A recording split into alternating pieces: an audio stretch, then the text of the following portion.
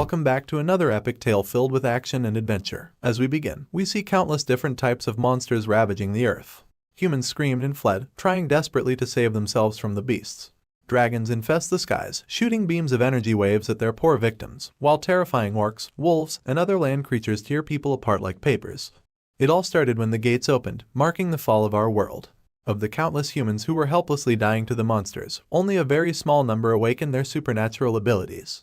They are called the saviors of humanity, the last line of defense of the people on Earth, the players. They utilize various weapons, swords, shields, staves, and magic, the very stuff you find in a magical RPG game. Only this time, the survival of the human race depends on it. They tear down monsters with great powers, magical swords, and other methods they can use to retaliate from the otherworldly beasts. Among the so-called players, our hero for this series, Lee Hyunwook, an F-rank player, is called the Great Steel Emperor. He is called the last savior of humanity. Or at least, that is what he has hoped to happen. This thought is shattered like fragile glass touched by a mosquito. Savior, my ass. Our hero thinks that his life has been royally fucked. We get to see our boy in a military uniform, struggling while performing one military exercise. We see a group of soldiers sticking their heads to the ground, doing as they were commanded. The commanding officer walks down from a stair and orders them to get their heads straight. This military camp is called the AMT, Anti-Monster Troop. A kind of military training that players who have awakened their skills are required to serve. Look at that poster, though, looking like a goofy-ass cartoon with a bright smile and a thumbs up, as if the training would just be a walk in the park. Well, it does say that they are proud of them, so it must be rewarding, right? Wrong. We see our boy Lee Hyunwook having a hard time while complaining with all his heart. He grits his teeth while thinking how the hell did he get into this position if he is the last savior of humanity. They are currently at the AMT shooting range, a vast piece of land located in the middle of nowhere, where players are drilled to become worthy heroes capable of defending lives. The commanding officer shouts that they are the strongest, then proceeds to scold his subordinates for losing track of 9 cartridges. I'm guessing that they lost precious equipment during one of their skirmishes. While maintaining the awkward position, our hero sneakily uses his power with just the tip of his index finger. And immediately, a bullet cartridge case comes flying out from one of his pockets. He meticulously controls the cartridge, guiding it to his mouth and swallows it. It's quite weird to see, but I guess that's why he is called the Great Steel Emperor.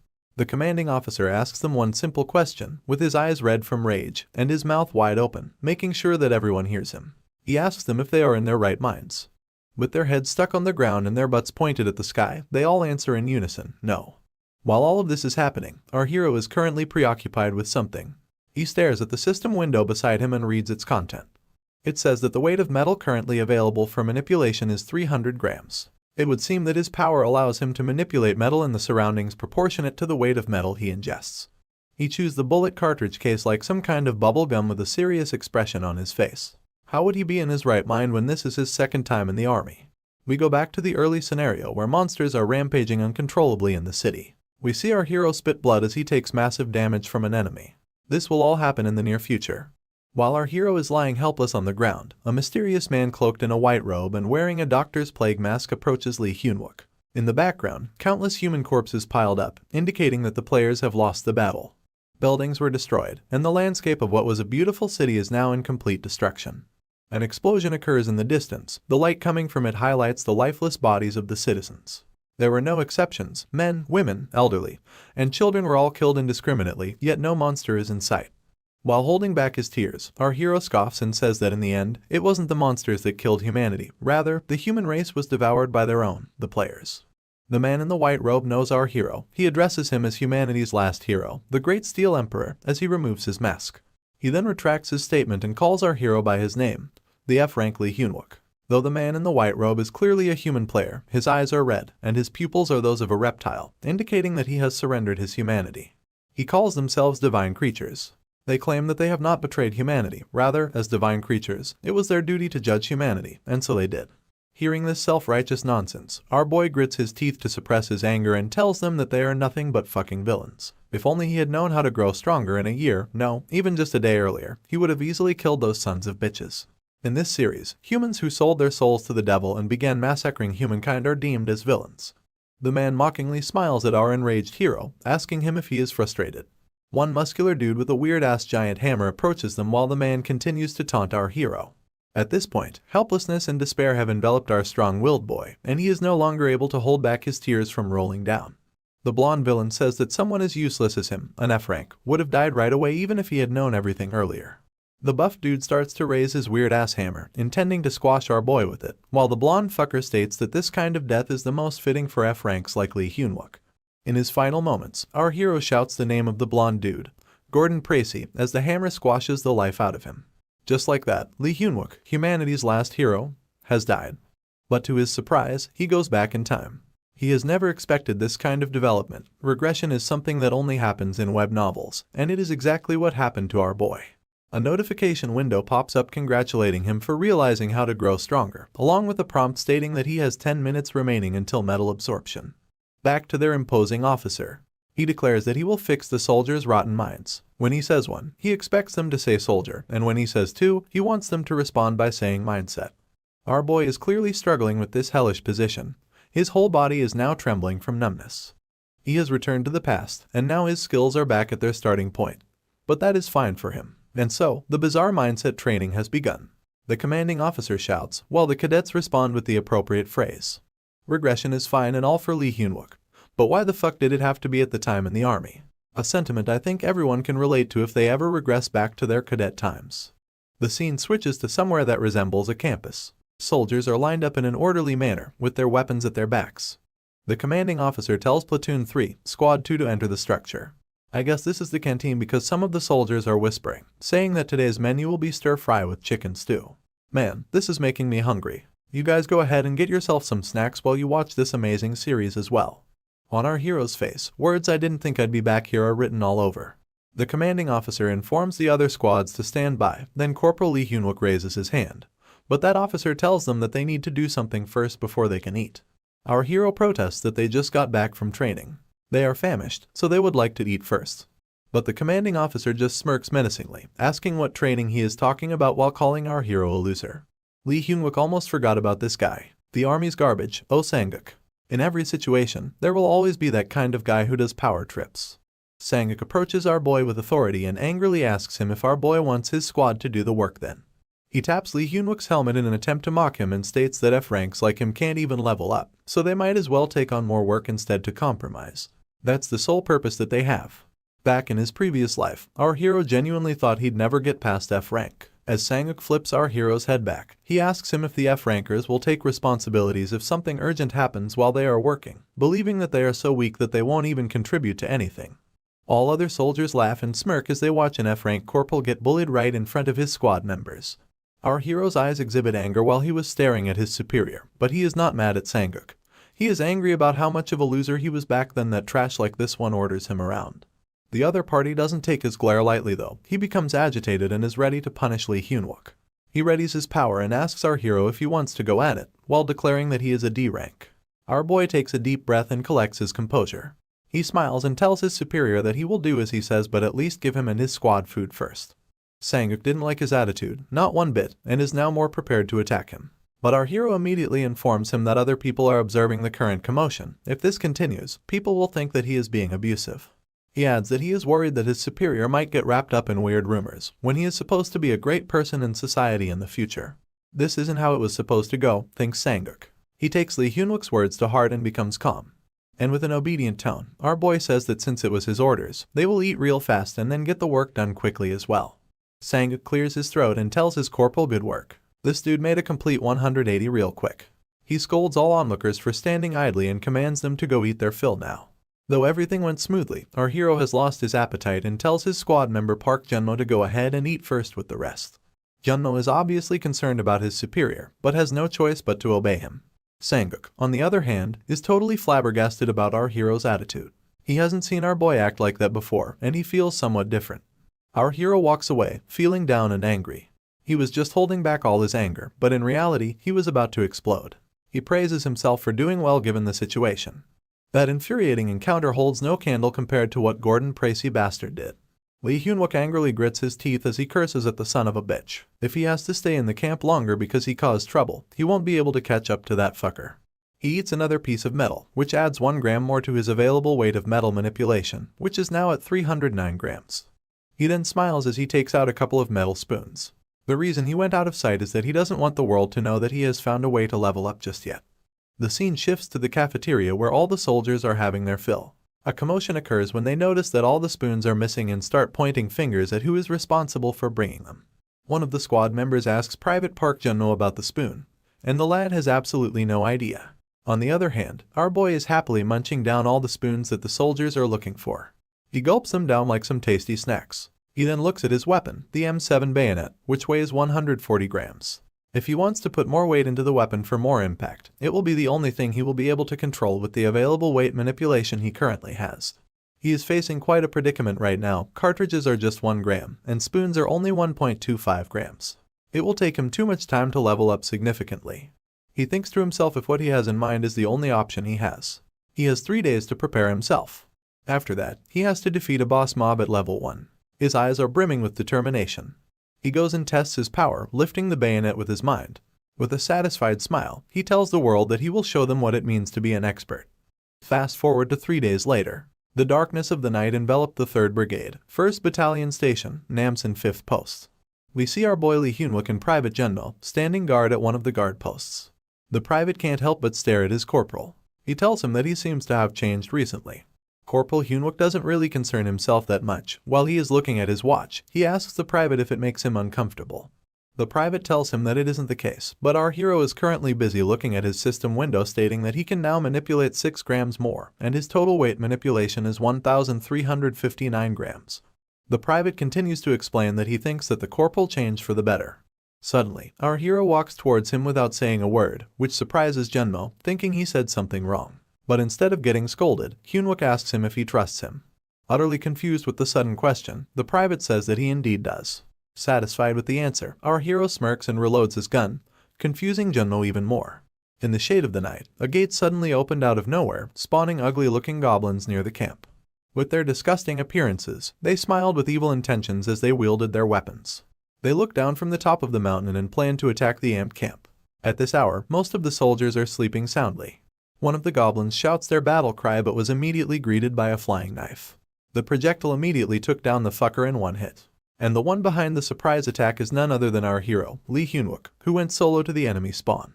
The monsters sneered and growled at him, acknowledging our boy as a threat. Turns out, this is what our hero was waiting for the past 3 days.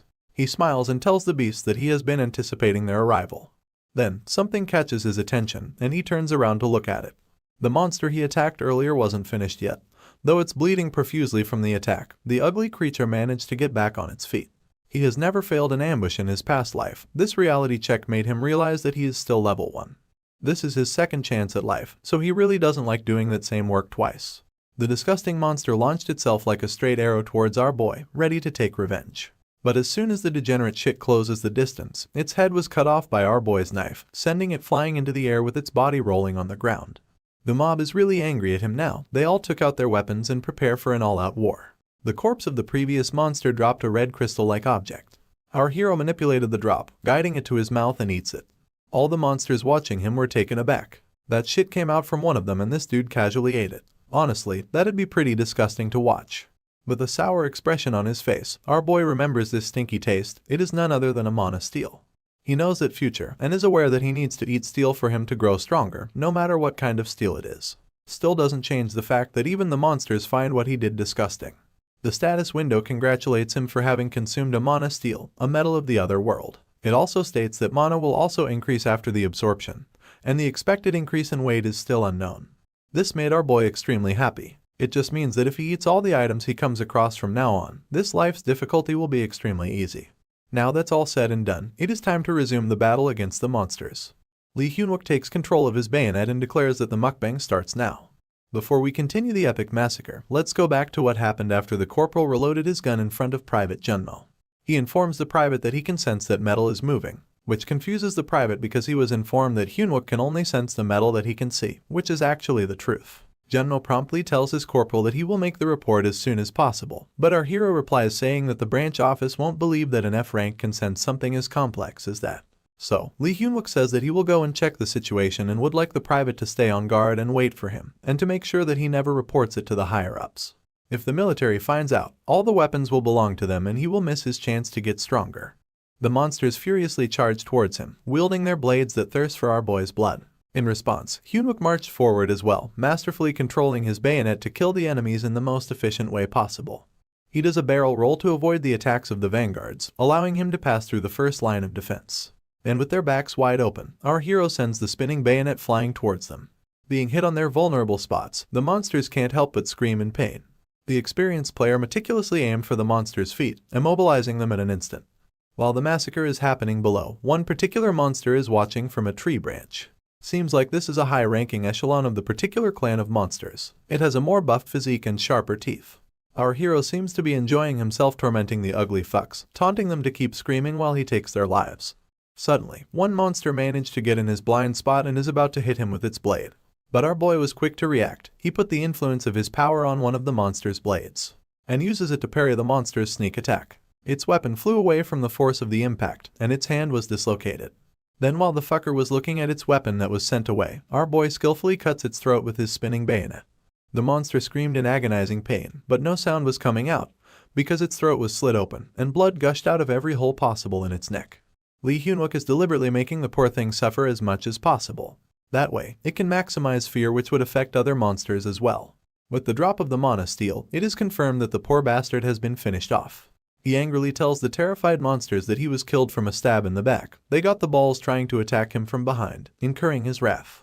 With absolute rage on his face, he declares that if one more bastard attacks him from behind, he will eat the fucker alive. Man, I don't even know who's the monster at this point. Such intense murderous intent coming from our hero managed to freeze the dumb monsters in their places. He has instilled enough fear into these unintelligent bastards. As the mob start to lose their will to fight due to fear, our hero takes a look around and looks for the thing he calls the main course for tonight. His eyes swayed left and right. It was kind of frustrating for him to try and find it with his eyes. I guess in the past, he has learned other methods for detecting enemies. The thing that he is looking for is the cunning boss monster, who is currently hiding in the trees. Since the enemy is too reluctant to show itself, our hero needs to lay a bait. He sees the corpse of one of the dead goblins and pretends to defenselessly take it, giving the shaman a perfect opportunity for an opening. And sure enough, the hideous bastard fell for it. It immediately grabs one of the plates-like things hanging on its neck to attack Hyun-wook, making sure it doesn't miss this big chance. Our hero continues his ploy, casually leaning down to grab the mana steel on the ground. Unlike the shaman, all the other goblins just stand there and watch, still too afraid to do anything. The shaman hastily starts casting a spell using one of its amulets. Runic glyphs come out of it, indicating that it has been activated. Sensing the shaman, our hero lets out a sinister smile, one that is of a predator spotting its prey. Now he is just playing the waiting game until the boss finally shows itself. Thinking that he has the edge on our hero, the hideous shaman smirks, confident that he'll take down the enemy by surprise. After it has completed channeling its spell, the shaman breaks the amulet to begin the attack. As soon as the stone breaks, the ground starts to rupture, shaking our hero's foothold. But his face shows that this is within his expectation. He smiles merrily, knowing that he has finally got a hold of the shaman's location. After a few seconds delay, the rock spikes emerge from the ground, indiscriminately attacking anyone above. Even the shaman's underlings are caught by its spell. The attack is powerful, and the rumbling can be heard back at the camp, but it isn't too strong to cause a commotion. One of the soldiers feels a slight tremble of the ground and asks his platoon leader about it. But the drowsy platoon leader isn't going to let his peaceful sleep be disturbed by such a weak ground shake. He warns his subordinate not to wake him up again for something so minor. Back to the scene of the action, we see the lifeless corpses of goblins impaled by the earth spikes. Yet, Hyun-wook is nowhere to be seen. All the remaining surviving goblins are shitting their pants at the sight of their dead comrades. I guess even though they lack intelligence, they still care about their own kind, except for the shaman who was the cause of all unnecessary deaths. The shaman stares at the aftermath of its spell. A huge cluster of spikes covered with smoke and dust is seen from afar. The dumb shit is satisfied with his work. He inhales fresh air, standing proud of what he has done. He was extremely happy until he hears a voice saying, "I found you," which immediately sends chills through his bones. Our hero's spinning blade attack clears the smoke in the surroundings, sending the sword flying fast straight in the shaman's direction. As it was about to hit the shaman, he deflects it, showing why he is the boss of the goblins. Hyun-wook acts like his surprise attack has failed to patronize the shaman. Hearing this, the dumb piece of shit laughs, thinking that he has spoiled his attack. Our boy's poor acting is quickly halted as he reveals that the first attack is just a feint, revealing the bayonet coming in fast from the side. The shaman notices it too late, as it is only inches away from hitting him. This battle is done and over, too easy. Or at least it is what our boy thought. He is shocked to see the unexpected development right before his eyes. The goblin boss manages to grab the knife in the nick of time, leaving him with just a scratch on his neck. I guess he won't be called the goblin's boss for no reason. He has quite the ability and skills. Realizing that he was fooled by the sneak attack, the shaman is now enraged, baring his fangs toward Hyunwook. Our hero smiles. He wasn't expecting the enemy to catch his blade, but he isn't impressed by the goblin's skills at all. Rather, he is disappointed with his past self for being this weak. The sneak attacks from the two are over. It is now time to fight for real. The shaman stands tall, convinced that he and his gang can take down our boy. Hyunwook tries to taunt him to get him to come down from his vantage point, saying that he will slice every last one of them in one go. In reality, though, he is in a bit of a pinch here. He is completely surrounded, and the boss is out of his reach. Since the shaman who was hiding earlier is now fighting him head-on, the other goblins come back to their senses and are now in high spirits. To make the situation even worse, a notification pops up stating that he has consumed mana rapidly in a short amount of time, leaving him with only 40% of mana left. The situation is proving to be of concern to our boy as well. He needs to be more cautious and efficient with his mana usage. Since it has come to this, he has no choice but to use his rifle. While our hero is thinking of methods to end this quickly, the shaman raises his staff in preparation for another attack. Left with no choice, our boy uses his gun to attack, which he prefers not to, since he wants to finish the shaman with his ability and eat its mana steal. But then, something catches the boss's attention. He smiles as he sees something that might prove to be an opportunity for him. Our boy was about to start his barrage when suddenly, a voice is heard from a distance. It was from Private Junno, who left his post to look for his corporal. Hyunwook was distracted by Junno and immediately turns around out of concern for the private's safety. The oblivious Junno casually shouts for his corporal's whereabouts, unaware of the monsters infesting the surroundings. Suddenly, the shaman orders his subordinates to attack the unsuspecting victim, and in an instant, all the goblins surrounding our boy leap off to charge towards Junno. Hyunwook has no choice but to prioritize his soldiers' safety. He takes his sight off the boss to assist the private. Junno shouts in surprise as he sees the incoming monsters. One of them was able to close its distance and is about to slash Junno in half. Hyunwook immediately orders the private to duck and get down. Just in the nick of time, the bullets manage to reach the attacking goblin before its blade touches the kid.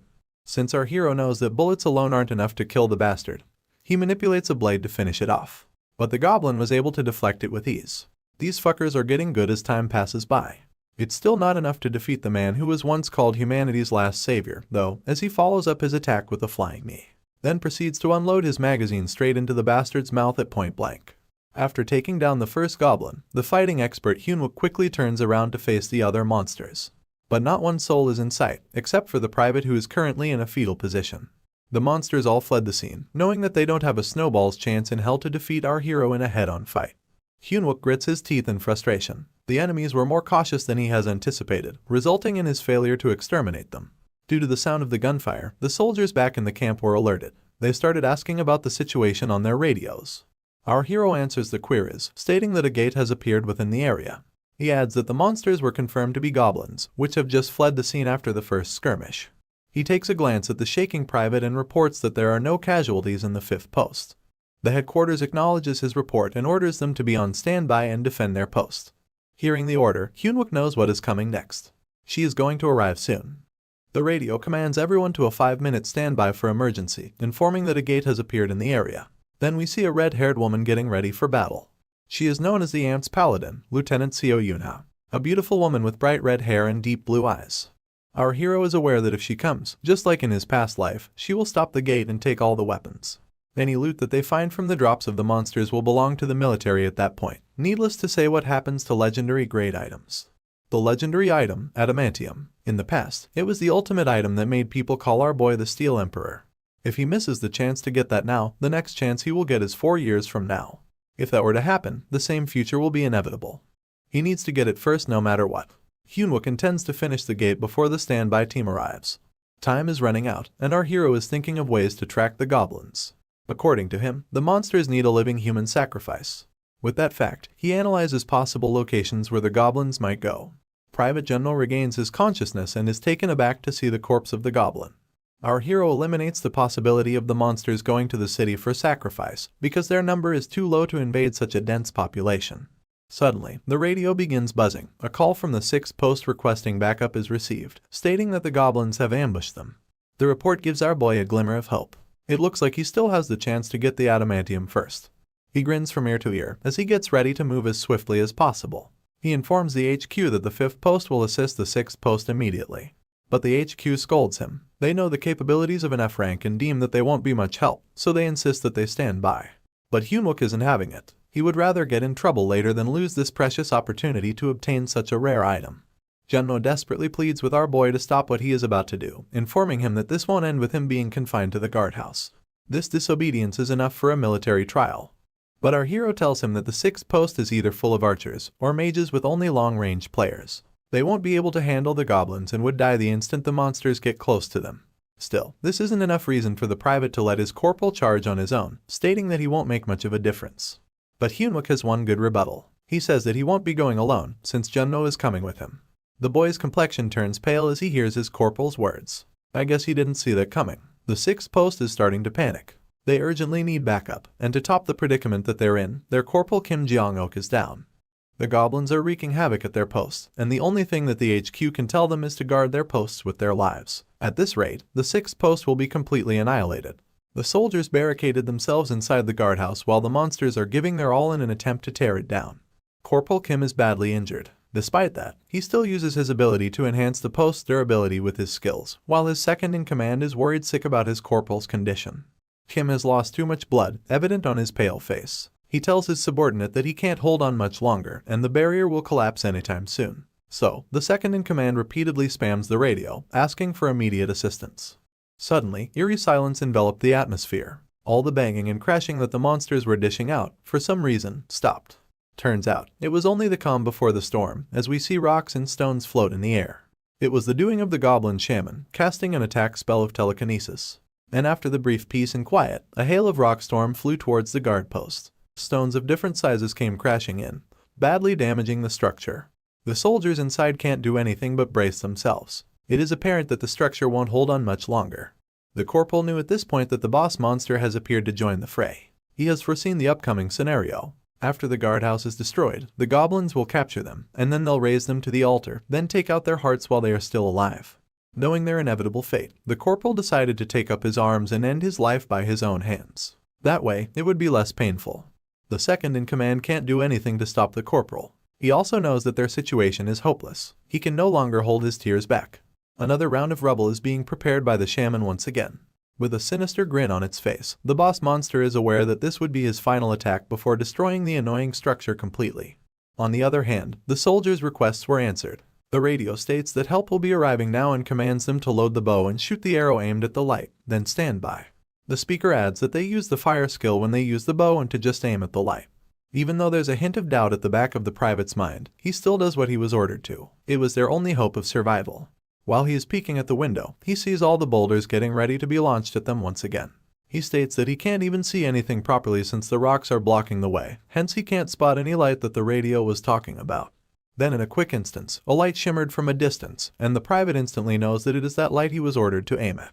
Turns out, the one speaking on the other end of the radio is none other than our boy, Lee Hyunwook. He tells Private Park to aim for the light and adds that he will be the one to control the trigger after that. With a flick of his finger, the trigger of the crossbow moved, shocking the soldier. The arrow launches straight to the light, passing through the floating rocks.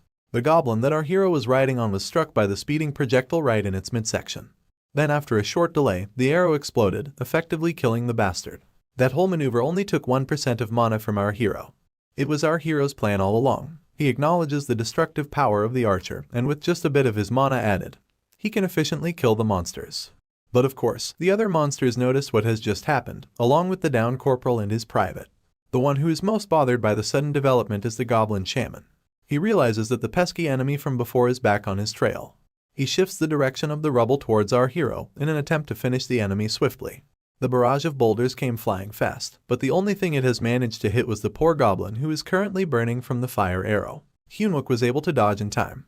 The archer was astonished to see all the rocks aimed at them disappeared. Then he was instructed to reload his bow quickly. He swiftly obeys the radio and reloads his bow. He was given the same instruction, to aim for the light. The goblin shaman came to verify if he hit the enemy. It is noticeable that the amulets he is wearing are now down to only 2, indicating that he only has 2 spells left. All he was able to find is his beaten subordinate, about to explode from all the damages it received. The shaman seethes in rage as he failed to dispose of the annoying enemy once again. Meanwhile, inside the bushes, we see Private Junno sneaking his way. He was commanded by our hero to locate the whereabouts of the boss monster. He is debating with himself how he will signal his corporal once he finds the shaman without dying first. Then, he gets to see the aftermath of Hyunwook's havoc. Multiple goblins are running around directionless, trying to put out the fire that has engulfed their bodies. The private is amazed beyond admiration. The corporal only told him that he will distract the monsters, but this is more like him finishing the whole gate on his own. As he was lost in thoughts, he became careless and wasn't able to notice that one of the goblins is near him. He gets spotted immediately as a result. The hideous fucker screams as it raises its blade to kill the spooked private. Gemno's jaw drops as he realizes that he made such a terrible blunder. But as soon as the blade was about to reach him, our hero's flying bayonet arrives just in time, saving the young private. Hyunwook turns on his light, signaling the archer to aim. Then he manipulates the arrow once again, striking the goblin right on the spot. Before leaving the private alone, the corporal signals him to ready his weapon, which Gemno hastily obeys. The lad can't help but wonder if Lee Hyunwook is really the same corporal that he once knew. The goblins fell one by one, leaving the shaman in great disbelief, but still, he ain't revealing his location just yet. Our hero is wondering why the bastard is still not showing itself when its whole army is getting picked on one by one. He then realizes the true plan of the shaman. The cunning bastard is waiting for our hero's mana to deplete, which seems to be the case, since Hyunwook's mana is left with only 12%. While he was running around, desperately searching for the boss's location, he hears his private once again, asking for his help. When he turns around, he sees the goblin shaman holding Gemno by the head, using him as a hostage. Our hero tries to use his flying bayonet to attack, but the cunning shaman slowly digs his pointy staff towards the private's neck, stating that he will kill his subordinate if Lee Hyunwook tries anything funny. Our hero grits his teeth. With his subordinate taken hostage, his hands are tied now. The corporal raises his hands, giving the goblins the idea that he surrenders. Seeing this, the bottom fodders immediately surround him and try to attack. But as the goblins were approaching him fast, he thanks his private for delivering the checkmate in this dragged-on fight. With the flick of his finger, the trigger on Gemno's gun activated. Now we get to see the reason why Hyunwook ordered the private to hold his rifle like that. He was expecting the shaman to use the vulnerable kid as a hostage right from the start. The rifle began unloading its magazine on the ugly bastard. The fucker spits a huge amount of blood, indicating that it has received fatal damage.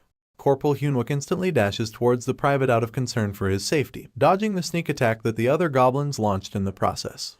The boss monster kneels down from the pain and lets go of his grasp on the private. Gemno informs his corporal that he is fine. Hyunwook was elated to hear that. He smiles, knowing that he can now finally finish off the tenacious bastard. The shaman tries to escape, running away with all his might while holding his wounds, but he was immediately followed by our hero's flying bayonet. The blade strikes the monster in its back, but the knife just bounced off. Our hero clicks his tongue as he didn't expect that the boss is wearing a leather armor. Time is running out fast. Gemno's mana is left with 9%.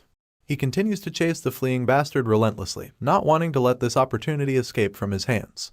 The shaman quickly runs towards the gate, attempting to enter it. At this rate, the boss will manage to get away. But then, our hero notices that the necklace the goblin shaman is wearing has some steel on it. With his last 7% of mana remaining, he pours everything he has to manipulate the necklace, stopping the shaman in his tracks. His mana quickly depletes, but it was just enough for his attack to land right on the fucker's face. As his reserve reaches 0%, our hero was able to make the goblin shaman eat his bayonet, killing it on the spot. Exhaustion and fatigue are finally catching up to our hero. He is aware that his ability still needs work, but his past body must be shaped to fitness as he gets tired too quickly. As he was catching his breath, a bright firework sets off from a distance. It is the signal of the holy light. That means that the main army has arrived, along with the ant's strongest player, Seo Yunha. Time is running out, and he needs to find the adamantium steel before the army confiscates every single loot. After ravaging the corpse of the shaman, he was finally able to obtain it. But as soon as he was able to get his hand on it, the soldiers arrived and ordered the corporal to raise his hands. Albeit the crystal still has goblin blood on it, our hero stuck it in his mouth and gobbled it with one gulp. The soldiers asked him to identify himself and tell them his rank and name. Our boy slowly turns around and did as he was asked. Thankfully, he was able to eat the whole mana. His face is covered with disgusting green liquid though. The soldier recognizes our boy and immediately went to his aid. The men inform the others to take caution since the gate is still open, indicating that the enemies must still be around. Yuna, on the other hand, notices something strange at the scene. She wonders how could 4 regular soldiers take down a boss monster. Then she notices that the wounds on each goblin's bodies have similarities, coming to the conclusion that this is the work of just one man. I guess she's not the ant's paladin for no reason. Her deductive skill is top-notch. Our hero's system window informs him of the successful ingestion of the adamantium, which would take a whopping 10 hours to be absorbed. Nonetheless, our boy is satisfied, and he smiles as they carry him via a stretcher. This nuance won't escape the keen eyes of the paladin though. She wonders why our hero is laughing in this kind of situation. hinting to her that something is suspicious about Hyunwook. Our hero doesn't care though. The only thing that is running in his mind is that he has finally got the adamantium back, which would help him grow exponentially. Yuna wasn't able to dwell on her thoughts much longer, as other soldiers inform her that some goblins are spotted running away close to the 6th post. Meanwhile, our resting hero is now able to feel the difference in his power. Though it would take some time to fully absorb the steel, he can now sense the resonance of metals around him. Today is the day that the Great Steel Emperor makes his comeback. Fast forward a few days after the Barracks Gate incident. Rumors are circling around about a certain F rank related to the monster's mysterious annihilation. They whisper about how the 6th post soldiers were basically waiting for their death when suddenly an F-ranked corporal appeared and with a huge sword sliced up the goblins. While other soldiers are talking non-stop about our hero's achievement, one particular officer is vomiting from all the rumors spreading around. It is none other than our favorite sergeant, Osanguk, wizard magician of the Specialty Communications 2nd Squad commander. He refuses to accept that something like the rumor would actually happen. But one of his subordinates firmly stood and confirms its validity. Then one bulky officer commands the soldier to lower his voice. I'm guessing this one would be another F-rank bully. He scolds the soldier for lowering his hands while his sergeant hasn't accepted his salute yet. The terrified subordinate shakes and tells them that he will rectify his behavior. The poor soldier's name is Private Parkinil, a short bowman of the 6th sentry post. Sanguk addresses the fat dude and asks if he, who can rip goblins with his bare hands, be able to take care of 3 boys and do a gate raid by himself. Wonsuk replies that he absolutely can't. The sergeant seconds his answer. No matter how he thinks of a way, there's no way that a worker, much less an F rank, will be able to do that. So, he deems that it was all just a fluke. But still, even if it was just by mere luck where an F ranker went wild, it will become an issue for the military discipline. The fat ass takes this as an opportunity to mess with the corporal, saying that they can't let this incident become an issue for military discipline. It was a relatively peaceful day. The sun is up, and the weather is a blessing from above. Inside one of the battalion commander's rooms, a loud salute is heard. It was our hero, saluting the battalion commander and informing him that he has business to talk to him. But deep inside, the Great Steel Emperor is complaining about them for not letting this incident slide. Lieutenant Seo Yuna, the Black Paladin of the Paladin Specialty, a B-ranker player, is also present in the room as well. Along with Lieutenant Lee Mini, a wizard affiliated with the Magic Corps, a C-ranker player with the specialty of Warp. The battalion commander opens his mouth in a very authoritative fashion to intimidate our hero, asking if he really disobeyed the standby order. Then successfully, albeit forcefully, repelled the first round of the gate. This terrifying-looking dude is Major Kim Kangseok, also known as Namsen's King of Mountains, a B-rank player, ranked 166th in the whole South Korea. Hyunwook is fully aware that if he says one wrong thing, he will end up in a military trial, and that won't work in his favor. He wants to at least not end up in the guardhouse. He didn't cover up anything and straight up told the truth, saying that he sees the gate's outbreak while on duty and responded immediately. But the major is having trouble comprehending how a mere F-rank soldier can perform such a feat. Under normal circumstances, given his rank, he should have been ripped to shreds. This dude has no filter. Even though he was called the Great Steel Emperor, humanity's last savior, in the past, the pressure that the major is emitting is still overwhelming for him. But if he steps back now, he can kiss his military life goodbye. With conviction, our hero states how he feels. He says that he feels like he has been scammed by the battalion commander. Lieutenant Min wouldn't let such a disrespectful response slide, but he was halted from interfering by the battalion commander.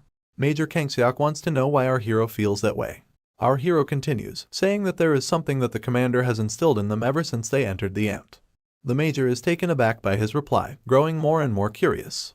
You see, without fail, the major would always emphasize to the cadets that no matter how low their rank is, if they approach using AMP's tactical textbook, even if they're E-ranks, they would be able to face trolls. And that is exactly what our hero did, according to him. He adds that the ones he faced are mere goblins, so it shouldn't be deemed impossible. He protests that although he did go against the command control center's order to wait, the 6th post soldiers would have died if he hadn't gone to support them. Internally, the Great Steel Emperor is praising himself for dishing out a rational attack. It is now time to hit the emotional side. He then uses the major's words once again, stating that for a true soldier, there are no ranks, and they should be prepared for the worst and fight with all their might. To add more razzle-dazzle to his moving speech, our hero says that those are the words straight from the battalion commander's mouth, whom he so respects.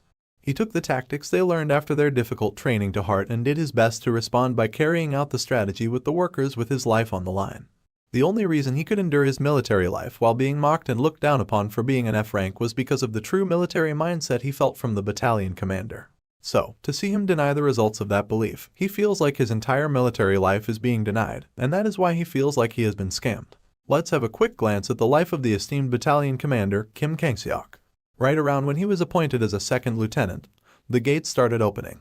He almost lost his life during a fight with the orcs, but without a second of hesitation, he returned to the army and became an early foundational member of AMT. In other words, he is a soldier down to the bone. Our hero told him that he took his words as his superior, as his belief, and put his life on the line for his fellow soldiers. A truly touching story. So, there is no way the major would send him to a military trial. The buff dude approaches our hero and squeezes his arms. His whole body is towering over the corporal. Our boy is getting nervous from the major's sudden silence and weird demeanor.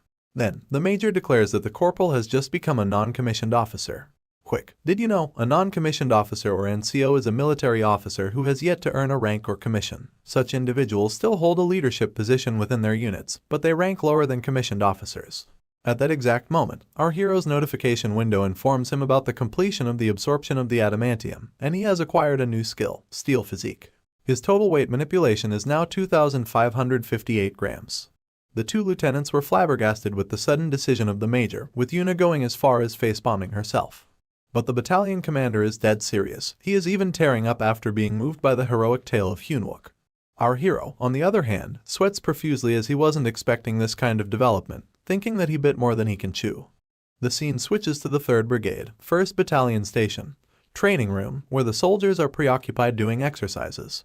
One of them is our hero, doing some bench presses while cursing his luck. He is thinking that he stepped into a shitty situation while trying to avoid the guardhouse. From a distance, Private Wonsuk and Sergeant Sanguk are looking at our hero. They look at each other and immediately come to an agreement to mess with the non-commissioned officer. While wiping off his sweat, he recalls what had just happened. Thanks to platoon leader Lee Min-hee's dissuasion, our hero gained some time to think about the promotion, since there has never been an F-rank player who became an NCO before. But he would prefer to live like a mouse for a while and not attract attention. A little bit too late though. Private Wonsuk approaches him and asks if he is done using the bench, which he clearly isn't. The two stared at each other awkwardly. Then Hyunwook breaks silence, asking Wonsuk what he actually wants with him. The fat ass says that he thinks that if the hot famous person these days only used this much weight, it would be an embarrassment to their unit. Then he proceeds to curl the barbell. The interaction between the two is starting to gain attention with other officers, and our hero immediately knows that this was all set up by Sergeant Sanguk. Our hero is aware that if he avoids him right now, he will openly start to bully him like in his past life. So, even though he has decided to lie low for now, he has no choice. He tells Wonsuk that his arrival is in perfect timing since he's feeling annoyed right now. Then, with an irritated expression, he invites the fat ass to do some sparring. Everyone in the gym was shocked, especially the two bullies, but this is the best outcome they could hope for to embarrass the NCO. News spread fast like wildfire. All the witnesses inform the other soldiers that Wonsuk and Hyunwook are about to fight. So, the soldiers gathered in the octagon, with the two all dressed up for the fight. Lee Wonsuk can't hold back his excitement about the match. He declares that it is time for the amazing Private Lee Hyunwook to learn some lessons. So, the crowd is all abuzz with anticipation, and here come the two young guns, chilling inside the ring, ready to bust out some killer moves. Now, Mr. Cocky Grin decides to take the liberty to throw the first punch. But my dude is not holding back either. He is standing there like a boss, fully geared up to dish out some serious punches. The hefty fella swings his fist, aiming to hit the blue head with all his might, and man, that punch even left a trail of pressure. Now, we find ourselves outside, soaking in the beauty of this shimmering starry night. Two dudes are casually hanging under the streetlight, and out of the blue, one of them blurts out in shock about Choi Yeonjun taking a vacation. The dude with the green cap spills the beans, confessing he wanted to witness it firsthand because rumor has it, Choi's got the skills to be a legit sword saint. Then, the lady standing nearby jumps in to save Officer Chin's disappointed face, assuring him that even though Sergeant Kai Myung-ho is currently the ace, there is another dude in the mix, the future ace. And get this, he's got the barbarian trait. So, we have got Officer Chin Myung-ho, the tactical wizard of the Black Tiger unit, the most elite special forces unit in town, and yeah, good luck finding out more about them because their name is top secret classified info. This guy is disappointed but still holding it together with his warrant officer title. With a reassuring grin, the lady suggests to Warrant Officer Chin that he might as well check it out for himself since he has made the trek all the way here, and going back empty-handed would be a tad awkward. Now, we are back in the arena, and it looks like our boy is facing some serious struggle against these incoming fists that practically look bigger than him. But hey, the dude's got some solid footing and is holding his ground like a champ. Here comes another giant punch, but our guy's reflex game is on point, dodging it like he is dancing with fate. So Mr. Fatass decides one punch at a time is not cutting it, and he unleashes a full-on barrage of punches. But fear not, my man's got it all figured out, dodging those punches like he is in a championship dodgeball game. Just when things get chaotic, our dude startles, takes 2 steps back, and crashes into the arena's boundary net. The crowd holds its breath, but no worries, he is still standing strong, quick to regain his composure. But wait, before he could make his move, the fat fuck is already gearing up for another punch. And judging by our boy's face, it is like the universe decided he is about to get a serious reality check.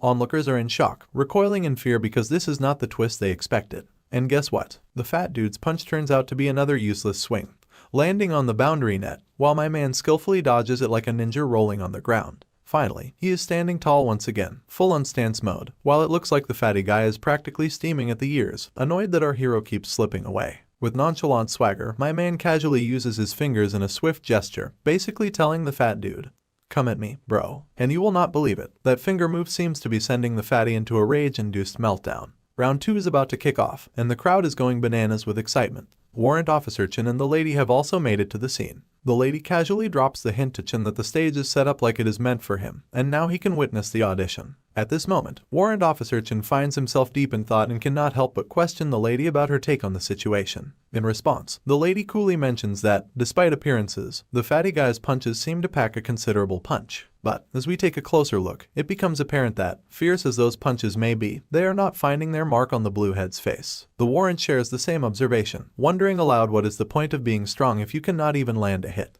Attempting to reassure the warrant, the lady suggests that maybe the fatty guy is just inexperienced. She adds that if he manages to land a proper punch, the dude standing in front of him is as good as dead. Now, let us shift our focus to Sergeant Sanguk, who is practically shrieking at the top of his lungs. He's pointing fingers and throwing some serious shade at the fatty guy, accusing him of going easy on the blue head. With a stern tone, he commands the fatty to get his act together. The rest of the crowd is not holding back either. They join in on the screeching, emphasizing that this sparring session is no joke. They're urging the fatty to pull himself together, especially since some serious bets have been placed on him. However, if we peek into the arena, the fatty's perspective tells a whole different story. From his end, he is giving it his all, and at this point, he is practically losing his cool. Under the relentless pressure from the audience, the fatty guy starts feeling the strain on his body. It's like a sudden heaviness has descended upon him, making every move an uphill battle. Despite this, he decides to lunge at our dude once again, determined to make a comeback. Now, here's where it gets interesting. All the metallic elements on the fatty guy, from zippers to lace holes, start shimmering with a mysterious blue energy. Meanwhile, our man is seemingly manipulating this energy with his fingers, revealing a hidden power, metal control. Using his newfound ability, our hero makes every step for the fatty guy as heavy as it gets, turning the sparring ground into a metallic battlefield.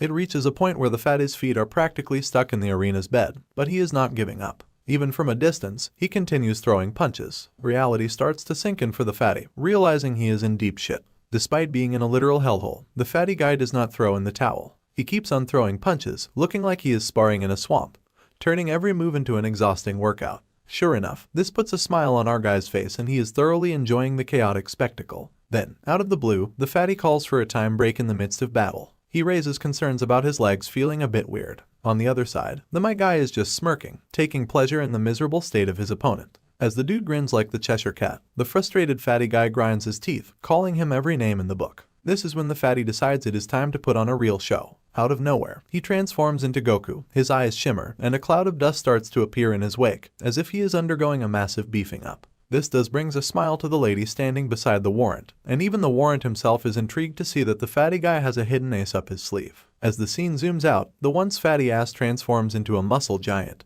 proudly declaring it as his berserker mode. Vines pop out all over his forehead, creating an ominous aura as he prepares to take down the annoying mosquito that has been buzzing around him. Seeing the situation escalate, the steel guy decides it is time to get serious and takes a formidable stance. Now, the sergeant is not just freaked out, he is downright alarmed. The sparring match has evolved into something beyond their usual domain, and what intrigues him even more is that the opponent before them does not even flinch or shake. From the warrant's perspective, this battle has transformed into a life and death match between two ferocious animals, an enraged buffalo and a leopard with hidden fangs. He's all in for it, finding the spectacle thrilling enough to continue watching. The lady is equally excited, noticing that the warrant is considering the fatty guy as a worthy opponent. She expresses that witnessing a berserker who can use body strengthening is a first in her life. Now, the giant fella stands proudly before the steel guy, tossing out threats that his opponent is as good as under 6 feet in the ground. In the blink of an eye, the giant monster disappears from his place and lands a direct hit on the steel guy's belly with such intensity that the blue guy decides it is time to crash into the nearby boundary net wall. In the crowd, Sergeant Sanguk is going absolutely bonkers, ecstatic to see our boy finally biting the dust.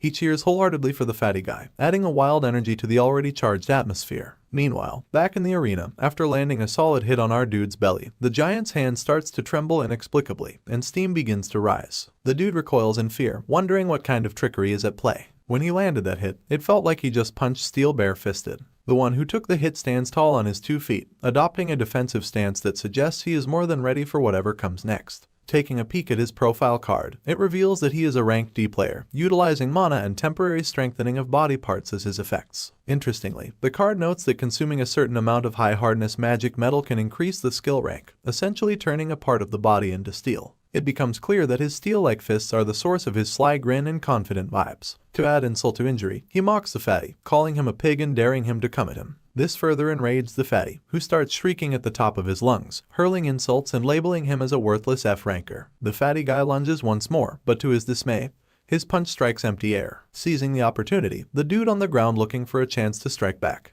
With determination, he starts turning his feet into steel, mentioning that using his skills like this is a waste on a guy like the fatty. Nevertheless, he does what he has got to do and strikes his leg with full force, causing the fatty to tumble down. Now, what was once a giant, cocky pig now resembles a chicken, taking a tasty blow to the face with sheer impact that leaves ripples around his expression. Finally, the fatty is on the ground, and the steel guy is relentless, throwing punches like there is no tomorrow. As the fatty guy takes blow after blow, the crowd's jaws drop faster than Sanguk's misplaced confidence. Warrant Officer Chin, grinning like a lizard who just found a cozy sunspot, probably never imagined that his neighborhood had a hidden beast, let alone a steel-fisted one. Meanwhile, our steel guy is punching the fatty as if he is trying to set a world record for the longest combo. In the warrant's mind, it is nature's way, a cheetah finally catching its buffalo. But let us hope the buffalo learns to breathe again soon, or we might witness a neighborhood wildlife documentary right here. Out of the blue, the pig decides it is time to strike back. With surprising agility, he grabs our dude by the collar, hoisting him into the air with his abnormally huge hands. A closer look at the fatty's face reveals a bruised spectacle, with one eye doing the limbo out of its socket, showcasing a lovely shade of purple. Grinding his teeth, the fatty hurls insults, claiming he has no clue what tricks this bastard is playing.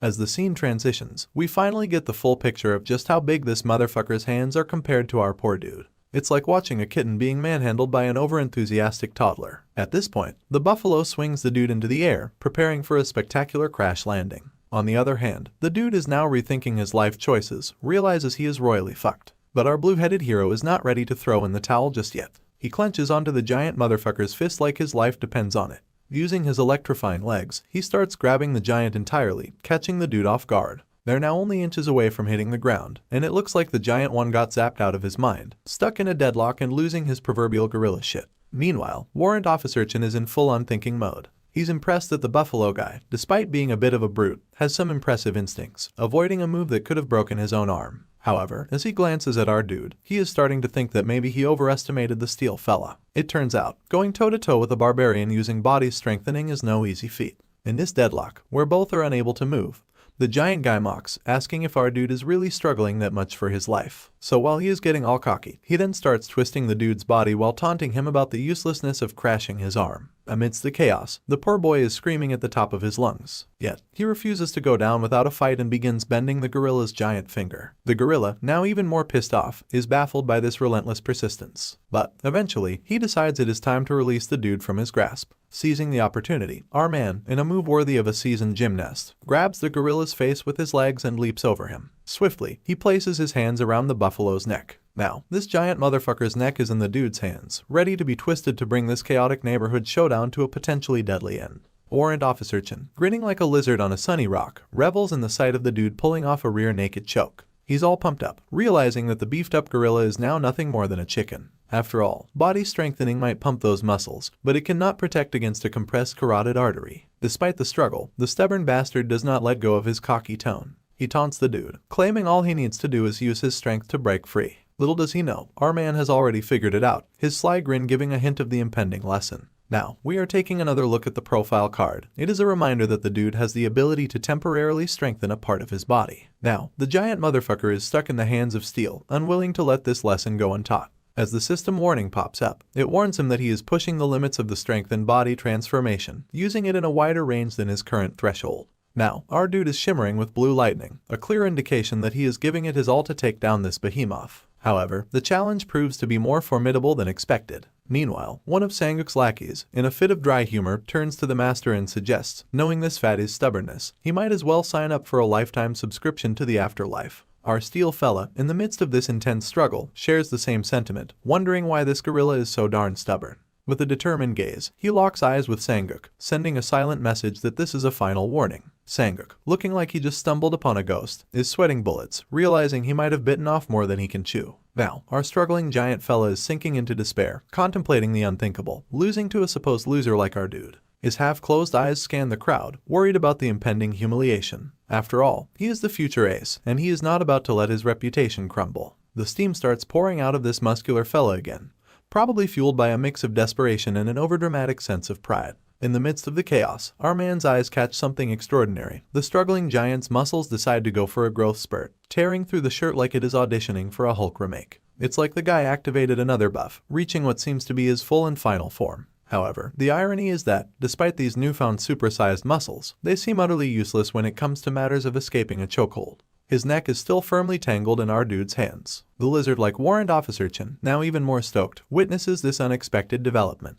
Seeing someone in the D rank using body strengthening twice as unheard of in his neighborhood career, he reckons that if the dude fails to get out of this chokehold, then it is still game over. Those muscles, apparently, are as effective as a flashlight in the sun. The final question hangs in the air like a riddle. Who is the predator and who is the prey? With the scene intensifying, the blue-headed dude presses the chokehold even harder, determined to settle the score. The gorilla is now losing his composure and is left utterly in pain, screaming like a banshee who just lost its favorite toy. In a dramatic climax, he collapses to the ground, taking our dude down with him. The showdown reaches its peak, leaving the crowd in suspense. As the dust settles, the crowd is left in a state of terror after witnessing this spectacle. Meanwhile, Warrant Officer Chin is grinning like he just won the lottery, reveling in the unexpected outcome. As it turns out, my man emerges victorious, standing there like nothing short of a beast, the undisputed champion of this quirky showdown. It's the middle of the night, and we shift our gaze to the training building. Inside, a bunch of guys nervously huddle around the buffed-up gorilla, checking if he is alive. Thankfully, he has just fainted, avoiding a knockout blow in real life. Now we see a curly-haired guy, towel in hand, sprinting towards our dude to give him the hug of victory. However, the nonchalant champion stops his advances with a bare hand, all while his gaze locked somewhere else. And there is Sanguk, trying to hide his sorry face, probably turning back to shield himself from the shame of the loss. While our victorious man is attempting to dig into the lost face of Sanguk, suddenly the warrant makes a grand entrance into the scene. He inquires about the name of our dude, and without hesitation, the champion salutes to his superior and introduces himself as Hyunwook of the First Company. However, he cannot shake off the question of why this man is here all of a sudden. The warrant reciprocates with the same salute gesture, introducing himself as Lieutenant Ching Myung-ho, the raid tactics instructor of the Black Tiger unit. He compliments our dude for the impressive display of skill and might in the showdown. Without beating around the bushes, the warrant extends his hand and invites our hero to join the special warfare raid. At this point, onlookers in the background start losing their minds as they witness the guy receiving an invitation from the prestigious Black Tiger unit. A wise whitehead among the spectators remarks, "Did the scout just offer him a position in the Black Tiger unit? They're the best troops in the entire amt." And the other one finds it ridiculous. Our humble hero, feeling the need to clear things up, reveals to the warrant that he is just a lowly F-rank player. In response, the warrant, brimming with enthusiasm, makes it abundantly clear that ranks are just standards set by normal people, and they need warriors like our dude. At this point, his inner badass is doing somersaults at the prospect of joining such an elite unit, but on the outside, he remains silent and conservative. He stares blankly at the invitation card, his mind caught in the whirlwind of thoughts as everyone around him seems to be claiming a stake in his sudden military fame. However, his contemplation is cut short when the warrant, perhaps sensing his inner turmoil, asks if he plans to keep him holding the card forever. In the end, he grabs the card, his thoughts swirling with the realization that he might get caught up in confrontations with villain groups later. As he salutes the warrant and assures him that he will look into it, it becomes evident that someone is already watching him. And this guy Sanguk seems pretty pissed off, confirming the fears our hero had about potential conflicts arising from his newfound military connection. In the tranquility that seems to have settled outside, our attention shifts to the battalion commander's office. Inside, two senior figures are sipping tea, engaging in a casual conversation. One of them, seemingly curious, asks the warrant about the current whereabouts of the Black Tiger unit. The warrant responds with a matter-of-fact tone, stating that they have been short-staffed lately. The other, a slightly anxious gorilla with a forced pleasant smile, reveals that these days guilds even try to recruit talent at the C rank level. He acknowledges the struggles they face, emphasizing that after investing time and effort into training their talents, they often get taken away in the name of external appointments or other opportunities. A serious exchange of glances passes between the two seniors, as if they are rivals sharing the same mindset. However, the tension eases as the slightly anxious gorilla breaks into laughter, assuming that the warrant's visit must be related to Sergeant Choi In-jun. The warrant, wearing a broad grin, confirms this assumption with a simple yes. However, the mood shifts again as it is revealed that Sergeant Choi In-jun is currently on leave. Once more, the two seniors exchange glances, because they are seemingly competing to recruit In-jun first. Despite this rivalry, the warrant adds another twist to the plot by mentioning that, thanks to this visit, he has discovered another interesting soldier. It seems that my man has become the center of attention in this military chess game. As the warrant mentions this intriguing soldier, the scar-faced gorilla falls into a sudden silence, while this lizard is flexing with a grin of his own. The gorilla is lost in deep thought, his mind replaying the mention of the interesting soldier. Meanwhile, we shift our gaze to the towers on the mountains outside, where a mysterious voice calls out to our guy. In the middle of the night, when everyone is supposed to be asleep, our hero is running on the grounds, breathing heavily, with a man calling out to him. Unbeknownst to them, the gorilla is watching this scene unfold while engaged in a phone call. On the phone call, the battalion commander confirms his identity and proceeds to spill the latest gossip in town. With an air of confidence, he reveals that he has uncovered the mystery of what Corporal Lee Hyunwook used to do before joining the army. Back outside, the curly-haired dude is enthusiastically attempting to grab our blue head, who is feeling quite creeped out, and sternly tells him to stop clinging because this show does not revolve around gay drama. However, he's like a persistent puppy expressing his undying admiration, wanting to be his sidekick. So, here's Mr. Gorilla, multitasking like a champ. He's chatting away on the phone, casually giving the go-ahead to handle Corporal Lee in some mysterious way. Talk about a casual chat with a side of covert operations. Now, over to our man, who's literally in the trenches, despite buckets of sweat and probably a strong desire for a nap. He is powering through that run like it is the only thing standing between him and a lifetime supply of pizza. The struggle is real, but he is not letting that treadmill win. And here we have Gorilla again, making this whole situation weirder. It seems like he has got a major crush on our dude, giving him the eyes like he is the last piece of pizza at a party. As the camera zooms in, we catch that creepy, overly enthusiastic grin plastered on his face. He's thinking, it is not his charming personality, it is just that our dude is the hottest thing in this town. In the bustling streets of the country, people are going about their regular lives. Amidst the crowd, a little boy senses something strange. Intrigued, he starts running towards what he believes to be a monkey. As the boy stands before a dark alley, calling out to what he thinks is a monkey, it becomes clear that this creature is far from an ordinary primate. The boy realizes this as well, and fear sets in, causing him to tremble in his shoes. A closer look reveals that the beast has an enchantment circle on its forehead, hinting at some mystical qualities. It turns out this so-called monkey is not flying solo. He has got a whole squad of these enchanted creatures emerging from what looks like a portal gate. Back at the military base, our curious kid is up to something interesting. Picture this, he sneaks into the battalion armory, a place where every weapon from swords to slingshots seems to find its home. And hey, he is not alone in this arsenal wonderland. And there is also a scene stealer, a fiery red-headed lady. She spills the beans that the big shot, the battalion commander, is virtually giving our guy a high five for his accomplishments. Now he is also getting days off and a weapon in the house. But, and there is always a but, the platoon leader is not exactly throwing a confetti party for our hero. Now, the image of the other eye-patched individual once again appears in his mind. Reflecting on the past, he realizes that he was too fixated on his previous life, and perhaps he has not changed as much as he thought. Acknowledging this, he remarks that whether the platoon leader believes in him or not is now a matter of the past. Turning to the red-headed lady, he asks if she agrees, but the lady gives him a silent treatment. And then, with a heavy dose of seriousness, she hits him with the big question, are you really a smug one? So, she goes on this epic tale about the sword marks on those goblin outfits by the gate. Apparently, they all look the same, signaling that our dude single-handedly faced the first goblin wave. She is like, does that even make sense to you? And raises an eyebrow. Finally, the dude grabs a sword that could pass for a piece of firewood.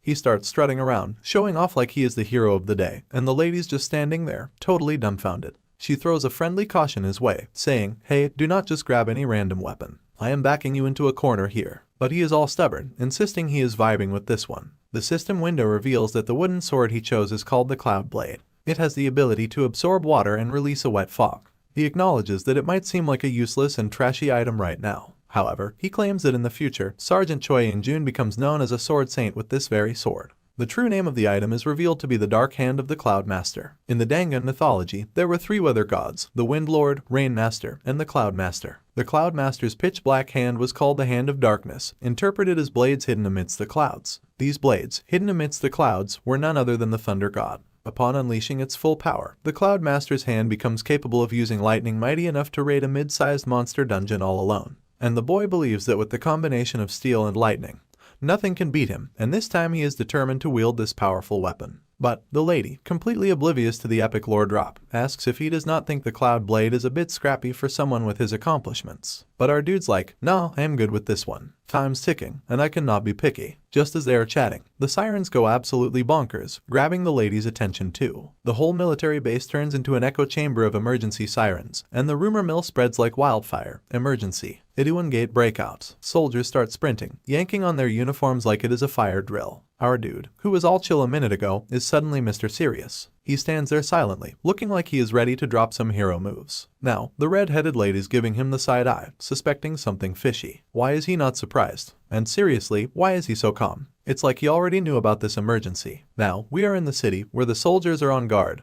making sure nothing funky happens. Enter a seriously stern-looking night lady, marching with her posse like she owns the place. Two regular soldiers, just chilling on guard duty, are totally gobsmacked. One states that, "This is my first time witnessing the Blue Flower Guild in action." The other drops the knowledge bomb that the Blue Flower sent reinforcements for this gate backup mission. They start dissecting the scene, chatting about those flashy armors and designer-level weapons. It's like the Blue Flower Guild raided a high-end fantasy fashion show. One soldier goes all in, revealing that if you could sell what you see, you would be able to buy a building in Gangnam. That's when the blonde dude spills the beans about his master plan. "I am transferring to the Blue Flower after my service. Gonna spend my whole life flexing." Now, we see our dudes running his own little platoon, looking all commander-like. He reminds the soldiers that the vice president spilled the beans. It is Cobbled Gate this time. But hold on, these little buggers may be small, but they play dirty. Because they use poison needles and gas that hits you harder than fighting giant orcs. And casualties can stack up like a bad game of Jenga. Then, he singles out a soldier for a fashion faux pas, telling him no rolling up sleeves in the middle of duty. We're not at a beach party. But, of course, there is always that one soldier questioning the seriousness of it all, wondering if the kobolds will even bother coming this far. Our guy shuts him down real quick, making it crystal clear this is not a drill. He even throws in a vivid image of kobolds gouging eyes out, just to drive the point home. The terrified soldier states no sir. And just when you think it is over, our man drops the mask bomb, and tells them to inspect those masks, because they are talking about poison gas protection in case things go south. Safety takes first priority, even in the midst of monster madness. Now, Blondie enters the scene, tossing shade like confetti. He shouts over to our dude, asking if his so-called trash unit is also having a strategy meeting. Then, he goes full-on mockery mode, saying they might be mistaken for the support squad in a raid or something. The poor squad members, taking hits like champs, stay silent. You see, the support squad is like the benchwarmers of the game, composed of low-ranked players who could not climb the ladder. But our blue-headed hero gives Blondie the ultimate side-eye of scorn. You can practically feel the how dare you vibes. Without missing a beat, he claps back, schooling Blondie that many kobolds sneak away during the raid. He instructs him not to be all carefree just because they are at the back. And, so, masks at the ready folks. By the way, the red ground is that evacuation zone when the gate opens. Safety first, trash unit or not. But the Blondie is not having sass. He snaps back, making it clear that he can handle himself just fine. Thank you very much. No need for advice from a sidekick. Blondie throws shade, acting like he is some high and mighty hero, not the lowly sidekick type. Our man shoots him another epic side-eye because, seriously, who does this guy think he is? As Blondie struts away, our dude cannot let it slide. He throws one last reminder about the danger lurking. But Blondie just scoffs and states, "Sure, Mr. Squad Commander of the shitty squad." The rest of the squad members stay silent, like they have accepted their trash status. But our man is still fuming. Those bastards made a mockery of his friends and buddies, and he is not letting it slide. Trash or not, they are his trash squad, and he is not taking any crap from Blondie. Overflowing with frustration, our dude unleashes a verbal storm on his squad, commanding them to get themselves together. With a tone so spine-chilling, he hammers home the point that this is not the first time they have heard it. Or is it? He reminds them that this is not some virtual game, it is real life, where lives can be on the line, and growls at them to don't lose your spirit. The squad, feeling the weight of his words, responds in unison, a resounding yes, sir. He goes on, explaining the kobolds' petite stature, emphasizing the need to target their emotional sensors in the sewers and narrow passages. He declares that there's no time to waste. You've got 20 minutes, and like the obedient bunch they are, the soldiers kick into action, ready to tackle the mission. The countdown begins, and the squad gears up for some serious kobold confrontation. Corporal Lee calls out to Soldier Junno, and like clockwork, he responds with a hearty yes, sir. Private Park Junno reporting for duty. While the soldiers are busy with their tasks, they take a moment to gossip. One of them points out his fella if he has noticed Corporal Lee Hyunwook. He seems unusually anxious today. The other agrees, noting that he is exceptionally serious. With all the routes closed and the soldiers prepared, Corporal Lee Hyunwook is on edge. He's staring at one soldier with a blank expression, giving the poor guy the creeps. It's like his gaze is trying to penetrate the soldier's soul. Feeling the awkward tension, the soldier musters an uncomfortable smile, asking, "What is going on?" It's like a scene from a psychological thriller and everyone's on edge. Out of nowhere, a needle shoots straight into Corporal Lee's neck, leaving him no chance to retaliate. Glancing at the needle, it is clear it is the poison work of those sneaky kobolds. The dude starts to crumble to the ground. Then, a poisonous gas bomb explodes, hitting the soldiers like a nasty surprise. They drop like dominoes, succumbing to the unexpected attack. But it is not just one bomb. There is a series of poisonous gas blasts in the vicinity. Most soldiers have now kissed the dust, while some desperately try not to inhale the toxic green cloud. A few soldiers, quick on their feet, scramble to put on their masks, attempting to shield themselves from the poisonous onslaught. Seizing the chaos, the kobolds take advantage, lunging at the soldiers, hell-bent on sabotaging them under the cover of the poisonous gas. It's a ruthless ambush, and the situation just went from bad to worse. Paralyzed on the ground, Corporal Lee can only watch in horror as his comrades are ripped apart. Then, a kobold strolls down towards him, exuding a ferocity that screams big shot leader of the kobold party. The dude's eyes widen in disbelief. This kobold jerk decides it is time to pull a dagger out of his ass and launches his attack. And just when you think it is curtains for our dude, someone crashes into the kobold out of nowhere. The abrupt collision accidentally cuts near Corporal Lee's eye, adding injury to the insult of the poisonous needle. The resilient kobold, refusing to give in, rises once again to his knees, dagger in hand. Amidst the chaos, the injured corporal calls out to his comrade, desperately reaching for help. The comrade rushes to his side, handing him a mask, urging him to put it on immediately. But before Junno can attend to the injured corporal, his head is sent soaring through the air, body left behind in a gruesome display of blood gushing from the severed neck. Helpless, Corporal Lee can only watch in horror as his comrade's head flies through the air, the surreal scene terrifying him to the core. Now, the scene takes a shift to the present, where Park Junno questions Corporal Lee about the reason for summoning him. Here, we unveil the dark truth of our hero's past life. Park Junno is killed by kobolds while trying to save Corporal Lee. What we witnessed earlier was a glimpse into our boy's previous life. In the present, Corporal Lee, scarred by the past, is taking extra precautions. He instructed the soldiers to place sensors in every possible path, a move triggered by the traumatic events he experienced. This explains his overly cautious approach when Blondie was ridiculing them. Now, fully prepared for the impending battle at the rear, our hero is ready to face the kobolds head-on. We return to the moment where Corporal Lee was calling out to Genmo. In response, the soldier assures his corporal that he will follow any order Lee has to give. Corporal Lee informs the soldier that he will send a signal later, and when he does, the soldier is to take the squad members and leave the operation zone. The soldier, taken aback by this unexpected request, startles at the suddenness of the plan. Just then, a six-wheeler military truck speeds towards them, leaving the soldier shocked to his core. He mumbles, "Armed desertion." Corporal Lee corrects him, stating that it is not desertion, it is a war tactic. In the following scene, transmissions come in about kobold annihilation from various squads. Beta Squad reports that Zone 2, B9 kobold nest, is discovered. Outside a building, we see soldiers are fully prepared to infiltrate the nest, with over 200 kobolds spotted inside. The platoon commander starts giving a series of hand signals, a secret military language that goes over the head of anyone not versed in military nerdery. With that, they prepare to enter in a wide-range magica formation, gearing up for the intense mission ahead. With a swift hand gesture, the squad marches through the closed door, completing their infiltration.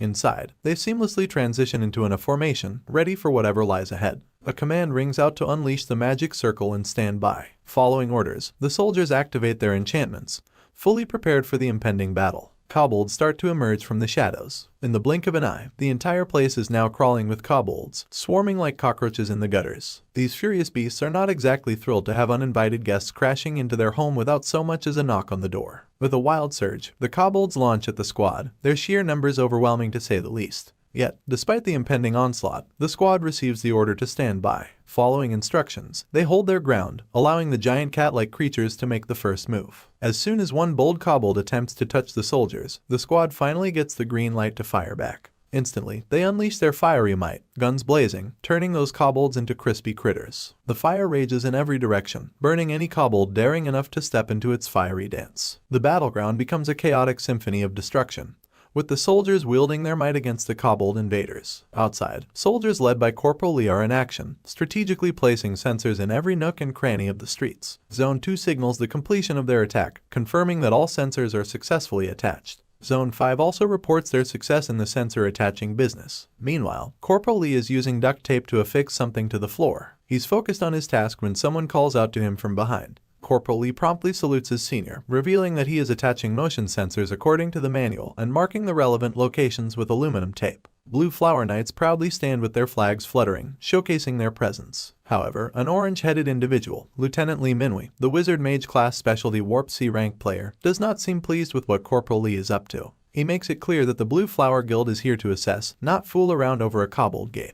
Lieutenant Lee Minwi further instructs Corporal Lee that the first platoon will commence its operation in 20 minutes, so the support squad should focus on getting the detox potion. However, Corporal Lee, straightforward as ever, makes it clear that the support squad's mission, as relayed by the vice platoon commander, is to prevent any monsters that might escape from the rear from entering civilian areas. In the background, other soldiers are visibly terrified as Corporal Lee unleashes his frustration at the top of his lungs. The orange head then takes awkward glances around him and starts grinding his teeth upon learning the true mission from Corporal Lee. In a display of superiority due to his high rank, Lieutenant Lee Minwi bullshits our guy with a cocky tone, reminding him not to forget his place just because the battalion commander showed a bit of favor towards Corporal Lee. In a display of superiority, Lieutenant Lee places his finger atop Corporal Lee's head, sternly questioning him about the guy in the barracks. The obedient corporal, like a well-trained dog, immediately replies, "Private Lee Hyunwook," to which the lieutenant asks who has only one gate as real battle experience. Again, the response is, "Private Lee Hyunwook." The lieutenant snaps at the boy, questioning the audacity to teach him and demanding that he wipe that look off his face. However, the boy responds with a polite "No, sir." As the confrontation seems on the brink of escalation, a pink-haired lady soldier comes running, huffing and asking the second platoon leader if there is anything wrong. This lady is Sergeant Choi Seon-ha, a caster mage class specialist and a Heal C rank player. At this point, the orange-headed Lieutenant Lee Minwi is visibly losing his composure upon seeing the vice platoon leader. Words seem to escape him, and he is left speechless. This, however, is all part of our dude's grand plan. He provoked her into coming here because she is Lieutenant Lee Minwi's weakness. Seeing the vice platoon leader, the orange-headed lieutenant suddenly becomes all cozy and friendly towards Corporal Lee, as if they were buddies by birth. He reassures the pink-haired sergeant that the support squad seemed to be having a hard time assessing the site, and he was just reminding Corporal Lee of what a real battle is like. With a blush on his face, Lieutenant Lee asks why she is here. The clumsy lady immediately remembers and reveals that the battalion commander called for Private Lee Hyunwook. Now, our dude is left confused, wondering why he, of all people, is suddenly being called into action. At the site, tanks and four-wheelers have gathered, forming a formidable force. On top of a building, a commanding lady oversees the soldiers, standing tall as they await her orders. With binoculars in hand, she carefully observes the preparations, ensuring everything is in order. And then she spots two soldiers on the road below. And one of the soldiers is the pink-head sergeant and the other is Corporal Lee. The sergeant reassures our guy, advising him not to let the second platoon leader get to his head. With a nod, he decides to leave the scene, as there is much more to be done. However, the lady gives him a playful twinkle in her eye and a sweet smile, suggesting that others will finish setting up the sensors. She invites him to join her, and though he feels a bit reluctant, he has no choice but to comply with her wishes. Our dude is left terrified, with a looming threat and not much time remaining. He wonders why the battalion commander is trying to summon him and what she might want from him. Back at the scene, the red-haired lady stands tall, still peering through her binoculars. A soldier beside her questions if it is okay for their attack squad to be present in a cobbled raid, especially when they are under the battalion commander's direct command.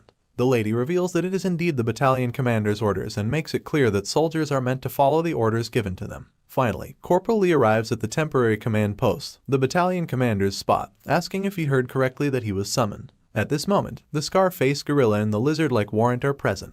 Corporal Lee is quite confused to see the lizard-faced lieutenant, though he senses a serious tone in the gorilla's presence. He cannot shake off the feeling of uncertainty regarding why the Lieutenant Chun Myung-ho is here with the battalion commander. The battalion commander finally speaks up, revealing that he wants to put our dude to the test. He proposes that Corporal Lee take the place of Choi In-jun, who is currently on leave, and serve as the temporary squad leader of the 1st platoon for the 2nd strike mission on the gate. Our dude is losing his mind at this unexpected turn of events. He wonders why the Baldy is paying attention to him now when he never did before. Despite the confusion, he realizes there is no time for this and immediately addresses the battalion commander. He points out that he has only carried out missions with the support squad since his assignment at the base, and this is not even a drill. He expresses his confusion about why he would put the lives of the 1st platoon on the line during an actual battle. While the outside remains seemingly calm, inside the temporary command post, the air is thick with tension. The gorilla bluntly declares that it is his order, and our dude bites his lips, realizing he has to face the challenge. As they deliberate, the Delta platoon reports that the boss monster has left the cobbled nest. The order comes to personnel on the 2nd and 3rd red rounds to stay alert. Our dude is on the verge of losing his composure, realizing that the kobolds will soon attack the support squad. The urgency pushes him to grind his teeth. He cannot just stay put. The need to get out of there is overwhelming, no matter the cost. He decides to address the battalion commander, stating that he has something to say. The battalion commander, all ears, tells him to go on. Suddenly, a silence descends on our dude as if he cannot muster the courage to speak. Meanwhile, outside, the red-head lady continues peeking through her binoculars and spots a guy running down the streets. Now, the red-head lady is all confused, witnessing this unexpected development. The guy running down the streets is none other than our hero, Corporal Lee, racing as if there is no tomorrow. Suddenly, he screams at the top of his lungs toward his support squad, continuously running and shouting something about the gas. Right at that moment, the sirens start to buzz, and the entire place descends into chaos. Just like in Corporal Lee's memories, the gases start to appear out of the gutters. And, in the blink of an eye, the entire area is covered in this ominous green gas. Amidst this chaos, we find him all terrified, witnessing the event unfolding much quicker than he remembers. So, we are back at the battalion commander's temporary command post, and Corporal Lee is about to dish out some juicy details to his superiors. The gorilla gives him the nod to go ahead, and he starts off by saying he heard through the grapevine that this very gorilla lost his entire platoon. The battalion commander and that sneaky lizard guy lurking in the background are both pretty shocked to hear this. Corporal Lee goes on to explain that this is precisely why he finds it hard to believe that Battalion Command is now suddenly asking him to join a combat squad, just for a test, despite him being a lowly corporal in the so-called crappy support squad. He then turns to the battalion commander, his voice tinged with a mix of disbelief and frustration, and asks if they have started to look down on an ordinary soldier like him so much that they now consider our boy just another expendable regular soldier. But the commander immediately denies it, saying it is all just a big misunderstanding. That is when our man, with a straight face and an undeniably gutsy attitude, says that if it really comes down to following the commander's orders, then he would gladly give his life. Deep inside, he is getting frustrated, wrestling with the fact that he cannot just come out and tell the commander about the truth, that he knows the future. This secrecy is driving him up the wall because, truth be told, he has zero interest in leading the combat squad. In an effort to stir the pot, he decides to lay it out for the commander. If his lack of battlefield experience means commanding someone else's squad, then they are staring down the barrel of a very real possibility of high casualties. He does not stop there, though. He makes it crystal clear that while he is genuinely grateful for the battalion commander's high expectations of him, if the cost of validation is too steep, he is prepared to disobey the orders. The battalion commander is momentarily lost for words, unsure of how to respond to such a direct challenge. It is at this point that the warrant officer steps in, reminding our guy, Corporal Lee, that defiance during wartime is a capital offense, and he will have to face the consequences. The boy remains silent because he is well aware of the rules and regulations. However, his silence is not out of fear. He is more concerned about the fact that if he does not act, everyone in the real guard will die. Outside, everything seems calm for a moment, but inside, the tension is palpable. Finally, the commander speaks up and, surprisingly, gives in to the boy's wishes, saying that since he insists on proceeding with the original support mission today, he has the green light to go. Now, our guy is quite surprised to hear this, especially coming from this stubborn gorilla of a commander. But then, the commander adds a but to this agreement. With a stern tone and a somewhat cocky face, he makes it clear that, like a true soldier, our man has to deal with the consequences of disobeying orders later. Now we are finally back outside, where the entire area has already fallen victim to this green gas, and the sirens are going absolutely bonkers. There is our guy, doing his best not to inhale the poisonous gas, all while scanning the area with his eyes for his fellow soldiers. He immediately puts on his gas mask, and while he is at it, he is cursing those damn kobolds under his breath. Without missing a beat, he starts to pull out a sword from the enchanted inventory box. Now, this box is no ordinary bag. In it, you can load items from military supplies, and the number of items stored may vary for higher-ups and soldiers. He then pulls out a water bottle and starts to pour the water onto the sword. As he does, a system window pops up, giving all the deets about this sword. Its name is Cloud Blade, and its effect is pretty cool. The sword absorbs water and releases a wet fog. And just like that, the sword has started to absorb water, with the absorption rate hitting 25%. Now he is geared up, sword in hand and mask on his face, but he cannot see clearly because of the toxic gas enveloping everything. He wonders if he is too late, silently hoping everyone managed to run to safety. But it seems the kobold creatures have already arrived on the scene, starting to slash at the poor soldiers caught in their path. And right in front of us, this soldier is just getting brutally butchered. As the scene zooms out, we see it is not just one, kobolds are everywhere, and the soldiers are putting up their best fight to beat these beasts back. Then, amidst the chaos, one soldier getting the beating of his life starts to shout for help, calling out to Private Park Junmo. Hearing the pleas for help, one Solider immediately turns around, his resolve hardening. He swings around with his gun ready to take down these kobolds, determined to save his fellow soldiers from this nightmarish assault.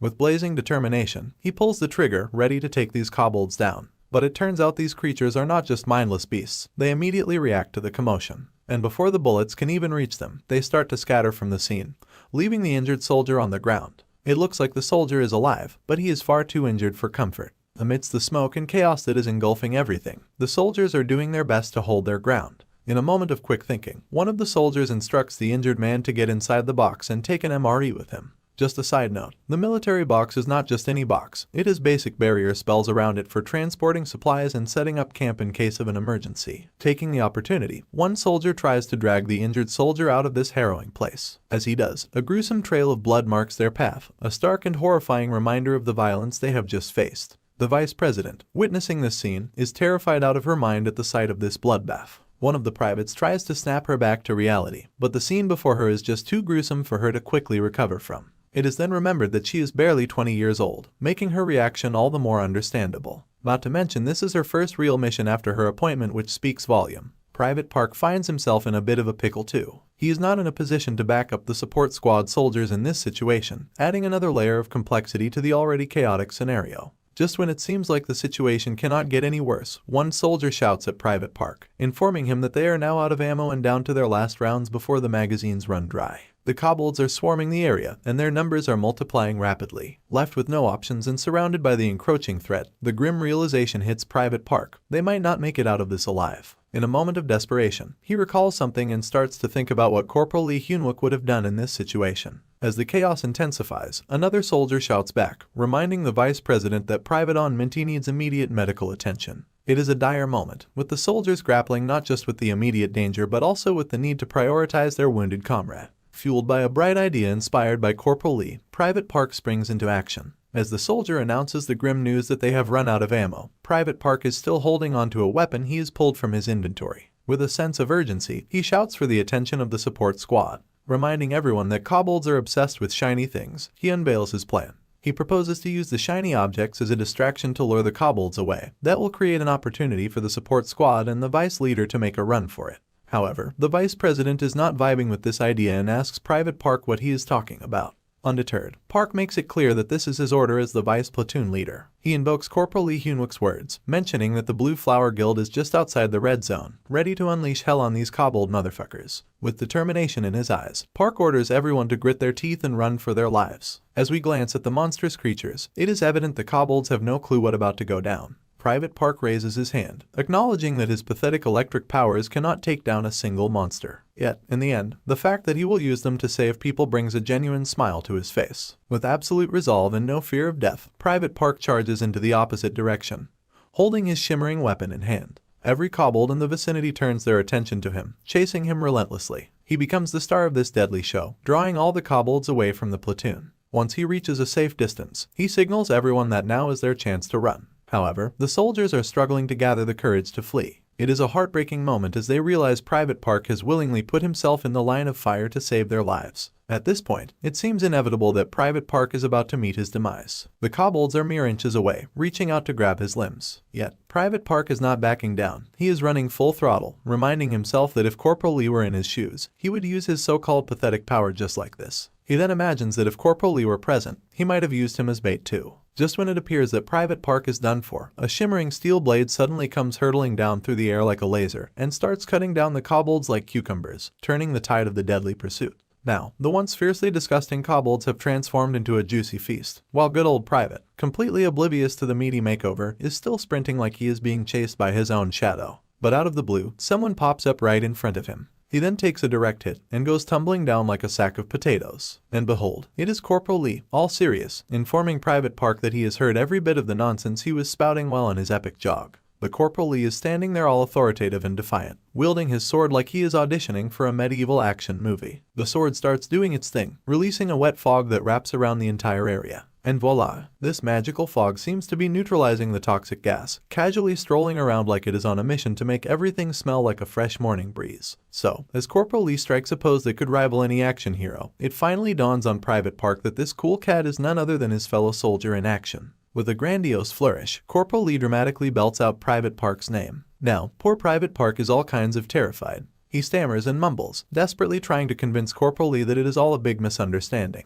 He was just doing a spot-on impression of the corporal and things got a tad out of control. But instead of scolding Private Park, Corporal Lee surprisingly praises him. You heard it right. He throws a hearty thanks at him for being alive, all with a grin as wide as the Grand Canyon. Now, tears well up in Private Park's eyes, moved by this unexpected moment of appreciation. Meanwhile, these kobolds clearly did not get the memo about sentimental reunions. They are still marching towards our dynamic duo, fueled by the same energy as if they are on a mission to crash the emotional party. Once again, wearing a grin that could light up the darkest dungeon, Corporal Lee declares his genuine pride in Private Park. He goes on a gratitude spree, commending the guy for his noble courage. Then, with an eager glint in his eyes, Corporal Lee turns his attention to the approaching horde of kobolds. He is practically rubbing his hands together with excitement, ready to unleash a symphony of sword slashes on those little troublemakers. With that same broad grin, he announces that this is exactly the kind of party he was hoping for, a grand buffet of hack and slash. He is all in, ready to devour every last one of those kobolds with everything he has got. And so, the slashing spectacle kicks off. Corporal Lee is dicing and slicing those kobolds left and right, as if he has found the ultimate stress relief therapy. He is just chilling in one spot, twirling his sharp blade like it is a ninja's whip, turning approaching kobolds into a smoothie. It is like they wandered into a blender and did not read the warning label. Now, as we glance at the ground, the fallen kobolds have left behind some shiny stones they were holding onto. My man's eyes light up with excitement, ready to savor the flavor of every single one. Meanwhile, Private Park is standing there, utterly confused,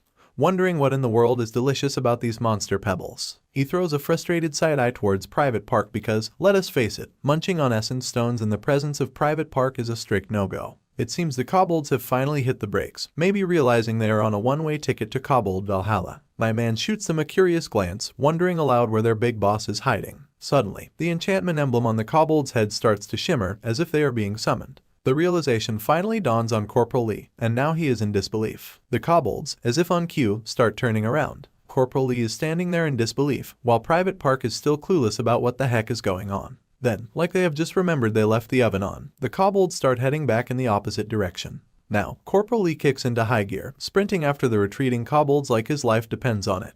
He immediately yells at Private Lee to hustle before these little buggers put the entire squad in jeopardy. Meanwhile, back on the rooftop, the lady in charge orders the attack squad to hold their ground and shoot down any kobolds escaping the gas zone, coordinating with the Blue Flower Guild to make their way to Cavilion. A nearby soldier nods in understanding. However, he throws a curveball, asking the lady if she is planning to head somewhere herself. Now, the lady is really suspicious of Corporal Lee's peculiar behavior, because he was giving off vibes as he knew already that this is going to happen. So she casually responds that she has something she needs to confirm. And just like that, she nonchalantly leaps off the 5th floor building, descending with the grace of a cat dropping from a pot, landing amidst a swirl of green smoke. Now, we are back in the chaotic battlefield where the Vice President is losing her cool, and Private Minty is on the brink of joining the unconscious squad if he does not get healed pronto. While other soldiers are busy patching up their injured comrades, suddenly their box formation is getting shredded. The boss monster enters the scene, tearing apart their carefully crafted formation. The ordinary soldiers are putting up a valiant fight to maintain their grip on the formation. But lo and behold, there is this one kobold who is busting out some magical moves, giving the soldiers a run for their money. He seems to be the ferocious type, so no rocket science needed to figure out he is the kobold boss. But seriously, I was picturing their boss to be a hulking giant rat, not some magical wizard pulling tricks out of his non-existent sleeves. Finally, he succeeds in tearing down their box barrier, and like a swarm of cockroaches crashing a party, the other lucky kobolds join the scene. Judging by the hunger in their faces, it is crystal clear these guys are in the mood for some fresh human meat. The soldiers, now partially in panic mode because they are fresh out of ammo and surrounded by these hungry monsters, are practically on the verge of turning their pants into a tactical retreat. Suddenly, the boss monster perks up, noticing something unusual. The scene zooms out, revealing silhouettes emerging from the wet fog my man is producing with his sword. And the other is Private Park, both running side by side. The boss monster's alarm bells start ringing, realizing this is not going to be a walk in the park. Seizing the opportunity, my man hurls down his blade with all the force in his arsenal. The sword hurtles directly toward the boss, but with the reflexes of a caffeinated cat, the boss takes a step back, narrowly avoiding a direct hit.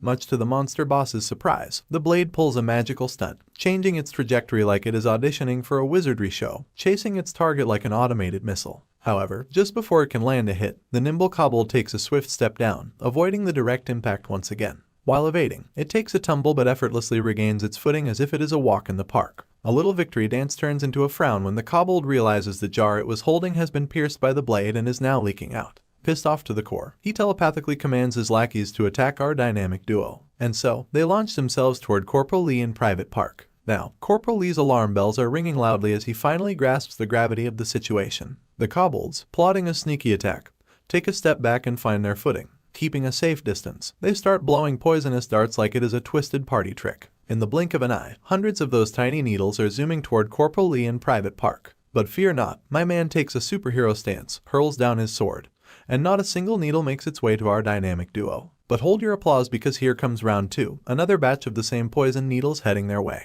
This time, Private Park is right in the line of fire, ready to take the hits. But Corporal Lee immediately screams at the top of his lungs, telling the guy to get down. Sure enough, Private Park immediately leans downward, narrowly avoiding the incoming needles. Now, the window system pops up, reminding us that Corporal Lee boasts a metal control ability, and the current controllable metal weight is a hefty 2959 grams. However, there is a warning flashing.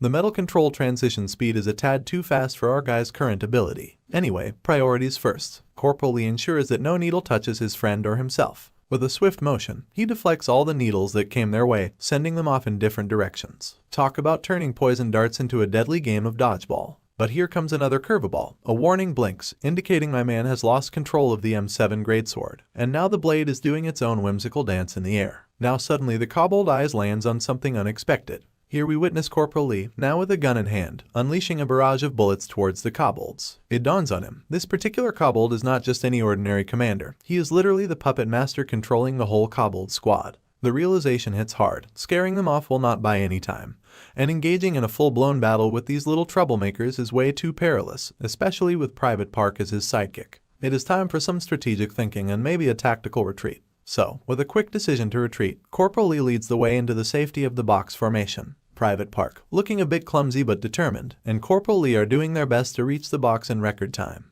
However, those pesky kobolds are relentless, throwing their poisonous darts once again. Now, they are just a few feet away from the box, but before they can make it to safety, the darts are closing in, mere inches away from hitting their mark. Quick on his feet, Corporal Lee utilizes his metal manipulation once more, successfully diverting the needles away from their tragic trajectory. With a nimble jump, Private Park finally makes it inside the safety of the formation. Corporal Lee also takes a step behind him, sealing the box and leaving those persistent kobolds out in the cold. At this point, the darts are futilely hitting the force field of the safety formation, unable to penetrate through. The kobolds, clearly displeased by this unexpected setback, are starting to get riled up. To really get under their scaly skin, my man decides to flex his funny grin at the kobolds, as if he is practically trying to provoke them. It is like he is throwing a little insult party just for them. Inside the formation, we see soldiers tending to their injured comrades while the vice president is having a meltdown on the side. The other injured souls start to kick back a bit upon seeing Corporal Lee finally back in action. Immediately, Private Park turns to Corporal Lee and breaks the news. Private Minty has lost consciousness. It is a serious situation amidst the chaos. Corporal Lee shoots them a doubtful glance, wondering what on earth they are talking about.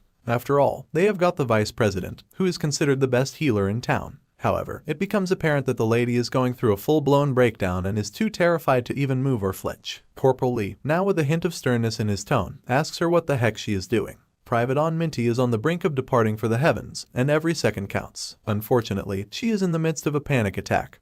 And to make matters worse, she is the sole healer in the state, the last hope for their injured comrades. It is a desperate situation, to say the least. Corporal Lee gives her an even more terrifying glance, a silent plea for her to snap out of it. Then, he takes a deep sigh and addresses the vice president by her name. Immediately, the lady seems to come to her senses, likely starting to wonder what is going on. As she lifts her gaze, she sees Corporal Lee towering above her, sternly telling her to come back to her senses. The stakes are high, and everyone's lives are hanging in the balance in the midst of this battle. It is a wake-up call for the healer-in-chief. Now, he urges her to snap back if she does not want to live with the regrets of not helping her comrades throughout her life. Drawing from personal experience, Corporal Lee shares how horrifying life becomes when burdened with lingering regrets. Finally, his words seem to weave a magic spell, gradually sinking into her previously clouded mind. As the magical enchantment unfolds, the kobolds in the distance observe the spectacle with keen eyes. Inside the formation, we see the vice president finally snaps back to reality and starts channeling her magical abilities, ready to perform wonders and heal the wounded soldiers. At last, we see a moment of hope amidst the chaos. The story resumes, and while the vice president is fully engaged in healing, Corporal Lee inquires about the soldier's well-being. She then reveals that he has lost a significant amount of blood due to being late, but she is all determined not to give up on saving him. In response, my man throws her a pleasant thank you with a warm smile. Now, he decides to borrow all the blades from his fellow soldiers and starts manipulating them with his abilities. Private Park, in complete disbelief, questions Corporal Lee, wondering if he is actually planning to face those bastards head-on. Grinding his teeth out of frustration, Corporal Lee makes it crystal clear that he is itching to give those creatures a taste of their own medicine. Now, the scene shifts, and we see someone of high authority cruising down the highway in their luxury car. Meanwhile, the lady, after taking a phone call, abruptly cuts it. It becomes evident that she is quite fond of spiders, as we can see one casually chilling around on her shoulder. As we take a full look at her, we see the lady sitting there gracefully, mentioning a plan to pay a visit for some consolation. There is an air of mystery and authority around her, making it clear that she is not one to be taken lightly. On her way, she instructs her driver to head to Itiwan. Now, we are back in the arena where my man is casually strolling through the green smoke, supported by the daggers that seem to dance around him. He stumbles upon the mark he made with the duct tape before the kobold attack. As he stands there, we see the kobolds are gearing up for the impending action against our formidable guy. At this point, the boss monster, in particular, is grinding his teeth at the mere sight of our boy. Telepathically, he commands his lackeys to get ready for the showdown. Meanwhile, he is still standing over the duct tape mark, his daggers floating around him, providing a full-blown cover from every possible angle. With a devilish grin etching on his face, it is apparent that the prey has walked right into the perfect hunting spot, and the night is about to get a whole lot crazier for him. Shifting perspectives, we take a full look from above, revealing that this place is the center mark where he strategically set up boxes and sensors at the desired location. The only margin of error is a section of Area A, commanded by Vice President Choi Seonha, the pink-haired lady. Now, he is all fired up, realizing that it is game over once he gets his hands on the kobold's leader, the puppet master pulling the strings from behind the scenes. Right on cue, he whips out his metal detector and scans the entire area, revealing the whereabouts of every sneaky kobold lurking in the shadows, just waiting to pounce on our unsuspecting hero. And any metal he does not recognize outside of this area must be those pesky kobolds up to no good. Finally, the showdown kicks off, and he readies his daggers, manipulating them with his metallic powers. Then, just as things get intense, the system window pops up again, dropping the deets about the consume effect. Apparently, munching on metal and absorbing it increases the weight he can control. And currently, he is in command of a whopping 2,959 grams of metal mayhem. Finally, he hurls his blades in every direction, aiming at the anticipated lurking kobolds like he is auditioning for a knife-throwing circus act. Meanwhile, the kobold leader has starting to catch wind of our guy's master plan. The blades swing into action, piercing through those kobolds one by one, like they are cutting through a cake at a birthday party. Now, these creatures are groaning in pain, and their green blood, which is surprisingly stylish color for blood, is gushing out with every blade hit. Suddenly, one blade gets a personal vendetta against the kobold leader and turns toward him. It is like the blade has a score to settle, and it is not taking no for an answer. But hold on, the kobold leader is not about to kick back and watch his comrades getting chopped down like vegetables. He kicks into full wizard mode, unleashing his magical prowess. He then tries to snatch the floating sword with his magical energy, and would not you know it, he successfully grabs the blade like it is a mid-air game of catch, magical style. But wait, Corporal Lee was way ahead of the game. It is like he had a crystal ball for situations like these, predicting it with the precision of a ninja fortune teller. Without missing a beat, he hurls a batch of blades towards the poor kobold, who is already tangled up with one blade like a badly wrapped present.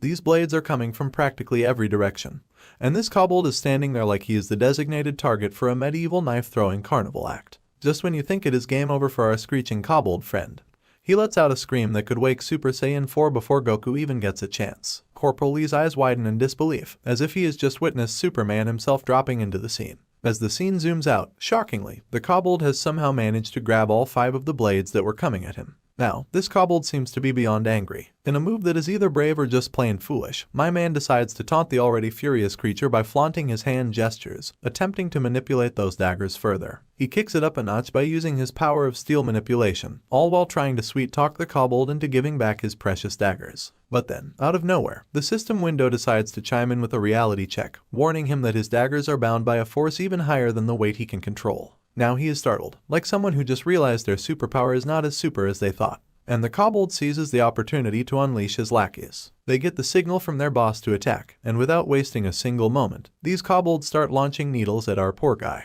Before he can even process what is happening, a needle arrives from behind, ready to plant a not-so-friendly kiss on his back. He finally turns around, only to realize that he is in a tight spot. Let us just say things are looking a bit dicey for our hero. Now, he bravely stands there, taking the barrage of needles directly on his body like it is some weird initiation ceremony for the Needle Lovers Club. The air is so thick with tension you could cut it with one of those fallen daggers, and the kobolds are watching with bated breath, wondering if our guy is now officially a human pincushion. As if on cue, the daggers decide to retire early, falling lifelessly to the ground as if our guy suddenly lost control over them. The kobold boss, looking as confused as a cat watching a magic trick, takes a moment to process what just happened. Suddenly, he snaps out of his confusion and immediately directs his lackeys to lunge at our guy. Without missing a beat, all the kobolds start charging toward the dude who just took a rain of poisonous needles like he is the lead in some bizarre, deadly parade. It is safe to say things are about to get wild, and our hero might need more than just luck to get out of this one. As we zoom in, it turns out the needles landed on his hands, but quick thinking saved the day. He transformed his hands into steel right before they could turn him into a human pincushion. Now, he is grinding his teeth, fuming, more determined than ever not to let this life end like his previous one. Standing up, he casually shrugs off all the needles pinned on him like it is just a pesky mosquito bite.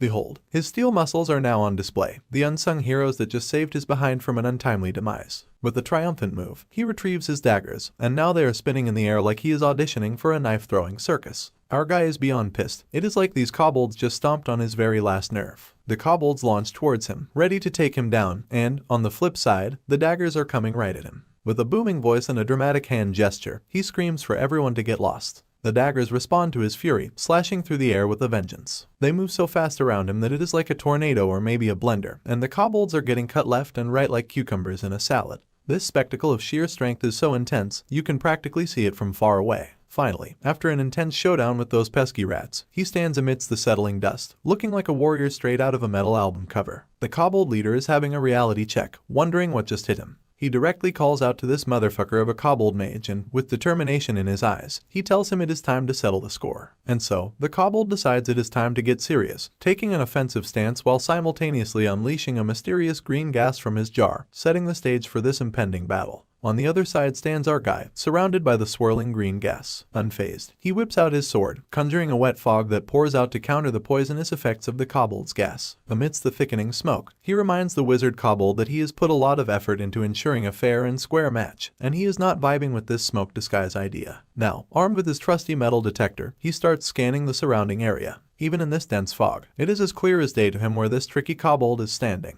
It is like he is playing hide and seek, but our guy brought a cheat code in the form of high-tech metal detection. Now, having learned a thing or two from past confrontations, our guy believes it is too reckless to throw the daggers at the kobold like last time. He is aware they will just get trapped, so he has to tread carefully. Taking a closer look at the kobold, he notices something unusual. The wizard is strangely firm on his feet, not making any movements at all. As our boy takes a look down, a shimmering red energy descends towards him, aiming to catch him off guard. On the other side, the kobold is stretching his magical energy as far as possible, attempting to reach our guy. Finally, the energy whips extend and grab Corporal Lee by the leg, causing him to take an unexpected tumble to the ground.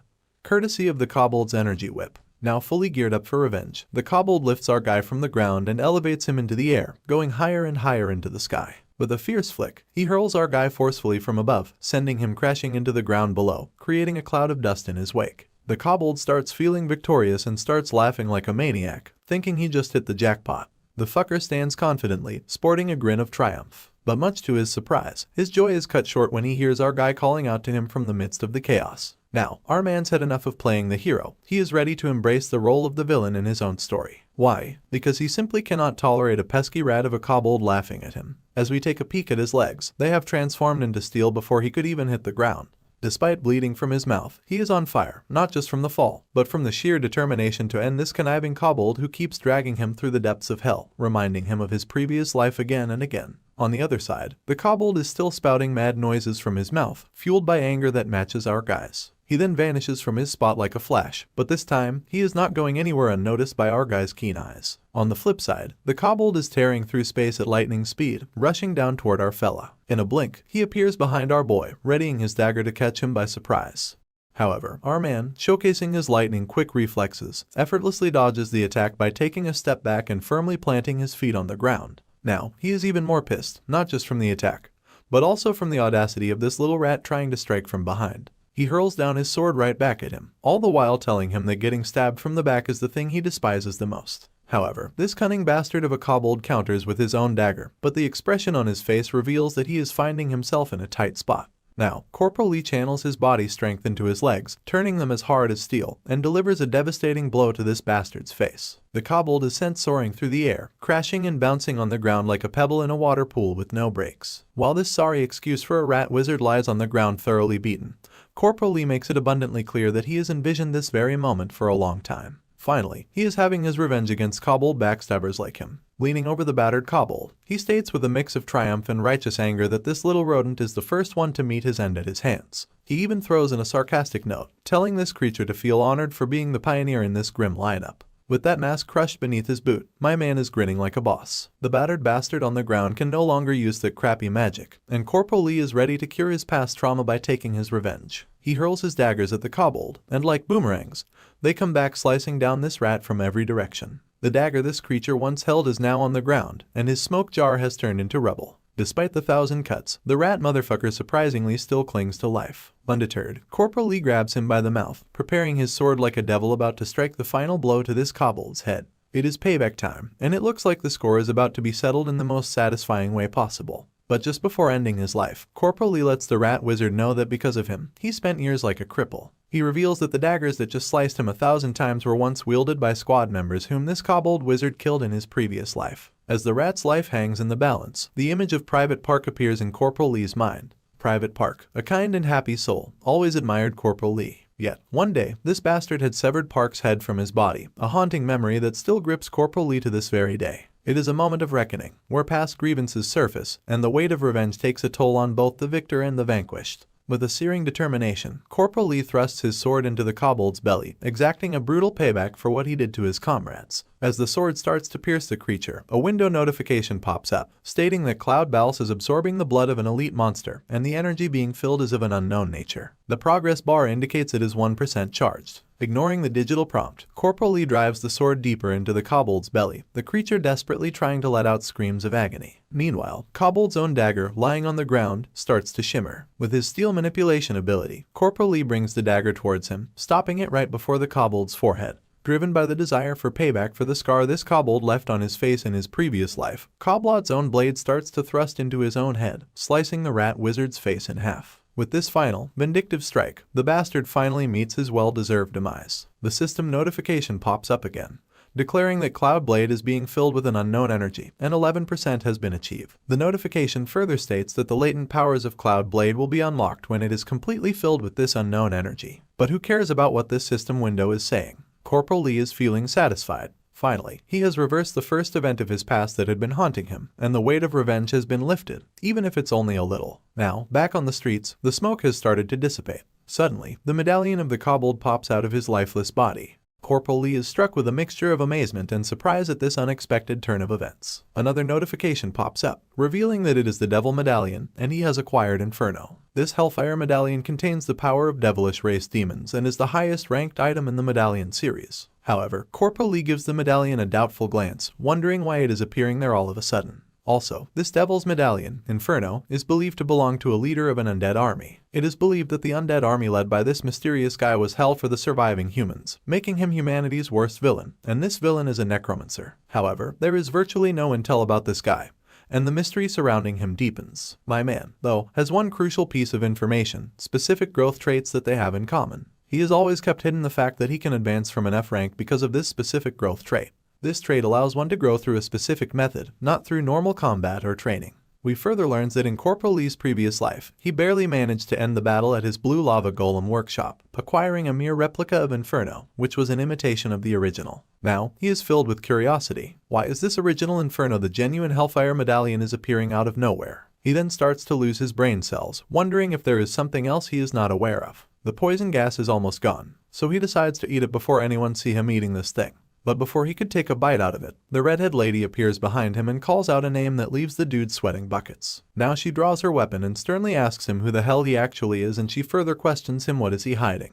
At this point, this goofball just does not know how to respond, and one thing he is clear on is that he is royally fucked. Then, the spider lady arrives at the scene and cuts through the thick tension with her resounding voice of claps. She takes off her mask, and with her delicate lips, she lets out that the battle she just saw was impressive. As this spider lady closes in on the vicinity, the red-headed lady introduces herself as the captain of the 1st Battalion Attack Squad of the 3rd Amp Brigade. She sternly informs her that they are inside a military operation area, and civilians are not allowed. However, the spider lady pays no heed to what the redhead is blabbering about and strides straight toward our guy. It seems like she is on a mission of her own and is not easily deterred by military protocols. Without beating around the bush, she greets our guy and introduces herself as Catherine Yu, the head of the Soul Attack Unit of the Blue Flower Guild. She also extends her hand with her guild card. The boy is playing hard to get, ignoring the lady's fancy moves as she clings to that card like it is the last slice of pizza at a party. She throws him a curveball, asking if he has been living under a rock and does not recognize her. But, from the expression on his face, it is crystal clear he is not suffering from amnesia. Turns out, she is on his hit list, and revenge is on his mind. Now, let us rewind and peek into his past.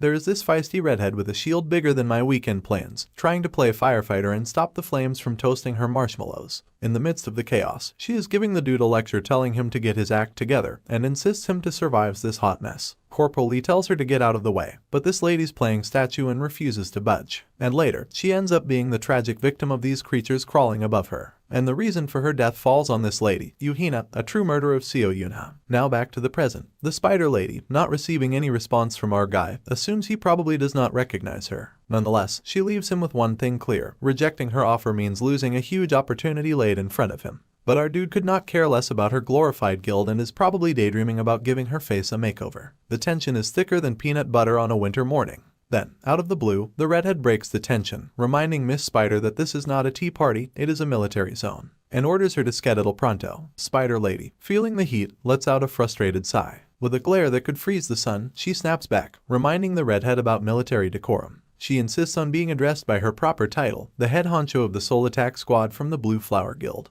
Now, it is like a staring contest on steroids between these two ladies, shooting daggers at each other with just their eyes. My man's caught in the crossfire of this intense glare-off, feeling as uncomfortable as a cat at a dog show. But just when things could not get any more awkward, a military truck makes its dramatic entrance in the scene. The thing screeches to a halt, grabbing everyone's attention. Out steps none other than the big cheese himself, the battalion commander. The commander scans the scene, first left, where he spots the deceased kobolds, then right, where their leader lies sprawled out like a discarded sandwich wrapper. At this point, Corporal Lee is sweating buckets now, envisioning all sorts of doom and gloom scenarios. Then the commander starts shooting him a skeptical look. Meanwhile, Corporal Lee's mind is doing the limbo out of his body, attempting to slip away from his physical self, urging him to handle this shit on his own. So, we are back in action, and the battalion commander slices right through the heavy air of tension when he meets the department head of the Soul Attack Squads. With a grin, he says it has been ages since they last faced off. The lady fires back with the same vibe, wondering how things are holding up.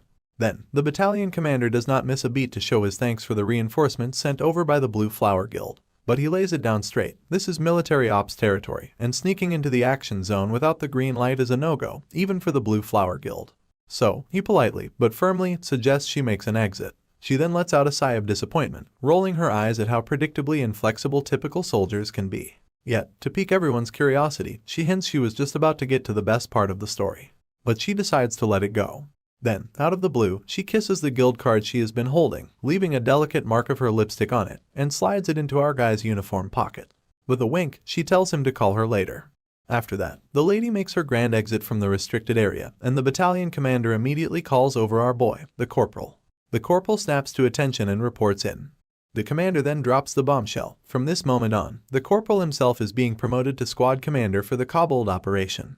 He orders him to make the rescue of the survivors the top priority, and entrusts him with the task of assigning roles to the squad members. Corporal Lee does not say a word in front of his senior, he just takes it all in stride. But deep down, he is really not feeling the whole spiel the commander has dumped on him. The commander then lays down another order, telling him that once the dust settles and the operation wraps up, Corporal Lee needs to report back to him in person for a debriefing. With the unyielding energy of a soldier, Corporal Lee responds with a crisp yes, sir. But just as they are about to part ways, the redhead lady shoots him a soul-piercing glance. And just like that, Corporal Lee feels a shiver run down his spine, all thanks to her intense gaze. A week has flown by, and we are outside the 3rd Armored Brigade, 1st Battalion, where everything seems peaceful. Suddenly, a system notification pops up, announcing that the absorption of Devil's Medallion metal is complete, and the controllable metal weight has increased by 499 grams. Now, Corporal Lee can manipulate a total weight of 3458 grams with his powers. Shifting the scene, we find ourselves outside the boys' bathroom, where it sounds like someone's really going through it, puking their guts out.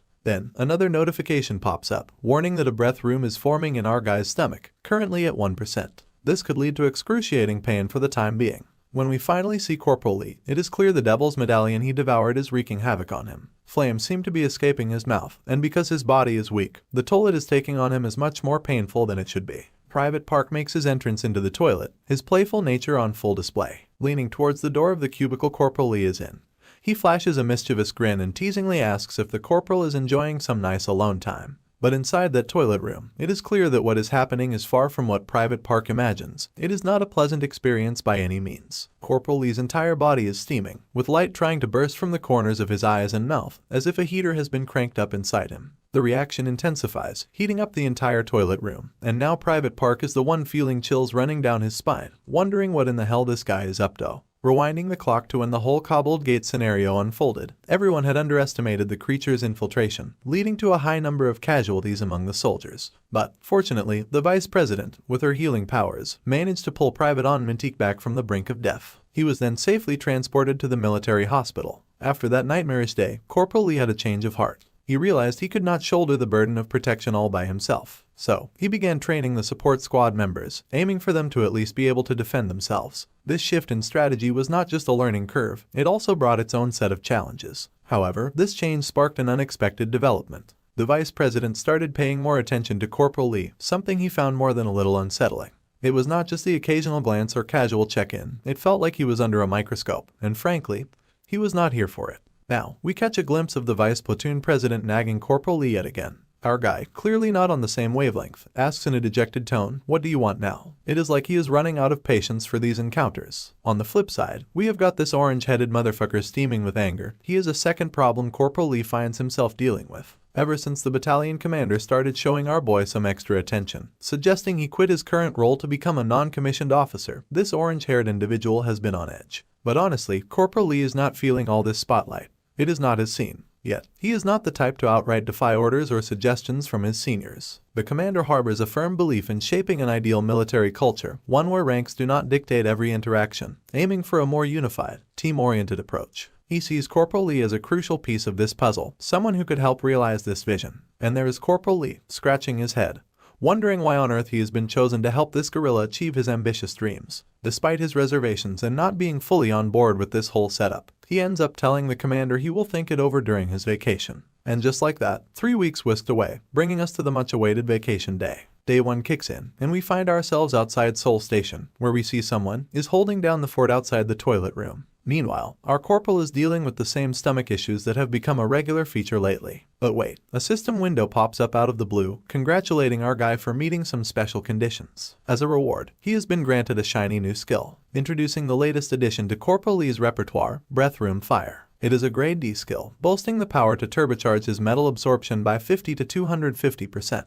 But there is a downside of it. The more efficient the furnace, the higher the inflicted pain. Now, here comes the second act of this skill named Fire Breath. Corporal Lee can store some of his metal in a breath chamber and unleash it as, you guessed it, fiery breath. The weight limit is a cool 3 kilograms per breath. And interestingly, fulfilling some hidden conditions can actually level up this skill. Corporal Lee emerges from the bathroom, looking like he just wrestled a dragon and won. Finally over with his stomach issues, there will not be any rumors circulating about him engaging in bizarre bathroom antics. As he stands before the dressing mirror, he cannot help but reflect on the harsh reality. He is not sure if his current powers and abilities are up to the task of handling the next gate. In a somber moment, we are transported back to a grim episode in his past. The battalion commander, facing an angry mob of people, questioned about his commitment to helping and the potential abandonment of Seoul Station. The crowd demands clarification, wondering if the commander plans to forsake the citizens inside the station. Inside the station building, innocent civilians are trapped, screaming for help, their bodies covered in blood from head to toe. These haunting memories continue to plague Corporal Lee, and he is determined not to let history repeat itself. The thought of innocent lives at stake fuels his resolve, pushing him to do whatever it takes to change the gruesome future, even if it costs him his own life. It is a heavy burden he carries, but Corporal Lee is dead set on rewriting the narrative and preventing the horrors he witnessed from playing out once again. As Corporal Lee strides down the familiar halls of Seoul Station, he is determined to use this vacation to gear up for the looming threat, dead set on changing the future of the city. Meanwhile, the vice president, looking like she is ready to unwind, is about to light up a cigarette. She casually remarks about how it has been ages since her last vacation, and also throws in a colorful comment about military life which are actually not that colorful. But her plans are thwarted as her lighter decides to play hard to get, leaving her cigarette unlit and probably her mood a little darker. Just as frustration sets in, the universe decides to intervene. Their paths cross, and, in a serendipitous moment, Corporal Lee and the Vice President lock eyes. She, in her slightly vexed state, asks him the burning question, "Do you have a lighter?" An awkward tension starts to descend between them, mainly because the Vice President has never revealed her casual and real personality to anyone before. The sun, meanwhile, is cranking up the heat, and beneath the blazing sun, we see a train barrels along its tracks. Inside, the Vice President and Corporal Lee find themselves sharing a seat, plunging into an uncomfortable silence that hangs heavy in the air. Breaking the awkward tension, she finally looks towards him and decides to initiate a casual conversation. She asks if this is his first vacation in a while, assuming his parents must be thrilled to see him. But with an unfazed expression, he calmly reveals that neither of his parents is alive. They passed away when he was young. The unexpected response sends a chill down the Vice President's spine, and she is left pouting, realizing she might have inadvertently made things even more awkward than before. Noticing the Vice President sulking, Corporal Lee decides to take the initiative. Flashing a pleasant smile, he reassures her that it is all good.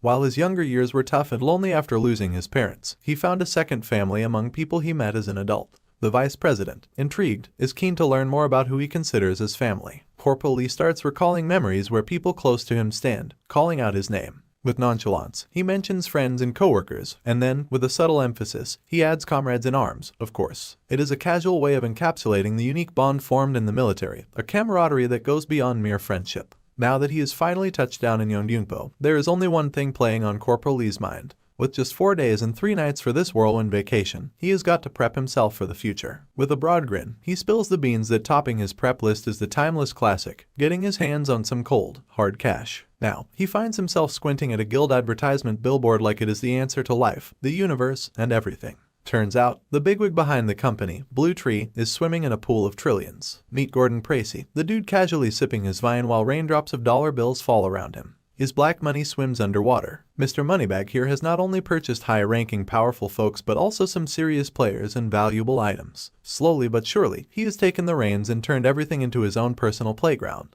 According to our hero's insider scoop, they lost to the villain for a variety of reasons. But at the heart of it all was the green stuff. Yes, you heard it right, it's all money. So, our hero spills the beans that reaching Gordon Precy's level of wealth is like trying to catch a unicorn and it's impossible. But he is not aiming for unicorn status, just enough cash to sidestep troubles and avoid getting caught up in Gordon's web. Lucky for my man, being a time-traveling wizard means he has got the lowdown on all the future money-making events and exactly where and when the cash will pile up. In a nutshell, he has figured out that if he throws some coins into the investment fountain before everyone else, even pocket change can turn into a money avalanche. But, and there is always a but, he needs a partner in crime who will not bail on him during the investment roller coaster, no matter what. So, our hero sets out on a quest to find someone faithful and loyal, a sidekick who'd keep their promise even if it is written in invisible ink. As he ascends the stairs, he catches wind of a commotion. Someone's dishing out the dumbass label like it is going out of style. The situation's heating up, and it looks like whoever's quarreling is ready to throw down. Now, we see a silver-haired dude gripping a boy, clearly on a mission. This silver fox is practically demanding the poor kid to hook him up with a job. But the boy is just laying it out straight. Not many clients around these parts lately. Silverhead is not having it and insists the lad grab whatever job comes his way. In the midst of this workplace drama, cue our hero making a grand entrance, better late than never. Now, the silver-haired screamer does a 180, locks eyes with our guy, and there is a collective gasp.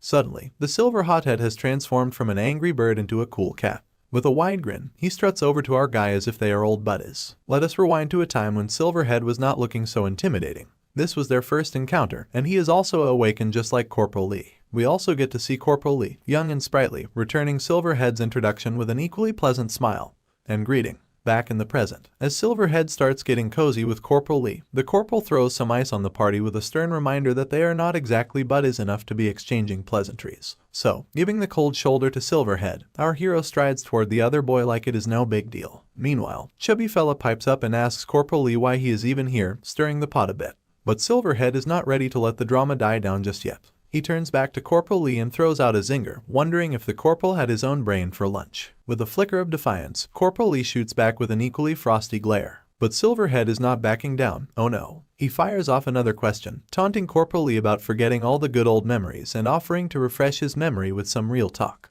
Now we take a flashback into the past once again where we see the Corporal Lee, the budding superhero, is levitating objects with his superpowers, putting on a show for a crowd of students. But instead of applause, they are throwing shade, questioning if that is the best he has got and mocking him for not living up to the Awakened One hype. Amidst the doubters, Silverhead, ever the voice of brutal honesty, lets loose with some colorful language, straight up calling Corporal Lee a loser and a dipshit. The objects Corporal Lee was levitating hit the ground unceremoniously, their once majestic dance cut short. Silverhead's patience evaporates, and he delivers a resounding slap to Corporal Lee's mouth. It is so fierce that it triggers a blood fountain. My guy sprawls on the ground, and Silverhead stands there triumphantly, raging because he is not about the whole Corporal Lee, the awakened vibe. He goes off, dissing Corporal Lee's powers as dumb and flat out calling him a dumbass. The threat is crystal clear, one more boast about being awakened, and Corporal Lee might as well start finding a perfect spot for his grave. Now, back in the present, Silverhead is serving the same cocky tone and energy to our guy. Finale, we get to know that this guy is Lee Wunchul, a C-rank player with the fighter trait, proudly repping the Hope Guild. Silverhead takes it up a notch, threatening to throw it back to the good old school days and beat our guy to a pulp, making him beg for mercy just like in the good old times. In a classic power move, Silverhead orders the chubby dude to scram unless he wants a front row seat to our impending brawl. But our man, the epitome of casual coolness, fires back with a nonchalant give it a shot. Unfazed, our hero stares down Silverhead with the icy calm of a seasoned poker player, inviting him to go ahead and try his luck at murder. Corporal Lee must have hit the last nerve because Silverhead loses it. He winds up for a punch, aiming straight for Corporal Lee, who stands there like a statue, completely unimpressed. But the fierce punch freezes midair as a pen hovers menacingly in front of Silverhead's eye, ready to ink him a new one. Blades appear at his feet, forming a deadly dance floor of impending doom. The scene zooms out, revealing Silverhead surrounded by a battalion of blades, each one poised to strike with just a flick of Corporal Lee's wrist. Corporal Lee throws down some heavyweight words, admitting he cannot guarantee victory over Silverhead, but he can darn well make sure Silverhead ends up looking like he got bulldozed by a whole army unit. Translation: our man here can turn him into a half-dead, regret-filled shadow of his former self, especially in close-range combat. The realization hits Silverhead like a ton of bricks. He is outclassed by our guy. But hold the drama, another character bursts into the room, announcing it is time to skedaddle if they want to make it to the event on time. However, the newcomer is left wide-eyed and probably wondering if he walked into the Twilight Zone after seeing the chaos unfolding before him. Abruptly, Corporal Lee pulls a 180, playing the victim card and issuing apologies left and right to Silverhead. Out of nowhere, he wraps Silverhead in an embrace, leaving Silverhead utterly bewildered. Now, here comes the masterstroke of mind games. Corporal Lee starts spewing some great bull, claiming he heard rumors that Silverhead got the boot from the White Tiger Guild for, wait for it, peeing his pants and bolting during his first raid. Cue a vivid mental image of Silverhead sprinting for dear life, courtesy of some unexpected bodily functions. Silverhead, visibly tensed, demands to know how Corporal Lee got wind of this embarrassing tidbit. Our man leans in, whispering a reminder that he has got a big mouth and advises Silverhead to shape up if he wants to avoid a public shaming by an F-rank player. Corporal Lee, not one to mince words, gives Silverhead the final boot, emphasizing the urgency to leave before things escalate any further. Outside the Hope Guild, everything appears calm and collected, blissfully unaware of the internal drama. Back inside, our man lays out the 3 guild cards he received from various seniors, spilling all the details about what is about to go down in these companies. The boy, still in disbelief, asks once more if it is legit. Are these stocks really about to shoot through the roof by those mind-boggling numbers? A simple nod from our man is the only reply needed. The boy's jaw practically hits the floor as the realization sinks in. If this intel is legit, we are talking about a life-changing turn of events.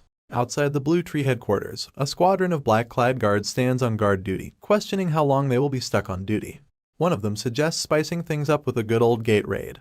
But among these order-barking guards, Silverhead grinds his teeth, displaying an unusual level of agitation. His friend, clearly picking up on the vibes, asks about the sudden change in behavior. Just in the nick of time, their manager arrives on the scene, shooting daggers at the guards and labeling them as fucking servants, questioning why they are causing a ruckus in this supposedly reserved place. The spotlight shifts to a bulky dude, who turns to Silverhead with a stern expression, questioning if he is the leader of this rowdy guard gang. The dude, clearly unimpressed with Silverhead, casually places a hand on his shoulder, reminding him that it is Zone C. And in case he forgot, he throws some serious shade, questioning if Silverhead even knows the damn alphabet, specifically Zone C. The humiliation train is rolling full steam. It seems like Silverhead has had enough of this verbal assault. In a moment of frustration, he unleashes a swift punch, shutting up the relentless trash talker. Giant Dude takes an unexpected leap into the air, leaving the other guard on the sidelines in absolute bewilderment. But Silverhead is not hitting the brakes. Instead, he unleashes a barrage of punches on the airborne guy, and blood starts splattering like a gruesome paint job. The force of each punch is so intense that the ground beneath them begins to shatter. Silverhead is not showing any mercy. With every punch, blood rains down, creating a gruesome spectacle. The other guards, standing by like helpless witnesses, cannot believe their eyes. The relentless assault continues until Silverhead screeches to a halt. With a face oozing malice and vibes that would make a devil blush, he orders his lackey to go find Corporal Lee because he has got a burning desire to end that dipshit once and for. Inside the Hope Guild, the chubby boy, still reeling from the bombshell about the stocks, just cannot wrap his head around the possibility of them skyrocketing.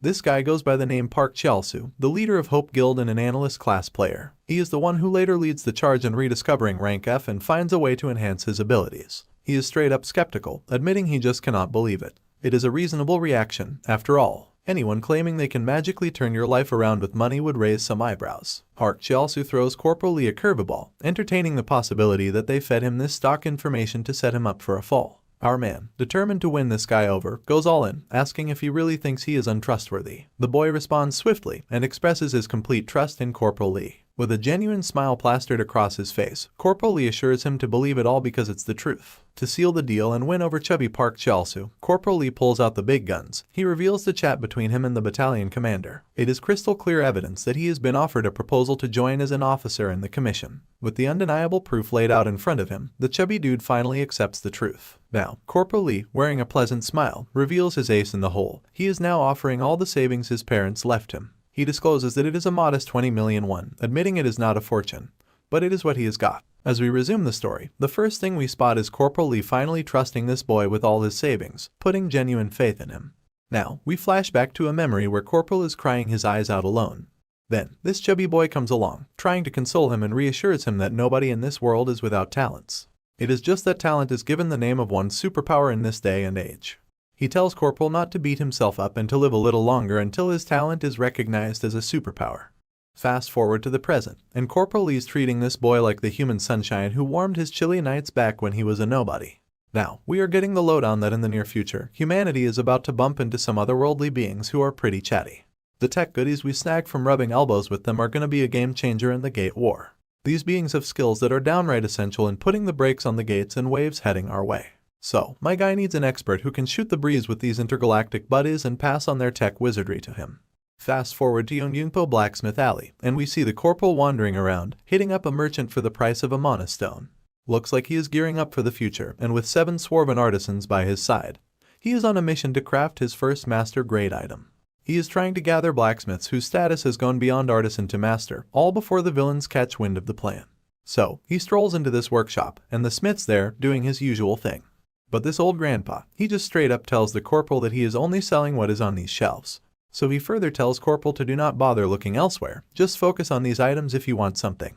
And let me tell you, this blacksmith is no run-of-the-mill guy. He is artisan Kang Jeongdu, the dude who got the boot from the Blacksmith's Guild for his eccentricities. And trust me, you are about to find out why. In response, the Corporal just gives the old man a confused smile and casually says, "I see." Now, the smith is knee-deep in his work, too busy to spare any attention. Classic. Turns out, this old guy is crafting something special, a javelin made of orichalcon. It might look crude, but guess it is the Dragon Slayer spear that is going to be plunged right into the heart of the dragon.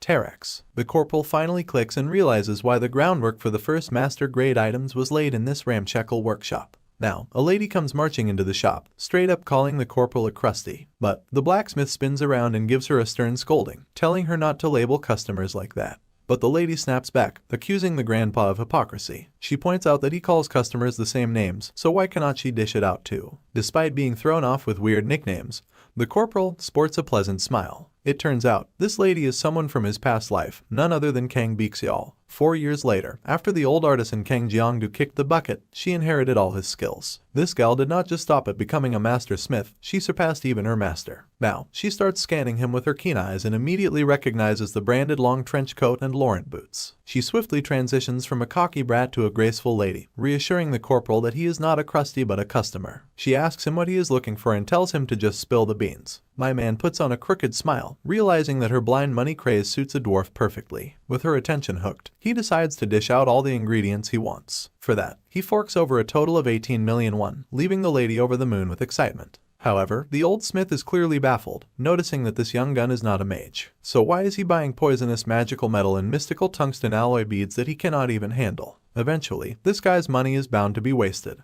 But the lady immediately chimes in, telling the smith to pipe it down and reminding him that he must have a place to use the items. The Corporal also responds, saying he just needs them and will be back to trade often. The old coot lets out a defeated sigh and mumbles a half-hearted sure. Now that he has snagged all the items he needed, he strides back, throwing a casual goodbye at the lady who is sparkling with enthusiasm. She tells him to visit often since, after all, she is all about the money and that is the only thing she is interested in. As he takes a flashback, remembering her painful demise in his previous life, he is now fully fired up to protect her at all costs this time around. It is the middle of the night, but the bustling city streets are lit up like it is a clear day. Amidst the lively scene, there is a guy in a hoodie lurking in the shadows, seemingly keeping a watchful eye on someone. Here's our man, with a bag full of poisonous items. He is casually picking them up one by one, treating them like marshmallows and chomping them down like it is no big deal. He is dead set on significantly increasing his poison resistance and the amount of metal weight he can manipulate before the vacation ends. I mean, who needs a midnight snack when you can have a poisonous power-up session?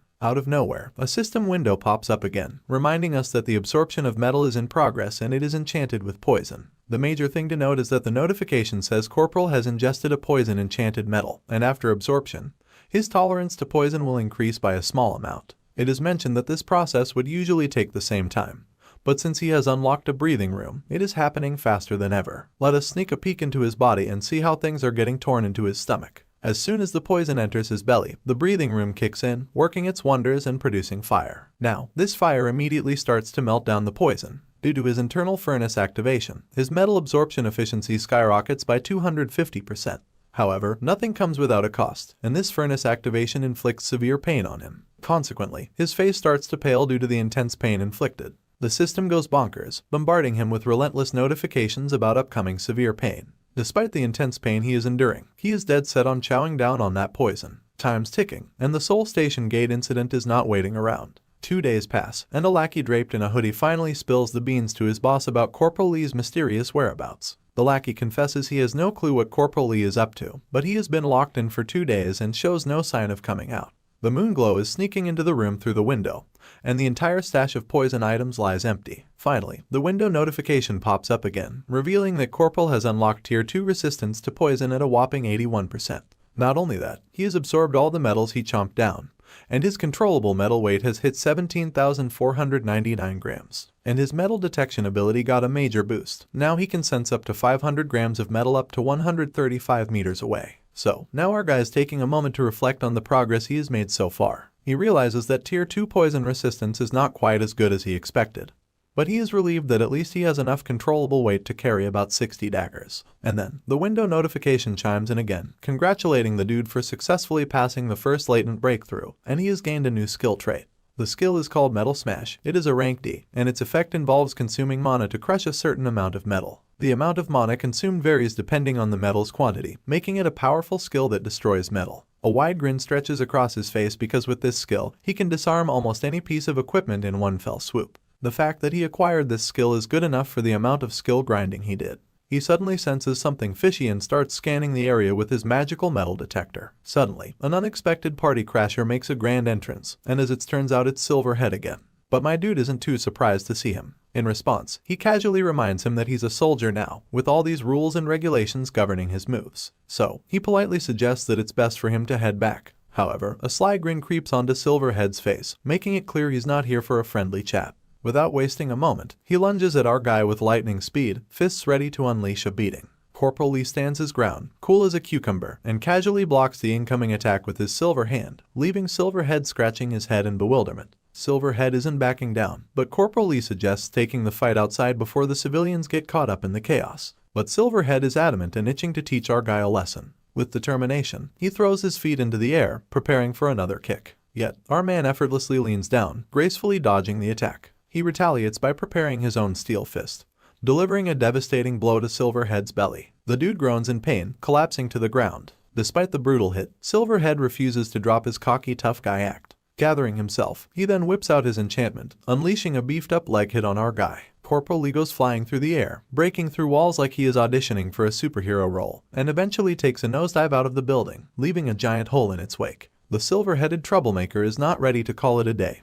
He is determined to end our guy. As our falling hero takes a mid-air breather, he activates his strengthening body transformation skill. His feet start morphing into steel, and right on cue, Mr. Silverhead reappears, swinging with all his godly strength. But like a ninja in a high-stakes ballet, our man pulls off a mid-air stunt, changing direction as if it is a walk in the park. He lands gracefully on the ground, revealing that while he might not be able to fly freely like he used to in his past life, a clever mix of strengthening body transformation and metal control skills lets him control his descent like a boss. This relentless troublemaker comes hurling down again, ready to crush our guy like a tomato with his enchanted leg. But once more, our man, with lightning-quick reflexes, casually takes a step back, leaving Mr. Silverhead crashing into the ground. Now, the whole building's buzzing with excitement as residents peek out from their apartments to catch a glimpse of the impromptu showdown between two players. Silverhead, not one to be deterred, gears up for another attack while throwing insults our guy's way, questioning if he is just gonna keep dodging like a ninja rat. He screams at the top of his lungs, challenging our hero to come at him like before. Ignoring the verbal barrage, he takes a leap into the air, unleashing a barrage of kicks. But it seems none of them are finding their mark. After all, our man is not just any ninja, he is a seasoned military ninja. The surroundings start descending into chaos, and the pressure generated by their moves makes everything heavier. It is so intense that cars are literally floating above ground. Alright, so here we are, back in the building, and the crowd is losing their bananas. One person gives a quick heads up to the neighbors, avoid the first floor like it is haunted because there is a bunch of rowdy players down there causing a ruckus. Now, we see Corporal Lee is gracefully dodging kicks like he is dancing at a ninja ballet. But here's the catch, he is in a bit of a pickle. There is a gallery of civilians watching, and being the military officer he is, he cannot unleash his inner warrior too aggressively, afraid that if he does, it will mess up his grand plans for the Seoul Station Gate.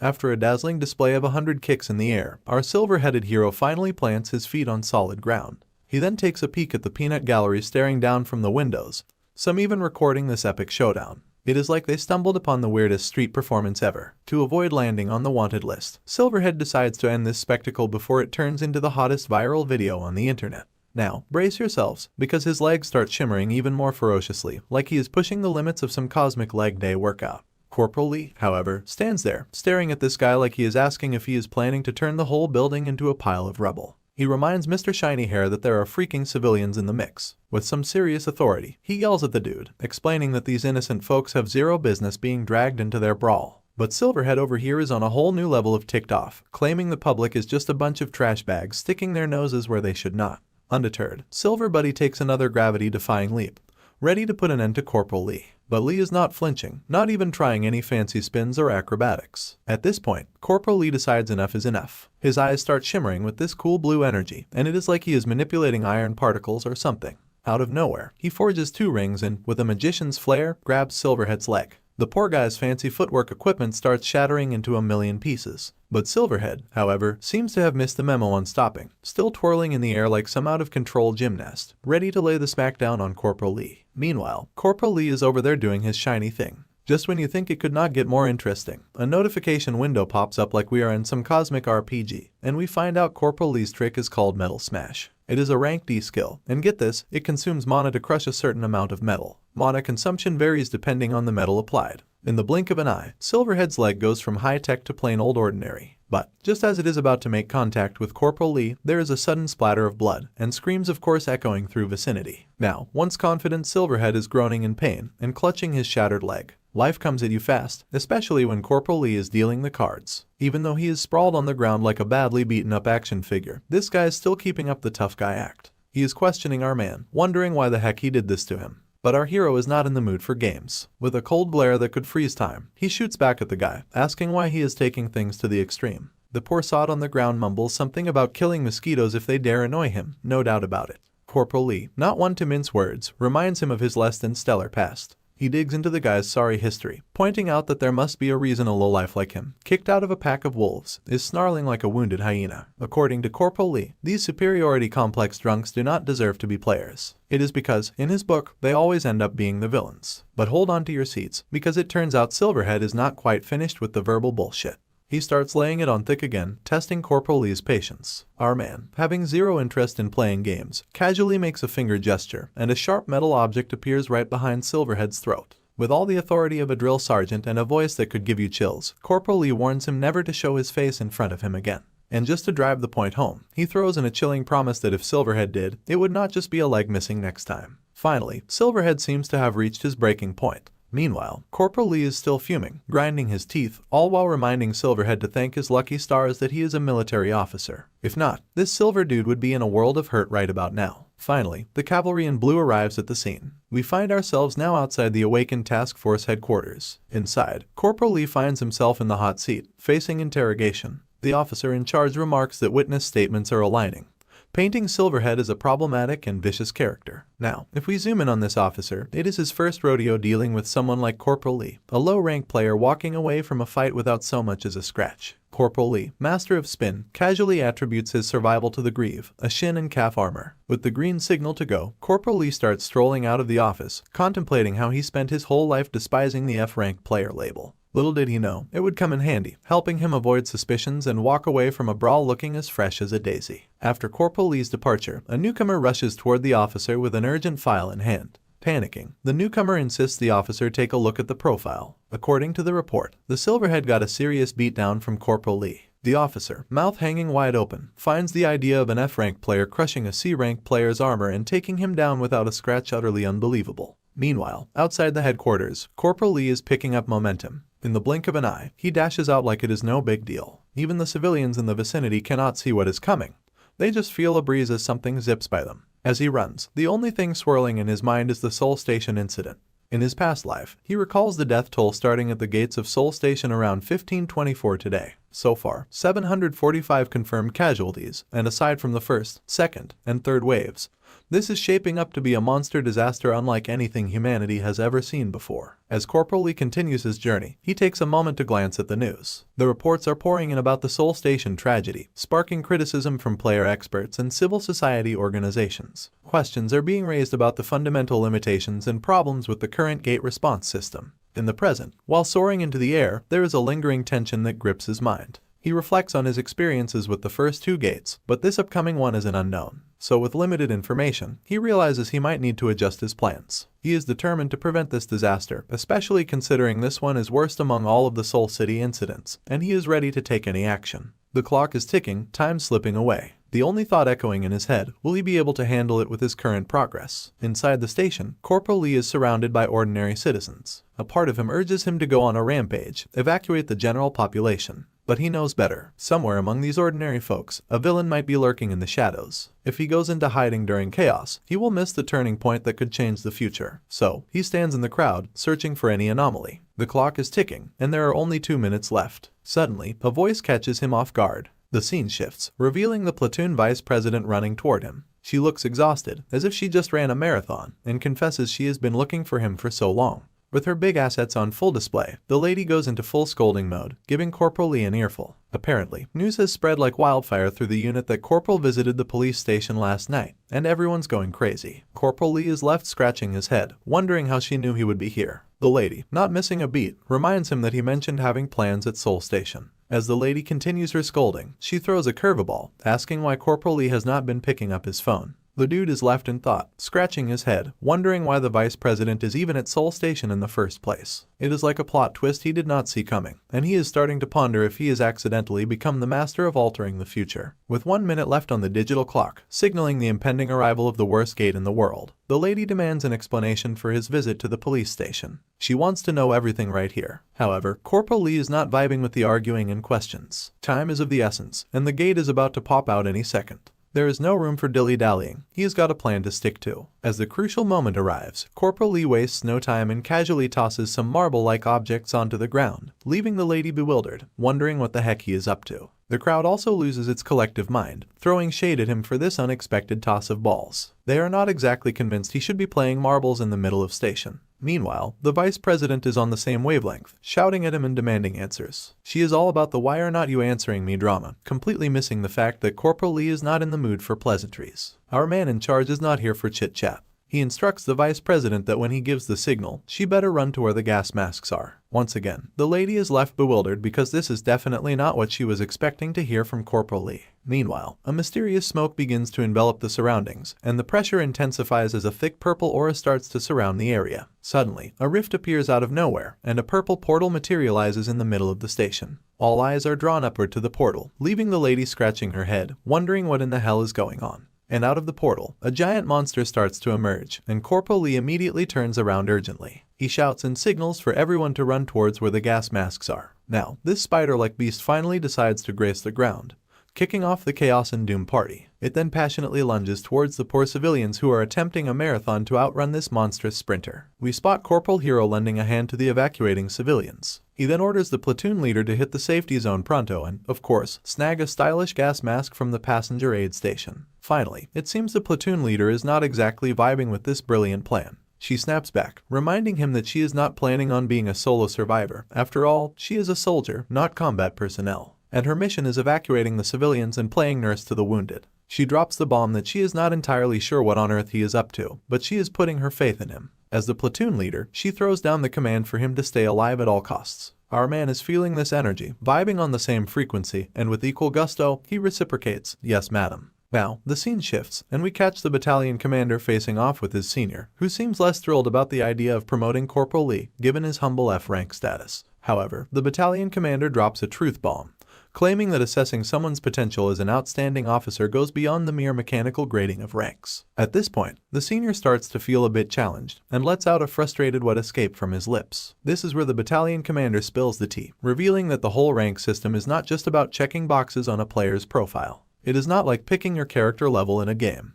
These ranks are handed out at the player training center based on expected outcomes of traits and aptitude in raid fights. It is all about real-life battle effectiveness. And as the players level up, the department is tweaking the ranks to keep it real.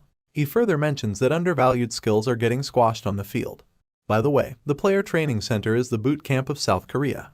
Everyone who is anyone gets admitted, gets schooled for about 2 months, and then gets their initial rank after a basic test. Now we are back in the thick of it, where the battalion commander is laying it all out, trying to get his boss to see the light about Corporal Lee's much-deserved promotion.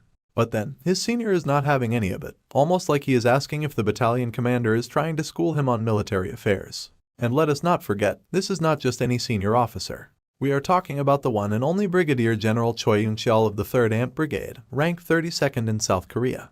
A rank player whose magic spells are so epic, they could give any tactical weapon a run for its money. But the battalion commander, bless his heart, quickly backpedals with a "no, sir," not wanting to ruffle any feathers.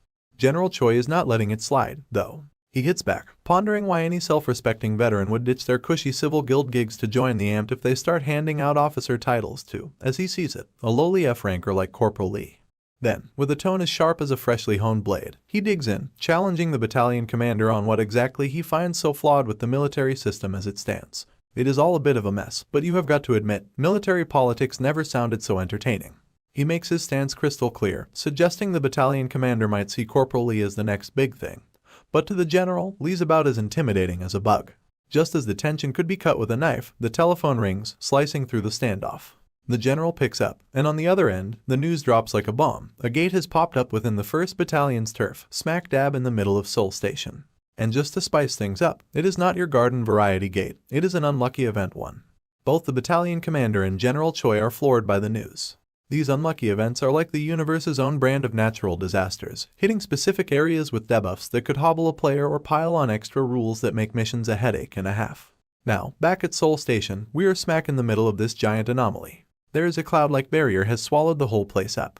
Inside, players are doing their darndest to torch these spider-like monsters to a crisp. But here's the kicker, the fire is almost like a gentle breeze to these critters.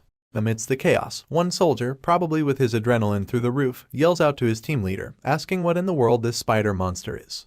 It is not like anything they have seen in their field guide before. And just as he is pondering this new existential threat, one of the monster's legs, sharp as a spear, darts towards him. It is inches away from turning his head into a shish kebab. But there is a twist. Another soldier dashes in, moving with the kind of speed that would make a cheetah jealous, and he saves his comrade in the nick of time, leaving the spider's sharp leg to only meet the ground, which it punctures, sending debris and rubble flying.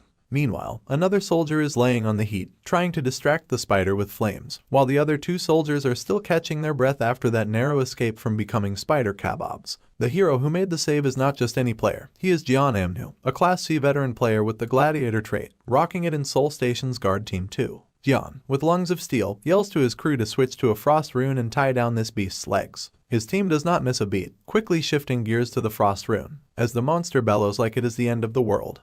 Jeon gives the green light to blast this beast, and they unleash a cold fury on the spider. Before you know it, the spider's turned into a giant frost popsicle. The soldiers take a moment to catch their breath, relieved that the spider is temporarily out of commission. But Jeon knows better than to celebrate too early. Given the size of this behemoth, he figures it will not stay frozen for long. They need to do some damage while they can. With that in mind, he charges at the frozen spider, ready to take it down a notch. He leaps into the air, aiming to strike the icy giant. But then, a closer look into the spider's eyes reveals a chilling fact: this creature's eyes are moving. It is fully aware of what is about to come its way. Immediately, the monster breaks free from its frosty shackles, shattering the ice as if it were mere glass. Jian, still midair with his sword poised for a decisive blow, suddenly finds himself in a precarious position, looking more like an appetizer about to dive straight into the monster's gaping maw. But just before the spider can turn him into a snack, Jian whips out his shield guard technique. And as if the gods decided to add a little more drama to the scene, lightning balls start zapping towards the spider, giving it a taste of electric fury. While Jian is up there doing his aerial ballet, the spider shifts its menacing gaze towards a new challenger on the battlefield. Now Corporal Lee enters into the scene. With all the authority of a seasoned hero, Lee strides towards the spider, exuding the kind of confidence that would make Superman tip his cape in respect. Corporal Lee does not waste a moment on small talk and dives straight into action with his metal manipulation powers. With a flourish of his hands, he conjures metal chains, snaring the spider in a metallic grip that tightens by the second.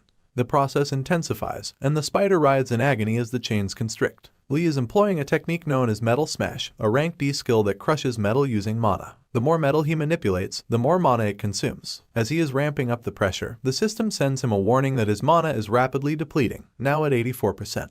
But Lee is on a mission. He is not here to play around. Ignoring the warnings, he intensifies the process further, and another alert pops up. His mana has now dropped to 76%.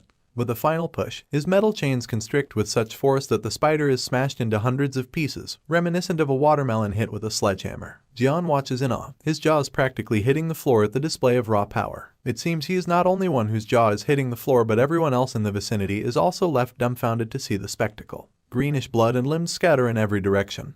But amidst the chaos, Corporal Lee stands defiantly, basking in the success of his powers. With a newfound confidence surging through him, he is convinced he can take down this gate, and whatever else comes his way. A wider grin spreads across Corporal Lee's face, not just because he is about to save the civilians by stopping this monster, but also because he is eyeing the reward, all of it, for himself. As the beast struggles to regain its footing and emits a terrifying scream that echoes throughout the area, Corporal Lee stands before it, utterly unfazed. At this moment, he feels invincible, a maniac reveling in his power against the colossal behemoth. He begins to manipulate the metal balls scattered around, launching a barrage at the creature to squash it completely, intending to drain every last bit of temper from the monster. The balls aim straight for the spider's vulnerable spots, attempting to penetrate its thick skin. However, the monster's hide proves too resilient, refusing to let the balls through. But Corporal Lee, ever resourceful, is not deterred. He makes the balls spin, adding a devastating twist to his attack. Realizing its predicament, the monster seems to understand he is fucked. Meanwhile, the fucker is laughing like a maniac, taunts the creature, asking how it feels to be churned up inside like ingredients in a blender. But the monster is too overwhelmed by pain to respond, can do nothing but groan. Finally, it collapses to the ground, lifeless, as blood gushes out, marking the end of the beast and the triumph of Corporal Lee, who stands victorious, a testament to his formidable powers and strategic mind. At this point, Jian is still reeling from shock. He cannot wrap his head around the fact that the entire garrison of guards could not even scratch that monster. Yet here's this guy, Corporal Lee, capturing it single-handedly. Jian has been through countless raids and encountered many high-ranking players, but he has never seen anyone as laid back as Corporal Lee. He starts to entertain the idea that maybe Lee is from some mythical S-rank or class, the kind you only hear about in legends. But now, there seems to be someone else as well grinding his teeth and seething with frustration. And this mysterious guy is afraid that Corporal Lee is about to steal all the glory and potentially ruin his quest by popping up out of nowhere. Finally, Jian turns to Lee, introducing himself as Jian Manhwa from the Seoul Station Guard Team 2, and bluntly asks if Lee is an S-rank player. But Lee, cool as a cucumber, tells him not to jump to conclusions so quickly, leaving Jian bewildered by the unexpected response. Lee then casually mentions that the first wave is not over yet. Right on cue, more spider monsters start pouring out of the portal, leaving Jian dumbfounded. But Corporal Lee is grinning like a maniac, over the moon to see more of these creatures emerging. At this point, Lee has one thing crystal clear: he is going to solo these suckers. And with that determination gleaming in his eyes, he is ready to take on whatever the gate throws his way. Now we are outside the chaos, where a colossal black blob dominates the scene, and the military has descended upon the area. It is not just 1 or 2 platoons, it is a full-blown army, with the 1st Battalion and the 3rd Battalion both on the ground. Adding to the mix, the Blue Flower Guild arrives at the scene, and one member remarks that the sight of military troops brings back memories. Another guild member suggests gathering all the mage players to unleash some battering magic on the ominous dome. However, someone opposes the idea, explaining that it is not just magic, it is a rule created by the system. Breaking through is not possible unless there is a way to override the system. So, for now, all they can do is wait for time to pass. Military choppers start descending onto the scene. We also get to see a red system alert that provides crucial information about the ongoing event. It is an unlucky event unfolding in the area, and once someone enters, there is no leaving. There is also an entry-level limit set at level 15. And the main goal is to survive for 6 hours or defeat the boss monster to escape the red area. The clock is ticking, with only 39 minutes passed and 5 hours and 21 minutes still ahead on the countdown. As the choppers finally touch down, figures of authority emerge, ready to take action. Among them are the Lady President of the Flower Guild and everyone's favorite battalion commander, who wastes no time inquiring about the Blue Flower Guild's situation with players under level 15. With a touch of sass, the Lady President fires back, questioning whether the battalion commander truly believes the Blue Flower Guild would have players like that. She further challenges the notion of sending a rescue team inside, emphasizing that entering the area is tantamount to walking into certain death. Undeterred, the commander emphasizes the 800 innocent lives at stake and questions how they can prioritize soldier lives over civilians. He then reveals their trump card, Corporal Lee, who's been on a relentless rampage, slashing through monsters like there is no tomorrow. Suddenly, a sharp leg hurtles towards Corporal Lee, but he is quick to react, activating his strengthening body transformation skill and making a swift exit, leaving the spider's attack to meet only the unforgiving ground. As Corporal Lee gracefully glides through the air, the relentless monster is hot on his trail, giving him no respite. Thinking on his feet, he turns to the Soul Station guard and instructs them to freeze the pursuing creature, just as they did before. Jian immediately responds with a crisp understood, and the team goes into action, unleashing another barrage of frost rune blasts. The beast finds itself getting a literal case of cold feet as it turns into a frozen popsicle. Amidst the icy chaos, a new player arrives on the scene, eyeing a lady who seems to be deeply involved in freezing the monster. Out of nowhere, this interloper lunges at her with monstrous energy, attempting to knock her off guard. However, Corporal Lee, ever vigilant, jumps into the fray, utilizing his metal control powers to manipulate ball-like objects. With precision, he hurls them toward the spider, landing direct hits on the monster's belly. Employing his metal spin technique, Lee ensures the balls spin to pierce through the thick spider skin. The monster, now with balls inside, screams in agony before collapsing lifeless on the ground. With one threat neutralized, attention turns to the other monster, chilling in the icy aftermath. But unexpectedly, it breaks free from the icy mess, intensifying its roar, signaling that the fight is far from over. Corporal Lee, far from slowing down, is even more fired up and ready to send the monster to the same place his friend went. However, a warning pops up, cautioning him about his rapidly depleting mana. Nevertheless, he continues his relentless assault on the monster, delivering a beating of a lifetime. Undeterred, Corporal Lee once again unleashes his Metal Smash ability, squashing the monster like a watermelon. Yet, this victory comes at a cost, as his mana now stands at a meager 39%. Exhaustion begins to set in, and Lee starts to feel the toll of his intense efforts. On the sidelines, this mysterious guy observes Corporal Lee, utterly baffled. He is convinced that a player of Lee's caliber would not bother with subways or trains, and he cannot comprehend why someone like him is hanging around Soul Station. Fuming, he realizes that Corporal Lee has thrown a wrench into the plan, and he never anticipated failing his first mission like this. A notification window pops up, revealing that the guy has failed to achieve the following goals for his quest: to bide his time until the venomous ironclad spider at Gate 1 nests inside Soul Station. As for the reward, he stands at the villain candidate rank, and completing the quest is crucial to increase his ranks. The window warns that if he does not complete the quest properly after accepting it, it will be game over with death. Devastated, this dude is determined to wipe Corporal Lee out of the equation. Meanwhile, we see civilians gathered in certain parts of Soul Station, while other areas are eerily deserted. The monstrous creatures are on the receiving end of a thorough beating, and with this monster demise, the first wave comes to an end. Corporal Lee, victorious, shouts at the guards to gather around. Jian appears, expressing gratitude to Corporal Lee for his assistance, acknowledging that the guards could not have stopped the first wave on their own. Seizing the opportunity, Jian once again takes the liberty to inquire about Corporal Lee's name and expresses curiosity about his player rank. Instead of responding, Corporal Lee starts scanning the other soldiers standing around. The male soldiers are puzzled, wondering why this guy is giving them a cold stare, while the female guards find it charming and start blushing. Jian notices the peculiar behavior and asks Corporal Lee if something is wrong. However, Corporal Lee seems lost in thought, trying to figure out if the guy who triggered the event is present. He recalls hearing that the culprit was supposed to be one of the guards, but the individual is nowhere to be found. Suddenly, the platoon vice president enters the scene, and Corporal Lee reports to her, inquiring if all the civilians have been evacuated. Jian is visibly losing his composure, questioning how an S-rank player is involved in military service, as S-rank players are supposed to be exempt, given their uncontrollable abilities. The vice president takes charge, providing details about the situation. She explains that the spiders were enormous, so they divided the citizens into small groups and evacuated them by placing them in rooms with narrow passageways. Fortunately, no one was seriously injured. She instructs Corporal Lee to report everything that happened during the first wave. So, Corporal Lee is basically playing detective, scanning the surroundings in a quest to nab the culprit. He is already pressed for time, and the sneaky suspect seems to be playing hide and seek somewhere else. In an attempt to break the tension, Corporal Lee throws in the idea that there might be a double gate. The Plotto lady and Jian both react like they just got hit by a surprise train. Corporal Lee's mind is on overdrive, thinking about the possibility that if he starts searching among the 800 civilians here, the culprit could easily slip away. And if things go south and the second wave kicks in, he is determined to stay one step ahead of that guy, or he is pretty much toast. Now, we are back outside, witnessing the battalion commander barking orders at Lieutenant Lee H. Women.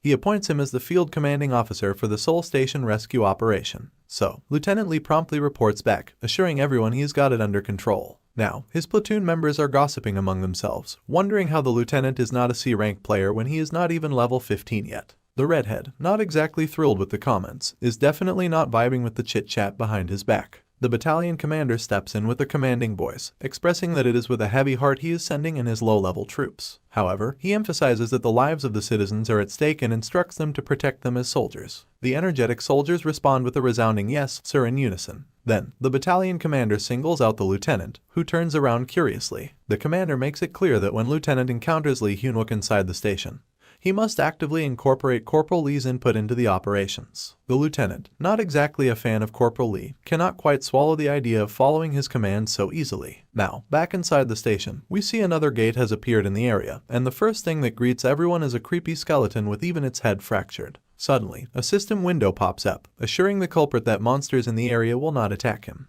But as the culprit gazes at a bunch of skeletons on the ground, a shiver runs down his spine. He questions the system, exclaiming, "What the heck is this? They are all dead," and wonders if this is what will not attack really means. Then, another notification appears, laying out the quests the user has to complete. The first one is to bide his time until the venomous ironclad spider at Gate 1 has nested inside the Seoul Station. The second task is to slaughter at least 500 civilians by any means necessary. The third quest involves delivering the time received from the elite monster, the Evil Seeker 11, at Gate 2 to the Villain Alliance. Now, the culprit decides to go along with this bizarre idea. After all, completing this quest could elevate him to the esteemed rank of a regular villain. Despite the downright weirdness of the quests, he figures he has no option but to roll with it. It is not every day you get handed such an unusual mission. Just as the culprit is soaking in the strange quest menu, out of nowhere, steel balls come flying at him from behind. But wait, before these metallic projectiles could turn him into a human pin cushion, Mother Nature decides to make an entrance. A bunch of roots bursts out of the ground like they have been waiting for their cue in a magical garden play. In a blink of an eye, the roots wrap around the culprit, providing him with a full-blown cover from the impending steel ball barrage. Now, the culprit is grinding after realizing that he is no longer standing out like a sore thumb and does not have to skulk in the shadows to complete his missions anymore. On the flip side, there stands Corporal Lee, armed with his trusty steel balls and ready for action. He starts spilling the beans about the culprit's master plan. Apparently, the sneaky guy was plotting to hide among the citizens, waiting for the guards to become instant sushi during the first wave. And just in case there were other players among the civilians, he planned to cosplay as a guard to avoid suspicion. Giving credit where credit is due, Corporal Lee acknowledges the sheer brilliance of this guy's elaborate scheme. Then, in a classic dramatic twist, Corporal Lee drops Tang Jusip's real name like a bombshell. The guy behind the roots practically jumps out of his skin at the sound of his own name. Now this dude finds himself visibly shaken and shoots Corporal Lee a curious glance, probably wondering if they attended villain school together or something. This is where we come to know that Tang Jusip is more than just a regular player. He is a B-rank player villain candidate with the ability of a cannibal tree, and he has aspirations to climb the ranks and earn the prestigious title of the Black Tentacle Villain, and in future he will be the one. Now, my man flashes him a cheeky grin, letting him know he is well aware of villainous types like him. But Scarface is left utterly dumbfounded. The fact that Corporal Lee knows all about him, while Scarface does not know jack shit about Corporal Lee, is scaring the bejesus out of this guy. He then quickly hushes Corporal Lee and insists him to keep the villain talk on the down low. Without skipping a beat, Scarface launches his roots towards our guy, assuming Corporal Lee must be some high-ranking player. But with a sly grin, Scarface makes it crystal clear that no matter Corporal Lee's rank, his abilities pale in comparison to Scarface's own compatible powers. He scoffs at the idea of Corporal Lee's metal balls doing any damage. This is the moment when fire starts to dance around Corporal Lee's face, his grin widening as if he has already cracked the code. Taking a deep breath, fire swirls into his mouth as he casually asks Scarface the million-dollar question: what exactly is his ability compatible with? Now, let us take a stroll down Corporal Lee's memory lane, where this Scarface guy wreaked havoc with his root manipulation. Even the innocent civilians were in his grasp, getting utterly humiliated and torn apart by him. Back then, he shouted at the top of his lungs for the great Steel Emperor to come out of hiding.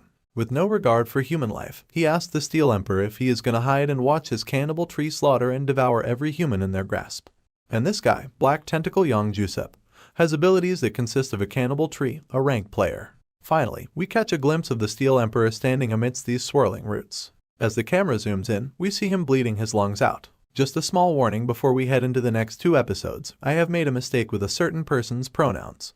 They were sometimes being referred to as a female inside the comic, but that was just a translator error, because that person is clearly a male character, and I unfortunately decided to refer them as a female because of the mistranslation. Please ignore this mistake as you listen ahead, as it will not be repeated after episodes 11 and 12. Thank you. Here we are again, back at the scene where Scarface is gearing up to throw down on our guy, but our hero not even flinching. In fact, there is this quirky smirk playing on his lips, a dead giveaway he has got everything figured out. As Scarface's tree roots start lunging at Corporal Lee, our boy is sidestepping them with such flair, you would think he is working through his morning workout routine. Meanwhile, Scarface is steaming, utterly bamboozled by Corporal Lee's near-divine agility. Just when you think you have seen it all, Corporal Lee decides to kick it up a notch. With a sudden leap, he is off, vanishing into thin air, only to reappear moving faster than a speeding bullet, his trusty metal balls at the ready. With a flick of his wrist, those balls are soaring towards Scarface like heat-seeking missiles. But let us not sell Scarface short, the man's got moves too. He is weaving through those metal threats, dodging left and right with his tree roots, making sure not a single one lands a hit.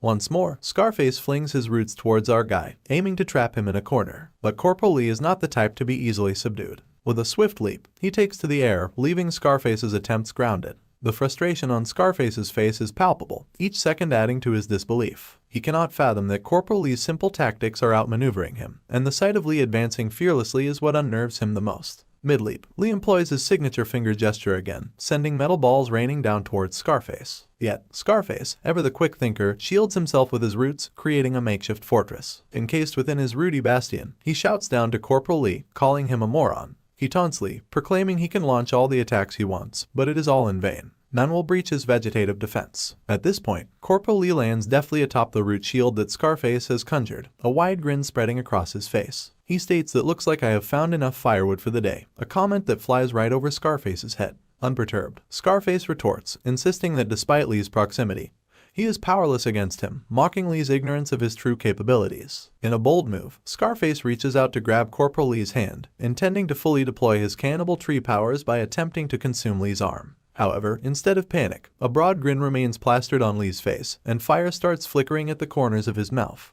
Just as Scarface thinks he is about to digest his foe, Corporal Lee showcases his resilience by activating his body's strengthening ability, transforming his arm into steel. Scarface, baffled by his inability to digest Lee's arm, scratches his head in confusion, completely taken aback by Lee's unexpected prowess. Meanwhile, Lee, undeterred and as confident as ever, opens his mouth wide. As he inhales deeply, fire begins to amass within, signaling the unleashing of yet another formidable ability. At this critical point, Scarface starts to grasp the severity of his predicament. The thought racing through his mind is sheer bewilderment. Initially, he was only dodging metal balls, and now, out of nowhere, Corporal Lee is unleashing fire powers. Where in the world did this fire ability come from? He wonders, panic setting in. Realizing his imminent defeat, Scarface begins to plead for his life, claiming he is on a crucial quest. He offers Corporal Lee all the rewards meant for the quest's completion in exchange for mercy. Scarface, now with a grin, thinks he has played his best card, confident no one could refuse such a lucrative offer. However, as the fire in Corporal Lee's mouth grows more intense,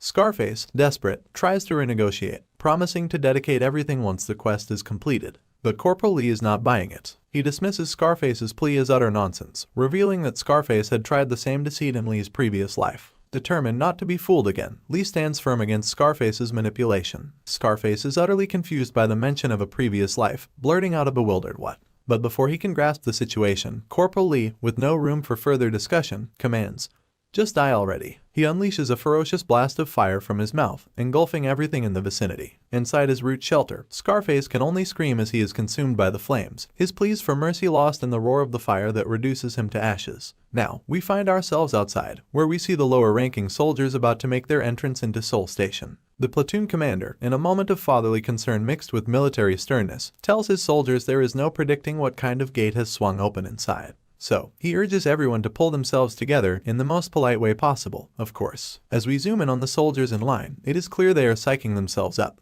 trying to mentally prepare before they dive into this proverbial hellhole. Just as they inch closer to the danger zone, a system alert pops up like an unwanted ad, blaring that this is a dangerous area. But our soldiers are not the type to click the back button. With courage cranked up to the max, they are determined to step inside. However, the system, in a voice that probably reminds them of every doomsayer they have ever ignored, announces that once they are in this nightmare, there is no stepping outside unless they tick off some pretty specific conditions. But these soldiers are on a mission all their own. As soon as they cross into the station, they spring into action, each taking on their role with a mix of dread and determination. Suddenly, Private Park lets out a yell that could wake the dead, absolutely petrified. Because right in front of him lies a gigantic spider, sprawled out on the ground, lifeless. The platoon leader, without missing a beat, whispers to Private Park with the urgency of a parent in a library, telling him to dude shut the fuck up. As they proceed with all the caution they can muster, someone calls out, "Who goes there?" The platoon leader quickly pipes up, "We are the amped rescue team, at your service." On the other end of the call-out stands Jian,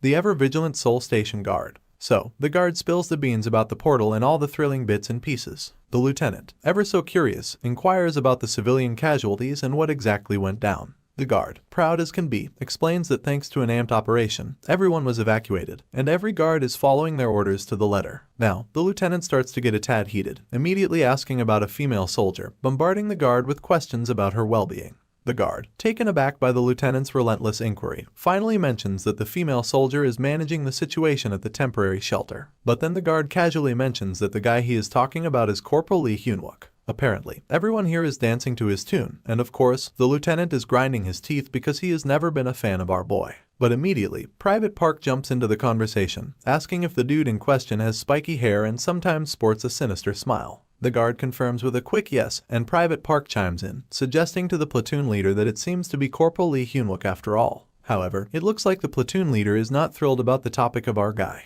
In a burst of frustration, he snaps at Private Park, telling him to shut the fuck up and remember his place. Poor Private Park just turns around and apologizes. After all, you cannot talk back to the platoon leader. The platoon leader then raises his voice at the officer, reminding him that Corporal Lee is just a lowly F ranker, while he himself is a C ranker and therefore the one in charge now. But then, the officer throws a curveball, questioning platoon leader on how he managed to enter the place. He points out that there is a restriction at level 15 that bars anyone above level 15 from entering the station and emphasizes the question of how the platoon leader got in if he is such a high ranker. Now, the platoon leader is at a loss for words, just staring blankly at the officer, unsure of what to say. With a weighty tone, the officer makes it clear that he is aware of Corporal Lee's rank because he has heard it earlier. But he lays it out plainly that he is following Lee's orders because he believes Corporal Lee is fit for command.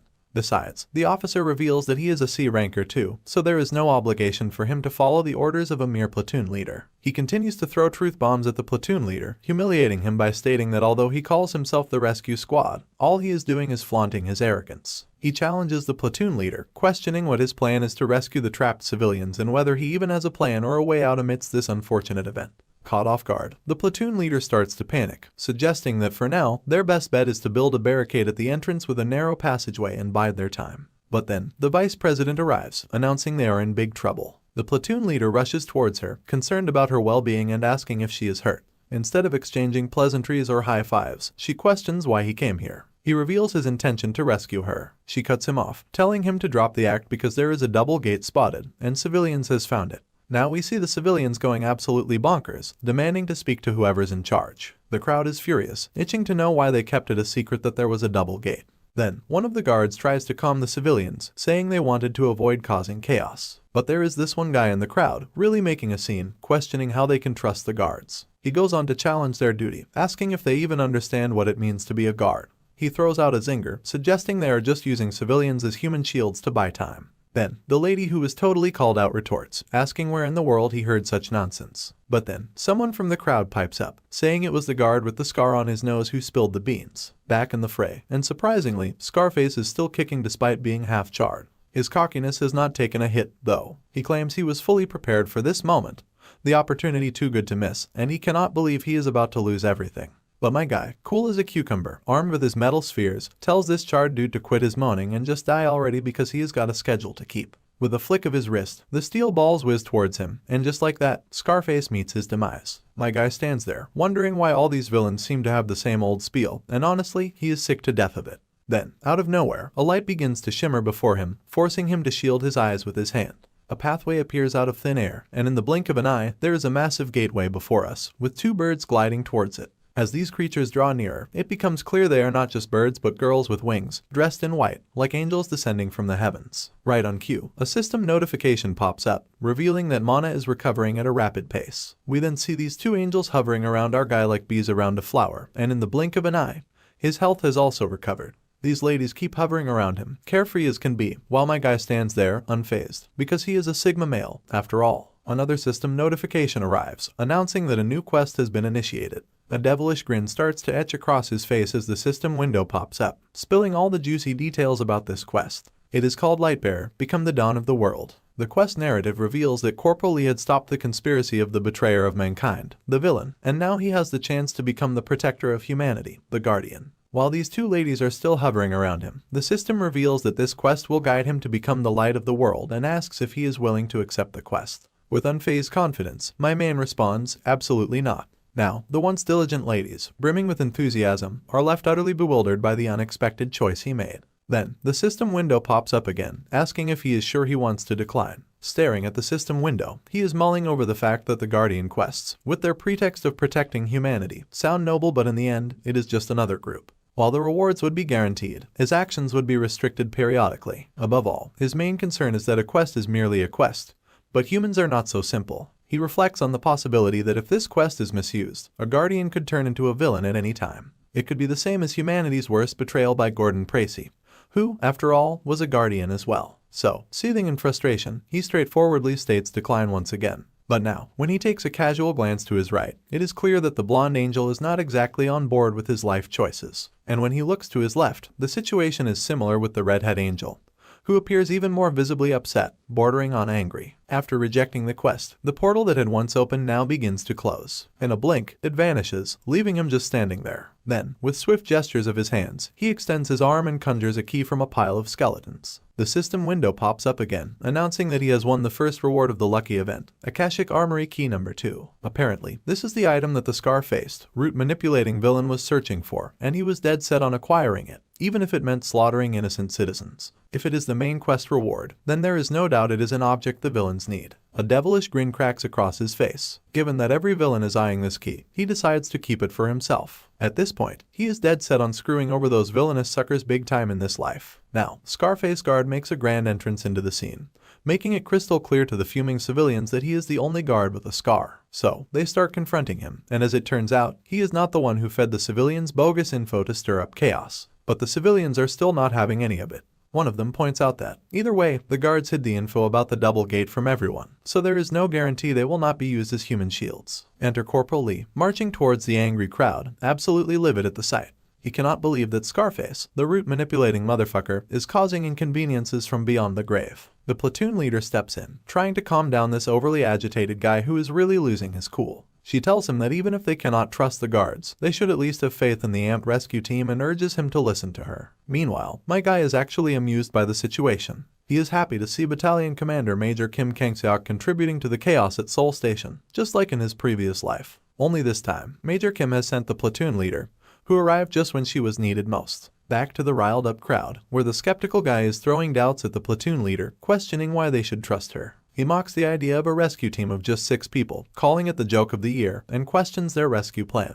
But before things can escalate further, Corporal Lee storms into the scene, radiating authority. He yells at the top of his lungs, with all the energy of a soldier, reminding them that if the second wave hits, they are all going to be in serious trouble. But it appears that these 2 particular individuals in the crowd are still not satisfied and raise their voices, stating they just cannot trust any of them and blaming them for the current predicament of the civilians. Corporal Lee counters this with a glare so intense it could pierce through souls, challenging the guy by asking, since they do not trust the military, what alternative they propose. This leaves everyone momentarily stunned, and a heavy silence descends as they all confront the harsh reality of their situation. Even the platoon commander is left agape. Then, Corporal Lee begins to speak, revealing that the rail guards fought with their lives on the line. He questions if their sacrifice is not enough to earn the civilians' trust. He then asks if there is anyone among them who would be willing to put their lives on the line for others. Now, those two loudmouths who were the most vocal are left utterly speechless, confronted with the reality of the sacrifices made on their behalf. In a bid to win over the crowd's sympathy, the platoon commander takes a moment to criticize Corporal Lee for his intimidating approach towards the civilians and questions his audacity for giving them cold glares and treating them poorly. She demands to know where he has been hiding all this time, questioning why he is only showing up now. Corporal Lee then reveals that he has just secured the double gate.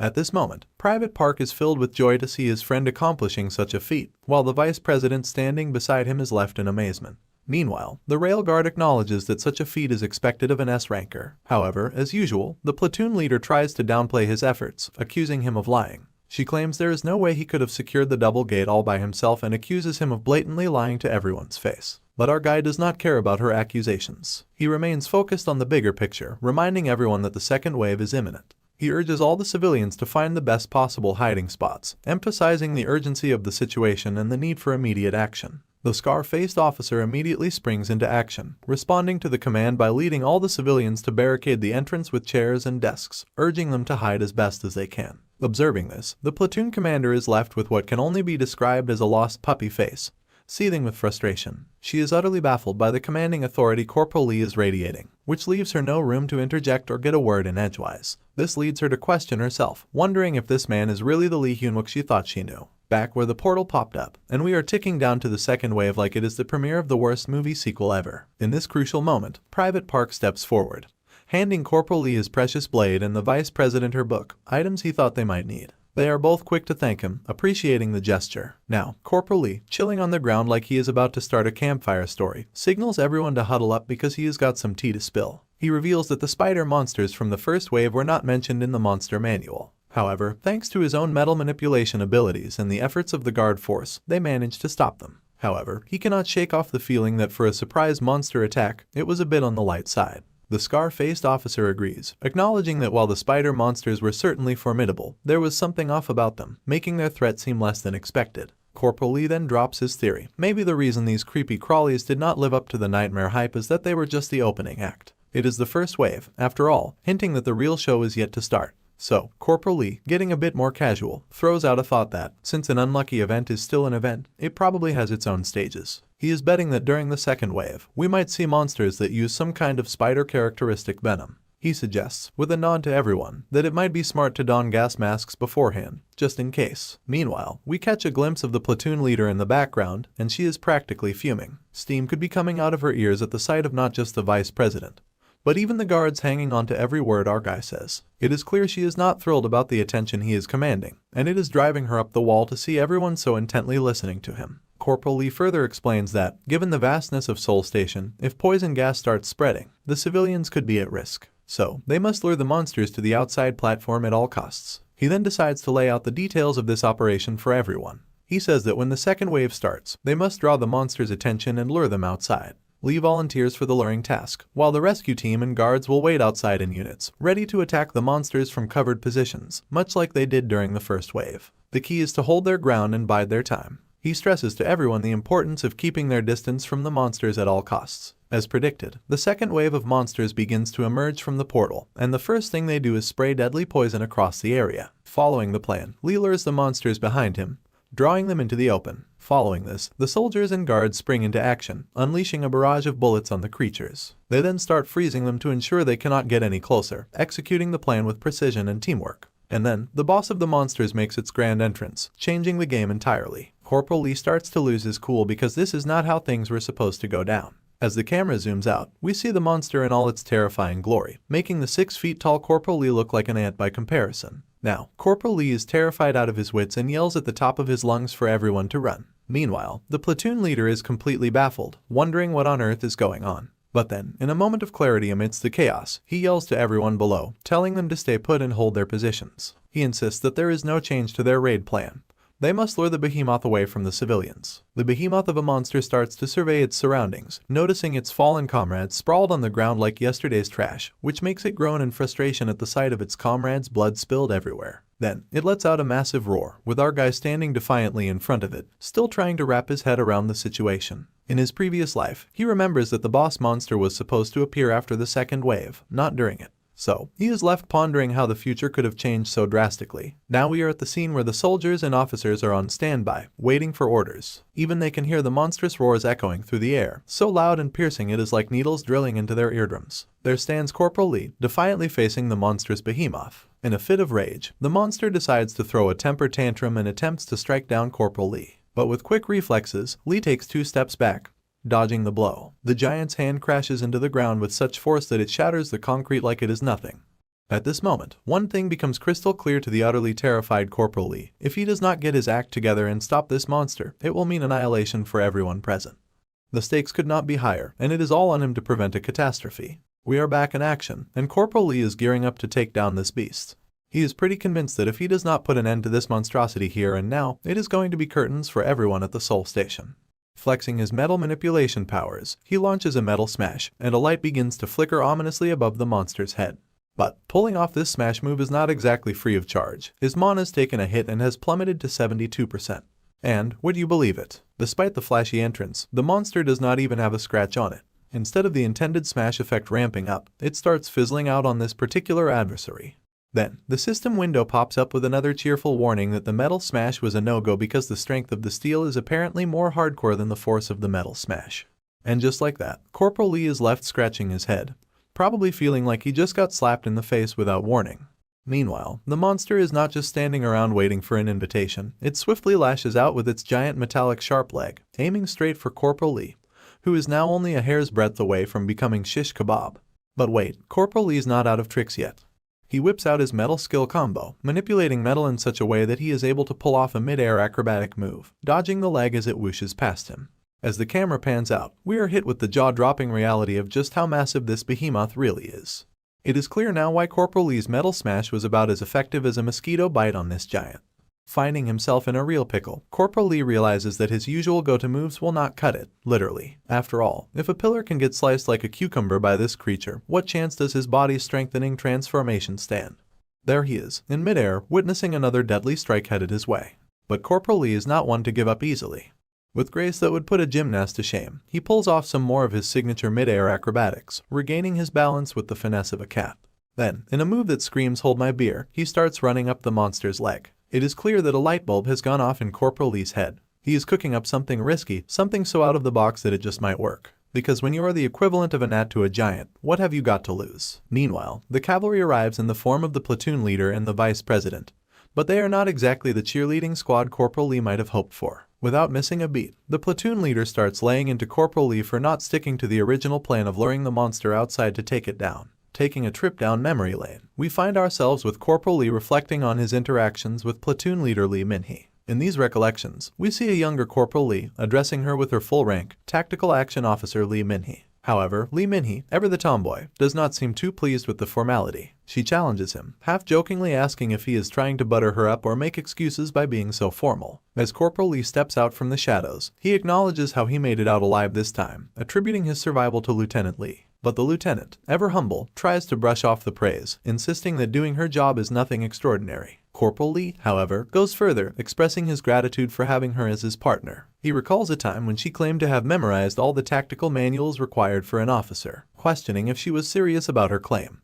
But she retorts, challenging the notion that battle tactics can be reduced to mere memorization. She clarifies that while she does absorb the information, it is more about letting the knowledge mature in her mind. This, she explains, is crucial for overcoming the limitations of her warp abilities, which require a deep tactical understanding to utilize effectively and at the right moments. Lee Min-hee proudly asserts that every tactic she employs is a testament to her relentless struggle for survival. It is not just about memorizing manuals, it is about applying that knowledge practically and creatively on the battlefield, something she has mastered over the years. Back in the present, the scene is intense. Lieutenant Lee Min-hee is practically screaming her lungs out at Corporal Lee, who is engaging the behemoth single-handedly in a daring display of bravery, or recklessness, depending on how one sees it. But Corporal Lee is far too entangled in his dance of survival against the monster to heed the vice president or the platoon leader's concerns. With every acrobatic maneuver and twist in the air, powered by his metal manipulation abilities, Corporal Lee's mana is plummeting at an alarming rate. From a concerning 45%, it rapidly depletes further down to just 32%.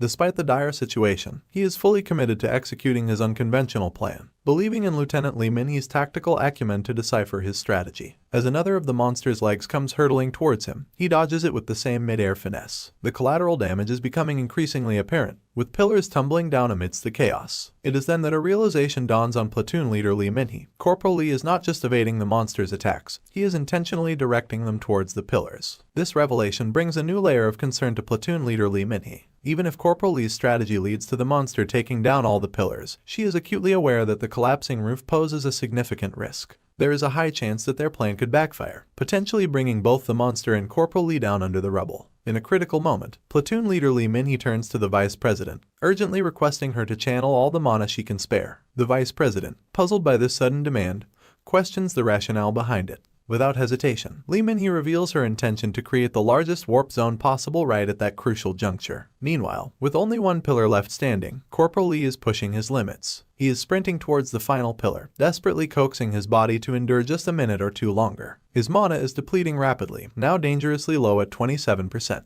But as if mocking his efforts, the monster raises its hands skyward, then slams them down with such ferocity that the ground beneath them erupts into debris and rubble. It seems as though Corporal Lee has hit his breaking point. Yet, he has not thrown in the towel. Clinging to the last pillar, another monstrous strike descends upon him. In a bid for a few more seconds of resilience, he activates his body-strengthening transformation, turning his body to steel to withstand the impending hit. A system notification flashes a dire warning.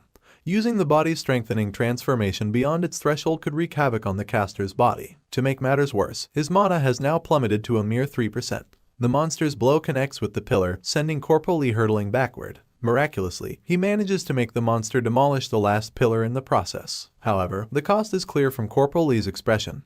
He is in no shape to continue the fight. He crashes into a wall with such force that it shatters upon impact, a testament to the brutal confrontation. As the building starts shaking like it is part of a mega fizzy-cola candy experiment, cracks begin to spider web across its structure. It is a sight more nerve-wracking than watching your phone fall face down on concrete. Back to Corporal Lee, who is still partially embedded in the wall from his recent high-velocity encounter. It is clear to him that the building's seconds from pulling a dramatic exit, and he is hell-bent on not letting the monster waltz out of this catastrophe. So, with a determination that is half admirable and half what is this shit, he starts to peel himself off the wall, dagger in hand, ready for one last stand. But before Corporal Lee can dive headfirst into another possibly regrettable decision, platoon leader Lee Min-hee, armed with her enchantment and the volume of someone trying to talk over a metal concert, yells for the daredevil to hustle his way out of danger. Despite Lee Min-hee's vocal fireworks begging Corporal Lee to escape the collapsing nightmare, he stands his ground. Face bloodied and battered, he argues that activating the warp right now is their only shot at survival, even if it risks turning him into a permanent fixture of the rubble. Caught in a dilemma that is eating away at her, platoon leader Lee Min-hee is torn between the mission and her partner's safety. But in a moment of do or die, she triggers the warp beneath the monster, sending it tumbling down a level just as the building decides it is time to renovate, starting with the floor. The monster, looking as baffled as a cat in a bathtub, has barely a moment to register what just happened before the ceiling decides to introduce itself personally. Through the chaos, Corporal Lee, despite looking like he has been through a blender set on high, wears a grin of victory, thrilled to be in the thick of it with his old partner once more. As the building embraces its dramatic finale, collapsing around them, the vice president and platoon leader are left in the aftermath, the former's voice a mix of terror and awe at Corporal Lee's audacity. Now, let us take a peek back once again, where the Steel Emperor stands above the body of a dead monster, telling his partner that they have lost way too many comrades in arms in this operation.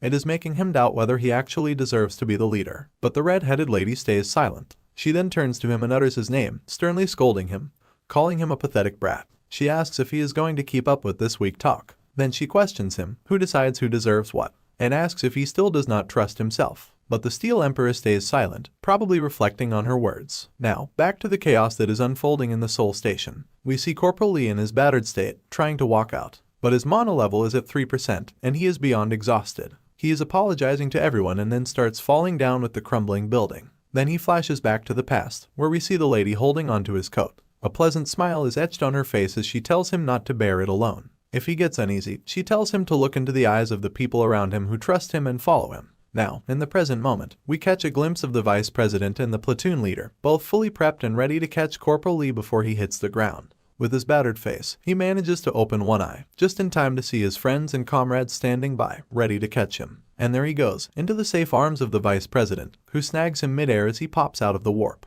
Meanwhile, the platoon leader is pushing her limits to keep the warp gate open, sweating bullets. But then, Corporal Lee lands safely on the ground, and just like that, the warp gate snaps shut. The entire station collapses, with debris and rubble flying in every direction. It is like a blockbuster movie scene, but with worse special effects. Cut to outside the Seoul station, where the system alert blares, announcing that the boss monster has appeared. It is time to eliminate the boss monster, with almost 5 hours on the clock until the anomaly finally wraps up. Next up, we catch a soldier in a full sprint, desperate to update the commander. He bursts out with, "The media is having a meltdown. They are all over the story of boss monsters popping up and what we are doing about it." The battalion commander, upon hearing this, is practically stewing in frustration. It is like watching a teapot about to scream its lid off. Meanwhile, the Flower Guild president is soaking up all the gossip from her manager, who whispers the juicy bit that the director and the vice president hinted pretty loudly that if she keeps up her current tactics, her reign as the head of the attack squad might be as short-lived as a snowball in a sauna. Hearing this, the lady's about to blow a gasket. She rants about how these so-called brothers are ambushing her like a pack of wild dogs, orchestrating a takedown that is tearing her apart.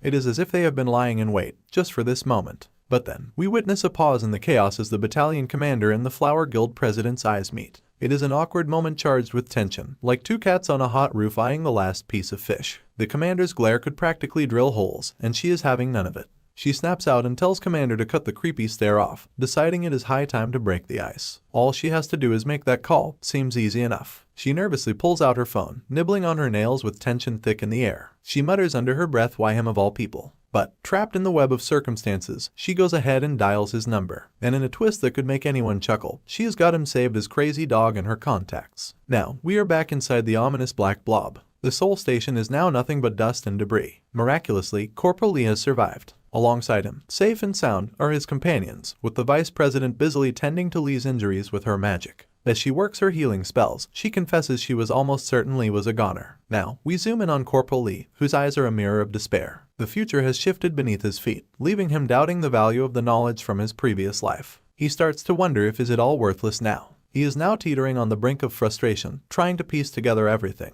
In the midst of chaos, we see the ever-diligent vice president working her magic, quite literally, to heal Corporal Lee. The atmosphere is tense, a stark contrast to her focused calm. Cut to the platoon leader, who has clearly reached her boiling point. She is grinding her teeth in frustration, a tempest brewing within. Suddenly, she grabs Corporal Lee by the collar, unleashing a torrent of questions and expletives. She demands him, "Why the hell are you going rogue and making reckless decisions?" She makes it crystal clear that without her intervention, everyone inside would have been wiped out. She continues her fiery lecture, emphasizing that tactics are built on promises, on the trust that team members will execute the agreed-upon actions at the designated time. This, she asserts, is the bedrock of all strategy. As her words wash over him, Corporal Lee is hit with a flashback of a friend echoing similar sentiments about the importance of trust. Then, as if ignited by her words or perhaps the memory of his friend, a sly, almost devilish grin begins to play across Corporal Lee's face. He makes a sharp comeback, cutting off the platoon commander's rant to remind her that now is hardly the time for such discussions. Yet, in a twist, he expresses his gratitude to her. It seems her fiery words have somehow cleared the fog for him, and now he knows exactly what he must do. However, it seemed like the platoon leader was not quite on board with Corporal Lee's plan.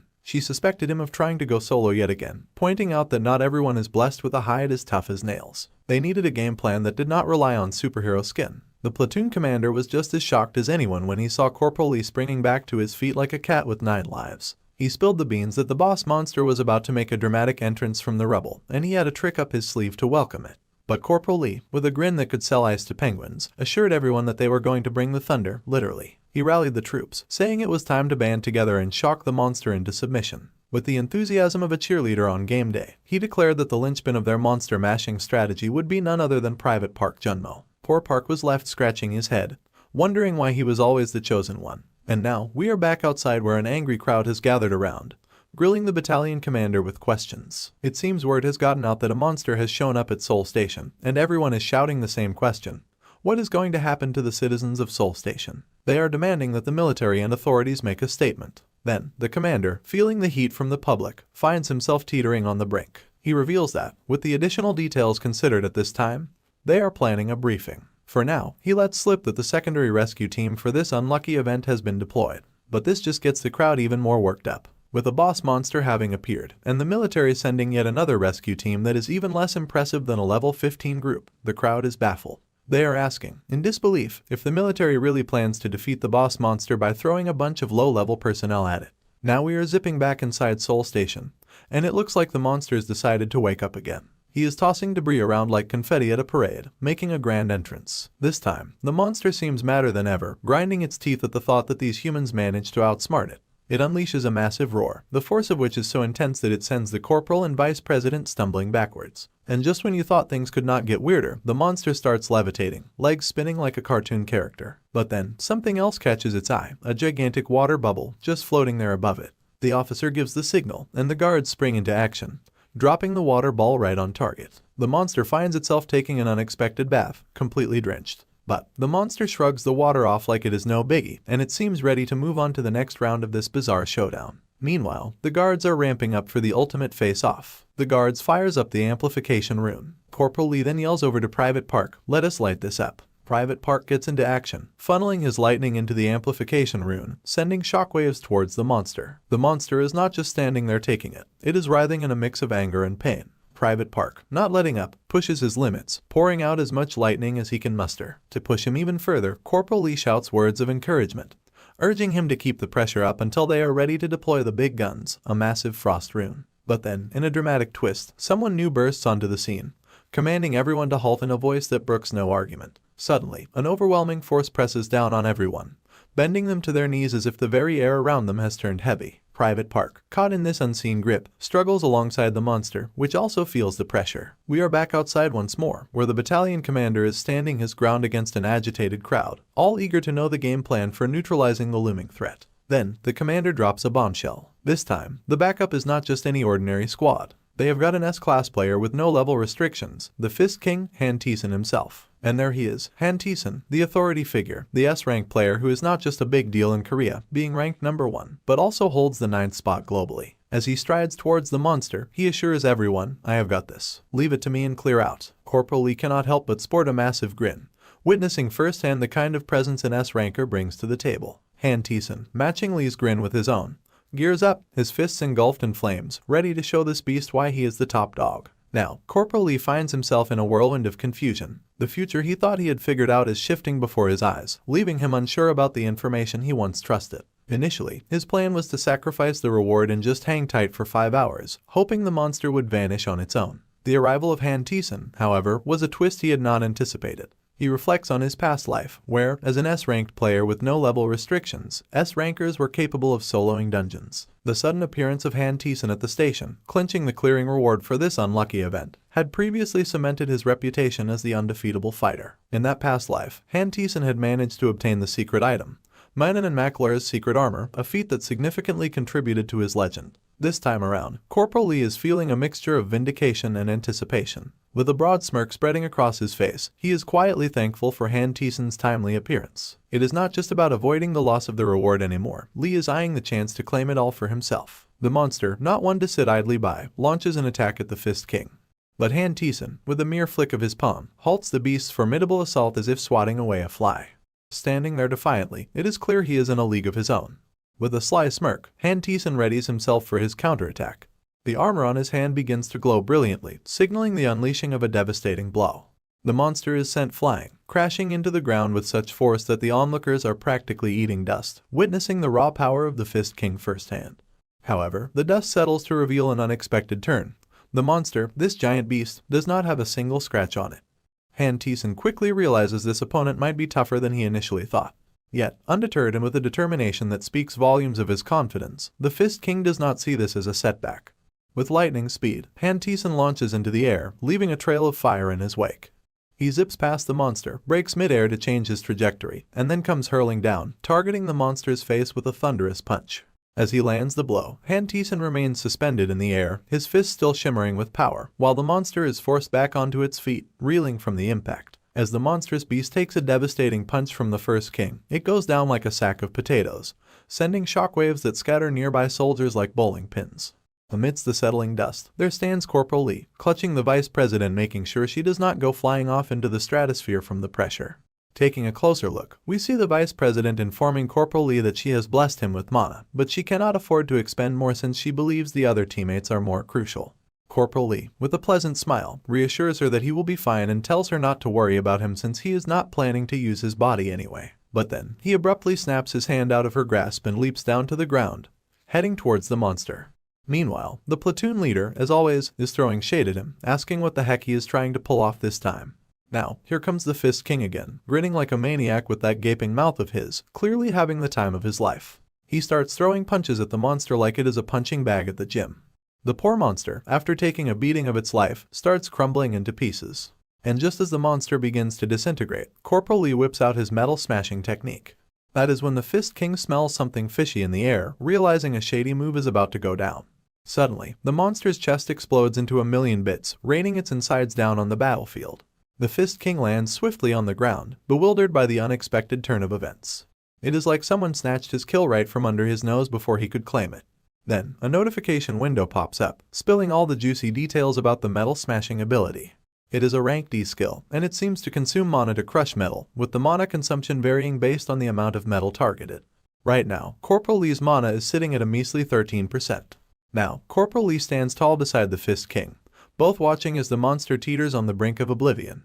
With a stern tone, the Fist King turns to our guy, demanding to know what the heck he wants. He reminds Lee that he would already warned everyone not to mess with his kills, yet here Lee is, snatching victory right out of his jaws. But Corporal Lee is not about to take any guff. He snaps back, calling out the Fist King for his questionable ethics, even for an S ranker.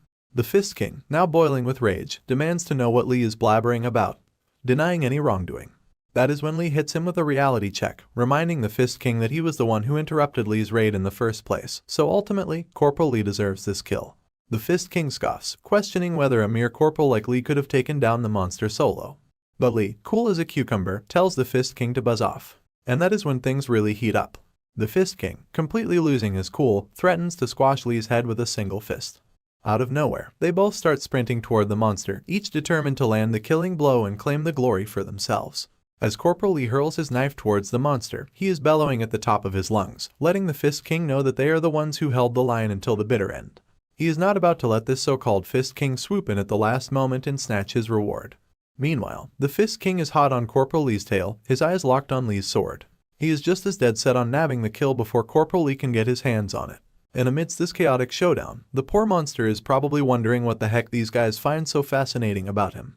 It is like being the unwitting star of a very strange and violent reality show. So, they both reach the monster, and Corporal Lee's sword starts slicing its way into the monster's belly while the Fist King launches his fist straight at the monster as well. The monster reels from the onslaught, crackling with lightning and fire as it takes a serious beating. Then, the Fist King gears up for another devastating blow, unleashing it with full force. The monster crashes to the ground, engulfing the entire vicinity in blazing flames. The shockwaves are so intense that even Lee struggles to keep his footing. Finally, we are outside, and the blob that once swallowed Soul Station begins to vanish as the monster lies defeated. The area is now free from its grip. As the blob dissipates, Soul Station is revealed once again against the sky. Among the civilians, word spreads that the monster was taken down in less than 5 minutes after the Fist King entered the fray. Finally, the survivors trapped in the station for hours start emerging. In the crowd, a concerned lady rushes towards her mother, immediately asking if she is okay or if she got hurt anywhere else. The mother warmly embraces her daughter, reassuring her not to worry, that she is alright. But then tears start welling up in the lady's eyes after the heartfelt hug, emotions running high after the intense catastrophe. Finally, relief washes over everyone as they realize they are safe after the harrowing ordeal. The news spreads across TVs, with reporters announcing a miracle. All the people in Soul Station survived once again. A notification pops up, confirming that the monster, the venomous ironclad Spider Queen,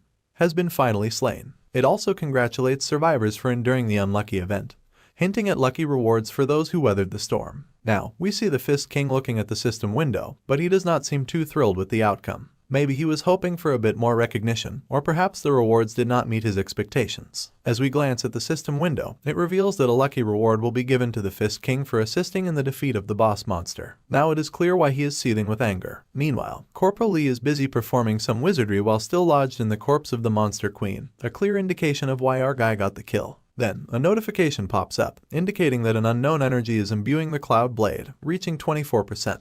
Finally, we see our guy casually snagging the reward the system threw his way. The bracelet he yearned for in his previous life is finally in his possession, and he gazes at it with wide eyes. Suddenly, another system window chimes in, stating that the user has obtained a manhwa secret armor. It is a hero-grade relic with the trait that the user can level up the armor through battles. When infused with mana, it creates a thin layer of transparent armor over the user's skin, making it perfect for carrying and storing special features. It even contains a subspace that allows the user to secretly store items. And so, in the grand saga of Soul Station's chaos, our dude emerges as the hero, grinning like a devil who just got the last slice of pizza. Meanwhile, the Fist King is more disappointed than a kid who opened socks for Christmas, calling our guy a cheeky bastard and demanding answers. But as steam starts rising from our guy, he is not about to let the Fist King rain on his parade. He munches down on the bracelet reward like it is his last meal, while the Fist King throws a tantrum louder than a toddler denied candy at the checkout line. Our man turns around, giving the Fist King a look that could curdle milk, and sets him straight. He asks what reward is he talking about, and makes it clear that they are the ones who saved the day.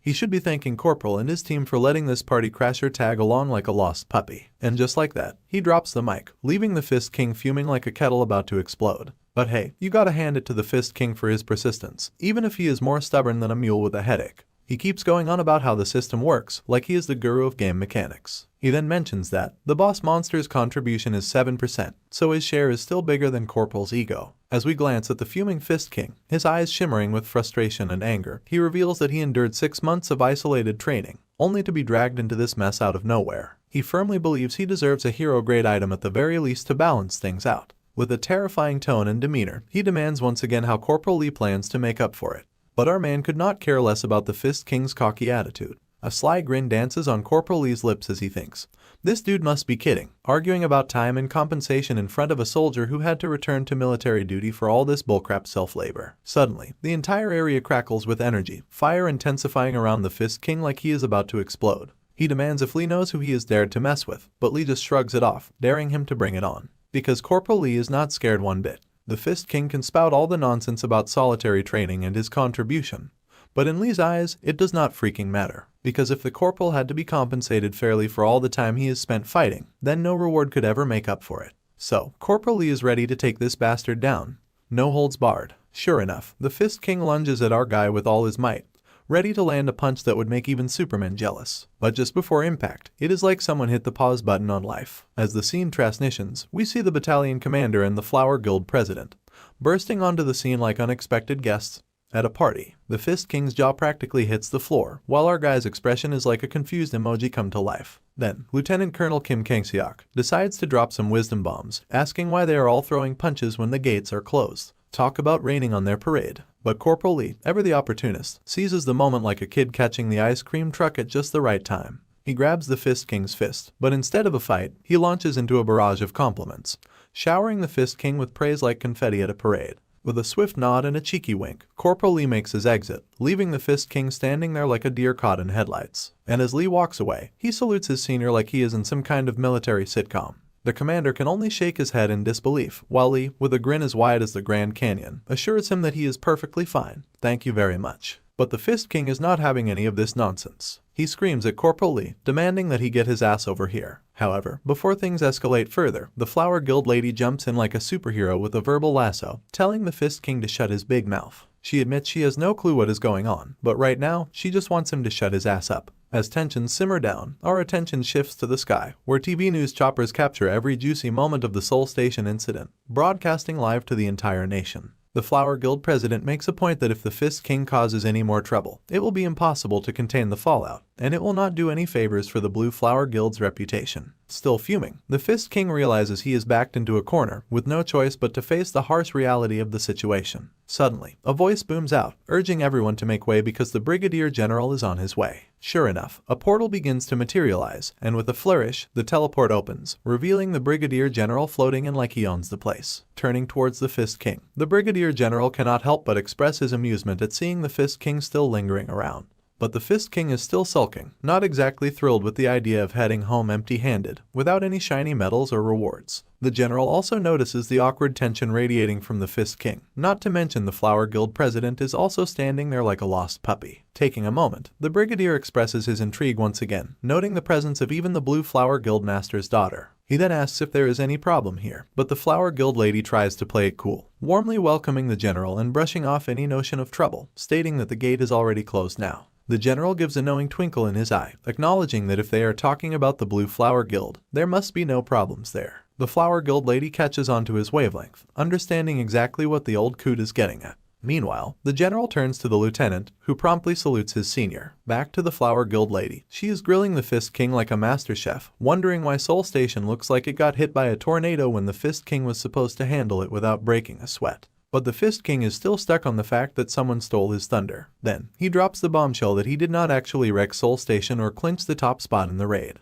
The president's jaw hits the floor faster than a cartoon character realizing they have run off a cliff, demanding to know what the heck he means he is not the first. But the Fist King is in no mood for further discussion. He reminds the Flower Guild lady that he has fulfilled all his responsibilities and insists that it is time for her to keep her promises as well. With that, he takes flight into the sky, leaving the lady reeling in the shockwave of his departure. She is left baffled by the revelation that the S-ranker who is known as the Fist King did not rank first in a mere level 15 unlucky event. She wonders who the hell could have ranked first then. Meanwhile, back with our guy, he is getting an earful from the general, who is finding it absurd that his military records specify Corporal Lee can only control up to 300 grams of metal, yet his reports now suggest he can control way more than that. Finally realizing that it must be the corporal who snagged the first spot, the general continues his tirade, suggesting that either the records are wrong or there is the possibility that Lee is not truly an F-ranker. The Flower Guild lady, overhearing everything, starts to sweat beads at the realization that this dude might just be a freaking F-ranker. The old coot, with a pleasant smile, finds the whole fiasco quite fascinating and demands a detailed debriefing while they take a walk. Because apparently, even in the midst of chaos, there is always time for a stroll. As the reality sinks in, the Flower Guild lady feels like her head is about to explode as she wonders what is going on. Meanwhile, our guy takes a leisurely stroll with the budget-friendly mob psycho. But at this point, Corporal Lee shoots him a doubtful glance. He is on high alert because he knows that Brigadier General Choi Yun-cheol is not a man to be trifled with. Choi's powers have earned him the reputation of a tactical nuclear weapon, and to top it off, he is remarkably clever. He is the one even the necromancer was most wary of, having attempted several assassination attempts against him. Finally, the general breaks the silence, demanding a report of what happened earlier. Corporal Lee snaps into action with a soldier's energy, but he cannot shake the feeling that the general suspects him of some unusual activity compared to his recorded abilities. He halts his steps and brings them closer together, adopting the stance of a disciplined soldier. It is time to stay sharp, because when the Brigadier General starts asking questions, you better have your answers ready. And so the corporal starts spitting out that not long ago, when he caught his second elite monster, his abilities instantly improved with an achievement message saying Dunce Rebellion. Instead of the 300 grams as reported, he is now handling up to 17 kilograms and has gained a few skills during his improvement spree. The general starts to wonder that achievement systems are certainly just as uncommon as quests. But right now, the only thing on the corporal's mind is that he does not want the world to know that F-rankers can progress. With a broad grin, the general buys our guy's story, but deep down, the corporal knows the general is not fully sold on it yet. Then the general explains that given the corporal's fighting strength and abilities, he could not be called an F-ranker, and his combat abilities are perhaps C-rank or above. Now the corporal hits with the realization that it seems the general also wants to scout him as well. So, the general gives a nod of praise to our boy for his fantastic job and asks if there is something he would like as a reward. Maybe some magic armor or anything. He tells him to name it, and he will have it. But Corporal Lee seems relieved that the general does not want to scout him. Seeing an opportunity to snag a shiny item, a grin widens on Lee's face as he reveals that there is actually something he wants. Then, he challenges the general, saying it is just that he does not think even a brigadier general could give it to him so easily. Now, the brigadier is even more curious to hear what this thing is that he cannot grant him. And with a drum roll, Lee bluntly states that it is one of the general's treasured items, a hero rank item called the Fail Knot. Suddenly, a sparkling realization hits the general as if Corporal Lee just found out about the stash of dirty magazines the general was hiding from his wife. It is a moment of pure comedic gold, where the general's poker face crumbles faster than a house of cards in a windstorm.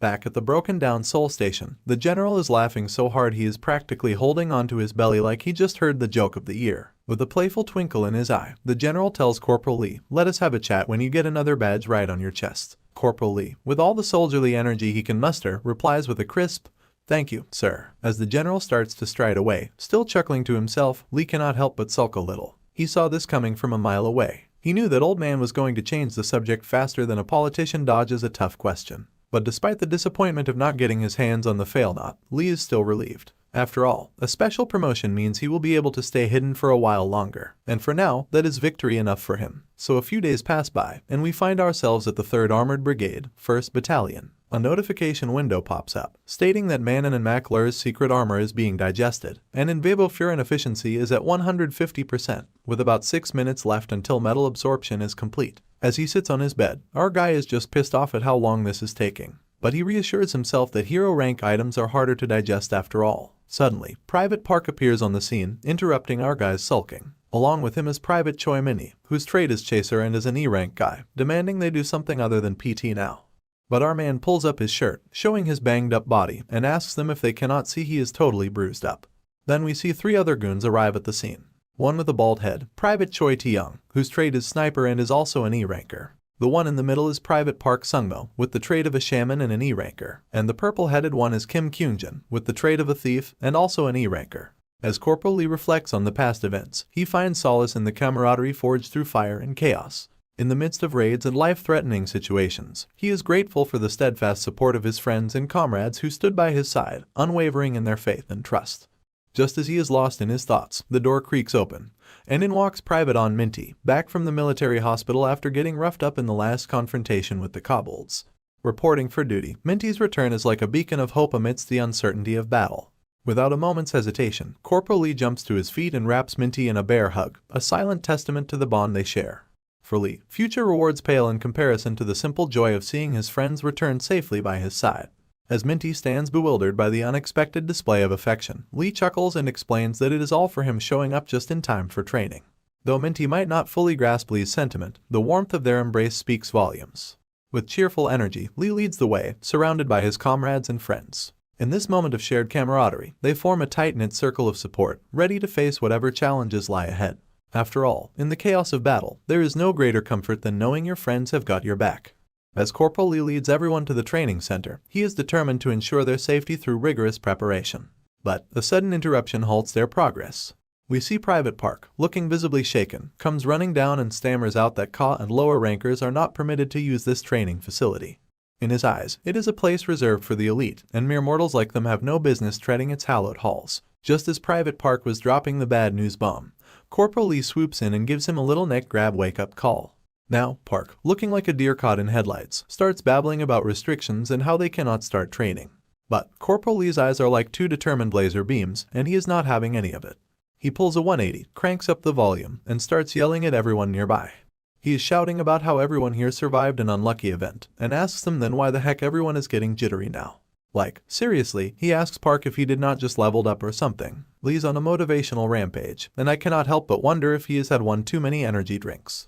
Private Park hits Corporal Lee with the reality check, reminding him that they were just backups back then, and now it is every soldier for themselves.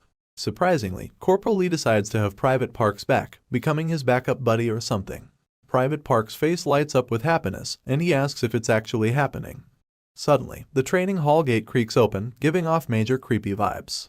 It feels as if there is a monster about to come out, and that the whole platoon is practically peeing their pants in fear. Corporal Lee, now standing behind them, goes all drill sergeant, pushing them and dropping F-bombs left and right. He sternly asks what the heck they are doing standing there, and sternly instructs them to get the fuck inside. But the soldiers are frozen solid, scared to even twitch. Then, a sly smile creeps onto Corporal Lee's face, like he has just cracked the code. After what feels like forever, everyone's finally herded into the training hall. Corporal Lee slams the shutters closed behind them, trapping those poor souls inside. Now they are banging on the shutters, begging Corporal Lee to let them out. But he is standing there, looking all determined and stuff, not budging an inch. Corporal Lee, still sporting that devilish grin, seems to be enjoying the spectacle of everyone freaking out. He is convinced it is just the beginning of their training, and now it is time for some attribute training, whatever that means. Meanwhile, outside the cafeteria, things appear to be going smoothly. It is like the calm before the storm. Inside, 2 soldier ladies are gossiping at their desks. The black-haired one spills the beans to her brown-haired buddy about how it was the freaking Frank Corporal who pulled off the blockade operation, and also cleared the unlucky event. The second lady cannot believe it, adding that she imagined him as some super buff dude, which clearly is not the case. Back to Corporal Lee, he is grinning like a Cheshire cat, excited that the trapped bunch will finally get a boost. Suddenly, though, he starts poking his ears, wondering why they are feeling so darn itchy. Now, we also get to see the red head officer busy doling out orders to 2 soldiers, instructing them to purchase supplies matching the number of workers in each company. Suddenly, her attention shifts to Corporal Lee and she questions him if he was not supposed to be at his personal training. Corporal Lee, playing it cool like any junior should, fires back with a smooth excuse. He claims he is at the PX for energy supplements for his hardworking subordinates.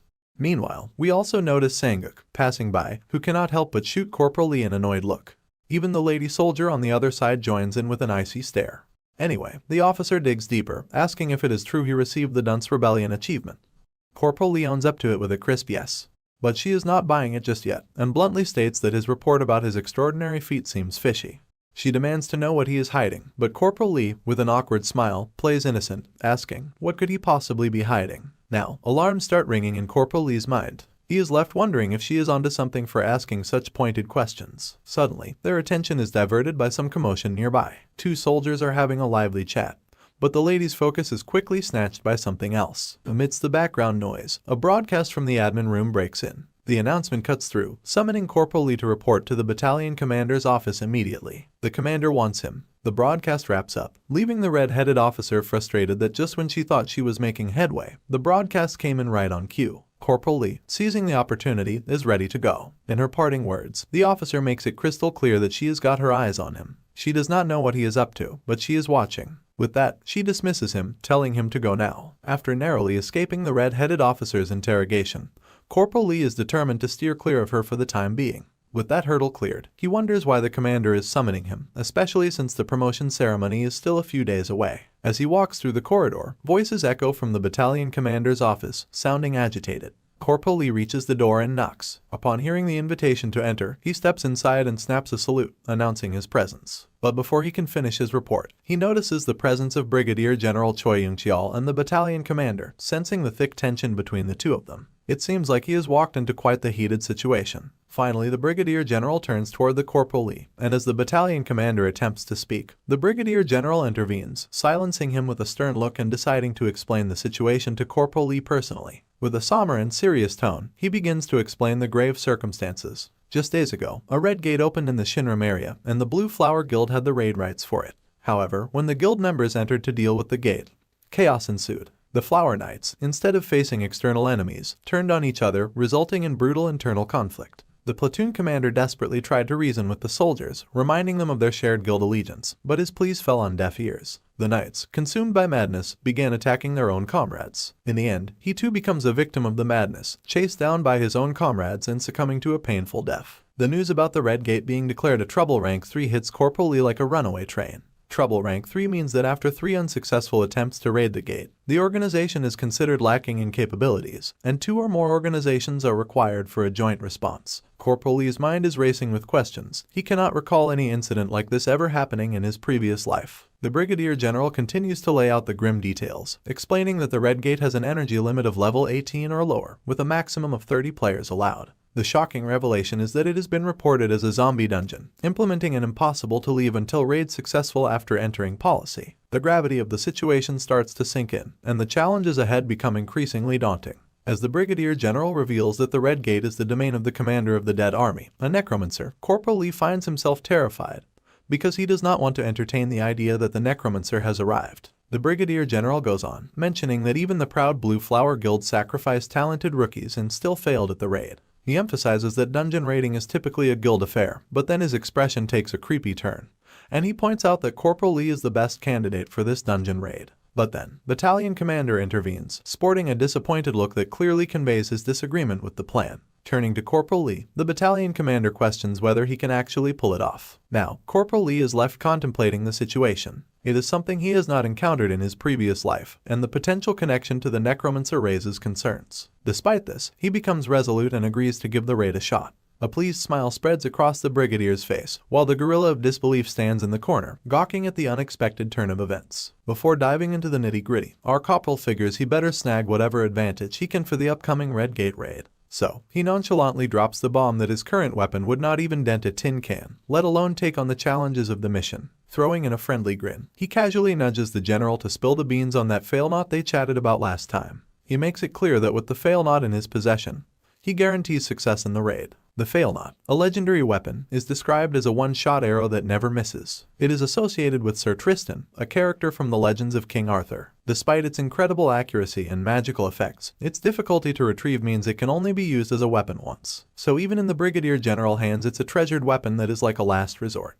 But in the hands of someone who can practically control metal, are Corporal's turning this legend into a whole new bedtime story. After Corporal Lee boldly demands the Failnaught, a wide smirk appears on the Brigadier's face. With a sly grin, the old guy makes it crystal clear that it is not a favor, it is a deal. Corporal's got to bear the full brunt of the risk if he botches this mission. No free lunches here. But our man, undeterred, flashes a devilish grin of his own. He figures the bigger the risk, the sweeter the payoff. It is a gamble, and he loves it that way. Now, he is all geared up for this raid. But here is some juicy insides. Despite the norm of sending executives as leaders for dungeon raids, the Brigadier is sending him, a regular soldier, as the raid leader. He figures it is likely due to his rivalry with the Blue Flower Guildmaster, Yu Heck. Corporal Lee sees this as an opportunity. If he succeeds, it is a significant victory for a common soldier against an elite player from the Blue Flower Guild. Even if he fails, it will not necessarily be their failure, as they are only participating in the raid as backup for Blue Flower. If Corporal Lee succeeds, the Brigadier will put to rest claims of his uselessness and win the psychological war against the Blue Flower Guild. It is a win-win situation for Brigadier Choi Yun-cheol, and that is why he is willing to hand over that precious Failnaught. The Brigadier, being the shifty character he is, drops the bomb that Corporal's promotion to Sergeant will have to wait until after the raid. Now, our boy's no fool. He knows this old dude can switch gears like a chameleon, but he is not about to let himself be taken advantage of. So, with that same devilish grin firmly in place, Corporal turns to the Brigadier General and lays it out. The Failnaught was the promised reward for this gig, but if he pulls off the raid, he is looking for a little extra something. It is a bold move, and he is not playing games. The old man, not one to beat around the bush, assures Corporal that as long as he does not flop the raid, he will entertain whatever wishes he has got up his sleeve. Corporal, losing soldier energy, hits him with a casual thank you, sir, and throws in a solid reassurance that come hell or high water, he is making sure that raid is a success. Now, we are back with the goons who have just kicked monster butt and are huddled behind the shutter, inspecting their handiwork. Faces smeared with monster blood. They turn around to greet their fearless corporal. In the mix, there is Private Park, all pumped up after breezing through the C-rank training grounds. He has got this newfound confidence, thinking he is the king of the world. With that same devilish grin making a comeback, Corporal Lee casually drops the bomb. Everyone's gotta suit up. The squad's left scratching their heads, wondering what on earth he is babbling about. Then, at the top of his lungs, Corporal belts out the news. They are diving into their first solo deployment. But the once happy face of Private Park is now looking like a scared kitten. Questions when he signed up for this roller coaster ride. A new day unfolds, and the military truck barrels its way to the destination. Inside, Corporal Lee takes center stage, dishing out crucial intel about the impending Red Gate mission. Given that it is a zombie dungeon, they are packing bullets infused with holy power, adding a little kick to the recoil. With a stern demeanor, he orders his comrades to exercise caution when firing these bad boys and emphasizes the need to stay on high alert at all times. Curiosity sparks among the troops as one soldier, unable to contain his inquisitiveness, queries Corporal about the Failnaught. Cool as a cucumber, Corporal reassures him he has got it covered. Sneakily, we catch a glimpse of him concealing the legendary arrow beneath his sleeves. As the military juggernaut arrives at the Silumdong Red Gate, the Blue Flower Guild's base camp,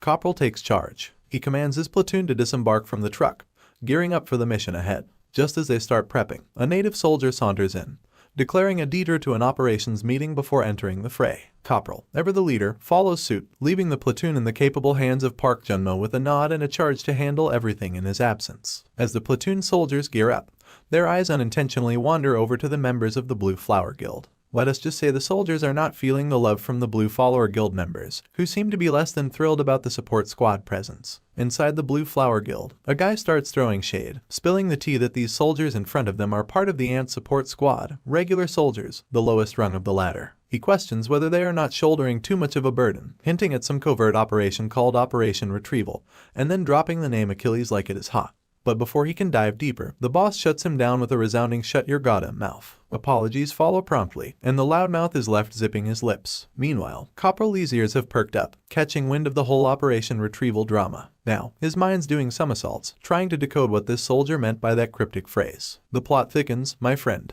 The big shot from the Blue Flower Guild hatches a plan to ditch the Ant as soon as they enter the dungeon. But a cautious voice beside him warns that going solo might not be the brightest idea. Survival's no guarantee. Unfazed, the big shot reveals that, in the grand scheme of raids, everyone's life is on the line, and each person must protect themselves. It is a harsh reality, and they have no choice in the matter. Meanwhile, Corporal Lee waltzes into the meeting room, expecting a crowd. But surprisingly, it is just the guild president, flying solo. Red flags start waving in Copperl's mind as he wonders if there was supposed to be a full-blown meeting. The lady, making a beeline toward our guy, spills the beans that she had a hunch Copperl would show up. She reminisces about the time he, without hesitation, pocketed her business card as an F-ranker. Copperl cuts to the chase, admitting he never asked for it. It dawns on him that she is frustrated realizing she handed her card to a lowly F-ranker, and it is clearly bothering her. She then decides to ditch the past, and bluntly reminds Copperl that he is nothing more than a sidekick for this raid. She lays it out straight, instructing him not to pull any funny business that interferes with the Blue Flower Guild's plans. His role: stay in a corner. That is the sole reason she bothered calling him in. Copperl, now catching on to the Flower Guild's scheme, realizes they signed up for the support squad of regular soldiers just to boss them around. But no way in heck is Copperl going to bow down and play by their rules. Asserting himself, he declares that both sets of troops have equal rights and are no less than the Blue Flower Guild. The lady, unimpressed, throws a casual "so what?" His attempt to level the playing field is met with a scoff, and she questions if he is suggesting they are going to take on a boss monster. She admits Copperl's got skill and guts for an F-ranker, but she finds the idea laughable. Not one to back down, Copperl, to stir the pot, asks why they cannot take on a boss monster. He provocatively questions if she is worried the support squad might outshine the Blue Flower Guild in the raid. The lady then starts to chuckle and then she bursts into laughter that fills the room, echoing off the walls as she scoffs at Copperl's claims. Once she regains her composure, she questions if Copperl actually believes he will get lucky like he did at the Cial station. But Copperl, undeterred, takes a few steps toward her, towering over her as he asserts that she should not dismiss his efforts as mere luck. The lady, seemingly unimpressed, throws shade, suggesting Copperl might have a death wish. She challenges him to enter the dungeon before the Blue Flower Guild does, but in the next breath, she rescinds the offer, making it clear he cannot.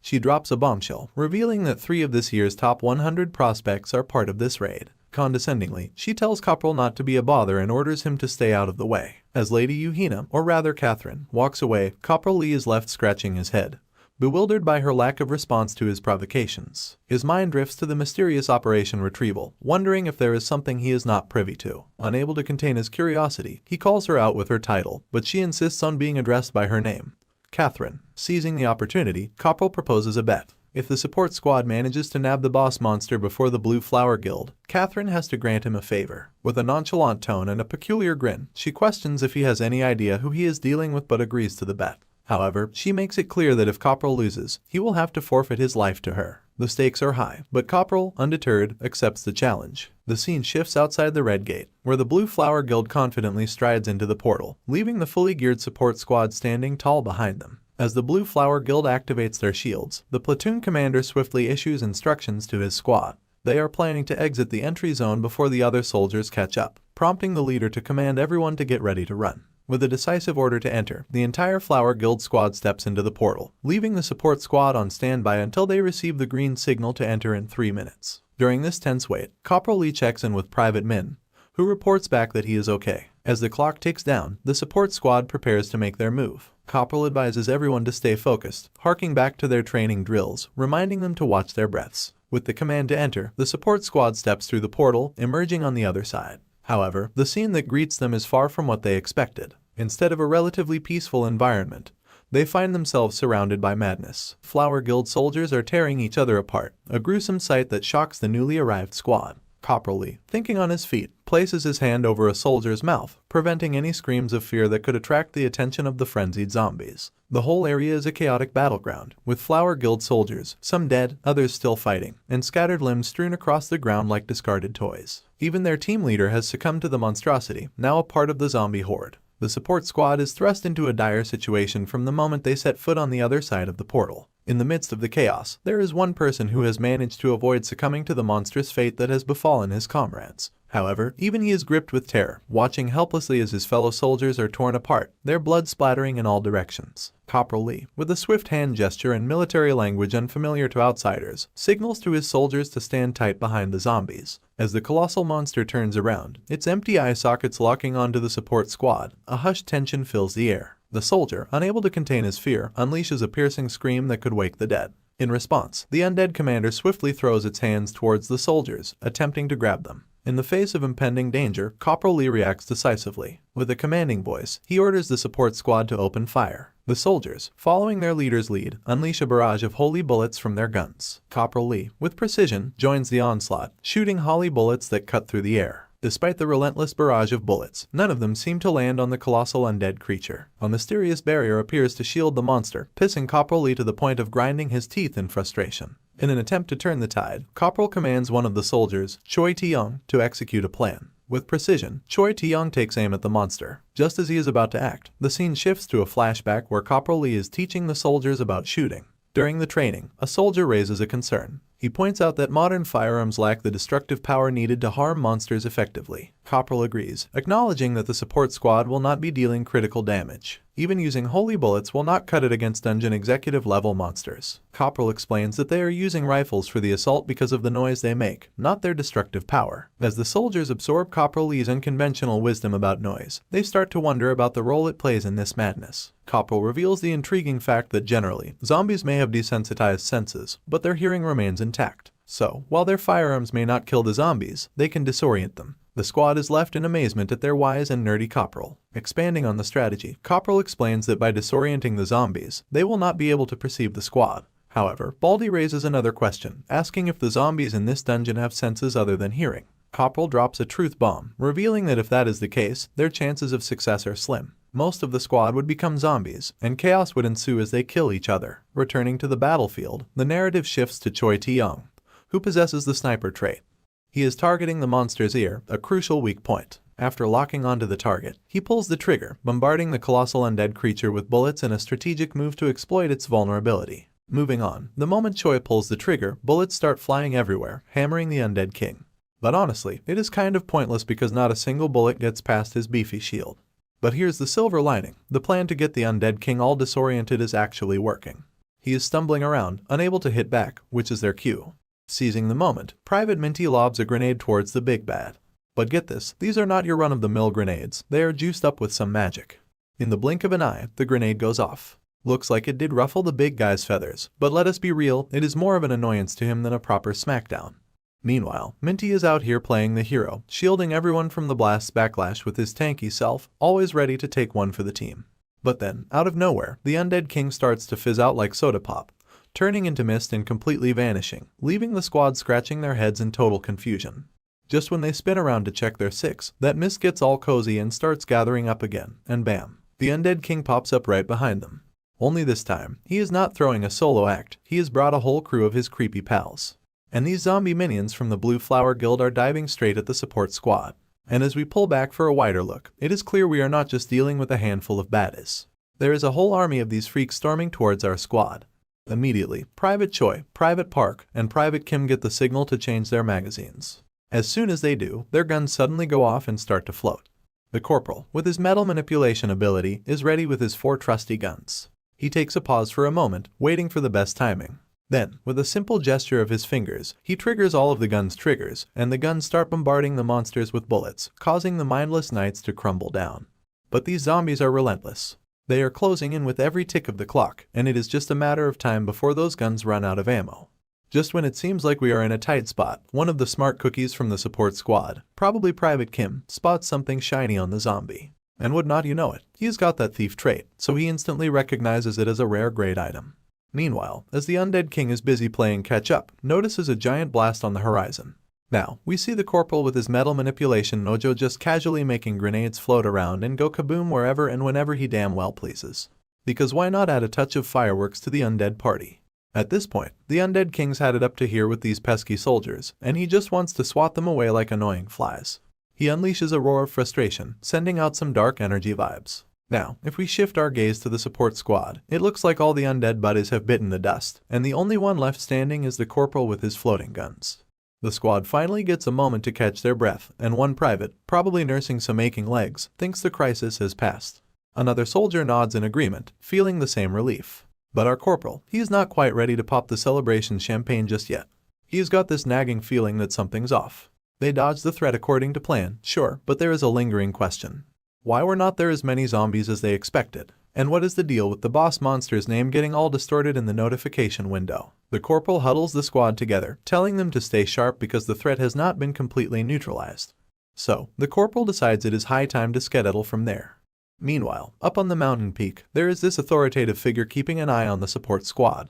As the scene zooms out, you can see this big snake slithering around his body like he owns the joint.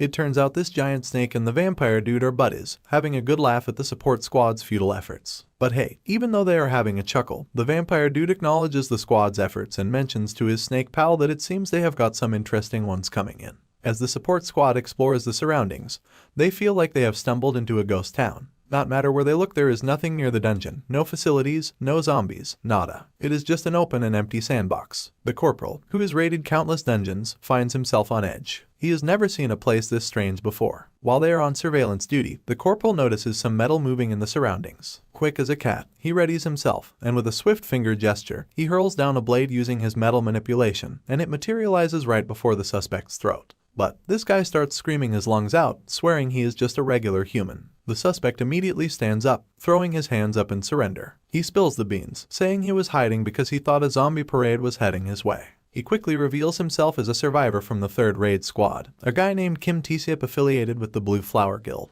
This hoodie-draped wannabe magician is a D-ranker with a sniper trait and a main skill in stealth. I mean, no doubt about it, this guy managed to hold his ground solo in this hellhole. But the corporal, he is not completely buying it. Doubts start creeping in, a lone survivor on top of everything. The suspect starts huffing and puffing, asking the boys for some water or a snack. Classic move, trying to win them over with the basic human needs. The scene transitions, and we find ourselves back outside in the Blue Flower Guild's swanky temporary ops room. The manager is spilling all the deets to the guild's vice president.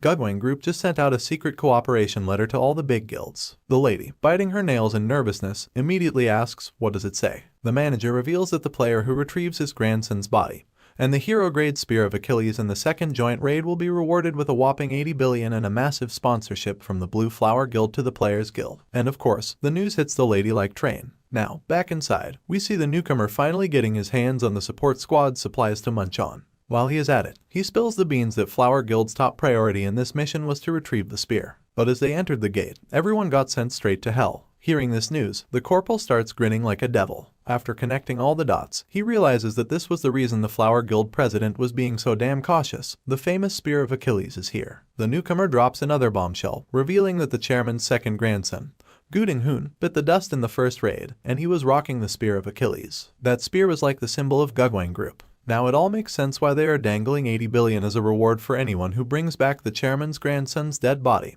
and the Spear of Achilles. It also clicks for the corporal why the Flower Guild was giving them the cold shoulder during the joint raid. At this point, the support squad is left mulling over what they just heard. Private Minty, in particular, seems to be on the edge, looking like he has seen a ghost. Private Park, noticing Minty's distress, asks if something's up. Minty, hiding his face, mumbles that it is nothing, but it is clear he is spooked by all the creepy stuff going on. Meanwhile, our mysterious guy is back, perched on the hill, keeping a watchful eye on everyone. He does not seem too thrilled to see the support squad just standing around chatting. He wants to stir things up a bit for his own amusement. In the next moment, the giant, burly undead appears right behind him, and it looks like he is itching to dive into the action to have the time of his undead life. Trouble's brewing, and it is about to get real interesting. At this point, the corporal senses a bunch of different metals on the move. But it is not a dozen, not 39, not 70, but a whopping 120 of them. As the scene zooms out, we see the entire undead army ready to tear the support squad into shreds. Leading this gruesome parade is our snake-loving friend, complete with sharp fangs popping out of his mouth. On the other hand, Corporal Lee is on the edge of his roller coaster seat.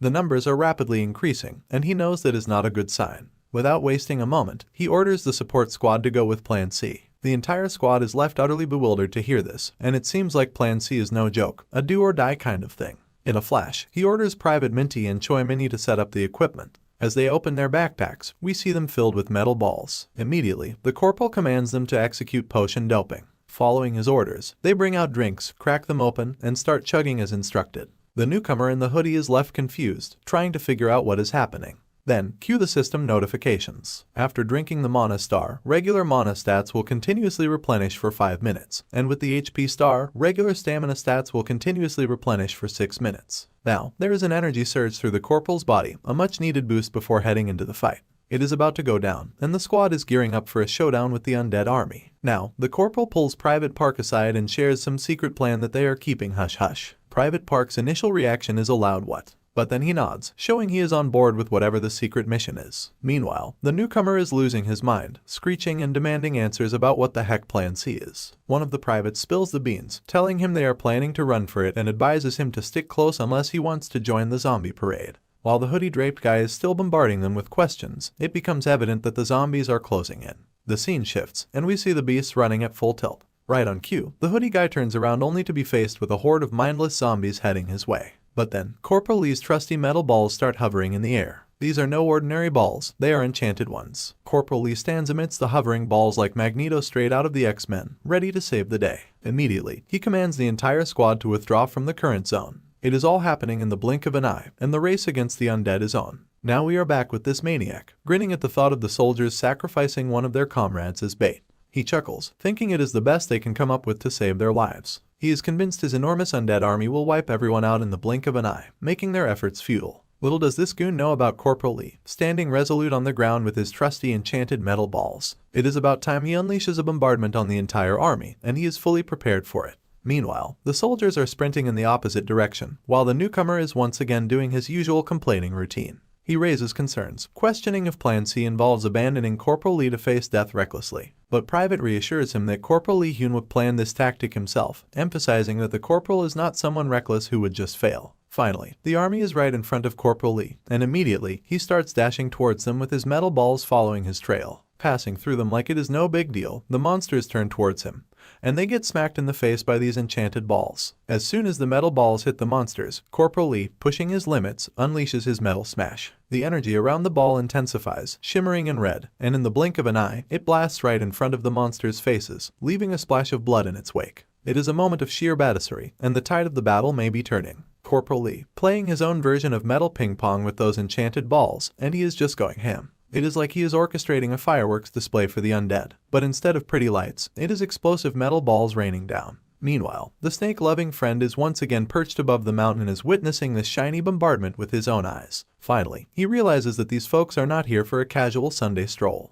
It was a deliberate plan to use iron beads infused with divine power, creating explosions. With all the noise from the beads, the monsters start going crazy. As soon as the sound echoes in the vicinity, the giant undead king turns around, shouting at the top of his lungs in a fit of frustration because this is not the kind of music his ears prefer to listen to. So here's Corporal Lee, chilling among the dead bodies of creatures, enjoying the aftermath of his metal ball extravaganza. Suddenly, amidst the roars of the undead king, he senses something different, a metal presence of a completely different rank. His eyes lock onto someone standing afar, and he wonders if it is a person. Out of the blue, the two bulky undead standing by the person take a leap into the air, shocking Corporal Lee. He is left wondering if this is the necromancer himself. The two monsters are now inches away from Corporal Lee, and upon contact, the ground beneath them shatters into a million pieces. Corporal Lee's helmet also takes a beating, but he is not one to break easily. He takes a leap and starts running out of the mess using some skill combo. However, it becomes apparent that he did not escape unharmed. A bleeding forehead is a clear sign that these seemingly ordinary-looking undead are anything but ordinary. There he goes, Corporal Lee, extending his hand like he is about to unleash a can of whoop-ass on these mad undeads coming his way. Meanwhile, the snake lover is grinning, thinking he has got Corporal Lee cornered because those divine-powered iron beads he prepared have already run out, and the corporal's energy level is in shambles. But hold up, his face does a complete 180 when he sees the shards of the metals raining down from the sky.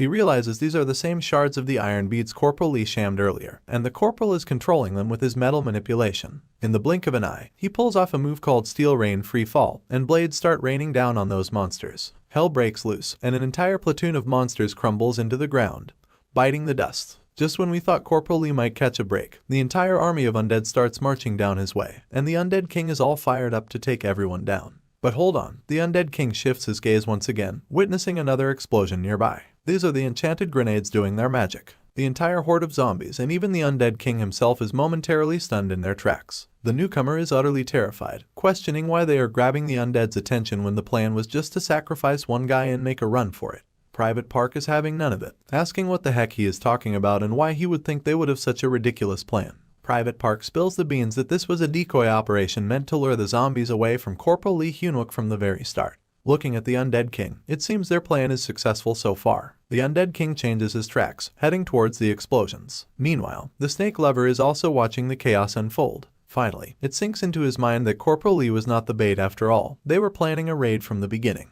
He is pissed that he never saw it coming, but being the maniac he is, completely drenched in his superiority, he starts laughing at the prospect that the opponent is strong, and he is going to have so much fun mingling with these ants. Now, Corporal Lee is looking around, trying to figure out what the deal is with this maniac who is laughing like there is no tomorrow. He is genuinely wondering what this guy's objective is in entering the raid gate, and to top it off, this dude seems to blend right in with the zombies. A window notification pops up, cautioning that less than 50% of the potion effect duration is left, with 2 minutes and 15 seconds of mana star effect remaining and 2 minutes and 58 seconds of HP star effect remaining. Meanwhile, Corporal Lee is scratching his head, contemplating if this is the guy he suspected. It appears that this guy has decided to take matters into his own hands, and his snake companion starts spewing out a fully fledged weapon like it is no big deal. Holding the snake saliva-filled spear, his tongue is just dangling in the area, and the idea of poking a hole into Corporal Lee's head with this spear seems to be turning him on. So, the guy takes his stance, and his snake friend gears up for some poisonous action. At this point, Corporal Lee's curiosity gets the best of him, and he bluntly asks the guy if he is the necromancer. Just the mention of the word necromancer triggers something in the snake lover's mind.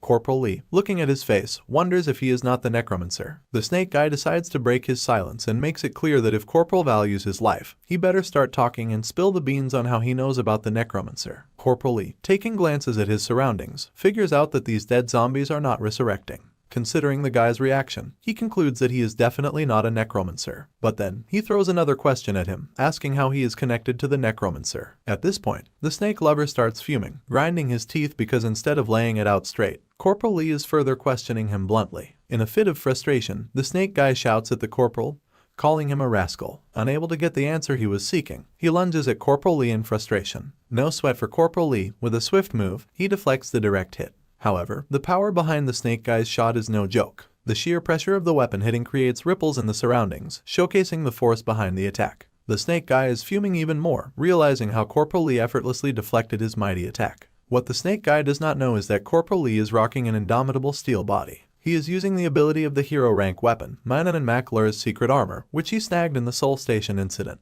This weapon grants him 2 new skills, Mana Shield and Secret Tattoo. Consuming a certain amount of high hardness magic metal boosts the rank of the skill. Corporal Lee is fully aware that if it were not for the fusion of Manhwa's secret armor with the steel alloy in his arm, it would have been game over. His arm would have been cut off. But then, the snake guy throws Corporal Lee back with sheer force. Undeterred, Corporal Lee gains his momentum, employing his skill combo technique. A blade comes hurling toward the snake guy from the back, but he casually deflects it with a flick of his spear, treating it like it was just a joke. He taunts Corporal Lee, asking if he actually thought these petty tricks would work. Unfazed, Corporal Lee takes another determined stance, still getting pushed back. Our corporal does not back down. He is still holding his ground, getting pushed back but not giving up the fight. Meanwhile, the shards of those metal balls in the zombie corpses start to shine like disco lights. Corporal Lee, with the grace of a seasoned dancer, hurls down a barrage of sharp shards at the snake guy. But hold up, here comes the snake buddy to the rescue, playing the ultimate bodyguard and shielding his master from every shard. Corporal Lee's left there, scratching his head, wondering what kind of snake has such VIP protection. In the end, the snake duo seems okay, but here's the twist, the snake buddy is now rocking a cool new look, pierced with hundreds of shards. It is like a metal fashion statement gone wild. Now, the snake guy finds himself scratching his head. After witnessing Corporal Lee's slick moves, he is forced to believe that this corporal is not just your ordinary Joe or Alex. His attack patterns go way beyond the level 18 player, and Corporal Lee must have surpassed the level restrictions of the Red Gates. On the flip side, Corporal Lee has a similar sentiment about this snake guy. He is also forced to believe that this snake lover must have passed some serious level restrictions. So, in perfect unison, they both throw the question out there, how the hell did they manage to get inside this gate? The snake guy is getting even more pissed, seeing that Corporal Lee is now pushing all the right buttons, really getting on his last nerve. Now, as we take a look at this guy's hand, we see the divine bead shards are burning his skin. That revelation hits Corporal Lee hard, and his eyes widen in disbelief because a player who can get harmed by divine power is none other than the notorious vampire players. They are the evil tribe that annihilated the AMT. This is when it was found out that the soul wave was coming. Meanwhile, the snake guy on the other hand is losing his temper with each passing second. He asks Corporal Lee if he has got a knack for pissing people off. With a swift move, he shrugs off all the shards that pierced him and his snake buddy. In the blink of an eye, their wounds miraculously heal themselves. Now, the snake guy is taking his game up a notch. He readies his spear, and a black energy starts swirling around it, threatening Corporal Lee once again. The question lingers, is he ready to have his limbs chopped off by the infamous spear, or will he spill the beans and reveal who the corporal really is? Even Corporal Lee is having second thoughts at this point. Observing the ominous energy emanating from the weapon, there is no denying it. It is the Spear of Achilles that the Gugwang group was desperately searching for. Corporal Lee is well aware of the grim reality. If the spear's true powers are unleashed, nothing could stop it. Not even his fusion of secret armor and steel body stands a chance against its might. So, after Corporal Lee realizes the gravity of the situation, he is not ready to throw in the towel just yet. He is dead set on decoding Snake Guy's upcoming attack because, let us face it, otherwise, his story might get wrapped up right there.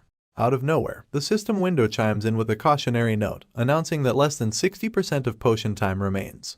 There is 1 minute and 43 seconds of mana star time left and 2 minutes and 22 seconds of the HP start time. Corporal Lee finds himself in a bit of a pickle because the potion effect will only last a little over 2 minutes, and he has got to play for the win within that time. It is crunch time and the pressure is on. On the flip side, the snake lover is fully prepared, ominous energy swirling around him, and he is dead set on tearing Corporal Lee apart into shreds. The showdown begins, and the vampire takes the liberty to strike first with his Achilles spear. In the blink of an eye, Corporal Lee immediately ducks down, leaving the attack to sail above his head. The blade he was holding is still suspended in the air. As the scene zooms out, it becomes clear that this attack is not just any attack, it is turning everything in its path into smithereens. Meanwhile, Corporal Lee, using his metal control prowess, prepares his dagger for a sneaky attack. He swiftly hurls the sword down, but within a split second, the snake fella chimes in and stops the spear from piercing his vampire friend, taking the full brunt on his head. Corporal Lee is fuming at this point, seeing this snake interfering in his attacks. So, this blood-sucking dude gears up for another attack, spouting more threats at Corporal Lee, reminding him that these petty tricks will not work. He hurls another attack down, unleashing the same dark energy once again. Now, Corporal Lee is genuinely feeling cornered because that sneaky snake keeps defending against all long-distance attacks. He cannot hit him with the bead shards at all. To make matters worse, this vampire is relentlessly whipping out dark energy attacks without giving Corporal Lee a chance for proper retaliation. It has made close-range combat nearly impossible. The snake guy is not even taking a breath, repeatedly sending down waves of dark energy. He is also utterly pissed, probably because Corporal spilled the beans about the necromancer, and this dude is not happy that Corporal is treating the necromancer's name like it is just another item on the menu. Finally, a grin starts to etch on his face, one that has been missing for a while now. He is about to play his ace up his sleeve, quite literally. The divine arrow is in his sleeves after all.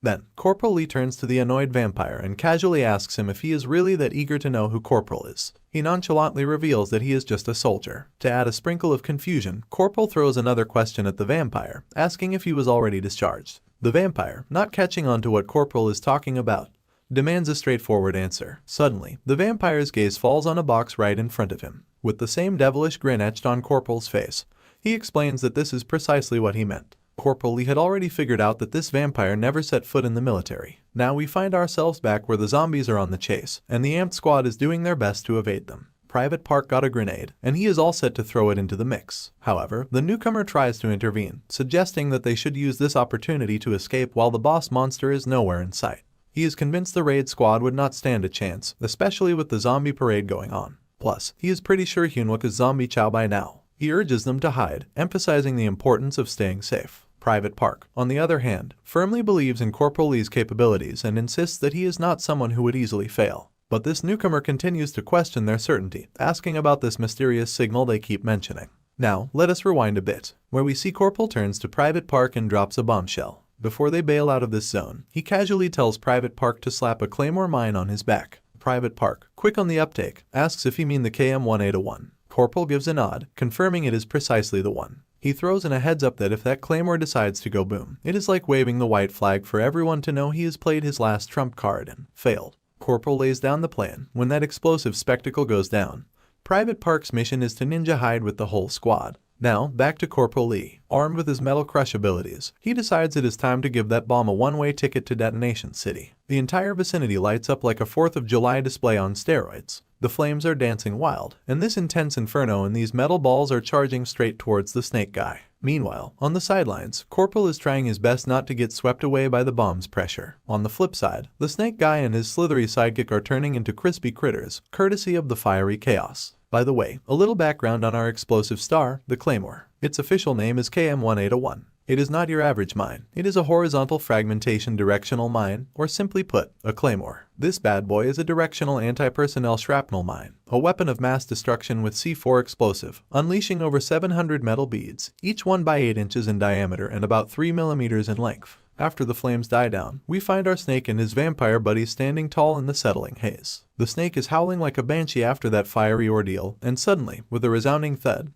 he collapses onto the ground. The guy with the spear just stands there, probably contemplating his life choices. Now, he is extra ticked off. He starts questioning Corporal Lee's audacity to try and blow him to smithereens. He is throwing shade at Corporal Lee, asking if he seriously thought he could kill the Chosen One with a mere bomb. But Corporal Lee could not care less about this dude's ramblings. He gears up for round 2, preparing for another attack. In a plot twist, Corporal unveils his trump card and smacks the guy square in the chest with his arrow. The dude goes crashing backward, courtesy of the arrow's sheer force. In the midst of the chaos, he is screeching in pain, wondering how on earth that arrow could be so fast that he did not see it coming. Meanwhile, Corporal Lee stands defiantly after unleashing his final hit on this troublesome foe. A notification window pops up, treating us to the juicy details. It is a Sir Tristan's Failnaught, boasting the remarkable ability to track down and attack a locked target with a 100% success rate. Not just that, it also nullifies any magical resistance the locked target may have. Corporal Lee takes a moment to school the struggling vampire, making it crystal clear that the annoying snake was just a warm-up act. The real ace up his sleeve was this arrow. Vampire, attempting to pull the arrow out of his chest, soon realizes it is a futile endeavor. Right now, Corporal Lee is the one steering this arrow ship, and it is not coming out easily. With a broad grin etched on his face, he reassures this poor soul that he will not meet his maker just yet.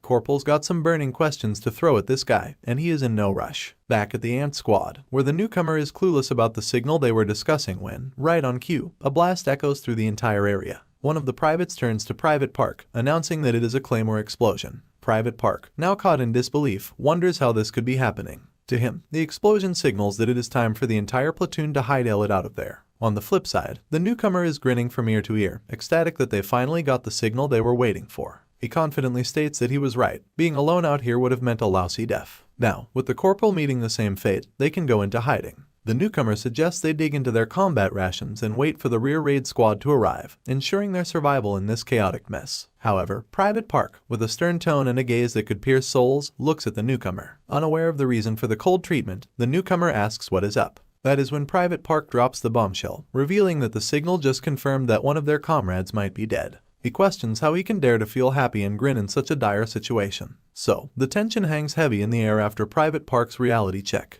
The newcomer quickly backpedals, assuring everyone he did not mean to be callous. He apologizes for the loss and throws in the classic "we got alive" online. Time to move, he says. But just as they are gearing up to hit the road, this thick force in the area starts cranking up a notch. The newcomer is scratching his head, wondering what the heck is going on. The soldiers are on high alert, feeling the intensity. Everything in the atmosphere seems to be reshaping, and out of nowhere, a whole castle appears. The notification chimes in, dropping the bomb that it is the Zombie King's castle, Endako, being manifested. Apparently, the Zombie King does not take kindly to anyone messing with his digs. Everyone's jaws hit the floor at the sight of a building popping up out of thin air. One soldier admits they have never seen anything like this before. Just when you thought things could not get crazier, a Zombie King's castle decides to join the party. Now, one of the privates spots that the zombies are also popping up along with the castle. The Blue Flower Guild member is practically peeing his pants at this point. But Private Park takes charge, raising his hand and signaling everyone to keep it down. As the scene unfolds, it is a full-blown zombie convention, a horde materializing out of thin air. Out of the blue, our Blue Flower buddy freaks out and bolts in the opposite direction, leaving everyone bewildered. The zombies catch wind of him, and it is game on. They start chasing the poor guy. Private Park, cool as a cucumber, orders the platoon to open fire. But there is a sea of zombies, and it is clear they are outnumbered. Park quickly shifts gears, barking orders to find the best hiding spot. It is survival mode, and things just went from bad to worse. Back with Corporal Lee, he has got the vampire pinned against the wall, and the bloodsucker is trying to yank that arrow out. But Corporal Lee is not playing. He makes it crystal clear that arrow is under his command, and it is not coming out easily. Now, there is this cocky grin on the vampire's face. He wants to know if Corporal Lee seriously thinks he can kill him with a measly arrow. Lee admits he cannot outright kill him without divine power, but he drops the bomb. If this bloodsucker keeps bleeding at this rate, he is in for a world of pain beyond death. Vampire's teeth are practically grinding in frustration. The bloodsucker decides to go all Hulk mode, exerting even more force to free himself from that arrow. But Corporal Lee, with a smug smirk, is not having it. He tosses the question back at him. How exactly is he connected to the Great Gugwang Group's second grandson? And further asked, is he the financial backer? The vampire's eyes widen in shock, and he retaliates, hurling insults at our guy, calling him a vermin and a lowly dog. But Corporal Lee is not having any of it. He thrusts the arrow even further, and the vampire screams his lungs out. After all the futile struggling, the bloodsucker is now utterly exhausted. Meanwhile, Corporal Lee, with a twisted grin, seems to be having fun with the interrogation. He is not done yet. Lee dives into the next question, asking if the vampire knows who the necromancer actually is. The vampire, despite being in shambles, shoots back with a sassy tone, claiming he does not know anything. He is a being who can be anyone, a comrade by the corporal's side, or even a family member. But then, Corporal Lee, dagger in hand, makes it crystal clear, crossing the line and bringing up his family is way too far. It is crystal clear to Corporal Lee that this vampire thrives on acknowledgement from others, but he is not getting a straight answer. Lee fires back with another question, asking if the vampire has ever actually seen a necromancer in person. The bloodsucker, proving to be a tough nut to crack, remains elusive. Corporal Lee, undeterred, starts thrusting his dagger into the vampire's neck even further, determined to get to the bottom of this cryptic situation. To rile the vampire up, Corporal Lee starts feeding him a bunch of bullshit about his supposed necromancer boss. Lee spins a yarn, claiming the necromancer is nothing but a coward, lurking in the shadows while his lackeys do all the dirty work.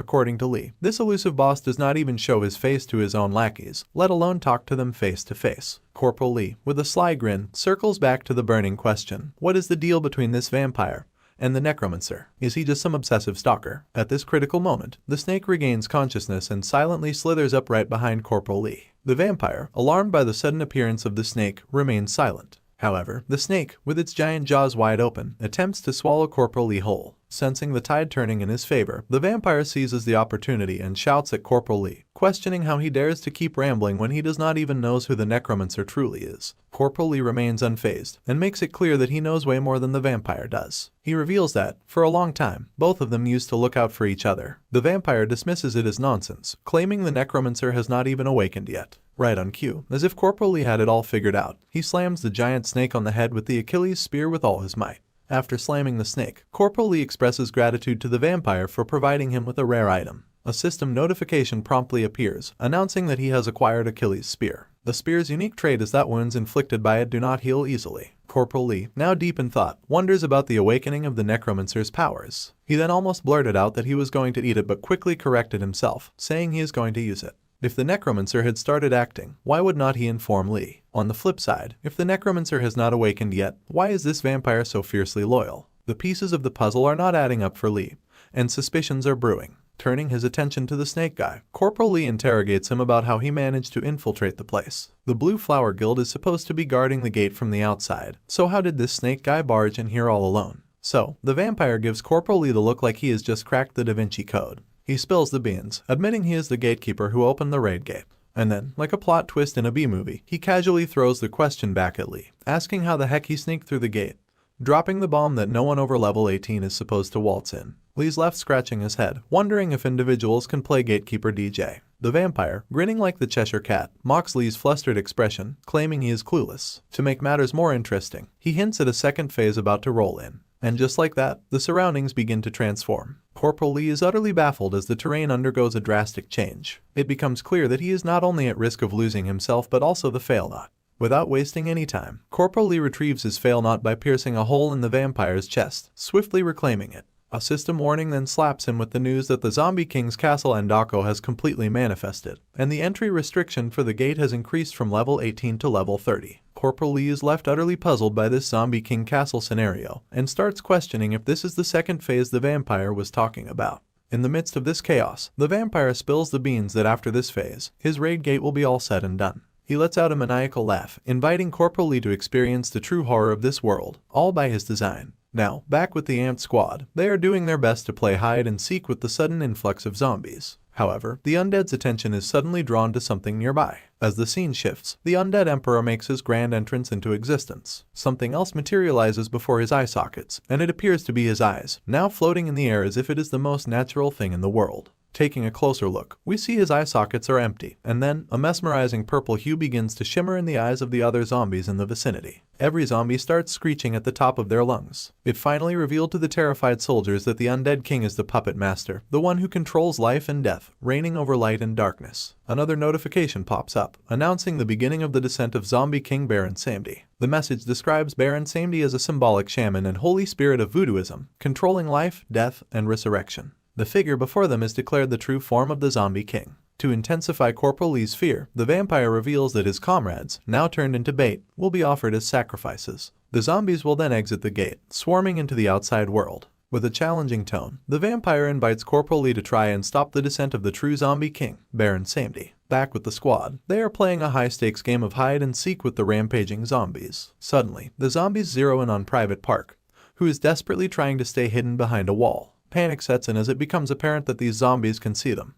Out of the blue, someone starts blasting the zombies with a gun, providing a momentary relief. But as the scene zooms out, it reveals an entire squad of zombies ready to tear everyone apart, making the amped squad seem like a mere speck in an endless sea. Determined, Private Park takes command of the situation. He instructs the raid squad that the zombies have developed visions, and he is going to provide cover to buy them enough time to escape. However, the Zombie King has different plans and is not about to sit idly. He then extends his hand, and a chain-like thing hovers around his fist. With a flick of his whip, he hurls the chain down, shattering the ground into a million pieces. A soldier is sent flying behind, and now, these roots are mere inches away from tearing Private Park into a million pieces. Suddenly, a trusty grenade makes its grand entrance, landing right at the zombie's feet. It explodes, unleashing a fiery cloud that devours everything in its vicinity. The hero behind this tactical move, none other than Private Minty, brandishing his trusty shield. Private Park goes into a fit, demanding to know what the heck Minty thinks he is accomplishing, given clear commands to hightail it out of there. In response, Private Minty explains that Private Park would not last long flying solo in this zombie nightmare, so they are here to lend a hand.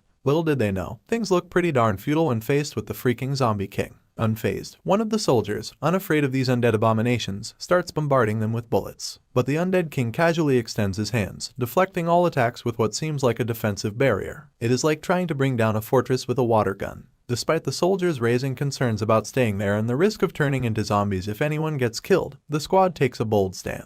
They hurl even more enchanted grenades at the zombies, creating yet another fiery spectacle. The squad members make it crystal clear that if one person goes down, everyone will go down with them. They suggest to Private Park that he runs with them, or they will all be stuck in this perilous situation. Private Park, deeply moved by this unexpected gesture, finally commands the entire squad, including himself, to retreat. Before leaving, they ensure a fiery exit by tossing out all the grenades they have got. Meanwhile, the vampire guy continues to threaten Corporal Lee, making it clear that the zombies will attempt to exit the gate and swarm into the outside world. He gives a challenge to Corporal Lee to try stopping them if he has the guts to do so. So, here's Corporal Lee, full speed ahead, armed with his trusty divine weapons, and all he cares about is reaching the castle where his comrades are holed up. As he dashes through the mayhem, the distant sound of grenades exploding catches his attention. He cannot help but wonder if it is coming from the castle. Now, let us flash back to the moment Corporal Lee was having a heart-to-heart with his squad. He is laying down the serious talk about the Claymore mine. If that thing blows up, it means he has played his final card.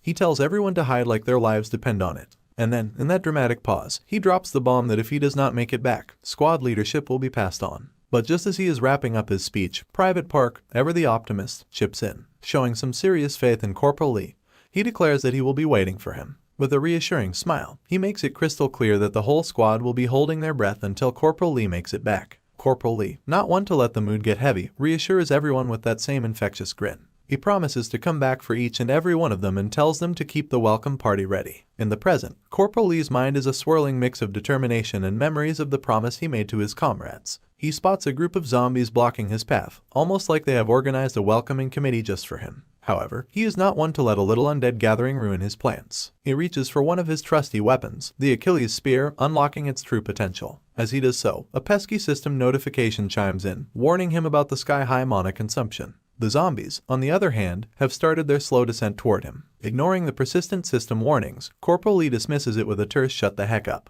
He is well aware of the mana situation, but he is resolute in keeping his promise to come back to his comrades, no matter the cost. Meanwhile, on Team Zombie, the Undead King and his buddies are having a moment of reflection, staring at their fallen comrades. Just as they are about to go full-on mournful, a notification rudely interrupts, announcing that Zombie King Baron Sambi's descent has hit a snag. Needless to say, the Zombie King is not thrilled. He is grinding his teeth like he just bit into a rock and realizes one of his precious artifacts is missing. He spins around, sees a soldier holding the artifact, and you can practically see the steam coming out of his ears. Private Park, being his usual blunt self, demands to know why on earth the soldier picked up Zombie King memorabilia. But good old Private Kim, always thinking 2 steps ahead, just shrugs and says he figured the Zombie King would not miss it. But, surprise surprise, it is not exactly a cakewalk. A horde of relentless zombies is hot on their heels, and Private Kim is dangerously close to becoming a zombie snack. Just when things look dire, the heavens send down a barrage of fire, bombarding those relentless stalkers. The entire squad kicks into action, realizing they are trapped behind a wall. One quick thinking private plants a bomb on the wall, with a status update that the C4 setup is good to go. Private Park immediately commands Private Minty to shield the front line. With bombs in place and shields up, the zombies closing in, Private Park yells the magic word, blast. The bomb is detonated, and in the blink of an eye, there is a grand explosion. The light turns red, and every monster that dared to approach is now scattered into oblivion. On the outside, fellow squad members watch the spectacle unfold. The castle wall crumbles down in the aftermath of the explosion. The echoes of the blast reverberate through the entire area, and as the fiery light subsides, the once threatening zombies are now nothing but trash, scattered in bits and pieces amidst the rubble and debris. Soldiers, trying to gather themselves after blasting the shit out of the wall, and zombies as well. So, amidst the chaos and rubble, one soldier bravely stands up, checking in on everyone's survival status. Slowly but surely, each soldier crawls out from the wreckage, reporting back to Private Park. As they gather themselves, one soldier remarks on the successful blockage of the zombie entrance, but another voices concern about being trapped inside with dwindling oxygen. Private Park, always cool under pressure, reassures them that they have handled the immediate threats and need to focus on finding an exit.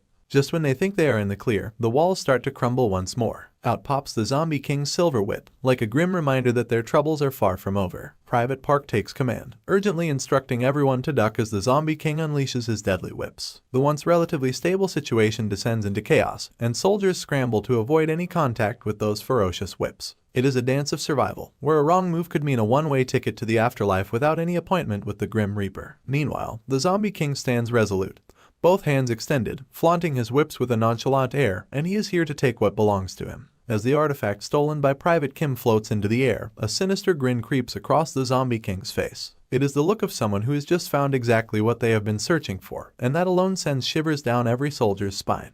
Before the Zombie King can unleash chaos upon the trembling soldiers, the corporal arrives on the scene, commanding the giant to halt his movements. The unexpected turn of events catches everyone off guard, and a pleasant smile spreads across Private Park's face as he quips to the corporal about being fashionably late. Finally, standing tall and armed with unwavering determination, the corporal demands to know the audacious motherfucker who dared to mess with his squad. The corporal is back in action, and he is giving the undead king a piece of his mind, treating him like a naughty toddler. He is demanding to know why the fuck this empty skull was messing with his platoon, because he is the only one who gets to give these rascals a hard time. Of course, the whole squad is completely bewildered hearing such colorful remarks coming out of the corporal's mouth. Then a system notification pops up, stating that the corporal has already used a large amount of mana in a very short time, and it has now plummeted to 32%. The corporal knows it too well, despite his big talk. His legs feel like they are hanging in hell, and he has zero clue how to take down that monster. But it seems the undead king is not here to be bossed around. He extends his hand, and his metallic chains start to swirl around once again. That is when the corporal realizes this guy is a ranged type attacker. But he is just standing firm on his feet, while the dead king gives him a glare that could cut through galaxies. The undead king just stands there, like he has hit the pause button, leaving the corporal bewildered as to why this bitch is not attacking him. Meanwhile, the Private Park shouts out some orders to Private Kim and Private Choi, telling them to crack open the gear. They both respond with a firm yes sir, and immediately start rifling through the bags filled with supplies. But then the corporal's eyes land on this artifact sitting on one of the pillars. He wonders if the king's not attacking because of it. Suddenly, the dead king decides to make a move. He disregards all his minions on the ground and starts stomping around, furious. It is like he is on a mission to squash the corporal like a bug. The corporal's eyes nearly pop out of his sockets as he sees those feet just inches away from turning him into a pancake. In a desperate move to save his butt, he leaps back, narrowly avoiding being crushed by the king's mighty foot, which crashes into the empty ground instead. But the king is not done yet. He decides to throw his metallic chains at the corporal, while Corporal is doing his best to dodge and weave, trying to outmaneuver the incoming attack. But just when the corporal thought he was toast, he sees his comrades ready with the supplies, including his trusty metal beads and some energy-boosting Red Bull cans. I mean, who would not want wings when facing off against some mighty undead? Anyway, the undead king also spots the corporal's squad members in the distance and prepares to unleash his metallic chains at them. As multiple chains lunge towards the platoon, the corporal, standing right beside the king, is not about to sit back and watch. He unlocks the power of Achilles' spear once again, and according to the system notification window, the wounds inflicted by this spear do not heal easily. But it comes with a cost. A large amount of mana gets drained, plummeting from 21% to 11% after using the ability. Corporal finally got his spear all decked out in this ominous black energy, and gears up to hurl it, but before he lets it tear everything apart, he tells Private Minty to shield the front. After the signal, he quickly slams his dark energy-infused spear into those chains, sending them flying off course. Some of them still come at the squad, but thanks to the corporal's quick move, nobody takes a lethal hit. Private Minty just bounces the already clumsy chains away from the squad. Then we see the corporal snagging one of those energy drinks from the air like a pro. Meanwhile, the soldiers sprawled on the ground are picking themselves up, asking Minty if he is alright. But poor Minty, his shield got all wrecked, mumbles out that he is okay with his shaky voice. The corporal immediately chugs down the energy drink like there is no tomorrow, and boom, system notification time. It announces that this mana starve can continuously recovers a certain amount of mana for 5 minutes. After getting refreshed amid the chaos, he calls out to the empty head motherfucker to get his sorry ass over here, telling him his opponent's right in front of him. Then, he takes control of those metal beads with his metal manipulation skills, pointing his finger at the undead king's direction and sending those metal balls flying at him like lightning. But guess what? The empty head just stands there like a rock, not a single metal ball passing through his defensive barrier. But our corporal's got a little surprise up his sleeve for this bastard.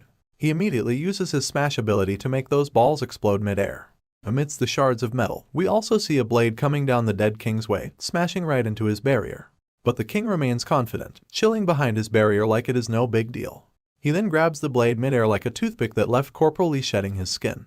At this point, he is well aware that if he kept firing his weapons carelessly, he would just end up losing all of his weapons. He is still scratching his head, trying to figure out what to do. Then, bam, the undead king hurls his metal chains down toward our guy once again. But Lee quickly transforms his hand into steel to deflect those chains, because there is no retreat and definitely no time to search for weaknesses, especially with the rest of the squad in the mix. He is doing his damnedest to keep those giant chains from reaching his squad because one swipe from those chains is enough to squash soldiers like stinky bugs. While he struggles against this behemoth, trying to dodge its relentless attacks, he realizes that since his descent is not complete yet, there must be some visible flaws he can potentially exploit. The undead king is going all out crazy while Lee tries to piece together where he could find any weakness. Suddenly, Private Kim tosses down a jar he stole from the castle, shattering it into a million pieces. Private Park is bewildered, asking what the heck he is doing. But hold on, that is not the end of it. Private Kim then pulls out that shiny, high-level sword he swiped from one of the zombies and gets ready to thrust it into the lungs that came out of the broken jar. Meanwhile, Private Park's laying it all out, telling him not to mess with any object that belongs inside the dungeon because they are not sure how they will react. But Private Kim, gripping that shiny sword like he is ready for a showdown, makes it crystal clear that they are all going to get annihilated at this rate. After all, even Corporal Lee Hyunwook cannot retreat because of the squad, so he figures they gotta do something out of the box now. Private Park, now realizing how screwed they are, cannot help but grit his teeth in silence. But then, the undead king is not just gonna sit around watching his body parts get stabbed. He extends his hand, preparing to hurl down his metal chains. Private Park signals to Private Kim to stab the motherfucker's lungs. The king is also doing his best to reach out to the platoon before they all get stabby. But do not forget about Corporal Lee, who is always there to throw this bastard's chains off the track, giving enough time for Private Park to stab this fucker's lungs. As soon as that blade sinks into the lungs, the undead king's left staring in terror like a toddler who just lost his favorite toy. He drops to his knees, looking as vulnerable as ever. His metal chains go haywire, causing chaos all around, while the squad's still trying to process the whole scene. After the dust settles, Corporal Lee shouts at his squad, demanding to know if anyone's still kicking. Slowly but surely, the squad members pull themselves together. Then, they report back to the corporal, assuring him that they are all okay. Crisis averted, at least for now. The Corporal Lee is grinding his teeth in frustration, trying to make sense of what the fuck going on. He watches the undead king, moaning and groaning in pain, and then King's eyes land on the nearby jar, which supposedly holds the king's heart. Corporal Lee's shocked to see the heart out in the open. He then turns to see the king's lungs lying there, pierced with a blade, and the scene hits him like a punch to the gut. But then, things start getting crazy. The undead king starts going berserk, and this purple energy starts swirling around him. Corporal Lee's doing his darndest to withstand the intense pressure, his eyes shimmering with the same purple hue, as if he is going through some kind of transformation. The king's screaming at such a high pitch it feels like it is drilling holes into the squad's ears. Suddenly, a system notification pops up, reminding them of the forced restart of the descent of the zombie king, Baron Samedi, and it is 66% completed. The king's screams are ramping up with each passing moment, accompanied by this intense purple hue. Then, a warning starts flashing, stating that the spirit of incomplete death is starting to course through the zombie king, and the level restoration of the red gate has skyrocketed from level 30 to level 53. Finally, we see Corporal Lee's face lighting up with a grin that has been missing for quite a while. After all, he has just figured it out. These jars serve a similar purpose to those two other jars he saw earlier. Here's the lowdown. These are canopic jars of Egypt, which stored a mummy's organs in ancient times. If the king is like a mummy, then his heart would contain his spirit. Now, that little purple ball the king has between his chest is definitely where his heart resides. With a sneaky grin, Corporal Lee raises his hand, fail not in tow. With the king's defenses down, he is not about to let this opportunity slip by. He takes aim, launching his divine arrow straight at the king's heart. But then, as soon as the arrow hits the king's barrier, bam, a system notification pops up, spilling the beans on how this arrow tracks down its target and cuts through anything. Magic resistance be damned. So, there is no way Corporal Lee's missing his shot. The arrow slices through the barrier, through the weird blue blob thing, and finally, it nails the king right in the heart. But wait, there is more. Another system window pops up, blabbering about the zombie king's body healing up fast thanks to the descent effect. And now, the Devil King's just grinning like a madman as if he just found out the cheat code of life. So, the king, all confident like, hurls his metal chains toward Corporal Lee. But despite getting pushed around by this dude, the corporal's not backing down. He tells the king to quit his laughing because he is about to get a serious beatdown from his Achilles spear. A system window pops up, spilling the beans that the effects of Achilles' spear are no joke. Wounds inflicted by this bad boy do not heal easily, and the corporal knows this spear is gonna put a stop to that annoying healing ability of the king's in no time. So, he hurls the spear down and immediately unleashes his ability and yells unlock. Then, he pierces the king's heart right out, leaving the guy groaning in pain. The spear's dark energy ramps up, intensifying the agony, and the arrow finally pierces through the heart, leaving the guy in absolute agony. Meanwhile, the corporal's still standing there, frozen in place as those chains inch closer and closer. But he's got a trick up his sleeve and activates his ability, Metal Calm. The system shoots out a warning, saying he has burned through a ton of mana real quick, leaving him at a big fat 0%. The message hits the corporal hard, and it is at that moment he knew he is fucked up. But hey, who needs mana when you have got trusty legs? He bolts, making a run for it, dodging those giant metal chains like a pro. But those pesky chains seem to have a mind of their own, homing in on him like heat-seeking missiles. Just when it looks like game over for the corporal, the legend himself, Private Minty, jumps into the scene. Minty, with his broken yet trusty shield, jumps in to protect the corporal from the direct hit. The corporal, being the concerned soul he is, yells at Private Minty, asking what the heck he is doing. But there is no time for catching up because another chain is coming their way. But Minty is not one to mess around. He throws up a shield, taking the hit for both of them. And let me tell you, having a tough shield's one thing, but you gotta have some solid ground under your feet to handle those chain smacks. Somehow, Minty pulls it off, soaking up the shock and keeping both of them safe, at least for now. Then, he spins around, making sure the corporal's alright. Meanwhile, Corporal Lee's standing there, jaws on the floor, witnessing Minty's new skill firsthand. Talk about pulling a rabbit out of the hat. Then, we take a glimpse back into the past, where we see Private Minty standing in the first row, taking all those blows. It was at that moment that he got leveled up after entering the dungeon, leveling up at a ridiculously high speed.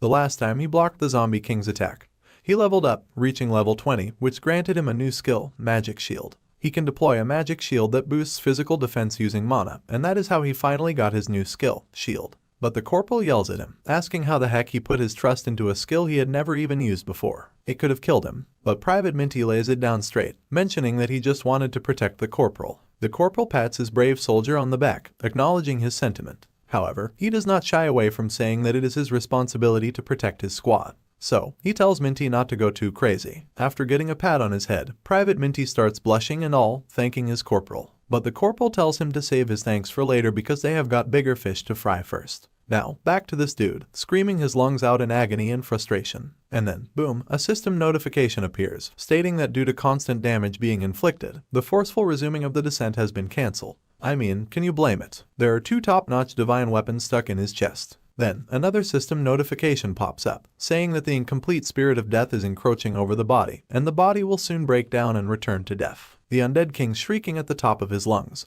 and the roars he is unleashing are so fierce that they are even pushing Private Minty back. The undead king's just going bonkers, desperately hurling his chains toward Minty. When they realize they just cannot withstand these chains anymore, they both start running in opposite directions. The chains are just crashing down everywhere, turning everything into a hot mess of dust and rubble. It is Chaos City out here. This is when the corporal realizes that the monster does not have control over his own body with it breaking down, yet he is still attacking. He wonders if this is meant to be a last-ditch effort, where this bitch is just trying to take everyone down with him. But hey, the squad's not about to let that happen. Private Park takes charge, and commands Private Choi to block the monster's vision as much as he can. Choi gets down to business and starts bombarding the undead king. Private Park makes it crystal clear that until Corporal Lee Hyunwook recovers his mana, he tells the raid squad to execute disturbance tactics. Everyone starts bombarding the undead with bullets, but the king's not letting them slide either. He is trying his best to take these bugs down, but the squad's just way too stubborn. It is like watching a bunch of bulls refusing to back down in the ring. But then, out of the blue, the corporal jumps in, yelling his lungs out at Private Park Genmo for pulling off such a wild move. But Park's like, chill, dude, we are just trying to buy you some breathing room. He urges the corporal to land that final blow. And let me tell you, the corporal's just standing there, wondering from where the heck his pussy squad mates got all turned into brave lions. Meanwhile, according to the system, the corporal's mana levels are at a measly 6%, while the undead king's just shrugging off the hits like they are tickles. He is flinging those metal chains around like a kid throwing a tantrum. Then, to add to the madness, Private Park is caught in a bit of a jam, and the corporal watching his buddies struggle while they are trying to buy him some time to recharge. And hey, his mana levels are at a cool 19% right now. Then, just when it seems like things could not get any worse from this point onward, Private Choi screams that he is out of bullets, and as the king's chain comes his way, he is left defenseless, just like any other Joe. But then, here comes the corporal, strutting down like he owns the place. He calls out this dude to turn around because his old man's standing right before him, ready to give him a beatdown. With a leap into the air using his skill combo, the corporal's now jumping above those metal chains like it is a walk in the park. Then, with some fancy metal manipulation, that divine arrow in the undead's chest starts to shimmer. With his sword ready, he has got a plan. He knows the key to taking down this zombie king is to hit him where it hurts, his organs. And there are 3 jars holding the goods, liver, heart, and eyes. The corporal is not holding back. He is going full throttle, ready to end this showdown once and for all. While he is pulling off his mid-air acrobatics, he hurls his arrow down.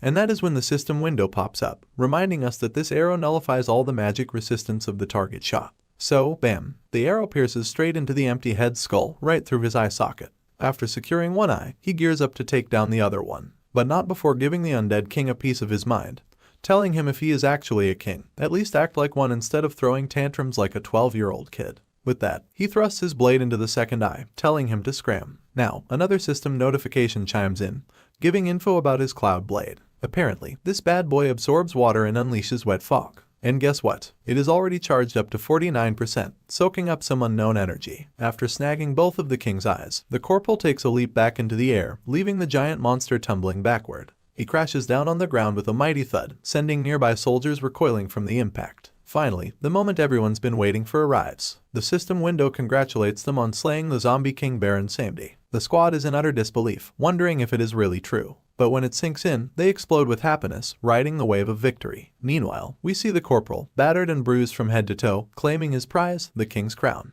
The system window promptly appears, congratulating him on acquiring the crown of light and darkness. It is a mythical rank with main features that rapidly boost resistance against undead properties. But for now, it seems the special features are just unlocked. It is a big win, but the journey's not over yet. Anyway, the corporal's just gripping onto this crown, staring at it like it owes him money. He is wondering what the heck this item is. He has never come across anything like it in his previous life. And on top of that, it has got special features. But just when he is trying to make sense of it all, chaos erupts. Debris starts raining down from the sky. And it is like the whole place is coming apart at the seams. The system's chirping about the destruction of Endako, the fortress now without an owner. Private Park's looking around like he has seen a ghost, calling out to Corporal Lee for answers. And Corporal Lee is also as clueless as the rest of them. But he is not one to dilly-dally. He barks orders for everyone to get the heck out of there before it all comes crashing down. The soldiers do not need to be told twice. They are scattering like ants as debris rains down, as if they are dodging raindrops on a lazy afternoon. So, as the scene zooms out, we see this entire castle is crumbling like a house of cards, and here come the brave soldiers of the so-called trash platoon, emerging from the chaos. Finally out of harm's way, everyone just flops onto the ground, completely spent. They are sucking in air like it is going out of style, trying to catch their breath after all that madness. Then, bam, another system window pops up, announcing their raid success and that the raid gate's about to close shop. Talk about a tight spot for the corporal. He is eyeballing that gate, knowing it could disappear any moment now. So, he shouts at his squad to hustle because time's running out. And the whole gang, including the corporal, is sprinting towards that gate like their lives depend on it. Finally outside, we spot these blue guild flower platoon armed to the teeth, standing by for action. Meanwhile, we see the manager spilling the juicy details to the lady, explaining that the whole party needs to be filled with players level 53 and above. He is wondering how the raid will be successful with these restrictions, not to mention the independent deployment by the blue flowers could become an issue later on. But this lady's got sass for days. She fires back, asking him what he is gonna do if the big boss group spots the supporting blue flower guild. She asks him when does he think the party will be complete if they do not start now. Suddenly, their eyes land on the gate, which is on the verge of closing. Everyone in the Blue Flower Guild is utterly bewildered to see the gate shutting down. That can only mean one thing. The trashy raid squad and the vanguard actually succeeded at the raid. Finally, the soldiers has started to pour out of the portal like they have got a pack of naked dudes chasing after them. And just when the whole squad's out, barely making it in the nick of time, Corporal Lee makes his grand exit too. Now, the manager and the Blue Flower Guild president. They are standing there, mouths wide open, utterly dumbfounded that these low-rank soldiers actually pulled it off. Meanwhile, the squad's feeling like they just hit the jackpot, getting out of that hellhole alive. Before they can pop the champagne and throw confetti to celebrate, Corporal Lee crashes the party, commanding the whole raid squad to listen up. He starts shouting out praises, saying everyone did an amazing job, and that the Red Gate raid mission is a total success. Hearing this, Private Park cannot help but smirk, And before you know it, they are all bursting into happiness and excitement, finally pulling off that raid like champs. We also see the guild president once again, and at this point, she is practically grinding her teeth out of frustration. She just cannot wrap her head around the fact that these second-rate, pesky military folks managed to clear the red gate. And now, she has got a major crush on our boy, which is definitely not good news. So, we are back inside the gate, and there is this blue guild flower soldier still running around like a chicken with its head cut off, sweating bullets because he bolted here as soon as the gate clear message popped up. Now he is looking around and wondering as to where the heck did the exit portal go. He is starting to lose his marbles, wondering why he cannot see it anywhere. Then, out of the blue, he spots someone trying to hide behind a wall. And guess who it is? That vampire dude who got a serious beatdown from our boy Corporal Lee. The newcomer turns around to bolt, but the vampire guy tells the newcomer to halt his movements. The soldier then realizes that this guy standing beside the wall is just a regular human, not some blood-sucking monster. So, he breathes a sigh of relief, thanking his lucky stars for sending him an angel. He was freaking out, thinking he was stuck in there for good. In this tense moment, the blue guild flower guy is now asking about the way out, mentioning that the entrance was supposed to be right there. But before he can finish his sentence, he sees the vampire guy vanishing into thin air, only to reappear right behind him. Next thing you know, the vampire's got the soldier's head in his grip, and opened his mouth like he is about to chug down on some human soup. It is like a horror movie scene, with screams echoing through the dungeon as this poor guy gets his blood sucked dry. After all that, the poor soldier is left lying there, just a shell of his former self, drained of life and completely motionless. Now, the vampire is just standing there, thinking about our boy Corporal with that devilish grin of his burned into his mind.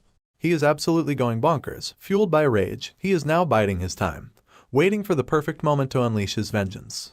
He is fixated on tearing everything dear to the corporal to shreds, drenching it all in blood. It is as if he has a one-track mind set on revenge, and there is no stopping him now. This episode starts with our favorite dungeon raid party, who are having the time of their lives after conquering one of the troublesome rank 3 gates. However, it is quite clear that not everyone is truly enjoying their sweet victory, particularly the guild's flower president, Catherine. She is gritting her teeth in frustration, unable to comprehend how those third-class military dregs managed to clear the red gate. Corporal Lee commands his platoon to line up in a double file while he is descending down from the stairs. The raid squad immediately complies with the command, while the corporal eagerly stands before Catherine to face whatever expression of defeat she is wearing. The lady wastes no time before inquiring about her team. Also, I am not really sure if it is a mere coincidence or if the author intended for us to notice her cleavage. Anyway, my man got his eyes locked on her face, no peeking at her chest whatsoever. It is at this moment he reveals the grim truth that by the time he arrived at the scene, the Blue Guild was already a goner. Once again, she wants to confirm if he actually means that he defeated this red gate on his own, to which the soldier immediately says yes. However, it seems that she is not convinced yet, so the corporal clearly tells her to wait until the gate analysis results come out. Instead of refraining from further comments, this Persimmon princess continues to throw shade, questioning whether he is truly an F-ranker as he portrays himself to be. Our boy confidently asks her if she still believes he has any skill issues, to which the lady responds that they will find out soon enough after seeing the dungeon completion results. She then leans in close, while her hooter's making quite the impression, and casually asks if he happened to come across a spear during his adventure. She suggests maybe a zombified Blue Flower Guild member was wielding it, or perhaps it was stashed away in the dungeon's treasure hoard. I mean, the fucker definitely knows about the spear, since he used it to rip apart the undead king's heart. But still, let us rewind a bit to the past, where the castle was crumbling and the corporal was shouting for everyone to hightail it out of there. That is when we catch a glimpse of the spear, lodged inside the undead king's core. After retrieving it back with his metal manipulation, he commands the system to activate his tattoo skill. The system window pops up right on cue. This skill is actually called Indomitable Steel Body, which is a C-rank skill. It lets the user stash an item away secretly in one of 2 compartments. And the first compartment happened to be his left hand, where he discreetly hid his prized Achilles spear away from prying eyes. But even with the spear tucked snugly in his arm, my man denies ever seeing anything like it, even though we can clearly see the spear tattoo sneakily peeking through his torn uniform. However, this grumpy lady still does not seem convinced, and just as she is gearing up for another tirade, the corporal cuts her off, questioning if she is trying to wiggle out of the consequences of their bet by changing the subject every 2 seconds. He presses her once more, wondering aloud if the esteemed department head of the Soul Attack Squad's Blue Flower Guild is going to honor her word.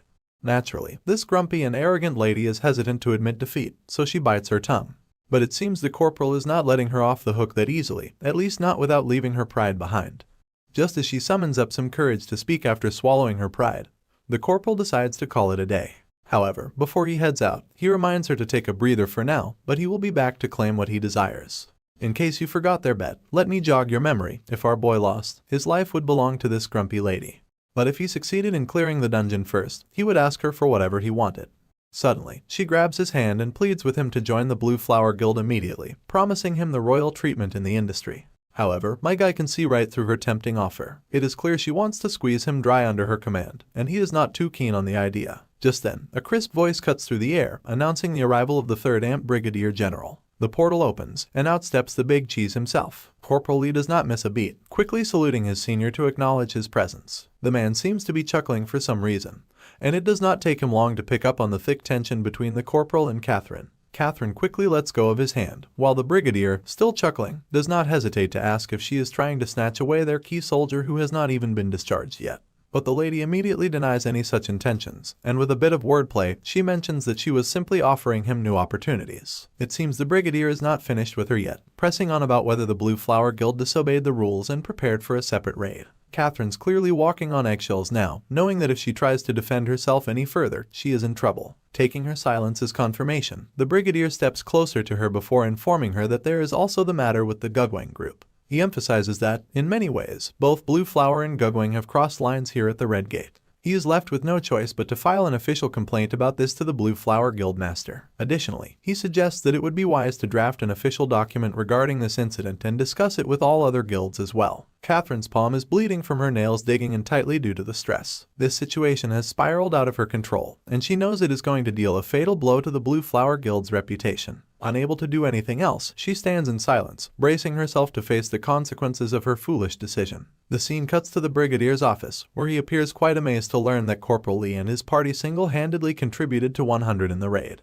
The man is having the time of his life, relishing the prospect of seeing the shattered pride of the Blue Flower Guild Master. Meanwhile, the boy is really creeped out to see this unusual side of his general. After that, the general returns to his usual self and remarks that it is his first time encountering someone like Lee Hyunwook in his entire military career. However, Corporal Lee downplays the situation and deflects some credit to his squad members who helped him achieve these results through their collective efforts. The boy then proceeds to remind the brigadier about the promise he made.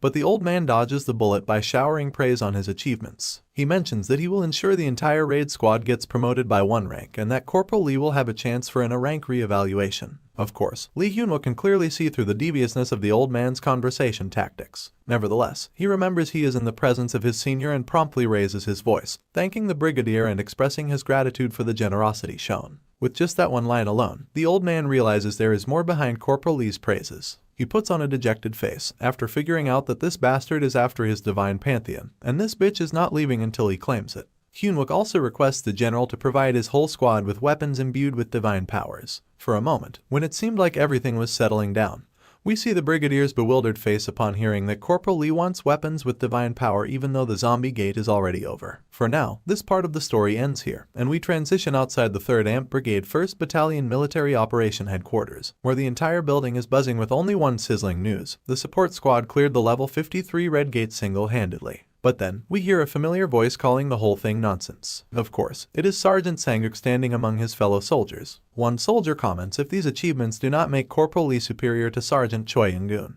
Another adds that when Sergeant Choi Young-gun returns from his deployment, they are going to need a match to decide who the ace is. I think they are talking about the guy who is on vacation for quite a while, although they have not made their entrance in the story so far, but let us hope to find out soon. Sergeant Sanguk, listening to all the gossip, is beyond pissed to see everyone talking about the corporal. In the park, we see the soldiers from our favorite squad hanging around, while other soldiers present cannot help but notice those F-rankers who used to be nobodies before clearing the Red Gate. As we zoom in on one of the 2 soldiers from the raid squad, we hear the redhead mentioning how people always ignored them, but now that they are receiving all this attention, he just cannot get used to it. Then the baldy comments that Private Park General seems to be doing well, and it seems that Park is actually enjoying the attention he is getting. He is regaling the ladies with tales of all the heroic deeds they have done to assist Corporal Lee. The ladies are clearly enjoying his stories too, genuinely interested in learning how the support squad got buffed up. That is when Private Park leans closer and, under his breath, attributes all of the credit to Corporal Lee's special training. In the following scene, we see the Steel Emperor about to devour the king's crown he earned in the dungeon.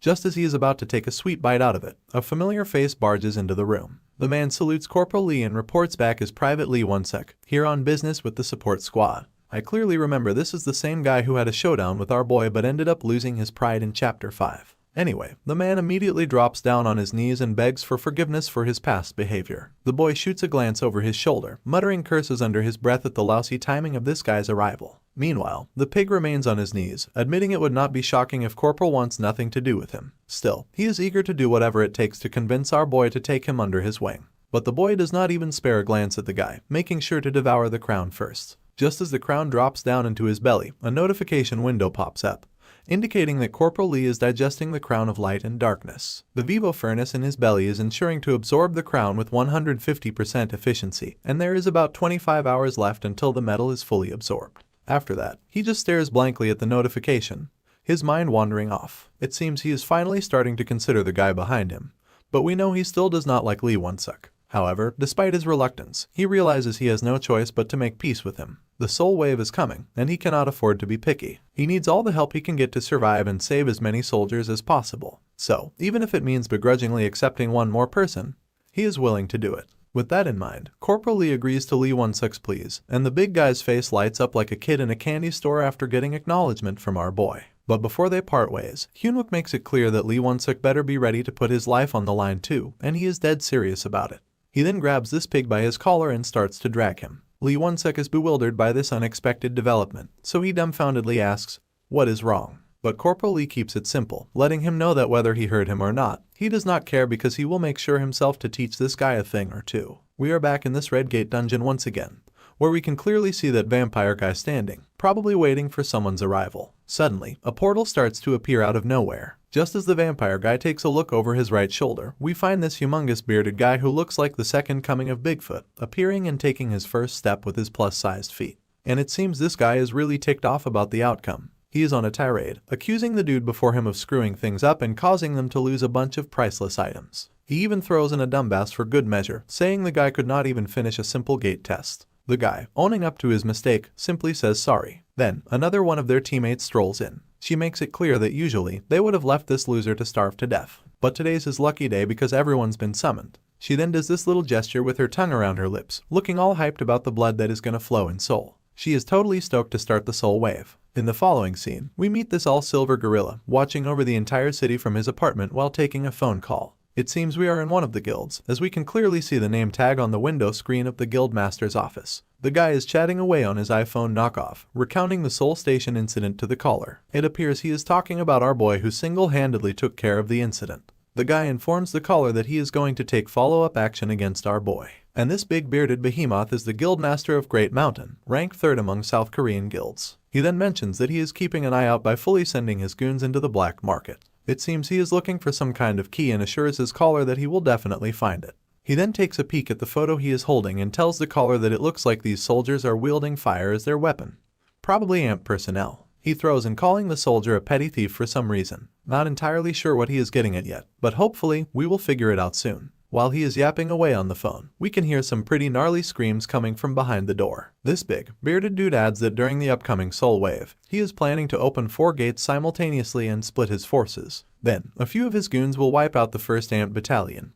And we all know that the 1st battalion includes our boy and his support squad. The man starts to chuckle, assuring his phone friend not to worry about a thing. Before ending the call, he assures the man one last time that he will take care of the entire Korea. And it seems the man he is talking with is the chairman. After that, he just crushes his phone with his bare hand and tosses it on the ground. Then, he proceeds to open the door. We finally see the view on the other side of the door, which seems pretty gloomy at first glance, with some corpses casually lying on the ground. Then the scene cuts to reveal these blood-sucking vampires who probably infiltrated the entire guild and wiped them out in one swoop. The bearded behemoth calls his minions slaughterers and informs them that they have got a new job. Everyone immediately diverts their attention towards their boss. One of the blood-sucking ladies tells her master to just give them orders. That is when the bearded behemoth tells them that all slaughterers are going to invade the 1st battalion of Namsan Amped when this soul wave starts, and they have orders to kill everything that is breathing. The lady, with a doubtful look, meekly asks if there are any specific orders, and it seems the others want to hear it as well. So, the bearded behemoth just tells her to do whatever she wants, as long as she starts from the army unit and wipes out everything until Seoul is vanished from the map of South Korea. The look on the lady's face clearly indicates that this was all the confirmation she wanted.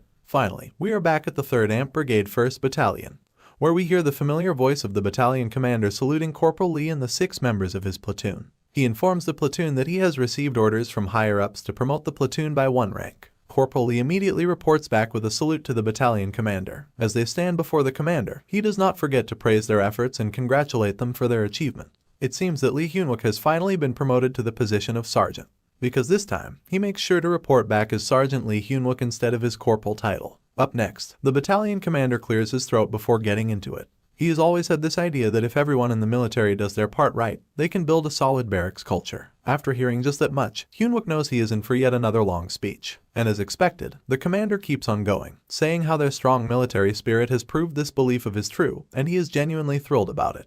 But before he could continue yamming, his phone's call interrupts the moment and he informed the squad to be on standby for a minute. Suddenly, the commander blurts out Kaido in shock and tells the caller he will be there in a moment. For a second, Sergeant Lee Hyunwook perks up at the commander's reaction. But before dashing off, he quickly delegates the duty of conducting the promotion ceremony to the second platoon leader. Needless to say, the second platoon leader is taken aback by the sudden change, but he rolls with it and agrees to carry out the orders. Meanwhile, the name Kaido keeps swirling around in Sergeant Lee Hyunwook's mind. Apparently, it is Akita Kaido, the infamous Sword Saint assassin who took down Sword Saint Gukseongpeo. In Lee Hyunwook's previous life, Battalion Commander King Kangseok left the battalion to chase down this guy after getting word that Kaido had slipped into the country through Busan Port, causing quite a stir. Unfortunately, on that fateful day, just 2 vampires managed to annihilate the entire 1st Battalion of the Amped. It seems the incident Sergeant Lee knew about had now started to take place. Naturally, the second platoon leader kicks off the ceremony by announcing the results of the rank re-evaluation. Han Minty and Choi Min-hee have been promoted to the corporal rank, while Cho Tae-young, Park Sung-mo, and Kim Kyung-jin remain privates. But hey, everyone has advanced from rank E to rank D. After that, the platoon commander instructs them to check their weapons, which they have been rearmed with, and register them at the branch office. Everyone responds with a crisp yes sir in unison, marking the end of the ceremony. Sergeant Lee Hyunwook eagerly awaits to see whether the future that he knows from his past life will unfold as it did before, or if everyone will be able to make it out of that future alive. Everything seems calm and peaceful, just like another day. But our support squad is all smiles and cheerful, making the already peaceful day even more pleasant.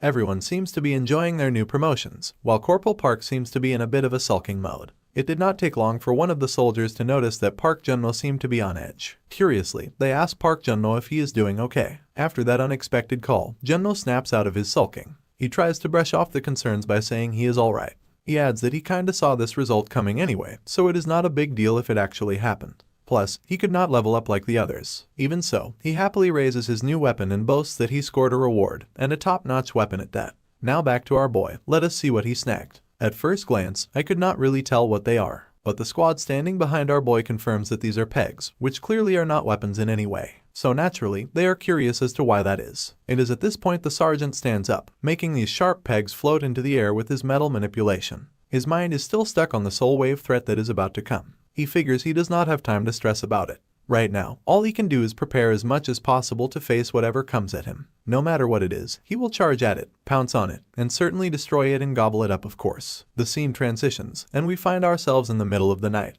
with Sergeant Lee Hyunwook sporting his sleep-deprived eyes as he stands guard duty. Right now, Lee just wants to take a damn pee. It has been a few days since their promotion, and they have been assigned to the Namsan and guard posts. As he stands on the watchtower, Corporal Park Junmo calls out to Sergeant Lee, but the sergeant does not bother giving a response. Park Junmo wonders aloud if they have been on night duties too much lately, feeling like they have become pushovers once again. Sergeant Lee Hyunwook, busy looking at his watch, does not bother concerning himself with what the corporal is saying. As of this moment, he has only got the Soul Wave incident on his mind. He is pondering whether it is lucky that the incident did not happen earlier or if there is some variable at play. Either way, he is sure there is some trouble brewing for Soul, and it will happen today. Suddenly, he shoots a glare at the loud-mouthed corporal with his tired eyes. The corporal quickly catches on that the sergeant is not messing around, so he backtracks, saying he did not mean anything negative by what he said earlier. Sergeant walks over to Junmo, while the corporal is stumbling over his words, trying to explain how excited he is about the upcoming vacation and seeing his grandma. He is just a bit scattered, but he is telling the truth. Sergeant Lee Hyunwook uncomfortably leans towards Corporal Park, asking if he trusts him.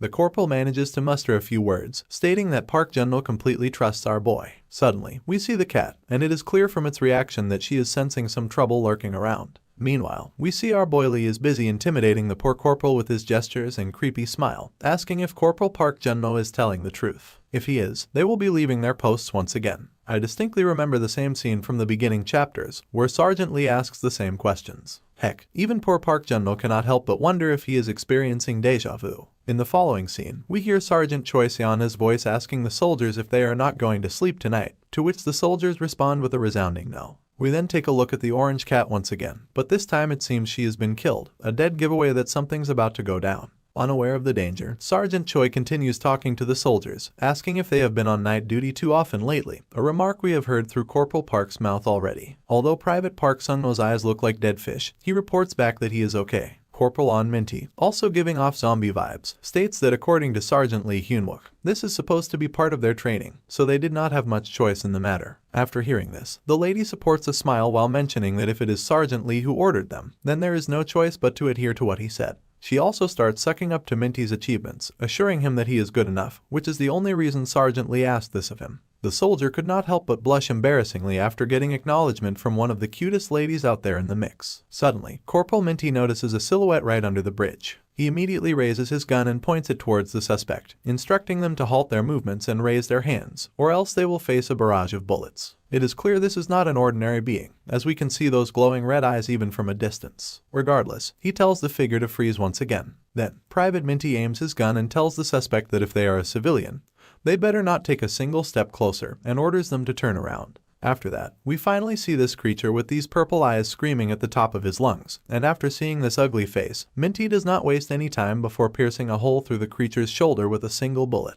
The zombie falls flat on the ground, and we can clearly see the terrified Minty huffing after this nerve-wracking encounter with this otherworldly creature. Suddenly, the entire area descends into chaos. The soldiers are on high alert after hearing those footsteps rapidly closing in on them. Private Park Sung-mo, along with Sergeant Choi, is equally shocked to see this unexpected encounter. Meanwhile, Corporal Minty is just stunned in his tracks, his terrified eyes fixed only on the front, seeing this horde of zombies marching down towards them. Corporal Minty immediately gives the green signal to fire at the zombies. But it seems that both of them, with their limited ammo, are not nearly well equipped to face this countless number of zombies. It is like one goes down, but another one behind it keeps marching forward, and no matter how many they hit, there seems to be no end to these creatures. Corporal Minty immediately commands Park Sung-mo to come in front of the door as soon as possible. Almost instantly, Minty closes the door and puts his trusty shield up, making sure to use his magic shield skill firsthand. Minty braces himself for the impact from the zombies, while Park Sung-mo backs him up, determined not to let them push through. The horde of mindless zombies finally crashes into the shield, but thanks to Minty's magic shield skill, they just bounce right off. Still, I highly doubt they will be able to stall these zombies for more than a minute or two because the sheer number of these creatures is overwhelming. We finally see our boy Lee Hyun-wook sprinting down towards the guardhouse as fast as he can, with Corporal Park Jun-mo following closely behind. Sergeant Lee Hyun-wook is gritting his teeth and running determinedly because the hellish soul wave has finally started. The story resumes, and just as our boy Lee Hyun-wook dashes down to rescue his fellow soldiers from the zombie wave, the scene immediately cuts to the official residence's executive lounge. There, we see Lieutenant Seo Yoon-ha, who has been absent from the action for quite some time. It is the middle of the night, and while seated beneath a roof lamp, she appears to be diligently typing on her laptop. Looks like she is drafting up some juicy report, detailing the hierarchy and management within the military, delving into who is who and how they are being handled. Suddenly, she begins to sense a creepy vibe swirling around the room, as if someone is keeping an eye on her. With utmost caution, she peeks outside her apartment, only to find nothing but dead silence and darkness. But it seems this silence and darkness are even more concerning in itself to her. So she takes her steps carefully, while her finger burning brighter in the dark due to her holy knight skill. Soon after, she finds herself standing outside one of the apartment's rooms, where she can even see her reflection in the door's window. But when she dares to take a peek inside, what she sees is downright terrifying. It seems all the military big shots have been taken out by venomous snakes with total bloodshot eyes. Not surprisingly, she finds these two sturdy ropes barreling straight toward her, so powerful that they are practically demolishing the walls on impact. Now you can imagine what will happen if these ropes so much as touches her. So, without a moment's hesitation, she narrowly avoids the ropes swinging toward her, barely dodging them by a hair's breadth as they smash into the walls ahead. But her luck runs out as she suddenly finds her face colliding with someone's knees. It turns out this person knows her, since we can clearly hear them referring to her as the third daughter of the Holy Knights Order's captain. And as the scene zooms out, we finally see that this is the same fucker who got his ass beaten up by our boy Lee Hyun-wook in the Red Gate. Anyway, as soon as the guy pushes the lady with him out of the window, she prepares to retaliate before she could hit the ground, and starts burning this vampire's leg with divine fire of her hand. Seizing the opportunity, she delivers a kick straight to his face with her rather sturdy military shoes. After sending the guy reeling midair with her kick, she gracefully lands on the ground, unharmed. Meanwhile, it appears this guy is no pushover either, swiftly getting back on his feet before the crash landing. Before facing off once more, Lieutenant Seo takes the liberty of asking who her opponent might be, wondering if he is perhaps a player. But before hearing his response, let us take a closer look at the burn she inflicted on his chop. And when the next panel arrives, we see that the wound has disappeared, leaving no trace behind. After seeing the wound healing which was inflicted by her holy light, it is now pretty clear that she is not jumping in joy. In fact, she is now even more curious to know who this fucker actually is. As they stand face to face, the arrogant vampire speaks up again, taunting her that she does not need to know who he is since she is about to meet her end soon enough. He begrudgingly admits that it will be hard for him to kill someone as pretty as her, but he claims he has no other choice. Just then, a commotion erupts around them, catching the lady off guard as she gazes skyward with her dumbfounded expression. As the scene zooms out, we see a purple portal opening in the air above, and there is also an entire army of undead standing ready to march through. At first, she is stunned in her tracks, her mind and body frozen for a moment as she takes in the enormity of this army.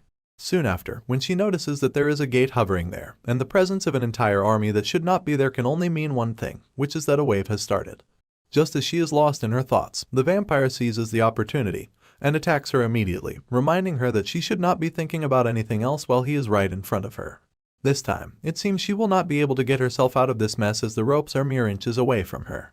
And unfortunately, he grabs her by the throat and drags her humiliatingly across the ground. As he pulls her closer, he reveals that he has heard about her grumpy and arrogant nature, but he insists she should learn to behave herself, especially in the presence of someone better than her. Meanwhile, the poor lady is totally helpless against this guy without her weapons, so she could do nothing other than to watch herself being dragged there like a dog. As the distance between them closes, the vampire guy informs her that he would have gladly toyed with her a little more, but fortunately for her, he has no time to spare, so he is about to kill her right away. Meanwhile, the lady is starting to lose consciousness due to suffocation, and if she does not fight back, she is pretty sure she is doomed. Just as she is thinking that, the vampire's rope gets shot right before his shocked face. And whoever this hero might be, they do not forget to go insane over the trigger, sending a barrage of bullets right at this arrogant guy who swiftly does backflips, dodging all of the attacks with ease.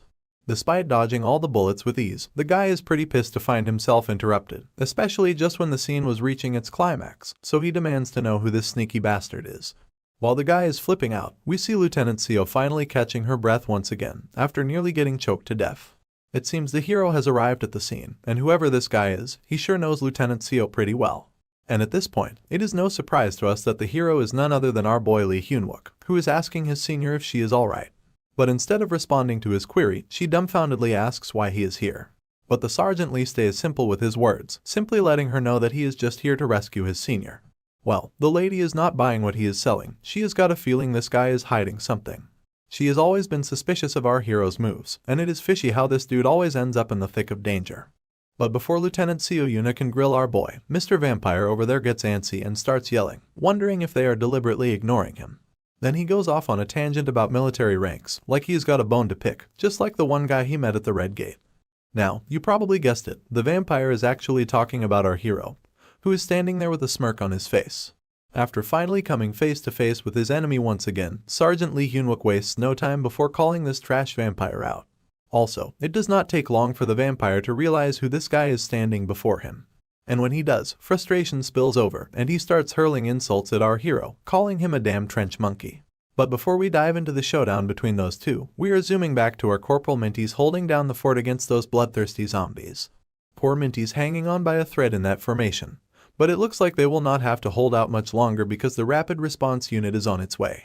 Yet Minty's footing is slipping, even shoving Private Park Sungmo to keep him from being pushed back. But before the door could tear apart, Sergeant Choi Seona jumps in with her limited mana stash, urging them to grit their teeth and hold the gate a little longer. But let us face it, they are up against a horde of zombies that just keeps growing by the minute. I seriously doubt they stand a chance. Just when those two boys are pushed to their limits, their ears perk up at the arrival of the rapid response unit. The whole squad is quickly ordered into a Z positions, and as soon as they are in place, the platoon leader gives the command to execute. With his word, these massive enchantment circles appear above the zombies, and almost instantly, fire starts raining down from them. Before we could see these zombies getting burned to a crisp, we witness one of the vampire ladies swooping right behind the rapid response unit. She immediately grabs her daggers and swiftly slaughters every soldier, zipping down through those poor souls. Terror washes over Sergeant Choi's eyes as she finds her subordinates dead on the ground, who were alive just a minute ago, and the one who just killed them all gracefully lands above the guard room. Private Park, Corporal Minty and Sergeant Choi turn around to finally see this hottie fully suited up from head to toe, asking our poor soldiers with a sinister grin if they enjoyed her little massacre. Poor Minty's heart pounds as he realizes the rapid response unit did not even see it coming. He knows if things keep up like this, he might just meet his maker as well. As this woman glares at the terrified Minty, who is practically shaking in his boots, she finds herself annoyed by his lack of response to her question. So naturally, she gears up once more to take down what she sees as a bunch of boring trash bags. But then, her attention is suddenly diverted by someone casually singing like they own the place. The scene then shifts to a soldier, bottle in hand, seeming completely drunk, not caring a bit about the zombies around him. After seeing this bizarre sight, it makes no sense to the vampire woman, who wonders who this new lunatic is. Then, one of the zombies finally dares to attack, shattering the bottle the guy was holding. The guy lets out a scream at the top of his lungs, staring in disbelief at his empty rum bottle. He is completely beside himself, demanding to know who the hell drank his precious rum. Then, his enraged eyes turn towards the nearest zombie, accusing it of being the culprit. But the poor zombie just looks back cluelessly, innocent as can be. In response, the guy bolts forward, slicing through zombies with his shiny broken bottle at lightning speed. His movements are so quick, you can barely see him in action. Even the vampire woman, who was feeling pretty full of herself a moment ago, is stunned by this incredible display of speed. The boy then raises his hand towards the vampire woman and points out if she is the leader of these zombies, and if she is, she gotta do something about the rum that just got spilled. With her cocky attitude full on display, the lady dismisses this serious drunkard's words and remarks about how full of himself he seems with his speed. She lets him know that with his speed, she might be able to have some fun for the first time in a while. Her confidence is about to take a hit, though, as the booze-loving bastard appears right behind her, asking if she is up for a good time, or rather, if she is ready to pay for the damn rum he lost. The moment she realizes he is behind her, her cocky expression melts into one of terror. She whirls around to strike the speedy boy, only to find her own hand cleanly severed from her body before she even registers what is happening.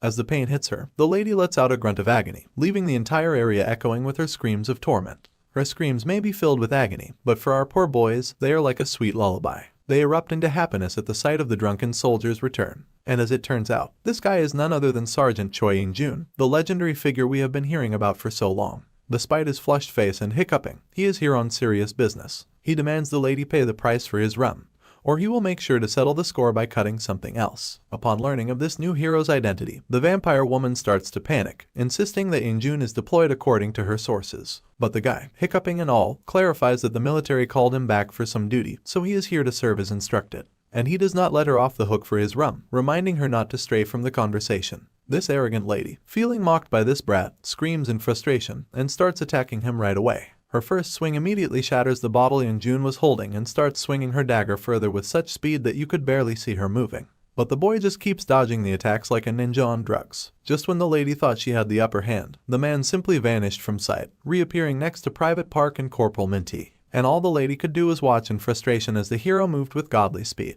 After reaching the private, In-jun grabs his own head in frustration, clearly annoyed and muttering about what a drag this is. Then, he swiftly pulls the bayonet out of the private's pocket, declaring that he will be holding onto it for a while. But Private Park quickly informs Sergeant Choi In-jun that fighting the lady with a regular bayonet will be tough because she is apparently a vampire. Seems like this idiot did not even bother to notice or care whether he was fighting a zombie or a vampire. Corporal Minty quickly reminds the idiot that zombies sure as hell do not talk. It seems that In-jun has finally started to get under the lady's skin by not taking her seriously enough. So she takes her stance, pumping her muscles with some blood, causing veins to pop out all over her body. With every last ounce of power awakened inside her, she is ready to take on this guy. It is no surprise to her why everyone calls him the monstrous candidate to become the next Sword Saint. And now, she is about to give it all she has got. As Sergeant Choi is left terrified by the sight of the enraged vampire, she is unable to warn the boys before the vampire vanishes from the scene almost instantly. The scene unfolds like slow motion. We see Choi's terrified face, the first letter of careful slipping from her lips. Before her voice can reach In-jun, the vampire is almost upon them. Another letter slips from Choi's lips, and the vampire draws even closer. Just as the third letter of careful leaves Choi's mouth, In-jun turns around as if he already knew the vampire was approaching from behind.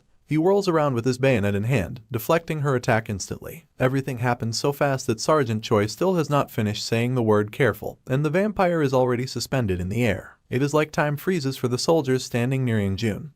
They are utterly clueless about what is happening. Meanwhile, Yoonjun effortlessly flings the lady backward, sending her crashing into the nearby wall, obliterating it entirely. The soldiers reel from the impact, feeling the pressure of the force. Even Sergeant Choi, standing at a distance, can sense the intensity. After the crazy impact on the wall, the vampire lies on the ground, coughing up a horrifying amount of blood from her mouth. Despite the brutal impact, the lady refuses to give up. She staggers to her feet, her head spinning, while Yoonjun informs her that he was being cautious with his metabolic rate before. Whenever he acts too fast, the effects of the rum wear off, leaving him sober, which is an experience he does not particularly enjoy. Turning to the terrified lady, he asks if she is willing to take full responsibility for disrupting his chill session. At this point, the woman is pretty sure that if she kept on fighting alone, she is about to get fucked.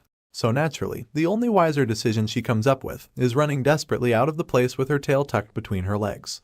She is putting every ounce of energy into her sprint, hoping to reach the other slaughterers as soon as possible to avoid this guy wreaking havoc on her plans. But, of course, my man still has so many questions to ask and things to settle. He effortlessly chases her down, arriving near her right shoulder, casually asking where she is heading off to. The lady cranks her speed even more and vanishes from the place, but our hero also blurs from sight. The next thing we see is her being cut down from several places, and our hero's movements are so swift that the vampire's nervous system cannot even register the pain. Eventually, after her limbs are injured, she tumbles down and crashes onto a nearby street pole. After finally neutralizing her, the guy takes a look around his surroundings. On one side, he sees his fellow soldiers slaughtered like lambs, while on the other side, zombies are still trying to rip the gate off. He turns to the lady once again, who is just grunting in pain, her entire body shaking like a fizzy cola. He is naturally curious, so he wants to know how she is controlling these mindless ghouls if she is not even a zombie herself. But, as expected, the lady does not bother to answer and instead screams at the top of her lungs. Not one for whining and whimpering. He shuts her up real quick with a solid kick to her gut, sending her crashing further. Knowing he will not get any answers easily,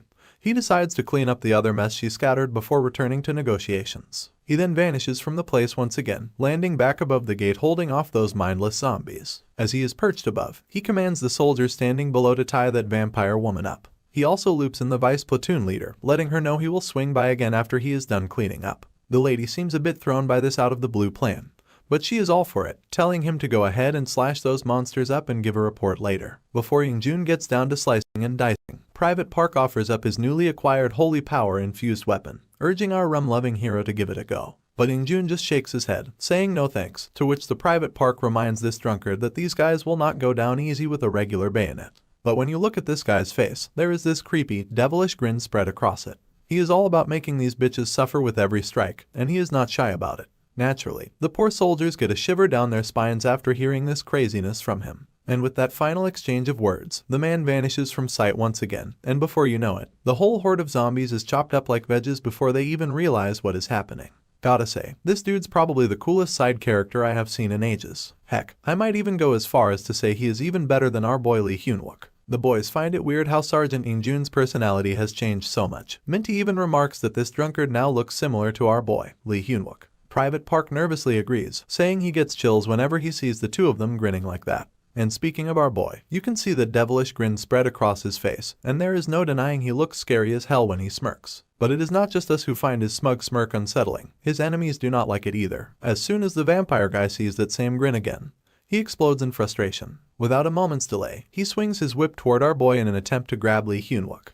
But my man has tricks of his own. He deftly deflects the whip with his dagger before it can hit anyone. While he is busy keeping those whips at bay, Sergeant Lee shouts at the platoon leader, reminding her that skeletons are pouring out of the gate and heading for the barracks. He urges her to secure the weapons and save the soldiers. But the lady raises a concern of her own, reminding him that the guy they are dealing with is a vampire. So basically, Sergeant Lee could not do much without his holy powers. Gripping his sword tightly, he makes it clear that fighting while protecting her would be even more of a hassle. The lady probably frowns, likely because of how tough this guy is acting. Another strike comes hurtling down at them, but Hyun-wook effortlessly deflects the attack once again. To get the lady out of the scene, our hero reminds her that they urgently need a holy weapon to fight this monster back. Meanwhile, Lieutenant Seo Yuna is growing more and more suspicious of our hero, wondering how he always seems to be one step ahead. But right now, she is probably relieved that he can handle things on his own for now, and there is no need to be afraid. With that in mind, she proceeds to leave, but before she goes, she instructs him not to die here, and it is her order. And with that short sentence, she dashes off towards the weapon inventory, leaving our boy finally alone.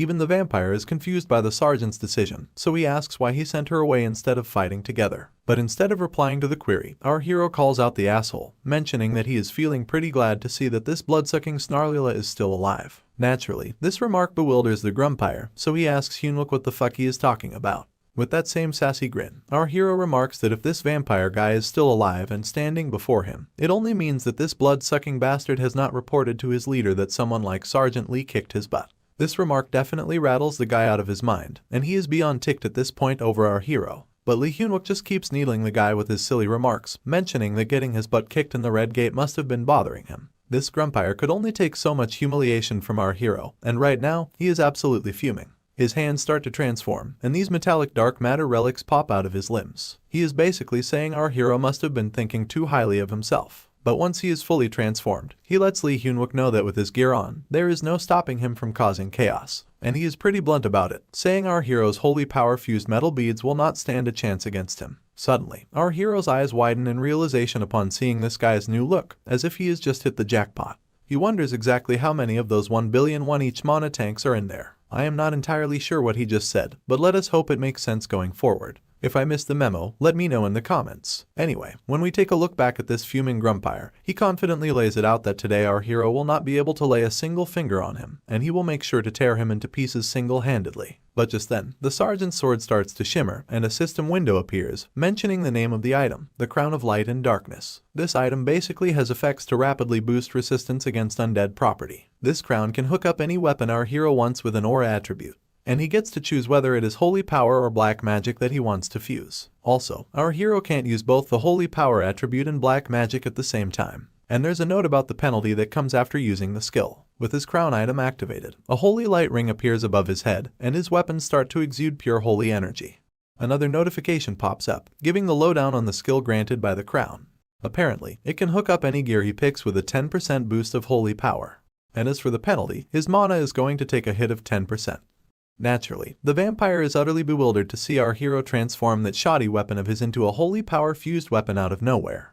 And right at that moment, Sergeant immediately asks that what made this Snarlula think that our hero is still going to use those beads. Because this time, he plans to divinely tear this bastard apart into pieces. After activating his Saint Aura and infusing his weapons with holy energy, Sergeant Lee gets all cocky, leaving the grumpire frustrated and terrified.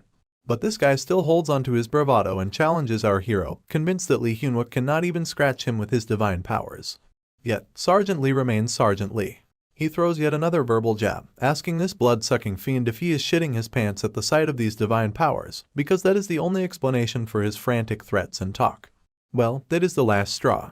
The grumpire explodes out of frustration and hurls his whips toward our hero to shut his loud mouth for good. But just as those whips are mere inches away from Sergeant, the man starts zipping away, leaving the whips crashing down on the empty ground behind him.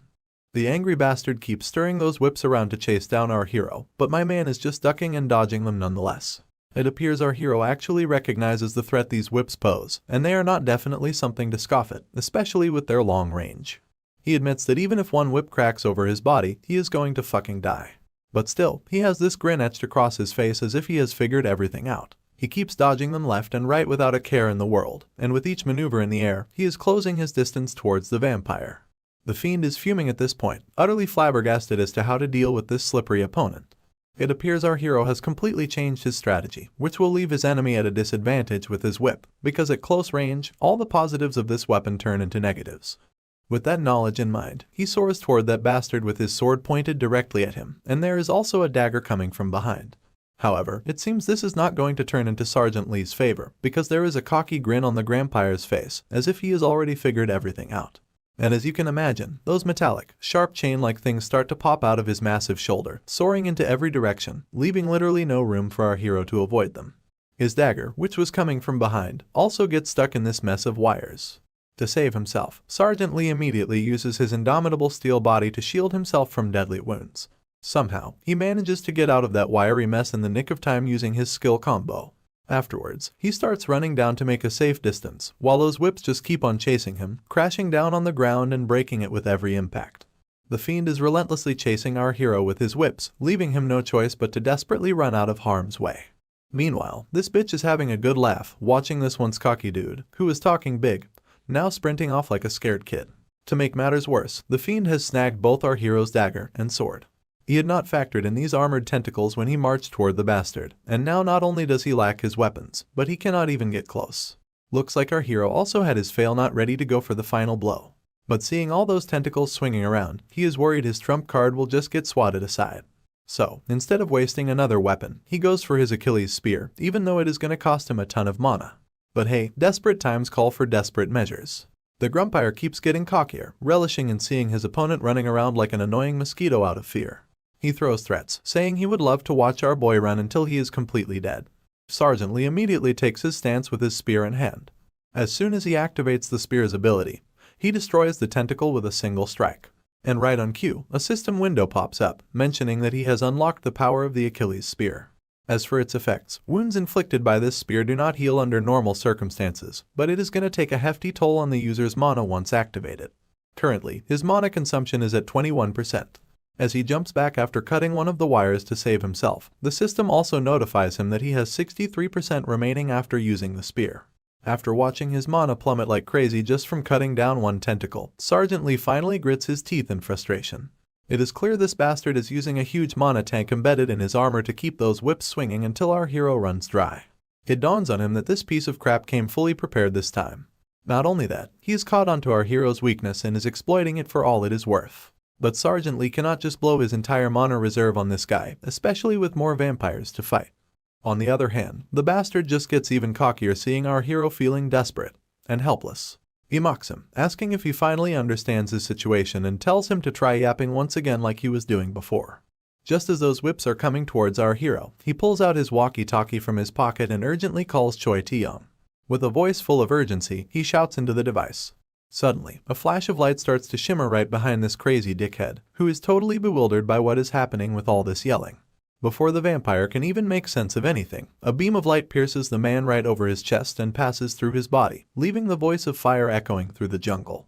It appears that the other boys from the raid squad have been on standby, waiting for commands. As soon as they got the green signal, Private Choi Tae-young did not waste a moment before firing a holy bullet with clear precision. After the successful shot, Corporal Choi Min-hee reports back to Sergeant, telling him that since there is a chance their location has been exposed because of the gunshot, they are moving to a different location as an extra precaution. As the Grampire hits the ground, he is clearly not having a good time with that massive hole in his chest. This sneaky move really gets under his skin, and in a fit of frustration, he is all set to unleash some ultimate energy beam of his own. But before he can even think about it, Failnaught crashes through his chest again, making matters worse. And just when he is screaming his lungs out, our hero swoops in, spear in hand, and with a look that is screaming "go fuck yourself," he jams that spear right into the Grampire's chest, probably putting a stop to his healing abilities as well. The blast is so intense that the energy of holy light pours out of his body after making a big hole through it. He finds himself in a sorry state, burned, bruised, and with both the spear and Failnaught lodged in his chest. Despite his condition, he stubbornly clings to the belief that as a chosen one, he could not possibly fail so miserably. But then, out of sheer curiosity, he throws his pride aside to ask our hero who the heck he is, wondering if he is an A ranker or perhaps even an S ranker. Sergeant Lee remains nonchalant, casually picking up those shiny crimson stones. He mentions how this guy is on the verge of death, yet he is still so curious about him. Regardless, the boy decides to comply with the command as a final wish for this bastard before he dies. As he leans over to his ear, he tells him that he is an F ranker. To wrap up this guy's story, he unleashes the holy power of the crown, taking a 10% hit on his mana reserves as a penalty. But as you can see, that 10% sacrifice is totally worth it because the Grampire starts sizzling like bacon on a hot skillet, screaming and writhing in pain. Even as he is getting roasted alive, the Grampire cannot believe he is going down so easily, especially at the hands of an F ranker. As the flames dance around him and his shiny crystals fizzle out, the system chimes in to let us know that he has tapped into some rank 3 mana tanks, and that mana is getting supercharged. Now it all makes sense. Remember when our hero was grinning like a Cheshire cat about hitting the jackpot in the previous episodes? Those red gems were actually mana tanks. And after finally getting those stones in his hands, he decides to chow down on half of them now and save the rest for later.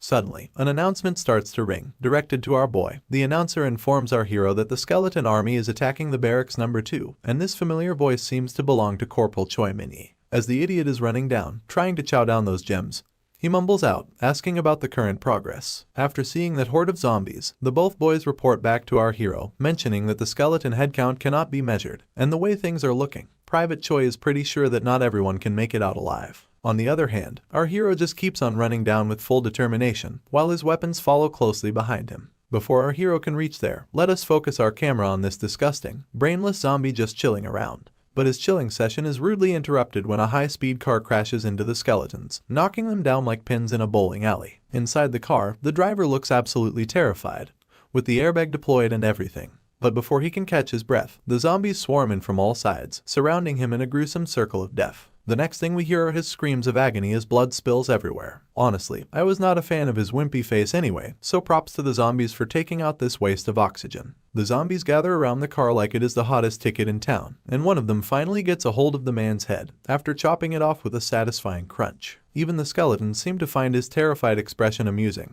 chuckling in his bone-chilling way. Meanwhile, in the lady soldiers' dormitories, one of the sexy ladies in her night suit peeks out to witness the gruesome scene unfolding outside. And when she takes a further closer look, she finds that the platoon leader has also died. Other sexy ladies are there too, using their fire powers to try and fend off the creatures. But they are screaming for Sergeant Kim Se, explaining that without the noble phantasms, they do not have enough mana to keep the zombies at bay. If they do not do something fast, it will not be long before the monsters push their way inside. The short-haired woman we saw earlier comes running into the corridor, telling everyone to hang in there. She instructs the ladies to avoid shooting randomly, as it would be better if they focus their firepower at one point and blast them. I guess this shorty is Sergeant Kim Se. Anyway, she then twirls around and demands to know why the armory has not arrived yet. Another soldier reveals that the platoon leader had the key to the armory, but the shorty yells once again, telling them to just destroy it or melt it down because she does not care.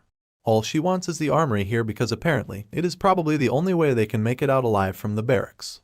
Another soldier chimes in with a concerned face, reporting to Sergeant Kim that the skeletons have started to climb up the walls and are trying to get inside through the windows.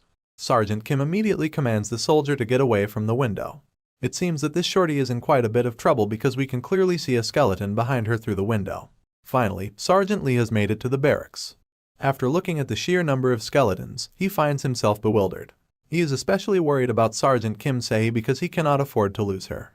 He is just praying that she is alive. The scene then cuts back to the shorty, who is about to get her head chopped off by a menacing skeleton. I guess she should have listened to her own advice about keeping a safe distance from the window. The lady turns around, only to see a sword hovering above her head, ready to blow her away. The next scene transitions to the mountains. There we see one of two vampires perched above the high hill. The bulky one suggests to the lady that if they all rush in at once and open all of the gates, there is a chance they could finish everything quickly. The woman with the blonde hair says something cryptically about hope to survive, and this short sentence flies over the bearded behemoth's empty head, who asks in confusion what the hell she is talking about. The woman then clarifies that she likes humans when they are seasoned with some shattered hope. Just then, a man in a summer hat joins the scene with a somber expression, commenting on how her preferences have not changed over the years. He then delivers the grim news that the members of the infiltration team have been wiped out. The bearded behemoth immediately perks up upon hearing the news and does not waste a moment before asking if both of them kicked the bucket. I guess he is talking about that grampire, who just got burned to crisp, and that cocky speedy woman, who got knocked out by the Sword Saint candidate. Anyway, the guy in the hat reports back that they have scrubbed all communication devices and working cameras using mono waves, and they had planned to hit the rendezvous point for the common infiltration. But neither of them showed up. The big fuck then asks about their previous reports, where they had been told that the Mountain Army and the Sword Saint candidate will not going to be in this battle. The man with the hat confirms, mentioning that this is exactly what they had been told before the infiltration. So, naturally, the elephant is curious to know that if the Sword Saint is not in the mix, then who killed those two goons? He asks if that girl Seo Yunha, the daughter of the Holy Knight Order captain, is the one who did it. The reporter then mentions that they cannot be so sure about that either, but they have no choice but to assume that Seo Yunha is the one who did it, which makes her stronger than they had expected. By the way, this woman with horns is known as Carol, and she commands this big elephant to go down there and make sure to wipe out the military command himself. I can feel that this guy does not like being bossed around, and he throws down his gigantic weird-ass weapon on the ground out of frustration while steaming off about how he has to deal with all this crap. As soon as this man throws down this pillar, a portal appears in the area. There, a system notification also arrives with a warning, mentioning that the assembly zone of evil has been declared in the area and dark attribute stats are increased by 50%. Undead attribute healing power is also increased by 50%, and the number of monsters coming out of the gate also increases by 100%. While cracking his fingers like a big boss, this baldy McBeardface suggests taking the strongest one down first. But Carol reminds him once again, strictly telling him that his target is the military command, not Seo Yunha. The frustrated Baldy turns around, asking if she thinks of him as a clown or something. He makes it clear that he can take them out in one strike, But still, the lady persists, telling him that the others will take care of Seo Yunha, so he better do as he is told. Suddenly, heavy footsteps, likely made of metal, echo on the ground as a figure with a face ablaze with reddish energy marches forth. These huge, menacing giants pour out of the portal, their edgy appearance sending chills down my spine at first glance. Carol's face immediately lights up with a cocky smile as she anticipates the moment when Seo Yunha will fall into despair. On the other side of the mountain, as our hero is sprinting down to reach the barracks, he reveals to us that in his past life, 2 vampires made an appearance. But considering the fanatic he just fought, he is pretty sure that there must be many more vampires to fight, since he cannot recall seeing that guy in his past life. He is giving it his all to reach the barracks before it is too late because he cannot bear to lose someone as important as Sergeant Kim Se. As he enters the vicinity, he unleashes the pegs he received as a reward from the military after that Red Gate incident. After gearing up for the battle ahead, he charges straight at the mindless creatures with his weapons floating around him. As soon as a skeleton notices someone behind it, it turns around. But before it can react, the holy energy-infused peg pierces through it, then another zombie takes hit as well. But this is not cutting it. Corporal Lee targets each and every zombie in the vicinity, smashing them down with the pegs like it is no big deal. There is not just 1 or 2 or 10, but a sheer number of these pegs, all aimed at the same thing. With a final roar of determination to save Sergeant Kim Se, he launches all the pegs towards the creatures, clearing his path by smashing those abominations down. The scene transitions back inside the dormitories, where Sergeant Kim is about to be smashed by the sword. But before the sword could land on her, a green aura starts pouring out of her body, grabbing the sword immediately. This aura takes the shape of a woman that dominates over the pile of bones, and the lady sternly demands to know who gave this sucker permission to infiltrate the women's barracks completely naked. As you can imagine, her aura punches the skeleton, sending him hurtling back outside through the window. It appears that Sergeant Lee Hyunwook has also arrived at the scene, witnessing the skeleton flying out of the window. He immediately calls out to everyone, asking if they are okay. Rushing inside, he tells them he has come to rescue them, but his words practically get stuck in his throat when he sees the lady beating the living daylights out of the skeleton single-handedly. The lady turns to him, asking who is rescuing whom, because she does not seem to feel the need to be rescued by anyone. Well, I guess our hero underestimated her big time. On the other hand, the lady who does not know what this guy's deal is wonders why this bastard is trying to act cool after popping out of nowhere. Although she does not know him, our hero knows her pretty well. Apparently, Kim Se, despite being a spirit sorcerer, has a history of specializing in assassination. 5 years after the second wave, she was deployed on a special mission to assassinate the king of the Orc Kingdom founded in Shanghai and left a mark in history in a match to the death against the Orc King, Stonox. This is precisely why when our hero officially started his duty, he was not with her. Not sure about her, but the other ladies have started to catch on to see who this man actually is. The ladies start snickering while they are in their night suits, leaving our idiot thoroughly embarrassed.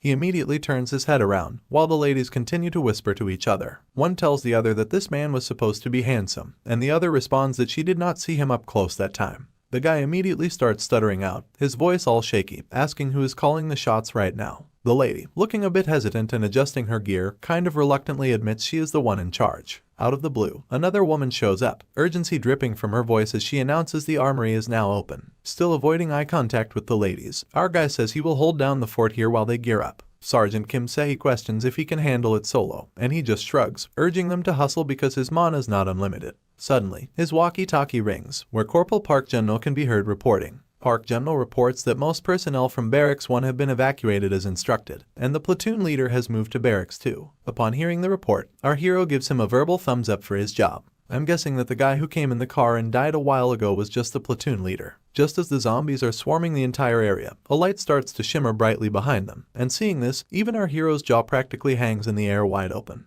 And as the scene shifts, we see Seo Yuna totally geared up, burning down those monsters with just a flick of her sword. As she swoops toward our hero, she is utterly shocked to see Lee Hyunwook here once again. With graceful steps and feathers floating around her, she asks our hero if he defeated that vampire, to which our hero nonchalantly says yes. Sergeant Kim Se immediately salutes her senior and reports back that the personnel in Barracks 2 will be armed soon enough. I guess our hero is not exactly thrilled about the glare he is getting from Seo Yuna. She is totally thrown off to realize that this guy just evacuated Barracks 1 and is even supporting Barracks 2 like he has got the whole situation under control. Since our hero cannot speak before his senior, he just rolls his eyes over to the other side. Just then, another system window pops up, which we have seen before at the start, so feel free to pause to read the contents. And with that notification, the zombies have started to emanate an even fiercer aura. It does not take the ladies long to catch on that there is some kind of totem in action. Basically, a totem is an installation-type item that influences the area with magical effects. Well, this might seem like bad news to the ladies, but our hero is just grinning like a greedy bastard upon learning about that item. It is embedded with several devil's medallions, and he is itching to get his hands on it. He has got to move fast before someone else snatches it. Sergeant Lee then spills the beans to the platoon leader that the vampire he fought earlier is not flying solo. The redhead just shrugs, saying she already figured that out. But what is really frying her circuits is how they are controlling these mindless zombies like puppets on strings. She is pretty sure this is not no coincidence, that these monsters are wandering around here. It is more like a coordinated terror attack. The redhead then orders everyone to gear up and hunker down until reinforcements roll in. After that, she uncomfortably leans over to our hero, basically telling him he is tagging along to the command control room. The order catches the man off guard, and he just kind of echoes it back in disbelief. Guess he does not have much wiggle room to refuse since it is coming straight from his senior. Anyway, the scene then flips to the underground bunker command control room. There we see this chunky dude with a massive axe, and standing beside him is the familiar orange head. It is chaos down there. All the communication gear and surveillance cameras are all fried, and someone is seemingly pounding on the front door like they own the place. Probably that bearded behemoth, trying to crash the military command party without an invite. Both of the goons are literally freaking out because, according to them, only someone above the level of an orc could break through a double barrier door. And if that mysterious guy barges in, fighting in such a cramped space is gonna be a nightmare. Fatty's face is all bulging veins, probably from sheer stress. He tells the platoon leader that once that door goes down and Mr. Mystery enters, he has got the green light to blast him along with that guy to Kingdom Come. After making that much clear, the dude starts howling like a banshee to unleash his berserker powers. Instead of his usual fat ass, he bulks up with some serious muscle. After his transformation, he warns the platoon leader that if someone busts through that door, it is game over for both of them. But he is dead set on taking down that bastard, even if it means kicking the bucket himself. Then, the big moment comes, and the bearded behemoth smashes the door with a punch, sending both soldiers stumbling back from the force. This second coming of Bigfoot saunters through the rather normal-sized door, accompanied by those undead creatures. As he enters, he mocks these military guys for their futile attempts to guard this place. But as he stands before the fatty, the baldy is a bit moved to see this weakling before him, because he did not expect to meet some trash guarding this place. The once gigantic fatty now looks like a toddler compared to this big motherfucker with a beard. The soldier is literally shaking in his boots to see such a huge guy with such sheer size. The man before him looks way bigger than him, even though he is in his berserker mode. He is scared, but still, he knows what he has got to do. So, while he swings his giant axe in an attempt to strike this bastard, the bearded behemoth just laughs menacingly while cracking his fingers, asking if he is seriously going to fight this puny punk. Just as the soldier is ready to deliver the blow and the bearded man laughs in his face, everything freezes, and the chapter ends right there, leaving us on a cliffhanger. Before we dive into the epic showdown between Bigfoot and our hefty friend, let us take a step back to a time when our hero was putting in the hard yards training this big guy. After numerous failed attempts, Sergeant Lee Hyunwook finally tells the hefty one not to recklessly squander his mana, delivering a gentle bonk on his head to emphasize the point. It seems our hero is attempting to instill some control over mana in this fella because every time he goes berserk, it fizzles out instantly. This guy just cannot seem to rein in his mana and ends up blasting it at our hero. But Sergeant does not give up on him, keeping him on the grind until evening falls, leaving the hefty one completely exhausted, gasping for air. Just as our hero calls it a day, Lee Won-suk pipes up with a question from behind. Hearing the fatty's call, the sergeant turns around, asking what is on his mind. That is when the hefty one asks what to do if he faces a stronger opponent in a real battle. Hearing this, Sergeant Lee cockily clicks his tongue, reminding the hefty one that he will probably just run away, given his lousy character. The poor guy tries to defend himself, but the corporal remains crude in his words. He further intimidates him with a light punch to his hand, questioning if he dares to talk back before his seniors. Before leaving, the sergeant emphasizes one last time for him not to run away. He encourages him to always face his challenges head-on, to act like a soldier, to protect his comrades behind him, and in return, his comrades will protect him as well. And now, the moment has finally come for Lee Won-suk to put all of our hero's teachings into action. Even though he's scared like a cat facing this behemoth, he swings his sword nonetheless. Seeing his resolve, Lieutenant Lee Min follows suit. He raises his hand and conjures up a portal right behind the behemoth, giving the green signal for the hefty one to take that bastard down. Sure enough, the fatty manages to push the behemoth out of the command room, and the portal immediately shuts down behind them. The big bearded behemoth just flashes a devilish grin, clearly enjoying the moment, thinking he's about to have an easy time squashing this puny guy. It seems that it is not going to be that simple, because Lee Won-suk has started his transformation, and almost instantly, his size triples, and muscles just bulge so fast they tear his uniform apart. Still, the behemoth just chuckles, asking Won-suk if he seriously thinks he is a fighter. Meanwhile, his own hands start morphing into these bizarre, claw-like things with mana storage stones embedded in them. On the flip side, the fatty's doing his best not to let his mana scatter. And luckily, he nails his transformation, which really makes his heart jump out of joy. Looks like Lee Hyunwook's lessons really paid off after all, as Won-sik is confident he can handle this level 2 berserker body. Without skipping a beat, he charges at the behemoth, swinging his axe like lightning, all fueled by the urge to protect those behind him. The one who is about to take that hit just stands tall while grinding cockily as if he has everything figured out. But surprisingly enough, the fatty manages to land a devastating hit on that arrogant bastard. Before we get too deep into the action and spoil the fun, the scene cuts to the underground bunker of the 3rd Anti-Monster Brigade's 1st Battalion. Inside, we find our hero along with Lieutenant Seo Yoonha sprinting down the path at full speed. As they run, Sergeant Lee reveals that their first priority was supposed to be dealing with the totem, some kind of tool boosting the undead creature's powers. But our hero has not got a clue why they are sprinting towards the control room. I guess he is about to find out soon, because out of nowhere, someone busts through the tunnel's wall like it is no big deal, sending both soldiers staggering back from the force of the blow. And not surprisingly, the culprit behind this wall-busting action is none other than Baldy McShine, holding poor Won-sik by the throat after pounding the poor guy to a bloody mess. It is pretty funny how the author chose one of the most disliked characters from the manhwa to use as a punching bag, just to give us a clear idea of how powerful this guy really is. As soon as Sergeant Lee spots his nearly dead subordinate in that bastard's hand, Hyunwook just goes absolutely nuts. Meanwhile, poor Won-sik, with his last bit of strength, reminds our hero that he has finally proven his point that he is not the kind of person who runs away from danger. Just as he says this, poor Won-sik gets another devastating blow to his face, blood splattering everywhere as the ground beneath him shatters from the force. And all the while, the baldy bastard asks if that is enough to keep his mouth shut from yapping. Lady Seo also loses it this time, straight up demanding that this bastard get the hell away from her soldiers. Out of the blue, Sergeant Lee surprises her by flat out telling her to scram. He orders her to hit the control room immediately, where she has got to rally the troops to hunt down that totem and get it out of there as soon as possible. Well, the next thing he says is just a blank bubble, but judging by our hero's expression, he is probably plotting some serious payback on this jerk. Whatever the sergeant whispered, it sure left her jaw hanging. Meanwhile, the big behemoth just chuckles, realizing he has got the daughter of the Holy Knight Order's captain right where he wants. Before taking off, she gives him one last order as his senior, basically telling him not to die, and she means it. And off she goes, sprinting away, leaving our hero alone with this behemoth. Before getting into the thick of it, the boy tells the baldy that he never really liked the fatty, especially seeing him as just a musclehead with no brains. But Won-sik changed his mind by fighting to the end just because he was told to do so. And now, in Won-sik's honor, he is ready to risk it all to take revenge for his sacrifice. As soon as he finishes speaking, he takes one of the mana stones and gulps down all that sweet juice, which triggers a notification known as Mana Tank Rank 3. Apparently, it is supposed to boost his mana to a solid 100%. But there is also a little warning about the possible side effects of overdoing it.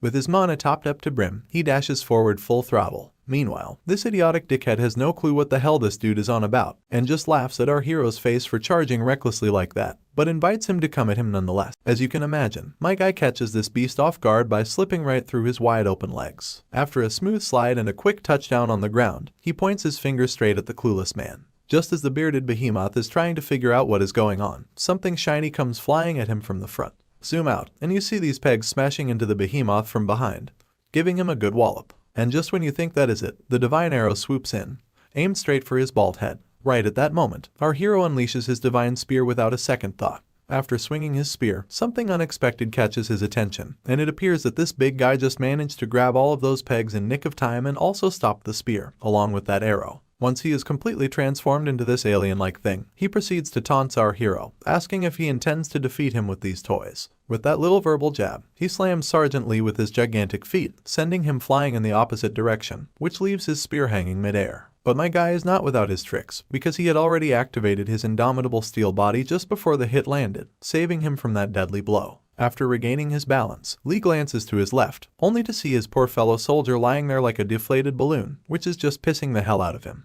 In a flash, the big guy swoops back into attack, telling our hero not to get distracted while fighting. Not surprisingly, the boy leaps out from there, leaving the behemoth swinging at thin air and crashing into the ground. Sergeant Lee takes a moment to glance back, only to find this jerk menacingly hovering right above his face. Without wasting a beat, the behemoth keeps on chasing our hero in an attempt to land a deadly blow. My guy's like a slippery fish, dodging every move with such finesse you would not believe. After that little game of cat and mouse, the beast is almost caught up to Sergeant Lee. Just before he strikes once again, our hero activates his indomitable steel body, and after taking the blow right above him, he crashes into the wall with such force that the concrete shatters on impact. Even with his steel body activated, he still lets out a grunt that could wake up the neighbors. Once he busts a giant hole in the wall with a single swing, he laughs at our hero for thinking those few measly holy power weapons would do anything, all while talking big about revenge. As he is saying that, some weird metal rambling voice catches his attention. As you might have already guessed, it is our hero, making those weapons dance with his metal manipulation abilities. He agrees with the bastard's earlier talk, admitting that a few weapons will not scratch this guy's butt. And now, he is pretty confident that a whole room filled with armory might do the trick. And as it turns out, we are in the restricted area of the 3rd Anti-Magic Brigade's 1st Battalion Armory. I guess now it actually makes kinda sense as to why this guy took that hit just to reach this side of the tunnels. While the bearded behemoth is scratching his head, clueless about what to do next, my man just busts open another mana tank, pushing his mana reserves back to a whopping 100% once again. But let us not forget about that warning about excessive use of mana tanks. Judging by the look on our hero's face, it is pretty clear that his mana stone abuse has finally started to take a toll on his body. But before we dive into the final showdown, the scene cuts back to the control room where Orange Head can be seen using his rap abilities to lure out some of the zombies. However, he is not sure how much longer he can keep it up because he is already pushing his limits. Before he completely exhausts himself, he orders the operator officer to restore the communication channel, and also instructs the other soldiers to prepare to fire as they are about to come under attack. Shortly after, once the lieutenant is finally exhausted, the portal closes immediately, leaving the undead creatures a clear path to march forward. With no place to run, the guy just tumbles down, recoiling in fear. As a zombie hovers over his head with a dagger, the terrified lieutenant commands his troops to shoot. But before anyone can open fire, Lieutenant Seo slices the skeleton in half. After cutting that bastard in two, she asks the terrified Lee Min-hee if he is doing alright. Judging by his scared face, we can tell he's not exactly okay, but seeing Seo Yunha in front of him definitely perks his spirit up. Once the whole horde of zombies is burned to a crisp with divine fire, Seo Yunha reassures her fellow soldiers that the threat is neutralized for now. Orange Head could not be more relieved, because if the command room had been overrun, they would have been toast. While they are catching their breath, a private comes up with some good news, saying they have finally connected to the emergency communication network, giving them a chance to contact the 3rd Battalion. As soon as Orange Head tells his soldier to request reinforcements, the soldier gets hit with shocking news. With a terrified look, he turns around, only to reveal that a gate has opened there too. Checking out the 3rd Battalion, those intruders look way scarier than those undead creatures, and the news hits both lieutenants like a ton of bricks, leaving them frozen in shock. Even the Blue Flower Guild is in chaos, with gates wreaking havoc there too. When Orange Head orders them to connect with the 6th Battalion or the 5th, it is the same story. Nearby units and major guilds confirm gates are popping up everywhere. The soldier looks absolutely terrified while mentioning that everyone's asking for backup from each other, and things are starting to look like a scene straight out of hell. The lieutenant's faces are back to shocked mode, while the soldiers just casually dropping one bad news after another like it is no big deal. Thankfully, the battalion commander connects with the control room.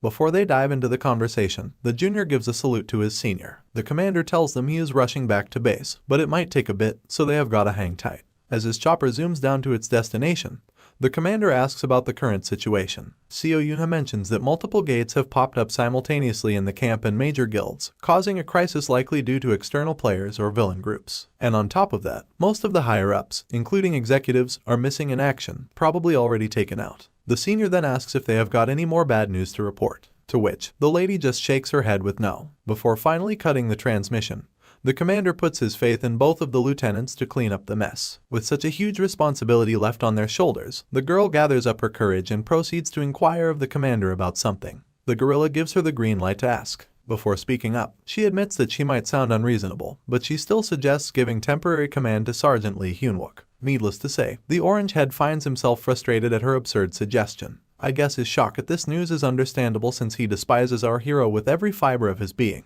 Though the captain did not react that strongly, he is still curious to know the reason behind her suggestion, especially since she has always been cautious and suspicious about Sergeant Lee's recent actions. To this question, the lady agrees, mentioning that his irrational behavior naturally warrants caution.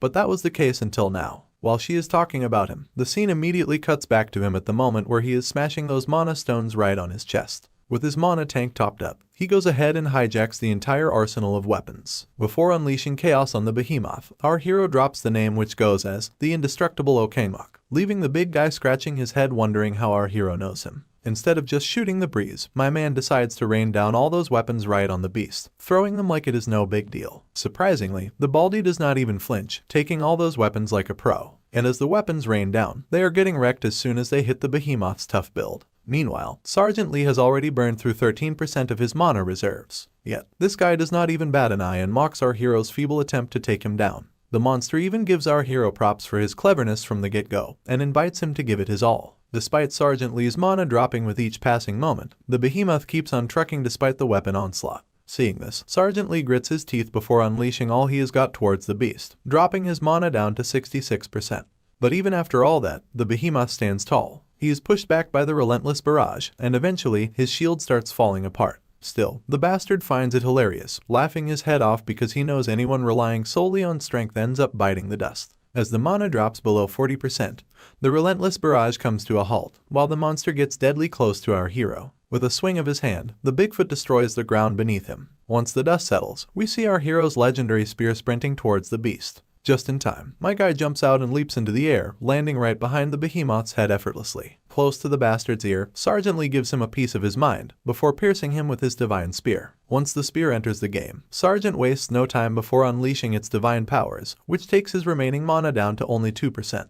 Before he finishes the dude off for good, he reminds him of his own words about how he is gonna end up just like all those other fools who acted tough. With those final words, he sets the bastard on fire, burning him down just like he did with his comrade, while the guy screams his lungs out for the last time. And all the while Sergeant Lee was duking it out with this dude, Lieutenant Seo spills about how she suspected him of being a spy, infiltrating and aiming to wreck everything. But after seeing him in action, she is now sure he is not a spy. In fact, he is just always one step ahead in dealing with the crisis. Plus, every time there has been trouble in Seoul lately, our hero's been right there, holding the key to fixing things and making sure everyone stays safe. With just 1% mana left, our hero heads over to his fallen comrade, apologizing for not being able to save him. He promises to recover his body even if the bunker comes crashing down. After the brawl, we cut back to the control room, where the lieutenant is done explaining everything about our hero, and as for her final say, she believes he is the only one fit for the job. With a little grin, the guerrilla commander nods along, agreeing that the right person has shown up at just the right time. Right on cue, Sergeant Lee arrives at the scene, and the commander wastes no breath before giving our hero temporary command of the 3rd Anti-Monster Brigade 1st Battalion. Our hero asks if command authority includes access to the armory, to which the guerrilla says yes. He further asks if he has anything in mind to turn this situation around. Before he takes his next breath, Lee Hyun-wook clenches his fist and confidently says yes, which makes it clear he has got a plan and is more than ready to make his move. As soon as our hero steps into the command room, the battalion commander hands him temporary command of the 3rd Anti-Monster Brigade, 1st Battalion. Sergeant Hyun-wook then asks if this command authority includes access to the armory. The commander replies positively, and when he asks if our hero can turn the situation around, our guy confidently responds with a yes. He's more than ready to finally fight back and beat those bastards to the punch. Back outside, we see the soldiers trying their hardest to shoot down zombies before they can infiltrate barracks number 1. The platoon leader quickly orders his troops to deploy the magic circles. Almost instantly, the magic circles appear in the sky, ready to burn these zombies to a crisp. And burn they do. As soon as the fire starts raining down on these monsters, they begin to incinerate. But despite taking out a big chunk of these zombies, there seems to be no end to them, and this dickhead knows it all too well. Just as those zombies charge through the fire straight towards the barracks, the scene cuts to barracks number 2. The situation there is worse than ever, with a shitload of zombies ravaging the entire place. They've already made it into the dormitory building, and the poor ladies inside are struggling against these undead creatures. One of them even gets brutally stabbed by a zombie. Immediately, the platoon leader orders everyone to retreat before any more soldiers fall dead. He also commands the ladies to get to the upper floor, but a soldier responds that they couldn't save the people on the 2nd floor since there are just too many monsters to handle. While the ladies are retreating to the rooftop, the sergeant is left behind, gritting her teeth, unsure how to deal with the mess. The next scene takes us to our drunken hero, who is slashing down zombies with a simple dagger with such speed we can barely see him moving. And in an instant, he clears out the entire guard post, leaving the soldiers there utterly astounded by his display of power. One of the soldiers even asks Sergeant Choi In-jun if he is alright. Well, it looks like he's apparently not doing really well. Despite his fast speed and raw strength, these zombies are proving to be really tough to deal with, especially because of the activated totems which are giving these critters a boost in strength and defense, and to top it off, they just keep popping up. Despite thinking these zombies were tough, this guy is just getting pumped up seeing the challenge coming at him. You see, individually, the skeletons and zombies in the barracks aren't too scary, but with the crazy numbers pouring out of the gate, this army becomes unbeatable, and they are estimated to be at least the size of a division, ranging from 12,000 to 20,000. And who is giving us all these details? Well, none other than Sergeant Lee Hyun-wook. He is making it clear that with this many critters, it will not be long before our main camp bites the dust. That is when the orange head raises his hand and suggests establishing a base in the bunker and responding from there. Our hero simply states that they cannot do that, which totally startles both of the soldiers present there. He explains that if they hide, the monsters will just become a roaming army of doom controlled by whoever is behind those totems. And if those suckers make it to Namsen City, we are talking about hundreds of thousands of people biting the dust for no good reason. Naturally, the orange head asks some obvious question, wondering what the hell they are supposed to be doing. Well, my dude's got it all figured out and tells Lieutenant Seo to round up the guard post personnel and search for the totems. The girl then asks what they are going to do about the zombies until they find those totems. Our hero just shrugs and says they will corral the skeletons and zombies into one spot by opening up the guard post. Of course, Orange Head thinks it is crazy. It is like playing with death, because if those two types of monsters team up, everyone is going to fucking die. But our hero's got another trick up his sleeve, and with a cocky grin, he says if he and Orange Head teams up with him, they have got this. It will be the monsters who end up screwed, not them. Not surprisingly, the second platoon leader is totally lost hearing how he could help our hero so much. Before we can hear any response from our boy, the scene cuts to the tired face of Sergeant Choi In-jun, gasping for air. When he hears our hero telling him to find the totems, he immediately refuses, mentioning how he's supposed to search all of Namsen. Hyunwook's inner Steel Emperor facepalms himself in disappointment, and tells this drunkard that the squad members are already scouting specific points in Namsen, so he should not have much to do. While In-jun is busy on his walkie-talkie, another wave of zombies arrives, and the soldiers standing there are just freaking out. On the other hand, Lee Hyunwook makes it clear that he has command authority as of right now, so In-jun must follow as he is told. Of course, the drunkard starts pretending to have weak communication and cannot hear our hero. I guess the sergeant is not too disappointed to see this kind of behavior, since he already knows what a pain in the ass this dude can be. So, he bends his finger to get the honey out, and simply utters the magical word which goes as, Ballantine's 21-year-old whiskey, and that does it. This fucker is more than enough to comply our hero's command. But he also does not shy away, saying that he would like to crank the number up to the 30. Well, Lee Hyunwook just sighs in utter hopelessness, seeing how this dude never takes things seriously in the slightest. Through the walkie-talkie, the maniac asks our hero once again if he actually wants him to go look out for the totems, to which the boy just agrees to comply with his wishes and gives him the green light to head forward. With an eager face, exploding with happiness, the maniac immediately decides to get down to business. With that settled, Lieutenant Seo also decides to move to the rendezvous point to meet the drunken maniac. Before she leaves, the sergeant reassures her that he will join them soon enough, so he tells her to take care of her squad members in the meantime. The lady surely reassures the boy back, letting him know that she is not planning to lose any more her soldiers either. In this chaotic battlefield, a drone arrives with the command center broadcast blaring. It is a clear instruction: cease attacks and get indoors. Everyone scrambles to obey, hustling back as fast as they can. Then comes the order for the mages to throw up barriers and brace for the zombies' impending arrival. They are already breaching the guard post, closing in on barracks number 2 at lightning speed. In a flash, they are halfway there. Next thing you know, the broadcast telling us they have hit the spot. The zombies flood the area like there is a Black Friday sale about to hit the final hour. From her vantage point above the rooftop, the sergeant can only watch this horrifying sight, and scoffs at the futility of trying to stop these monsters with just a barrier. That is when she receives an order from the command room, instructing her to manipulate the wind inside the barracks, and maintain a wind speed below 3 meters per second.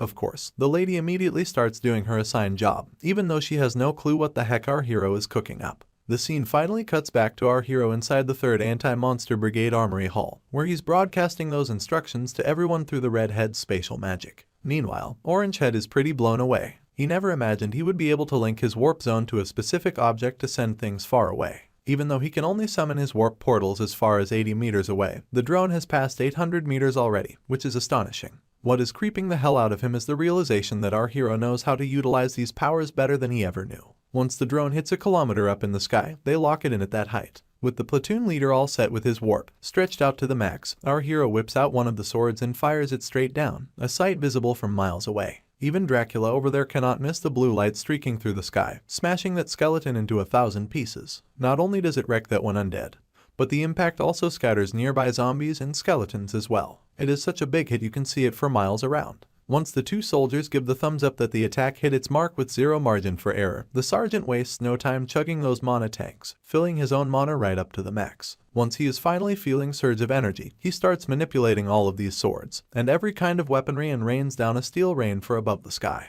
As soon as those swords hit the ground, they incinerate everything in their path. Even the ground beneath shatters into pieces, sending those mindless creatures scattering. Lieutenant Seo and the other soldiers are absolutely floored by this unexpected move our hero pulled off. Even Sergeant Kim Sehi and that arrogant dude who always has it out for our hero are astonished to see this. The Steel Emperor finally reveals its full glory, and as the steel rains down from above, he reminds himself that he will not let a single person die in this battle. Seeing that incredible sight, even the Dracula lady finds it unbelievable. If she had not seen it with her own eyes, she would never have believed it in the first place. The boy just pushes himself to its last bit of strength. Even blood from his nose and mouth starts to leak out, probably because he has been abusing those mana stones over and over at this point, which is probably taking a negative effect on his body. And in the blink of an eye, the entire place is now just littered with the dead bodies of the zombies, scattered across like confetti. Of course, seeing this sight absolutely makes the lady jump in joy, who is certain that it is impossible to take down this amount of monsters, and now she is praising our hero for his mad skills and strength. Sergeant Lee Hyunwook then broadcasts to evacuate the injured and eliminate all remaining monsters. He repeats his command once again, and while this dickhead is nursing the injured,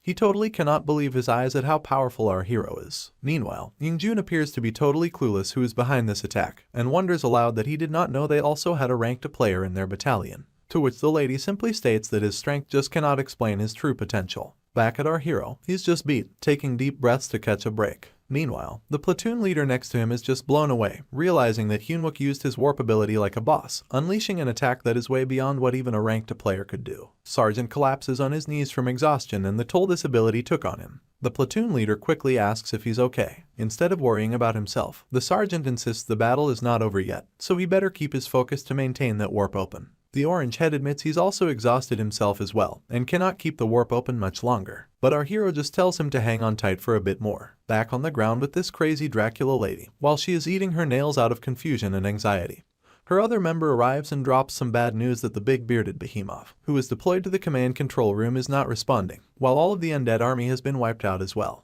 He asks her if they should wait until the last gate is opened. Initially, he gets a cold response from her, telling him to shut the heck up and let her think through this mess. She is sure that this was not the power of the Sword Saint, nor was it a holy knight. She did not get any info about this guy, and with an area-wide attack of this scale, she is almost betting that there must be a high-ranking military executive in the mix. The shady guy speaks up again, telling the lady that there is a scout here, and as she looks behind her, she finds a soldier standing there behind the tree trunk. Once the cat's out of the bag, the Shadow Man immediately springs into action and starts following the soldier, who is running down at the speed of light. The dude then starts yelling, reporting back that Totem has been spotted and gives a precise location. Of course, everyone is startled to hear this unexpectedly good news, but right now the poor soldier is sweating profusely because he's about to get caught by these maniacs. Before he can report how deep in shit he is, the poor guy is immediately grabbed by that monster, and his walkie-talkie falls to the ground. On the other end of the transmission, Lee Hyunwook screams his lungs out and immediately reports back to the command center, telling them to move the drones to the reported location immediately. Lieutenant Seo tells Choi and Jun to reach the reported location right away.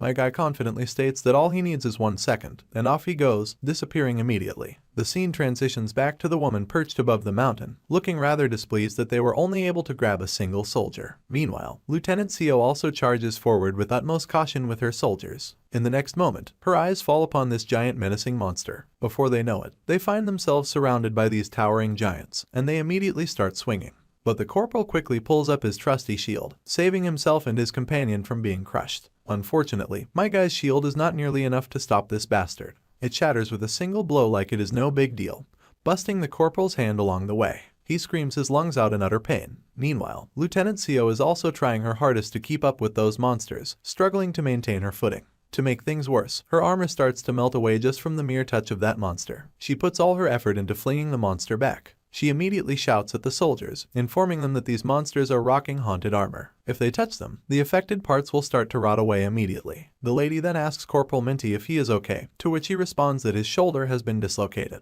Meanwhile, everyone finds themselves totally surrounded by these creatures, and they ask the platoon leader what they should do now. Lieutenant Seo immediately commands her troops to stand behind her. Right away, her shield grows wings, which are so huge they can be seen from afar. With those angel wings, she creates a barrier surrounding them. Once these cursed vile creatures step forward towards the barrier, they start to burn. Apparently, this barrier is made of some holy light she calls the Holy Dome. The lieutenant then tells the soldiers that for about 7 minutes, they will be able to receive the holy power inside the dome. If soldiers get a chance to run during the battle, she tells them to prioritize finding the totems. The soldier then points out that these things are so strong, and they would need an entire platoon just to fight one, so they ask if she will be able to handle them alone. The lady gives them all the confirmation they need. Without hesitation, she takes off from the ground, immediately reaches one of the monsters, and with her holy light activated, she thrusts her sword right into the bastard's skull. With a little extra force, she blows away that monster's head.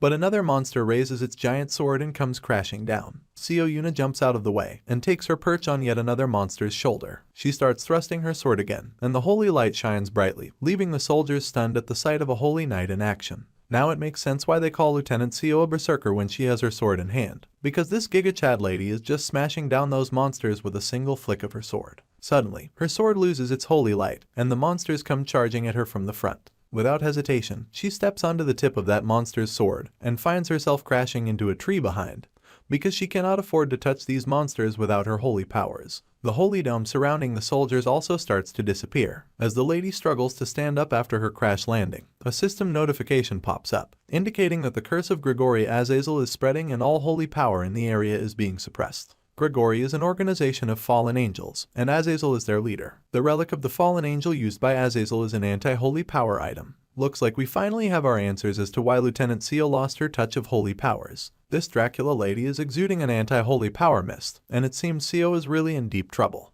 This Dracula woman is really pissed off, and it is clear she is here to humiliate Lieutenant Seo by making her eat dirt. The scene cuts back to the moment when our scouting soldier was caught red-handed by the vampire. Lady Seo immediately orders Choi and Jun to rush to the reported location. With a nod, he bolts away like a flash of lightning and promises that it would only take him a second to reach there. As soon as he clears the woods, he finally spots the robed vampire. Well, a big smile spreads across his face at the sight of the fiend standing there. Without hesitation, he aims to slice through the filthy hand of the vampire holding the soldier. His blade cuts through, but the hand unexpectedly turns into mist and vanishes, leaving the soldier to fall back to the ground. Jun rushes to catch the soldier before he hits the floor, and the vampire turns into that mist form.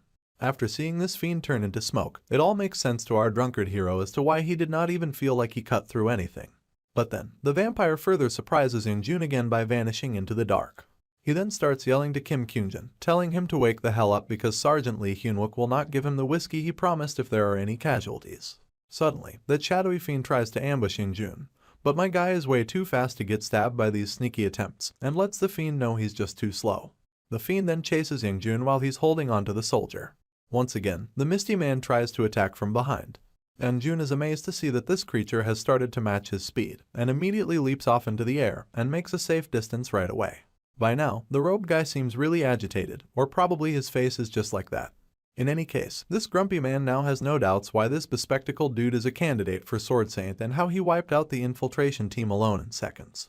But he makes it clear that Jun's abilities are useless against him because he cannot be stabbed by mere swords. Surprisingly, Jun has sustained a cut on his body, and the robed figure suggests he join the League of Vampires, saying it would be a waste if a talent like our tipsy hero died needlessly here. He tries to allure him by promising that gaining the power of a vampire could make him stand at the top of the world. Hearing this, something strikes Jun's mind while the old coot keeps yammering about joining the vampires to become a chosen one. But enough is enough. Jun shouts back at this blabbermouth, telling him to shut his load of nonsense, and asks him how he intends to compensate for the high-rank uniform he just tore. Hearing this, the bad guy has no clue what Jun is talking about and becomes infuriated. He knows trying to reason with this idiot guy is the stupidest thing to do. He immediately unleashes one of his techniques known as the Soil of Akron. Apparently, the Soil of Akron has the power to drag the living down using corrupted soil from Akron, a river that crosses into the afterlife. As soon as the Soil of Akron hits our drunkard hero, he can feel a mushy sensation beneath his feet. He warns the soldier to wake up or else he will sink. The grumpy guy reminds Jun that his feet are already trapped, and the more he struggles, the deeper he will sink into the ground.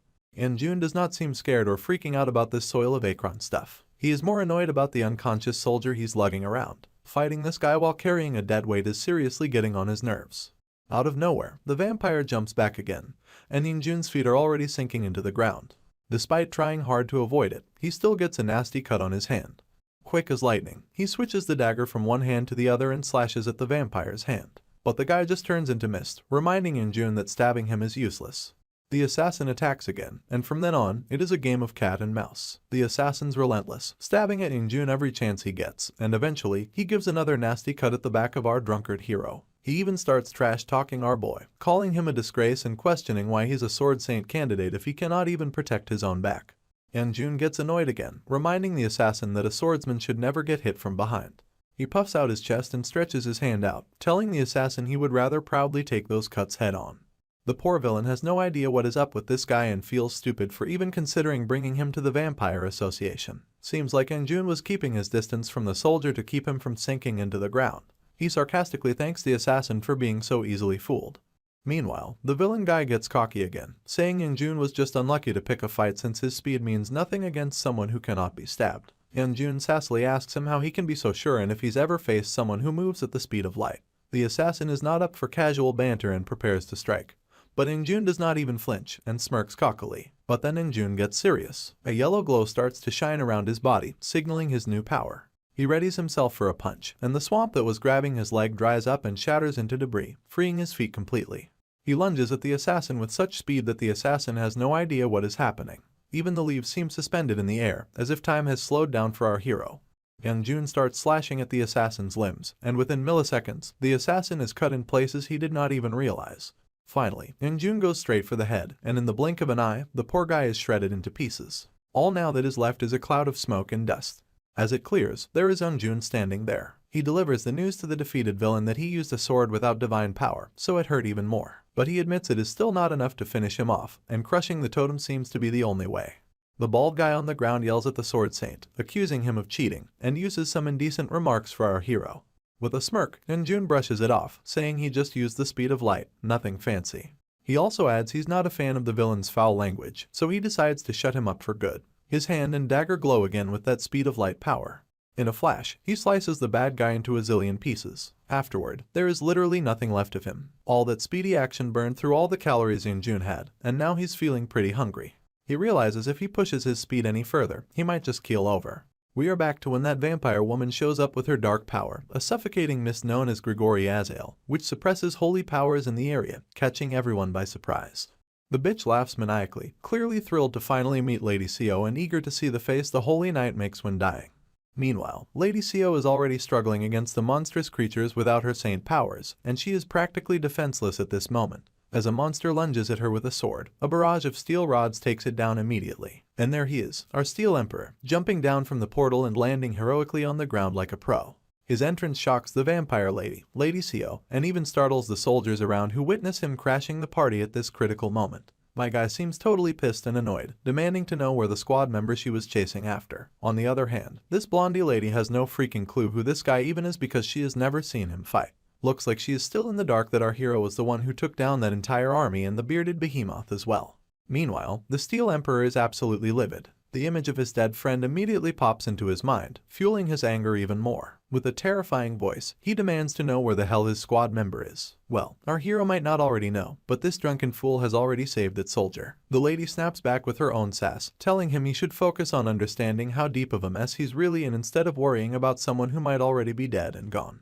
The divine aura surrounding the soldiers starts to fade, and the monsters waste no time lunging at the ordinary soldiers. The Steel Emperor jumps ahead and launches steel rods at the monsters. He signals Lady Sio, who jumps into action and strikes the monster's head right away. Meanwhile, another monster immediately charges towards the soldiers. As its sword comes crashing down, the Steel Emperor intervenes once again and saves the day. In a surprising twist, the monster starts attacking its fellow monsters. Before we can start scratching our heads about why this is happening, a system window pops up saying that a new controlling power stronger than the death magic controlling the haunted armor has been activated, Metal Control. It turns out even our hero Lee Hyunwook was not aware of this ability until now. The system notification reveals that activating the new controlling power will disarm the existing control and grant him master authority over the regular living armor. The system asks if he wants to secure this authority and control. Not surprisingly, Lee Hyunwook opts in to control it. The monster growls, and in the next moment, the menacing red aura around it turns into a friendly blue glow. A system window confirms he has secured master authority over the two living armors, but warns that the level of his control power may limit their functions and operational range. The monster immediately strikes, slashing down the head of its own kind, leaving everyone utterly confused.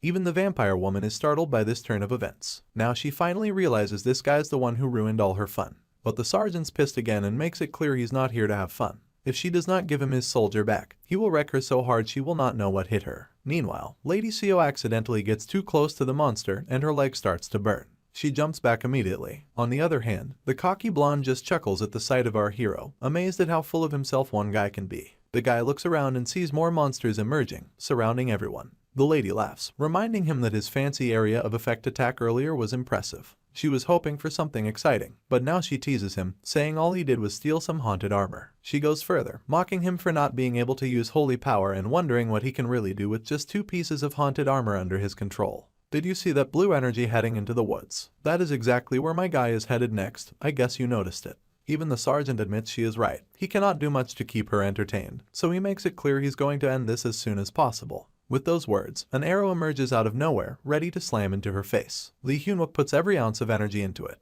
If you do not remember this arrow, let me jog your memory. It is Sir Tristan's fail knot. It always tracks the target and never misses, ignoring magic resistance or any shields the target has. With no choice left, the lady immediately tries to dash out of there while fail knot continues chasing her. The green mist she used to suppress divine powers starts fading away, and Lady Sio's holy power starts returning. Sergeant Lee immediately tells her to handle all those giant haunted armors, and orders the soldiers to find and destroy the totems as soon as possible. The lady tells Lee Hyun-wook to team up with our speedy drunkard hero to take down this woman. But my guy is certain he cannot let her slip up for even a second because Kim Kyung-jin's life hangs in the balance. It is starting to bug me that they keep bringing up this soldier when Young-jun already saved him. Not sure why they keep mentioning him. Anyway, arrows keep flying after the lady, and by now she is pretty sure this arrow is not your ordinary wooden stick. She is terrified to admit if this thing is actually the fail knot. Sergeant Lee keeps up the chase, but he's falling behind. He busts out his metal detector and pinpoints where fail knot is headed. He also pulls out his other weapons from his arsenal. Looks like it is really getting tough for her to keep running. The arrow's just inches away from her now. When it hits her metal thingy on her neck, blood sprays out from her back for some odd reason. Lee Hyun-wook does not waste time either, and unleashes the power of his spear and goes in for the attack. But her blood grabs onto his weapons as it pours out, and she starts transforming. Her horns get even hornier with this new form, startling Sergeant Lee with this unexpected twist in his plan. She grabs the arrow with her hand and gives Lee Hyun-wook a disappointed look. She is pissed that she had to reveal her second transformation just to fight this puny bastard. Though she transformed for more power, I am still not sure why her newly bigger hooters help her fight better. The blood hits Sergeant right in the back, but he manages to save himself by using his indomitable steel body before crashing down. It looks like fail knot did hit the lady, but she grabbed the arrow before it could pierce her throat. Now she is teasing our hero, disappointed that he does not know how to use fail knot better. The impact seems to have taken a toll on our hero. He's coughing up blood. Seeing him in this sorry state, the lady asks if he's the same guy who launched that high-level AoE attack against those zombies. Sergeant grits his teeth, asking if that even matters right now. He demands to know where his squad members are, promising to unleash his powers again if she cooperates. The lady is fired up and is not letting our hero go without seeing despair on the face of the guy who ruined her plans. With her red circle thing activated, blood-soaked spider webs suddenly erupt from the ground. The web spreads out, covering an area way beyond just battle range, and it seems to be blanketing the entire zone. Though I am not quite sure what that means, but Sergeant is convinced these guys came fully prepared from the start, although he's still clueless about their endgame. Well, looks like we have got our answer. Her nets are indeed covering everything, even reaching the executive quarters. Dead soldiers inside are getting tangled up in these webs and starting to move like zombies. I guess this solves another mystery, which was how those zombies and undead creatures were following the vampire's command.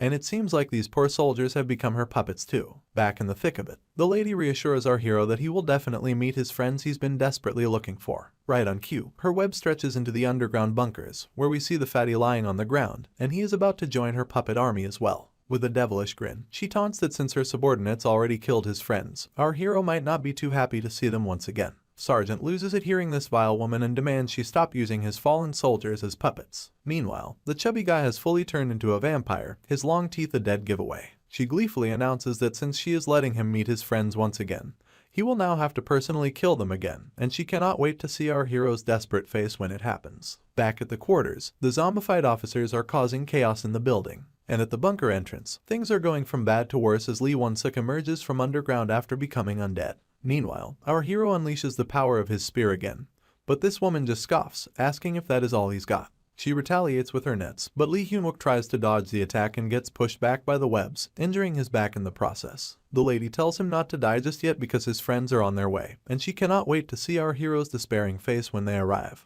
Lee grits his teeth again, realizing she is a tougher opponent than he expected. He reveals he neutralized Grigori Azazel's curse with fail knot, allowing him to use his holy powers once more, but he still seems to be in hot water. Well, now we all know that the metal thingy on her neck was actually a relic suppressing her holy powers, which is why our hero targeted it first. Suddenly, an unpleasant notification pops up, announcing the Devil's Assembly Zone in the area. Dark attributes are boosted by 50%. Undead attributes heal faster by 50%.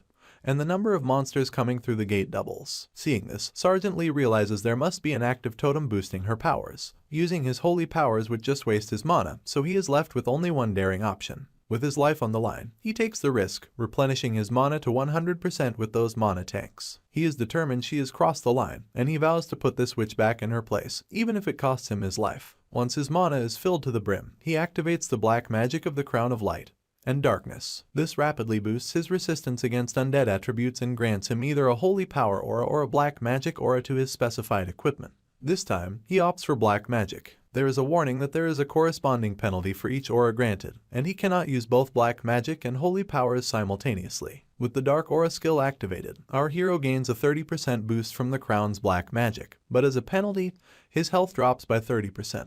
Once he has the much-needed black magic, his spear and the crown over his head turn into a deep gloomy purple color. And let us not forget why our hero chose to use dark magic. It is because with the totem activated in the area, his dark aura powers have also rapidly increased. The lady is absolutely shocked to see this guy pull dark powers out of nowhere, but my guy just tells her to prepare herself. He vows to swallow all her darkness with an even deeper darkness. After hearing his bold declaration, the lady immediately attacks him, but the boy uses his indomitable steel body, and his shirt tears down like he's some hero from a Hollywood movie. With those thick muscles, he swings his spear again, but the lady dodges the attack effortlessly. She is annoyed and amazed to see this guy deliberately give himself a dark attribute to use totem buffs. She is not sure if it is an act of bravery or just plain stupidity. On the other hand, Lee Hyun-wook is finally feeling pumped as he starts to match this woman's power. Suddenly, his vision starts to blur, and a system warning flashes, revealing that the amplified dark power has pushed him to his limit, and he will be entering into a berserk state. It seems the totem buffs are much stronger than our hero thought, and if he does not snap out of it, he's in serious trouble. Meanwhile, our drunkard hero is bewildered to see these creepy nets hovering above his head. Out of nowhere, the zombified soldiers appear right in front of him, and he's thrown for a loop seeing all the platoon leaders at once. This time, he does not seem thrilled about fighting these guys, because he does not want to risk the top-shelf liquor promised by Sergeant Lee. Nonetheless, he takes his stance and lunges at the platoon leaders to secure his promise. Before cutting them down for good, he apologizes for what is about to happen and offers them rest in peace. Back with our hero, he's going absolutely bonkers trying his hardest to take down this lady for good. This time, it looks like he's starting to lose his sanity, his shimmering eyes giving it away. The lady throws another sassy remark, pointing out that he cannot even control these dark powers, yet he's bold enough to challenge her. Meanwhile, our Steel Emperor is becoming more engulfed in dark powers, charging at the lady once more with his spear ready. She is caught off guard by the attack but manages to tilt backward to avoid the blow. Unexpectedly, the transformed fatty enters the scene and lunges at our hero with his giant axe, aiming to obliterate him for good. The impact is colossal, crushing even the ground beneath their feet like a meteor. The fatty persistently presses our hero under his massive axe, but our boy immediately overpowers this muscle-bound warrior, giving him a hard blow with his steel head. The lady gets totally pissed off and decides to take our hero down along with his comrade in one go. She unleashes her webs once again, but Sergeant Lee quickly leaps into the air, charges straight at the fatty, grabs him by the throat, and thrusts his spear right into his friend's chest. It seems like this isn't our hero fighting his friend. Lee Hyun-wook is just trapped inside his own mind, unable to take control back over his body. He starts imagining his other friends, desperately begging him for help. An entire pile of bodies tries to climb our hero, dragging the once Steel Emperor he was right into the river of the underworld. It sounds like the Steel Emperor is regaining control over his own body in the middle of the intense battle. His energy begins to stabilize, indicating his struggle to overcome the dark power's influence. As he manages to release his hand from his friend's throat, a system warning flashes, indicating that his despair and anger have surpassed their limits due to the overwhelming dark power. With a fierce roar, he asserts his dominance, reclaiming control over his body. The system notification congratulates him for meeting special conditions to unlock the hidden attribute of the item. He then unleashes a surge of blue arcane energy, akin to tapping into his own version of Ultra Instinct, which exerts such pressure that it flings the fatty aside. It looks like Lee Hyun-wook has unlocked a new superpower, and a system notification pops up to inform him that he has activated a hidden attribute known as Hellfire Mode. This mode kicks in when the user's dark power exceeds its limit, granting the power of Hellfire that craves darkness. The Hellfire will burn endlessly until the dark power is exhausted. Sure, this sounds like thick plot armor, but who's complaining? This new form of our hero is something entirely new and outclassed, something we have not seen before in this comic. Even the vampire lady is seeing it for the first time and she knows she is in trouble. She tries to make a run for it, realizing she is about to get screwed over. However, her escape is abruptly halted when Lee Hyun-wook's spear slices her leg clean off. He does not even move from his place to pull off that stunt. His spear returns to his hand like a boomerang, while the vampire woman screams in agony, her leg pouring out a terrifying amount of blood. On the other hand, Lee Hyunwook, in his new form, looks downright amazing and terrifying enough to give any fiend the chills of their life. After Lee Hyunwook slices her leg clean off, he stands like a total Giga Chad, while that vile woman screeches at the top of her lungs after losing her limb. Even though he looks like he's on another level with all that power radiating from him, he still appears to be struggling. His regrets and despair from his past life are dragging him down into the depths of darkness. I am not sure if he is on autopilot or if he's fully conscious of his actions, but I am pretty sure he's ready to fight this woman, who seems to be preparing something bigger and more powerful this time. She is so furious that she starts foul-mouthing our hero, saying she is going to rip him to shreds. She summons webs through that weird portal above her and throws them down at him. But Lee Hyunwook slides backward, while the girl starts picking up giant rocks with her webs and starts throwing them at him. And as you can imagine, he just grabs those piles of rocks with his bare hands like it is no big deal.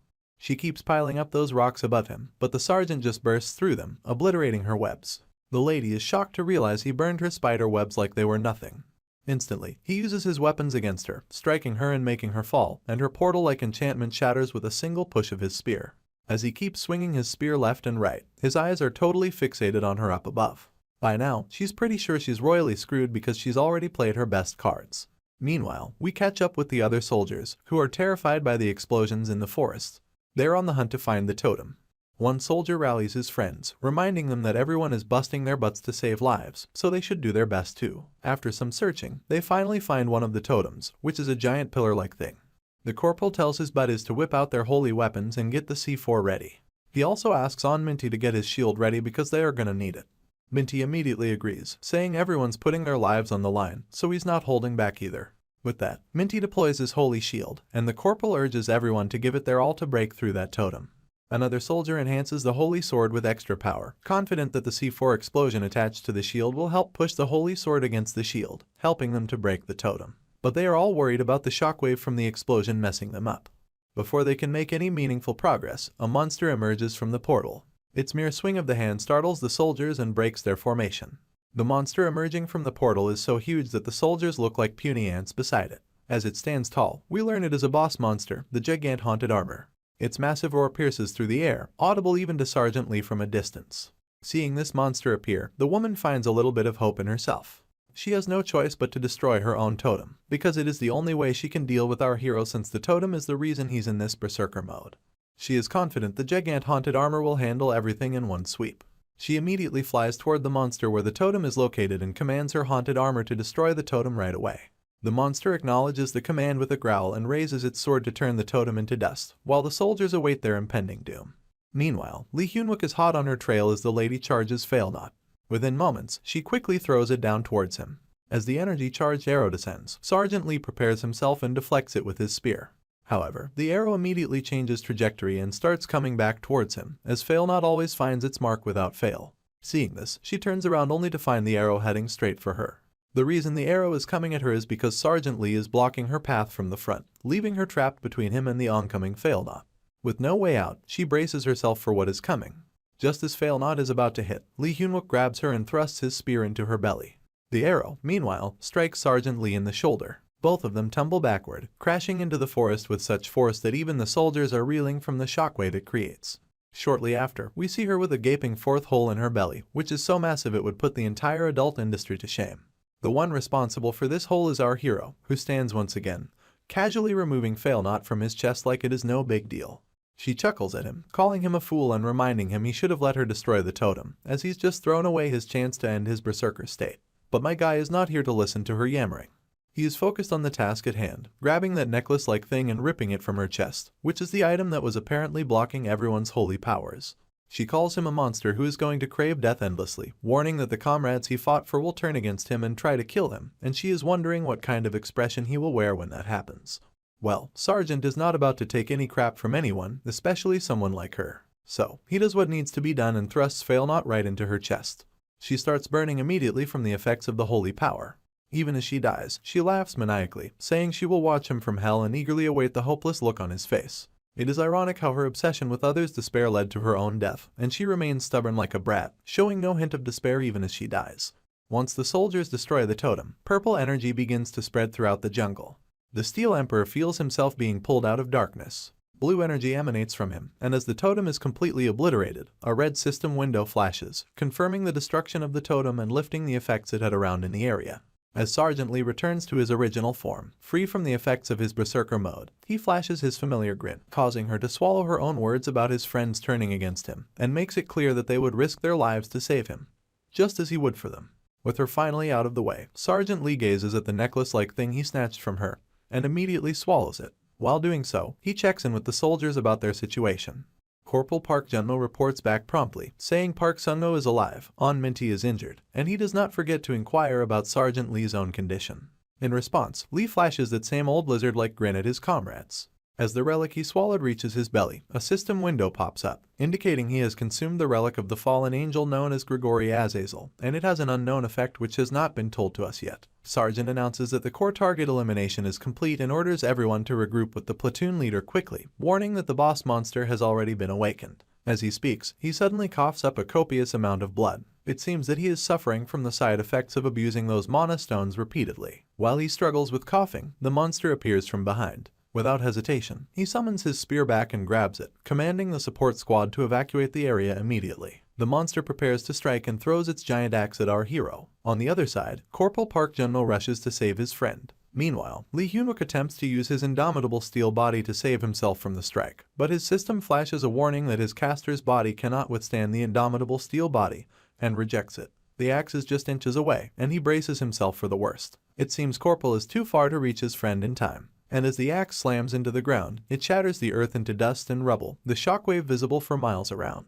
Surprisingly enough, it seems the monster somehow missed its aim. The reason becomes clear when we see a giant tiger leaping in, biting the monster's head clean off. The wild beast clenches its jaws tightly, severing the monster's head from its body, leaving everyone stunned at this sudden intrusion of this massive cat. Once the threat is out of the way, the white tiger lets out a massive roar of dominance in the area. Right on cue, a military helicopter appears in the sky, and someone jumps from it, crashing down to the ground as if it is nothing. And the man in question turns out to be none other than our battalion commander himself. First things first, he raises his voice, asking if everyone is safe. The corporal lights up with happiness at seeing the battalion commander and forgets momentarily to report back to his senior. Another system window flashes, announcing their victory over the undead boss monster, Gigant Haunted Armor, in the Assembly Zone of Evil event.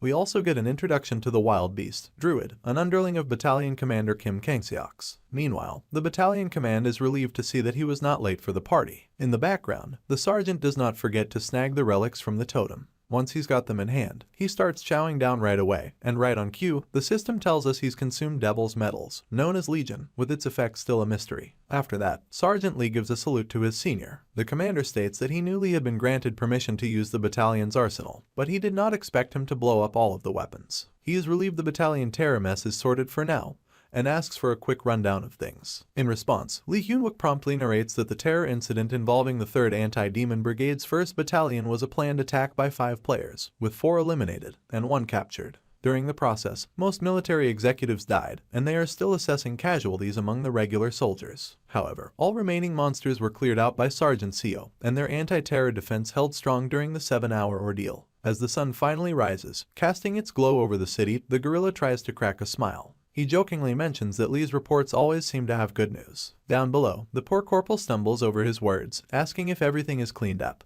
If it is, he wonders why it is still dark, pointing up at the sky, puzzled by the lingering darkness. Just then, our hero flags down his battalion commander and reluctantly drops some news that might not be so great. The gorilla perks up, and the sergeant spills the beans that there were already a bunch of gates open when he took charge. He grimly reveals that the terror incident and evil assembly zone event were just the start, and the true goal of the enemy is to initiate the 4th wave that humanity has always feared, and the starting point of that wave is right here. Here is the rundown on these waves if you do not know about them. Apparently, they are like the worst disaster in this game. Monsters flood in like a tsunami, taking over human turf and transforming the whole place into some freaky, alien environment. Unlike the unlucky events, this one's completely isolated.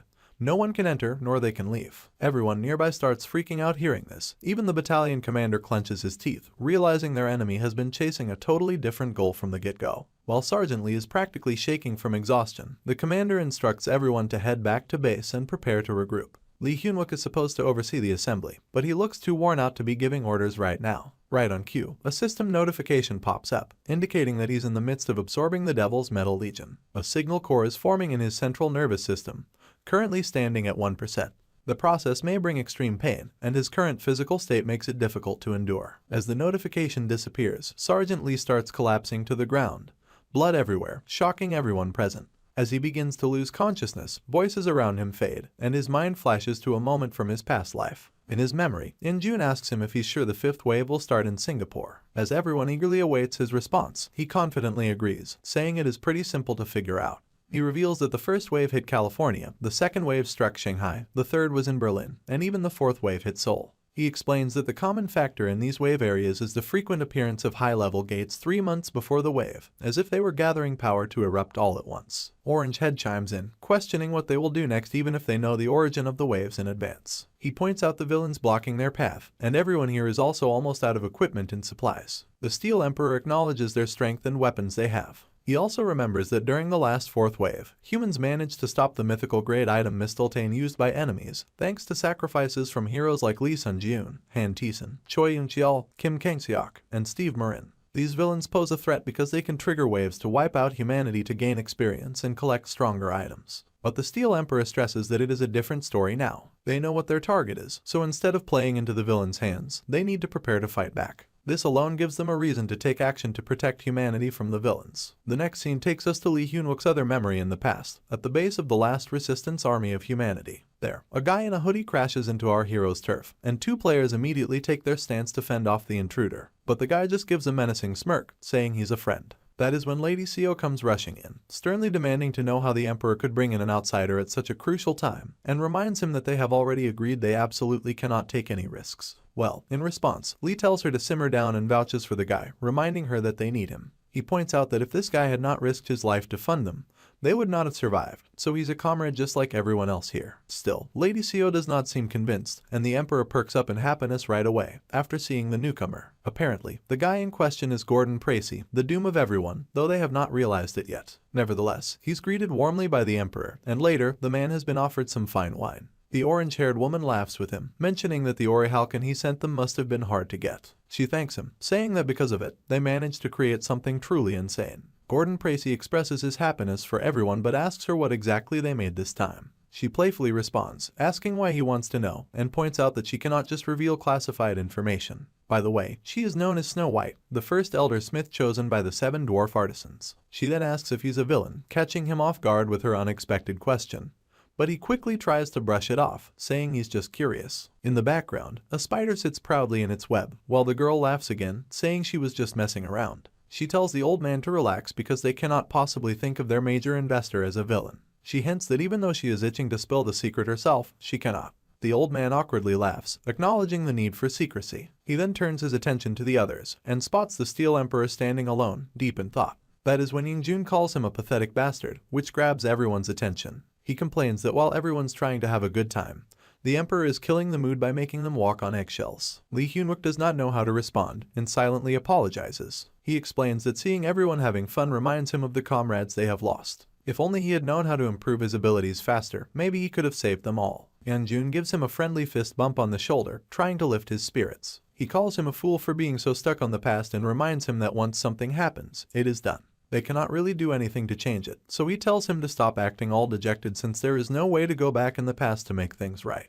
He points to the people around them and reminds him that he saved all of them with his abilities, and if it was not for him, the Warp Team's mages would have been shredded at the front lines. Also, let us not forget the drunk booze lady. She and her team would have become slaves to the villains, producing weapons and stuff day and night. He further stresses that their search team's casualty rate would not have been 9%, and they would all be completely wiped out by now. Still, our boy makes it clear that if he were given one chance to go back, he would gladly take it to save every last person he lost, and he just can't get them out of his mind. Seeing his stubbornness, Ying-jun reminds him again that everyone fought knowing they might die, and it's always been the Steel Emperor who saved them every time. So, he sternly tells him to stop moping around and focus on what he can do as the team leader. That's when Lady Seo starts pinching the poor guy's ear, telling him to stop berating the Emperor because it is time to enjoy some drinks and get drunk. She tells him to stop ruining the mood. Meanwhile, everyone in the crowd, including poor Lee Hyun-wook, is quite scared of how she's handling Ying-jun. They even take a step back as she continues her berating. Thankfully, they manage to take Ying-jun out of there after covering his mouth with their hand, not wanting to escalate the situation.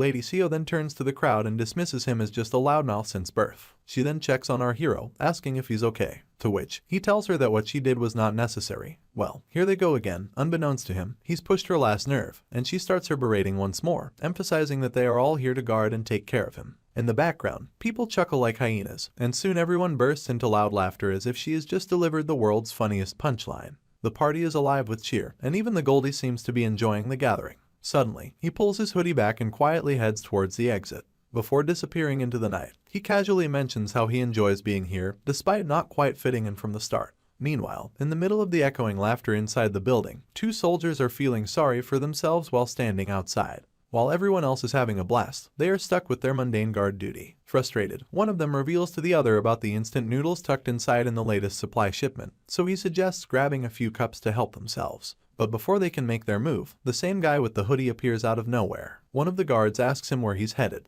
to which the man cryptically responds that his role ends here and lets the soldiers know they can rest as well. The guard has no clue what the hell he's talking about, but soon both of them find themselves swiftly taken down by these monsters who slit their throats with such precision that the poor boys do not even get a chance to scream. Looks like this man has finally dropped his true identity hidden behind his pretty face. The entire place is now filled with these snake-like monsters with fiery eyes. As soon as they enter the headquarters, they start ripping and tearing everyone apart like it is no big deal. One guy hides behind the wall, trying to report the situation with a trembling voice. Surprisingly, he manages to let everyone know about the intruders before a sharp nail-like thing cuts his throat. Suddenly, an explosion rocks the building, leaving everyone terrified out of their minds. After seeing the shit go down, the Emperor wastes no time in telling everyone to take their positions. Simultaneously, a monstrous figure bursts through the gate with such force that it scatters the gathered people like ants. And the one responsible for this chaos is a disgusting goblin-like creature. Lee Hyunwook immediately orders his soldiers to evacuate VIP Gordon Tracy first, but they report that the VIP is already missing, and this revelation momentarily shocks our hero. They swiftly begin to forcefully shut down every entrance within the building, though some monsters still manage to infiltrate and ruthlessly attack everyone inside.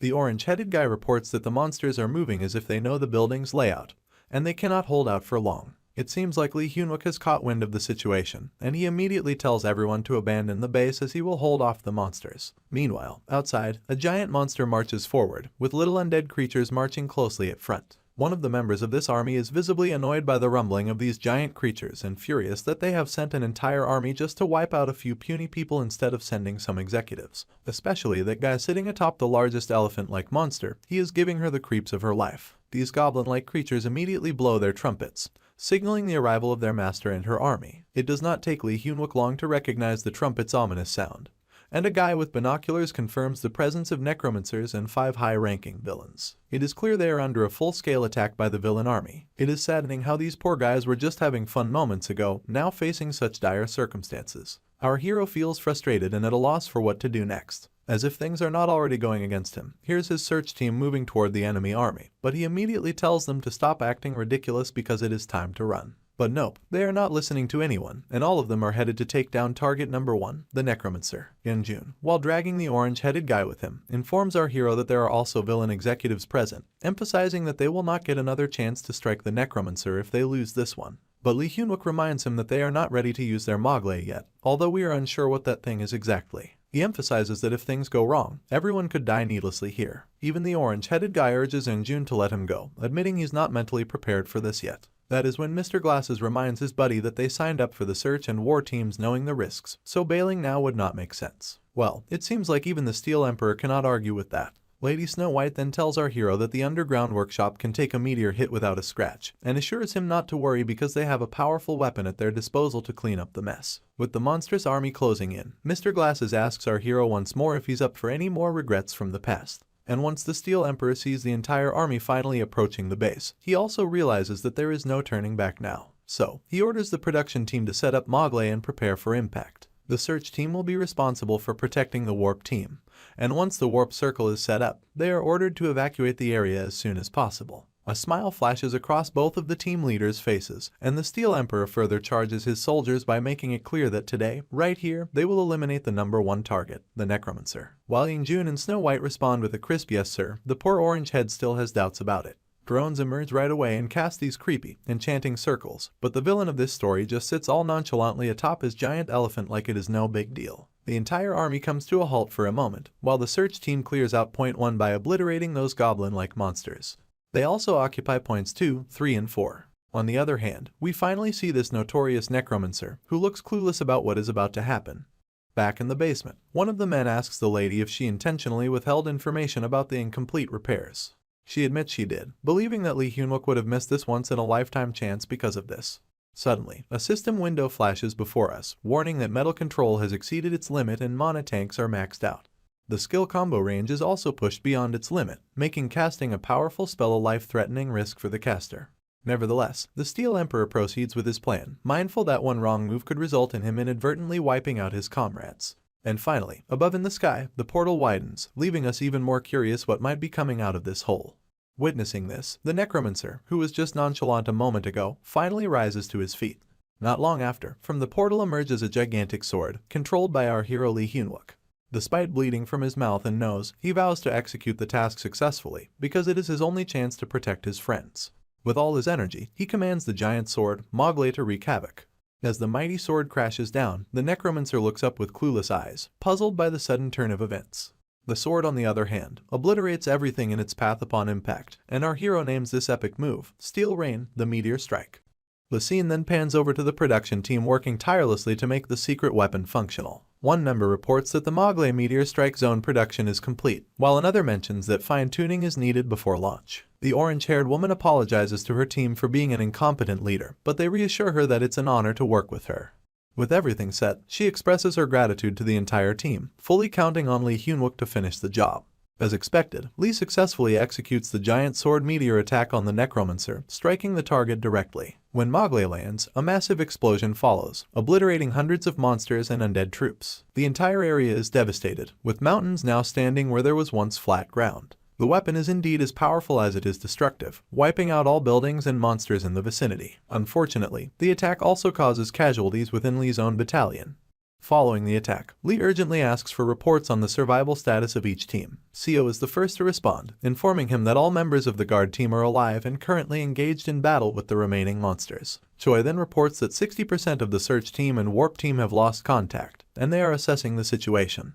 Lee anxiously calls for a report from the production team, and the response comes in: the necromancer is still alive. The villain is standing atop the corpse of a dead elephant, surrounded by flames, and screaming in pain.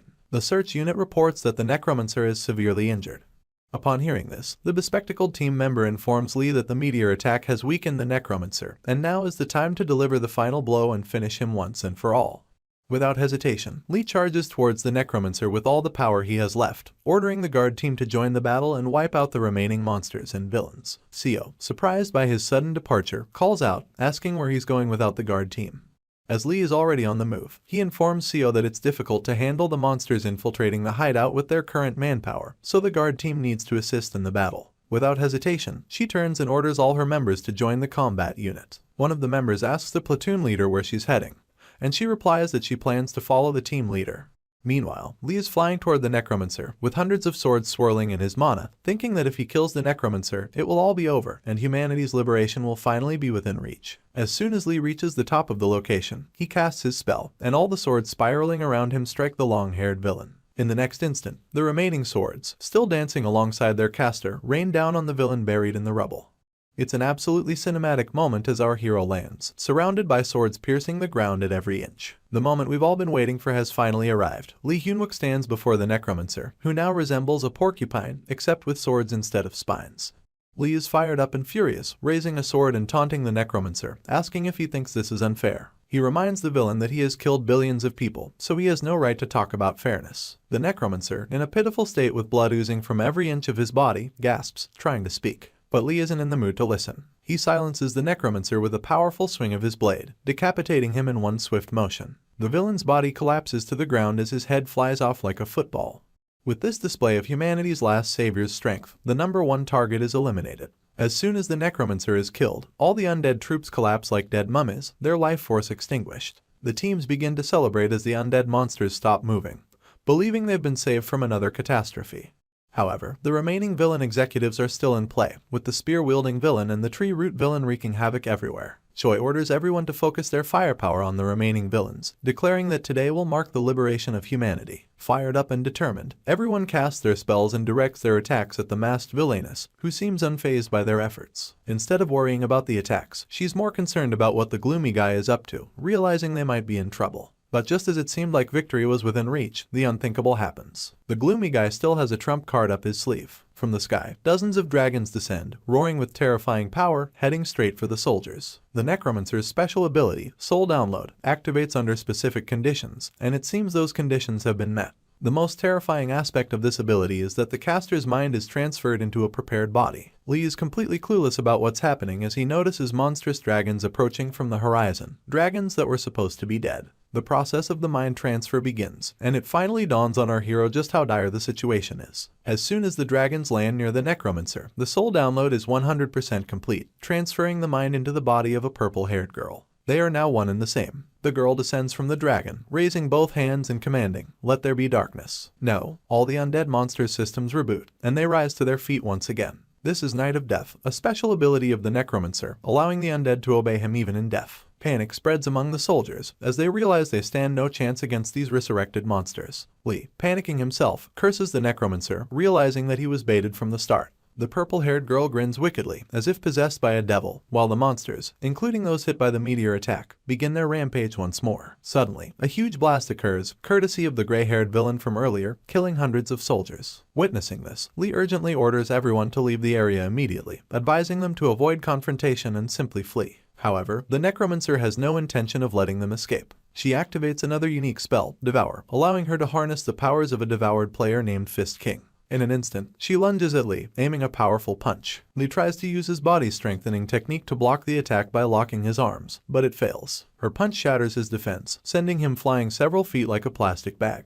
Chaos erupts everywhere, and the hope for humanity's liberation begins to crumble, especially as Lee is brutally smashed by the necromancer. Now, she prepares to harness another devoured player's ability, Inferno, engulfing herself in flames as she charges a massive energy ball of flame magic. She launches the attack directly at Lee, who lies battered in the rubble. Just in time, Seo rushes to protect him with her shield, urging him to get his act together because he must survive. Lee, realizing the severity of their situation, yells at her to leave immediately, admitting that this fight is beyond them and they will be slaughtered if they stay. But Seo, the fierce redhead, gazes at him with a proud smile, refusing to run away. She declares that she is his shield, his first line of defense. The flames refracting off Seo's shield irritate the purple-haired necromancer, who realizes that her Inferno attack won't penetrate it. She quickly switches to another devoured ability, Alcide's Hercules. This is her most intense attack yet. The purple lion roars, releasing supersonic waves strong enough to push Seo off balance, causing her to collide with Lee. The necromancer then follows up with another attack, sending both of them flying high into the air. Instantly, the hammer-wielding villain with the weird mask appears, delivering a fierce blow that slams them deep into the ground.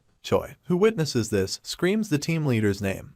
But before he can react, a red spear pierces his abdomen, blood pouring from the wound. The spear-wielding villain holds him aloft like a trophy, while the Rudy Octopus-like villain kills the orange-haired boy from the Warp Team. These villains are on an entirely different level. As if things couldn't get worse, millions of grotesque insects start flying around, heading straight for Seo, who is still reeling from the necromancer's attack. The redhead, not fully conscious, is quickly overwhelmed by the swarm. This is the power of the creepy lady, who, despite finding the wriggling of the insects disgusting, seems to relish the chaos. The team commander, now coughing up blood, tearfully pleads for everyone to find a way to escape and survive, but the prospects are looking grim. This is exactly the scene we witnessed in Chapter 1, where a villain in a white robe approaches the Steel Emperor, who lies buried in rubble. Lee recognizes him as Gordon, the VIP at today's party, and shouts his name in frustration. Gordon Precy. He yells at him, asking if he's the one who betrayed them. Just then, a large blast occurs, its light illuminating the surroundings and the piled-up bodies of citizens. Gordon observes the aftermath of the explosion with a cynical smile, remarking that the designated safe area for civilians appears to have been completely annihilated. Lee, unable to hold back his tears, cries like a child, lamenting that he was supposed to be their guardian. He questions why Gordon did this, blaming himself for foolishly trusting him and bringing him into the team. Gordon narrows his reptilian eyes and coldly tells Lee that it's not his fault. He simply followed the system's instructions. But this ignorance blinded him, preventing him from realizing that even a guardian can become a villain. A harsh lesson, one for the history books. Upon hearing that, Lee smiles helplessly, mocking Gordon with the thought that it's the players, not the monsters, who would bring about the annihilation of humanity. This remark prompts Gordon to remove his mask. He responds by addressing Lee as the last hero of humanity, the Great Steel Emperor, but then corrects himself, saying those titles no longer suit him, and mockingly dubs him F-rank Lee Hyunwook. Gordon then proudly informs Lee that they, the chosen divine beings, are responsible for bringing judgment upon humanity. Lee hits back, criticizing Gordon for talking like a god and lamenting that if he had only known how to improve a year, or even a day earlier, then someone like Gordon wouldn't have succeeded in this betrayal. Gordon chuckles at Lee's pathetic state, asking if he feels defeated, and reassures him not to be embarrassed, as the outcome would have been the same for an inept F-ranker like him, even if he had known earlier. According to Gordon, this is the perfect conclusion for someone like Lee, dying at the hands of a hammer-wielding enemy while shouting the name of the good-for-nothing guardian one last time. Suddenly, Lee wakes up, tears streaming down his face. He tries to get up despite the pain. His colleagues, who are all present by his bedside, are relieved to see their leader awake, and they notice that he's crying. They gossip among themselves, remarking that if someone as heartless as their leader is crying, then something must be seriously wrong. At the same time, they express their concern, asking him where it hurts and if they can do anything to help. Lee shouts at them to stop making a fuss, explaining that he just saw a tragic future. Everyone is shocked by his mention of tragic and future. Gazing out the window, Lee vows to prevent that tragic future from becoming reality, and is determined to make the necessary changes at all costs. Right now, the city of Seoul under strict lockdown due to a gate alert. All traffic entering the city is stopped, and soldiers take control of the entire area. A woman is seen begging on her knees to be allowed entry into the city because her daughter is there, but a soldier respectfully tells her that no one is allowed in, no matter the circumstances. Meanwhile, a meeting is taking place at Jaryonggi, the National Gate Response Committee's Unified Command Center. There is a unanimous agreement among the individuals attending via video call that they must now admit there's nothing they can do. However, the representative in the hall room is concerned about public opinion, even though they reluctantly agree with the assessment. The people on the screen emphasize the need to prepare for the world after the wave, which they argue is more important. Suddenly, someone in the crowd raises their hand, asking for permission to speak. This person is Kang Soyun, a brunette and a member of the Zumanar Guild, representing South Korea's rank 4 player. She questions the committee, asking if they're really suggesting that they abandon over 1 million citizens in the wave zone. The man in the middle of the screen responds to Representative Kang, clarifying that it's not what they meant. He explains that they simply can't go into the wave zone, so they're unsure of what else they're supposed to do. He elaborates that they need to make choices and focus on the survival of the entire country, not just saving Seoul. Kang, clearly offended, retorts in a disappointed tone that this sounds like a long-winded way of saying they'd rather protect their positions than the lives of the people. Her remarks put the committee members in a difficult position as their integrity is challenged. They try to defend themselves, insisting that they all want to save Seoul, but they just don't see a way to do it given the current circumstances. But Kang isn't backing down. She points out that there must be a few guild members inside the wave zone with whom they can still communicate. She suggests that if those guild members work together, they could minimize the damage to the citizens. While her suggestion is a good one, the committee members express doubt, uncertain whether the guild members would even listen to them in this situation. Undeterred by their hesitation, Kang boldly offers that the Zumanar Guild will provide hero-grade items to every player who eliminates a corrupt factor inside the wave zone, and a legendary grade item for the most active player. This offer shocks everyone in the room. Kang continues, stating that she can't ask her guild members to hide and do nothing for the sake of survival. The Zumanar Guild is committed to saving as many lives as possible, and she challenges the committee, asking if her offer is satisfactory enough for them. Her words leave the others in shame, and they lower their heads. After making her point, Kang sits down, inwardly lamenting that she has to buy the solution to a national crisis with money, calling it a load of bullcrap. The scene then shifts to the underground bunker of the 1st Battalion of the 3rd Anti-Monster Brigade. In the bunker, Sergeant Lee Hyunwook requests a meeting with the battalion commander to discuss important business. The battalion commander greets him and asks if he's doing all right, to which Lee responds that he's fine. Lee then informs the commander that he has a suggestion, which immediately grabs the commander's attention. Lee continues by mentioning that he's heard the terrorist suspects they captured have escaped. The commander visibly tenses at this, acknowledging that it's a significant problem. Lee points out that the prison is fortified with mana stones and barriers designed to detain players, and unless someone is an S-ranker, there's no way they could escape on their own. This leads him to suspect that a villain is hiding within the military. He adds that Seoul is currently under siege by monster attacks, and many criminal players, including the terrorists, are out of control and roaming the city. Meanwhile, the countless shelters meant to protect citizens from the monsters will be even more dangerous because of these criminals. Lee mentions that, in reality, even their troops, who have suffered the least damage, will need considerable time to deploy. This observation brings a smile to the battalion commander's face, and he curiously asks Lee what his suggestion is. Expecting this reaction, Lee confidently proposes forming a special unit to ensure the safety of the citizens and to stop the waves of corruption. The proposal surprises the commander, who considers it for a moment. After a few seconds, he notes that in this situation, They would need to assign at least a few executives and asks Lee if they will follow his orders. With a smirk, Lee assures him that he doesn't have to worry about that, because they will follow his orders regardless. In the gate, a fierce battle rages between monsters and soldiers. Orders are being issued to prioritize the wounded and stay alert for any remaining monsters. The orange-haired officer, acting a bit cocky, reminds Lee that there's a clear hierarchy in the army, yet Lee is still issuing commands to higher-ranking officers despite being just a soldier. Lee responds by explaining that at first, he also thought it was ridiculous, so he had initially planned to assign only soldiers and no officers to the unit. However, the battalion commander scolded him for trying to build a unit without officers, insisting that he at least take the second platoon leader, whom the commander trusts the most. This revelation surprises the officer, leaving him wondering if the battalion commander really said all of that. Playing mind games, Lee then mentions that even though it was just advice, he couldn't help but be a little greedy about it. This leaves the orange-haired officer puzzled, trying to figure out what exactly Lee is being greedy about. Lee continues by buttering him up, saying that he alone couldn't have executed such a wide-scale attack just by taking down a few pieces of junk, so the officer really played a crucial role in the operation. He adds that if this wide-area attack manages to save the citizens during this crisis, there's a vain hope that the big guilds might compete to recruit the officer. But since Lee isn't interested in that, it's of no use. With that, Lee starts walking away, but the officer stops him, saying that if Lee is acting as an advisor, then it's a different story. Lee, having played his cards well, looks pleased as the officer takes the bait. Meanwhile, the remaining mages are struggling to put out the fire that's spreading to the mountains. The water mages are doing their best to extinguish the flames, with their sergeant leading the effort, though she complains about having to deal with this at the end of her service, wishing she could just take it easy and hide.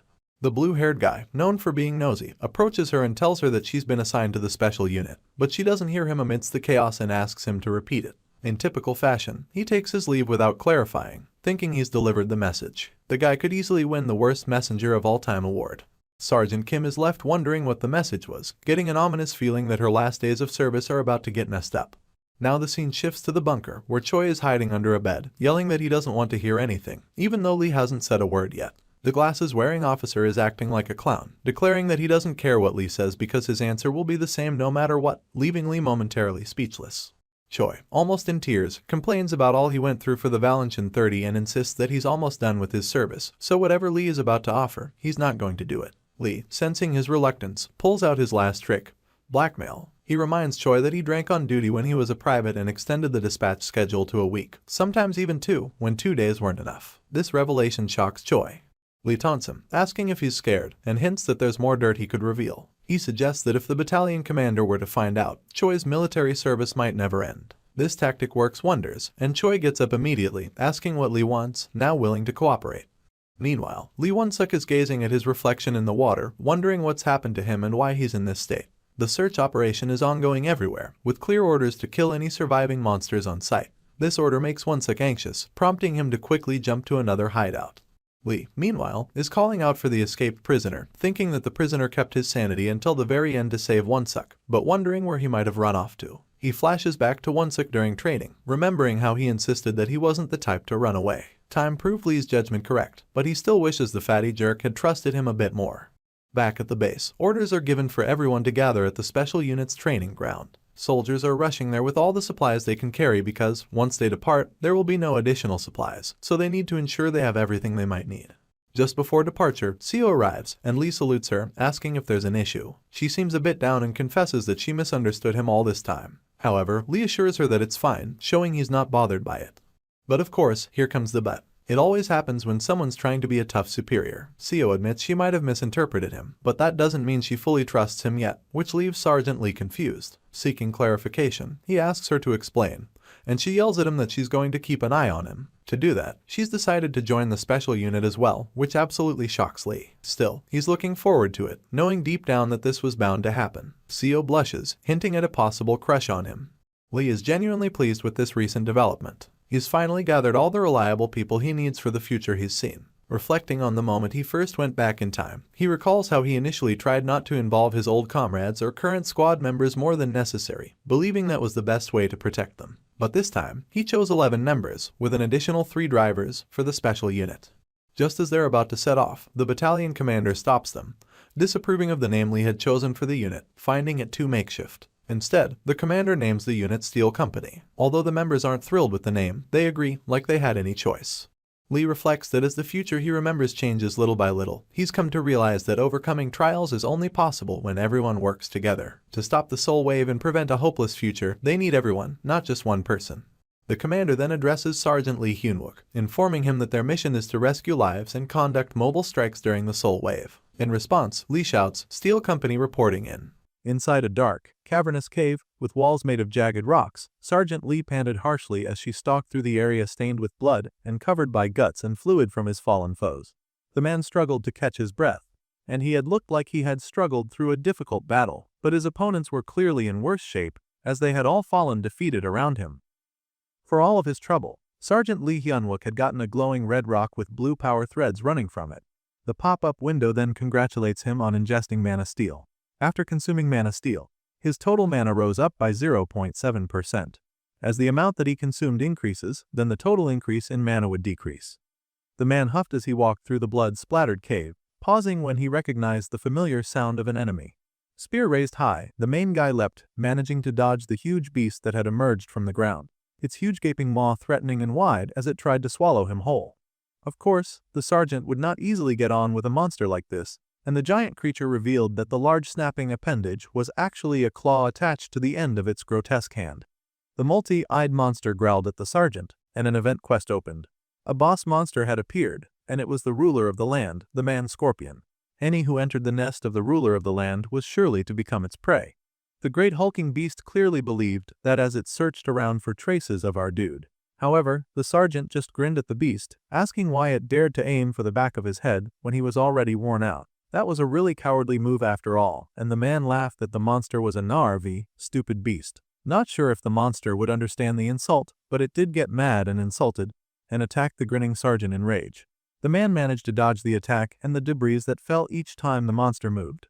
That razor-sharp, deadly claw flew right at the young lad, but the sergeant used the momentum gained from pushing himself up by its knee. The sergeant flew true, and he raised his weapon as it emitted strong dark energy. With his spear, the main character unlocked his powers and was confronted by the gaping maw of the monster's actual mouth. Rows and rows of shark teeth stood before the man who was unafraid, and he dove forward, unfaltering even when those huge jaws slammed closed with him inside the monster. The monster's teeth were firmly closed in triumph as thick saliva trailed down its monstrous mouth. Inside of it, the sergeant fell, sinking lower and lower. To anyone, this would be the end, but the sergeant retained the smile on his face. He had known that the monster would eat him whole, and thanks to that, he would now be able to take care of the beast very quickly. Since the man had used strengthening body transformation to block the digestive acids, then he would now end things with a bang. With an explosive smash, the main character activated his powers and a radiant blue light emitted from his eyes. The Tsar bomb was activated, and the pop-up window warned that it was quite possible for the user's body to suffer damage if fine control over this skill was not managed properly. That being said, the explosion had already begun, and the sergeant's armor had already begun to disintegrate, firing off his body as he became much like a living bomb. The beast paused, only belatedly realizing that it had made a mistake, but it was too late now, and its belly began to bubble and boil, until it finally exploded in a gigantic bang. Its body parts went splashing across the cavern walls, adding to the carnage that was already there, and the sergeant emerged from within in a glowing ball of light. The monster could barely cry out in pain as its life was harshly ended in one big boom, and the sergeant now stood nude before his fallen foe. Our guy had cleared the solo event gate, and he had acquired a gold card. By using a gold card, which was a very special awakening card, ownership of this item was gained upon acquiring it. The man grinned at attaining a gold card, which was really nice. This made it worth smelling that monster's awful breath. The beasts in this world could really do in investing in brushing their teeth, if just to make it easier for the heroes around. Then, the window asked if he would use the gold card. The boy grinned, power burning through his hand as he agreed to do so. He had not fought that hard just not to use it. The hero was then congratulated through trait awakening. He had now acquired the new skill of metal bending rank. By consuming mana, he could not alter the shape of the metal under his control. Of course, the amount of mana consumed would depend on the amount of metal targeted by the skill. It was a pretty cool new skill, and the sergeant considered it for a hot minute as he immediately tried it out. Of course, he received a warning that his skill hardening could not be used if he was using metal binding. Well, the hero tried out his new skill anyway and popped out some really sick-looking weaponry right out of his arm. It seemed a very fair exchange. The hero grinned in triumph as he took in the amazing weapons on his arms and realized that with this, his preparations for the seal wave were now complete. Our guy then grinned mischievously as he proceeded to rob the entire area of as much mana steel as he could get. He was able to pull forth a great bunch, and he hoarded them in his hands, laughing like a greedy goblin collector of sorts. The man was way too thrilled about the situation. A week later, the Silwave incident sort of happened, and citizens received an announcement from the National Gate Response Headquarters. They were now issuing a warning for a gate that would be opening the entirety of Seoul. This announcement was not a drill. All citizens were ordered to immediately evacuate to the nearest shelter. Once again, the warning was repeated, resounding all throughout Seoul. This was not a drill, and citizens had to evacuate immediately. Fortunately, the area looked pretty abandoned, though one boy was crying alone by himself in the middle of the street. All citizens were to immediately evacuate to the nearest shelter, as a horde of monsters was already making their way through the large city. They were moving at top speed too, full-on jogging, and they quickly came across that poor abandoned child who was standing all by himself. The poor boy, of course, panicked and cried when the horde stretched out to grab him. But just in the nick of time, a truck appeared with bright lights, driving right at the monster. The vehicle knocked back a bunch of the monsters, driving right into them and throwing them off their feet. Then troops descended from the truck, armed with weapons to fight against the creatures. They formed a barrier between the monsters and the child and immediately unleashed fire on the hell spawn. All forces were focused on blocking the streets where the monsters were coming from. Meanwhile, the little boy stared at them in awe. A nearby soldier told the boy that there was nothing to be scared of anymore. The boy cried in relief at seeing heroes here to save him. Meanwhile, Orange Hair was totally cursing at Park Junmo for disobeying orders after he had specifically told him not to go in too deep. Then he called out to Kim Si-hee, and the girl responded immediately, raising hell with turbine winds that swept through the battleground. The monsters were in shock when that powerful wind rolled its way towards them, and then basically tossed them aside. They were thrown all over the place, and they were not too pleased about it. A large portion of the horde was taken airborne, where they struggled in frustration, unable to do significant harm in the sky. Someone was hidden as he watched this display of power, and he could not believe his eyes. He had to pause a few of the people he was with, gaping and wondering what on earth was going on with the soldiers that had arrived. Then, Kim Si-hee called out to the lieutenant, and the man opened up the warp. The rolling portal window opened up for the quick soldier to then fly at all the airborne targets, taking out the monsters at once in an amazing display of deadly efficiency. Their guts were split in an instant as the bladed warrior moved even faster than the monsters could respond. The beautiful officer sighed as she did her work, noting that the nosy old man had totally scammed her. The blue-haired sergeant had told her earlier that he would be going into the portal alone. This sounded alarming to the girl, and she pointed out that he had said that he would take her for a ride on the level up bus in exchange for being assigned there. However, the sergeant had insisted that he would go in first to E. No, he had an event quest, so it just could not be helped. The officer protested, pointing out that the hero could totally go on his own and get hurt. Anything could happen. Well, the man just smiled and told her that she did not need to worry about that at all. The sergeant was just too trusting that he would come right back, and she should understand that he was quite confident in his abilities. The girl now sulked that the man was a total liar. He said that he would be back quickly, but it had already been quite a while since he had left. All men did was lie. Suddenly, the sergeant paused, her eyes raised in awe, when a giant, ugly beast suddenly descended from the sky. This creature was not at all like the other monsters. For one thing, it was huge.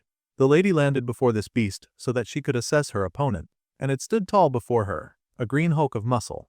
The creature stood before the soldiers and suddenly huffed in a really big breath. The soldiers watched in confusion, not sure what the beast would do. Rookie mistake, just standing there, because the beast then released a blast of wind so powerful that it rocketed through the town with the force of Power Blast. Kim Si-hee was horrified to realize that she could not move, and veins covered across the faces of all who heard the demonic sound. Even the soldier who was guarding the child dropped his weapon.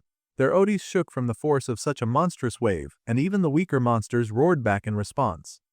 They began to charge in a horde at the soldiers who had just suffered great damage. The troops realized in horror that they were frozen and could do nothing as the hordes of monsters reached out their disgusting hands to them. Suddenly, a familiar voice yelled out, "Metal bending." Instantly, the green monster's head was swept right off, and the reign of its evil controlling noise was ended. The sergeant yelled for his troops to get back to their sense, and all forces were to immediately return fire before the monsters broke their lines.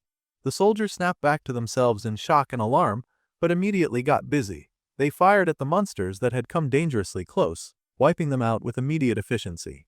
The monsters that had swarmed Little Miss Kim were also very quickly dispatched, and she emerged triumphantly from their midst. The lady grinned at finally seeing her favorite nosy old man, and she yelled at him for coming late. If he had been any later, they surely would be in a terrible fix. However, she had to stall her job when she realized what state his dressing was in. It was a horrifying disaster to catch your hero in the nude like that, and for a moment, she could not process what she was seeing. The other soldiers hurried to him with joy as well, but they also paused when they saw the man they respected in all of his glory. The soldier was shocked, asking the man just what happened to him that he would return to them looking like this. It was an eyesore. The sergeant stood there looking very confident with his metal balls floating around him, and he called out to the steel company. All forces were to maintain their position and to attack. The man would support them. To be honest, the team was not sure how much they wanted that support if he was going to give it while having no clothes. The hero then yelled that questions were absolutely forbidden, or he might be forced to kill them before the monsters got them. Then he reminded all forces to attack. So, the soldiers turned back their enemy into the real monsters. Unfortunately, the kid did not have such a convenient distraction, and he found himself looking at the hero's elephant. It was truly a sight watching all the heroes that had come to save him utilizing their powers in an amazing display of strength, skill and competence, while their leader stood there as the day he was born. At any rate, the night ended quite well given the circumstances, and the streets were littered with the bodies of fallen beasts. The soldiers made sure to inspect the area and make sure that no one was dead, while someone finally found the sergeant some clothes to wear. The man zipped up his clothes while his little disciple stared at him with much judgment in her eyes. She had clearly seen way more of him than she cared to. Her little wind sprite had a few things to say in her ear, and she quickly waved it off in horror. Even if it liked seeing her boss naked, it should really keep those kinds of thoughts to itself. The little thing huffed, and Kim huffed right back at it. Then, she asked the sergeant why he had returned looking so goofy when he had gone on a solo quest. The lieutenant then huffed that there wasn't much to look at anyway. And that got the sergeant rightly offended. From everyone's reaction when he showed up, there was definitely a lot to look at. The hero then protested that it was just because it was cold, while the lady then smiled at how her teasing had affected him. Then one of the soldiers called out to the sergeant, asking if he was all right, and just what had happened to his uniform for him to show up in that state. Then the sergeant suddenly noticed something and stopped his subordinate from speaking. He sensed something in the air and then called for everyone hiding nearby to come out. The people came out with their hands raised, explaining that they were evacuees. They had not been able to enter the shelter, so they had been looking for another room. The hero narrowed his eyes at their words, but the little boy suddenly sprinted to one of the evacuees. It was his dad, and the man quickly embraced his son. The man thanked the soldiers for saving his son. Everything had seemed so hopeless that it was a relief that they were able to come across soldiers like them. However, the hero's eyes remained narrow as he asked the man if he was truly sure that it was a relief. The man asked what he meant by that, but the glowing metal balls had already floated to the evacuees, and they shouted, asking what our guy was doing. See, there was something about this situation that did not sit well with him, and he activated his powers to investigate his suspicions. Lee Hunwook activated Smash, and the little metal balls began to break in front of the people.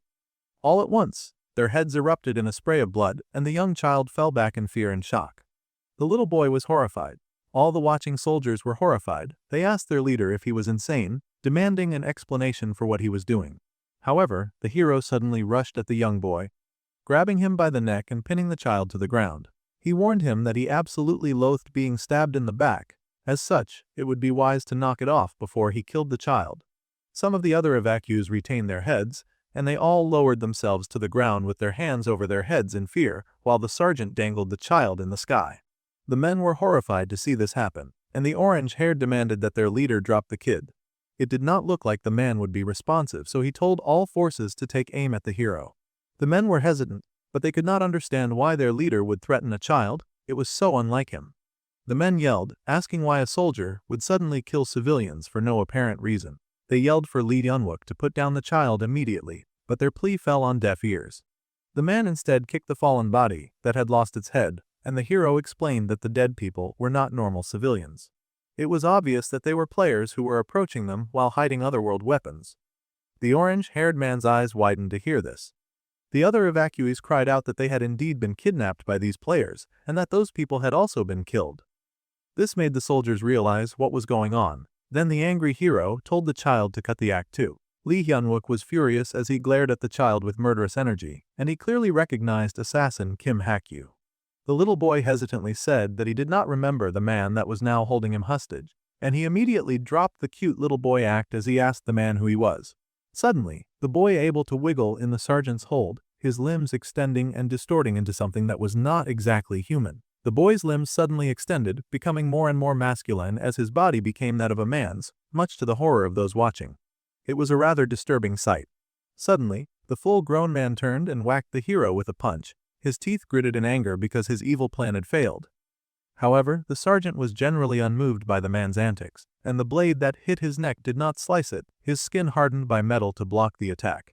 Lee Hun-wook then revealed, with hatred in his eyes, that he was someone that the assassin knew very well. The assassin was very confused, and the man revealed that he had beaten up the assassin in his past life as well. He then hardened his fist into metal and punched the daylights out of that villain. Well, they had finally defeated the poor assassin, but he was not going to be killed yet. Instead, our guy began to feed him metal mana balls. They pressed through his bloody teeth, dancing down his throat and into his gut. The man was chained up to a pillar, and he coughed heavily, stomach bulging from the force feeding. He cursed at the hero, begging him to stop force feeding him that stuff. He had no idea what kind of soldier would torture someone by feeding them steel balls. Meanwhile, the hero was very clearly randomly eating those steel balls as well, and he asked the assassin what he meant by torture. The hero grinned and laughed that he ate these balls pretty often after all. If the ugly assassin kept on eating them, he would soon get hooked on that metallic scent. The sergeant sounded like a drug addict, and the assassin had no idea why he would be eating metal balls at all. The poor guy was then forced to swallow yet another one, and he just could not take it. Begging for mercy, he finally agreed to confess. He would tell the man everything that he wanted to know in exchange for some mercy. The assassin confessed all he knew about Gong Igta, a person of interest to the hero. Gong Igta was a man who slaughtered all the guards at the Dongdaemun shelter and took over it. Then he destroyed the shelter so that nobody would be able to go inside. This information made the hero pause. He had heard of a villain who destroyed a shelter and killed all the survivors inside to perform a magic experiment that caused him to grow immensely. The villain was called the Apostate. In his past life, that villain had been cautious to the point that, despite being a named villain, his face was never known. Now, Lee Hun-wook wondered if this was the guy. In the end, some of the civilians escaped because they could not bear the man's tyranny. They were ordered to bring the escaped civilians back, so the assassin had taken the form of a child so that they would not get hurt. The poor guy begged for his interrogator to believe him as he could not bear to swallow any more balls. However, the hero called that the assassin was still hiding yet another evil, deceptive and dangerous motive behind his actions. The reason that the assassin had gone out of his way to kidnap those people was for his villain quest. The quest log had demanded that the assassin buy time until the erosion completes, then he was to assassinate 50 civilians and meet with the villain alliance. Lee Hun-wook knew all about the assassin's evil desires, and he demanded that villain Kim Hak-ju tell him the truth. The assassin was horrified that this man knew so much about him and once again wondered just who the guy was. The hero activated his smash, and the metal balls began to bubble in the terrified man's belly. Of course, there was a terrible and gruesome explosion and the assassin died a pitiful death deserving of scum like him. Then, the hero dared report back to his team that the assassin had committed suicide. The soldiers were shocked and wondered just how terrifying Gong Igta was that his subordinates were committing suicide. If that was the case, then it sounded serious, and the orange-haired wondered if they should wait until First Lieutenant Seo Yuna and Sergeant Choi Young-joon arrived. However, the hero said that those two were busy. Considering the time that it would take to save the lieutenant colonel and repair the hunter's armor, those two would just not make it. Still, the soldier was very concerned as their boss just said that a single man had destroyed a shelter, so he wondered how they were going to open the door by themselves. The hero then grinned rather wickedly, telling his soldier that there was no reason to worry about that. After all, our guy had his own ways of getting stuff done. The soldier was worried to see the main character make that scary face again. Later in the night, there was a bit of banging as the Republic of Korea Regular Army AMT demanded that the shelter door be opened immediately. It was the Dongdaemun shelter, and the hero yelled that they had received a report regarding the illegal occupation of a shelter. Illegal occupation was a huge felony that could be punished immediately. If they did not open the door, then they would use the master key to open it by force and then enter. The soldier groaned to see their boss just shamelessly banging on the door and realized that their leader's ultimate strategy was to make the unbelievable bluff that he had a master key. The fact that they had locked themselves inside the shelter meant that the refugees did not know anything about the situation outside. That meant that those inside would not know about the fact that the regular army was not operating properly. So, the hero kept yelling that they had been given sufficient time. If he had to report to his superiors, It would be considered a case of illegal occupation, and they would enter. Slowly, the door to the shelter cracked open, much to the shock of the watching soldiers. They could not believe that pathetic plan actually worked. The door opened, and a soldier greeted them at the door. The man asked what they wanted, and the hero stuck his wicked looking face into the door, saying that they had the door shut tight so they could not hear him. Lee Yunwook then took the opportunity to inform that they had received a report regarding the illegal occupation of a shelter. Naturally, they had come to investigate.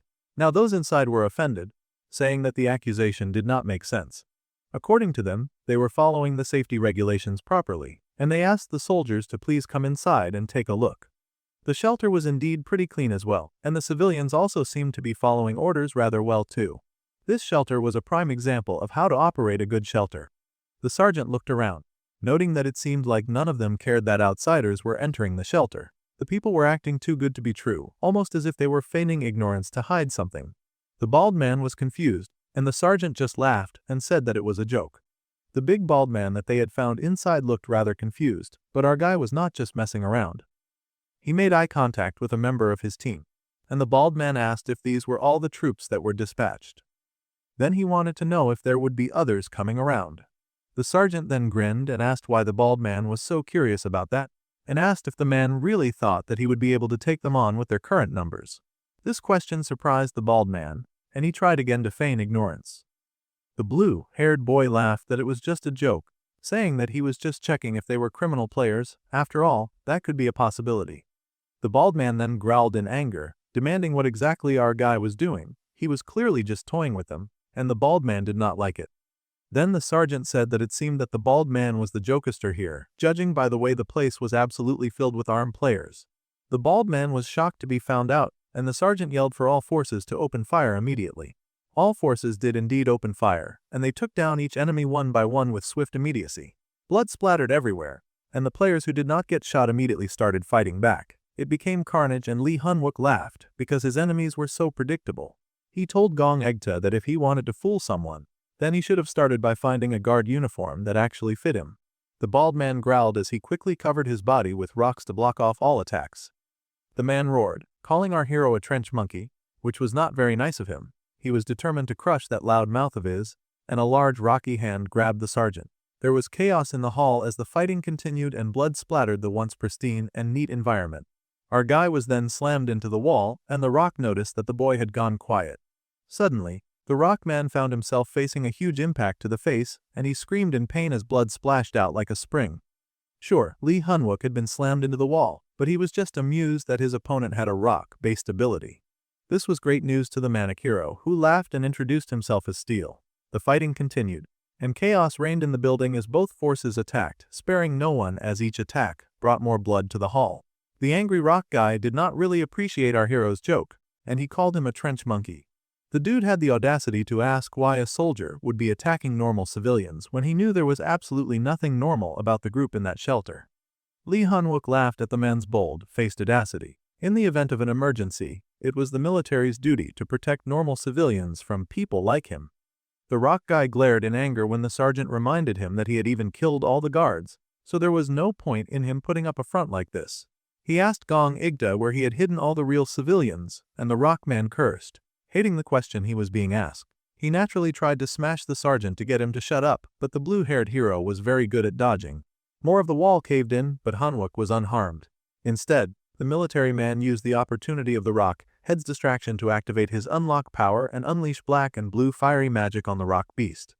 Gong Igda visibly struggled with this newfound attack, stumbling backwards as our guy emerged from the hole. Now the sergeant was in serious mode, enraged by the nerve of this villain. He asked the rock man if he had really destroyed the shelter, just so that he could perform experiments on live civilians.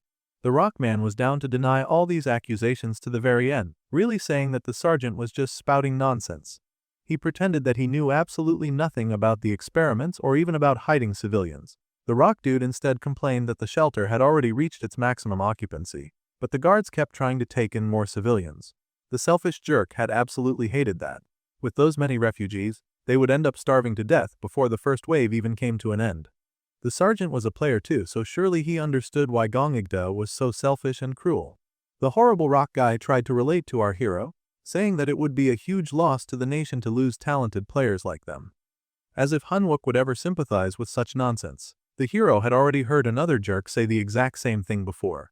The rock guy was really slow, and he laughed that every day they put their lives on the line to fight, so they ought to be treated more sensibly at times like this. Everything that he had done was based on pure, cold and very selfish and self-serving logic. He was clearly going to go on blabbering rubbish, but the hero immediately put a stop to that, his voice cold and disgusted. The sergeant did not care if the man was an apostate. He would beat the rock idiot first. The hero rushed at the rock jerk, and the man stretched out his fist, hoping to combat power with power. However, it soon became clear who held the most power when that rocky fist shattered. Suddenly, the hero was grabbed as the rock dude had no intentions of going down so easily. He accused the hero of looking down on him, saying that the man ought to know his place. The hero blocked the next rocky attack with his elbow, undeterred by the very inconvenient position that he was in. Sure, it looked like the rocky dude had the upper hand, but Hanwook was still burning with rage. The rocky man told the sergeant to just drop dead and swung him like he was no more than a rag doll, slamming him into the floor, causing it to shatter, creating a hole in the floor. Rocks and debris rose as the rock kept a steady hold on the sergeant, knowing it would be much too dangerous to let him go. He dragged the boy along the floor, giving him a severe beating in the enclosed area. They had broken out of the shelter into a train station, and at that point the blue-haired man then grinned at his attacker, his smile wicked and devilish as he asked if Gongegda was quite done yet. Then, the man activated metal, bending. The rock giant was shocked when the hand that he was holding suddenly erupted in deadly metal spikes. The warning flashed by Hanwook, reminding him that he could not protect himself with hardening while he was using metal, bending. Well, the hero was unbothered by that as he had the element of surprise on his side, and the battle turned in his favor as he caught his opponent by surprise. The sergeant then activated, hardened now that his opponent was down and exposed, delivering a merciless and very wicked blow right at the man's face. Now it was the hero's turn to deliver a merciless beating, and he pounded all of his rage into Gongegda's first. Privileged, self-centered jerks like him were the kind of people that he hated the most. At some point, the big rock guy finally yelled for the sergeant to stop, basically begging with his face blistered and lips swollen as he begged for mercy. The blue-haired hero fell back for a moment, taking some time to catch his breath, when he suddenly detected something that made him freeze. Glancing to the side, the man saw a gathering of people, who looked like the refugees, and they begged the man to please save them. They cried that they did not see anything, and they desperately needed help. They had done everything like they had been asked, so they begged for the man to believe them. The woman begging held a very hungry child in her arms as they begged, and the hero got even angrier when he saw them. He realized now that the rock bastard had actually been starving such a large number of people this entire time while he was clearly healthy and well-fed. It was unacceptable. Suddenly, Hanwook realized that meant that Gongegda could not possibly be the apostate. This meant that the man's confusion had not been an act. This man had really just been selfish with the rations this entire time. However, the hero then wondered why the man had been trying to kidnap people at all. Suddenly, the sergeant's attention was pulled to the rock jerk who had now taken yet another hostage, and the man yelled that it was not a crime that he wanted to live and survive. The hero cursed because his moment of distraction had let the rocky jerk slip away, and the man threatened the sergeant to try him. If the man tried to attack again, he would surely kill the old man he had in his hands.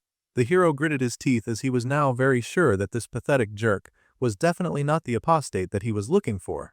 The rocky jerk yelled that he had done everything he told him to do, and the hero left him no choice. Before the pathetic coward could call for the apostate, his head split open in an instant. Now the hero watched in awe, blue eyes wide as he took in the end of Gongegda. That had not been his doing. The man fell to his death, and the people watched in horror, gaping at his gruesome corpse. The real apostate had done this. The real apostate had to be somewhere nearby. The hero gritted his teeth, knowing that the true villain was hiding somewhere in that shelter, but he did not know the apostate's true identity. Later, Park Junmo gave a comprehensive report as they had successfully secured the safety for all civilians in the guard room. Of all the 32 players involved in the illegal occupation of a shelter, 21 were killed. The officer's voice shook a bit as he gave the report, adding that there were 11 casualties and all the casualties had been taken into custody. The sergeant cocked his head, asking why Park Junmo had such a long face, and the younger man confessed that even if they were criminals, it still felt like too much to kill a person.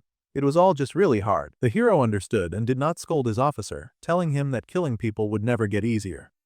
However, if they did not take any action during disasters like this, then they would not be able to save the powerless, innocent victims. That was their first duty as soldiers. The younger officer was told to resolve himself firmly, and the man gulped. Suddenly, they heard someone yelling about how they wanted to see the person in charge and speak with them.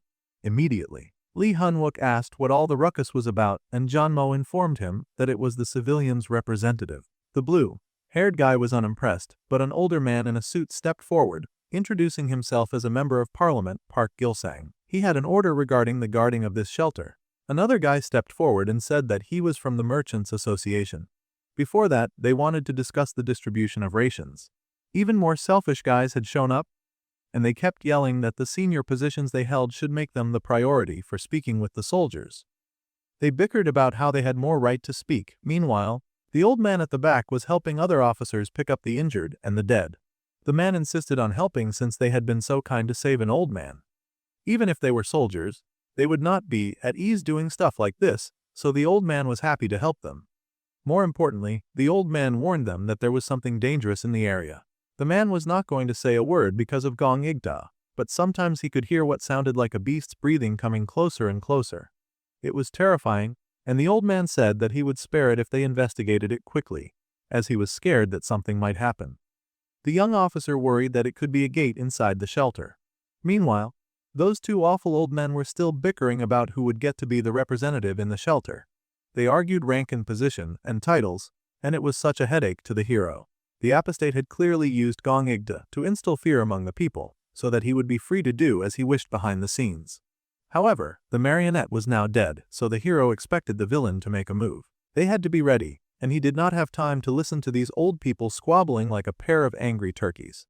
While the military was stationed there, the simplest way to take control of the shelter would be by becoming its representative, so he wondered for a moment if the villain could be one of these guys. Then he wondered if it could be someone else manipulating the masses behind the scenes. Lee Hun-wook gritted his teeth in frustration, as he hated stupid games of hide and seek. He wished that bastard would hurry and reveal himself already. Meanwhile, human experiments had already begun, and people were locked in tanks and huge test tubes.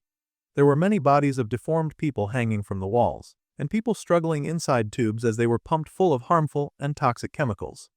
On the floor, the apostate was curled over a person, and he seemed to be feeding on them.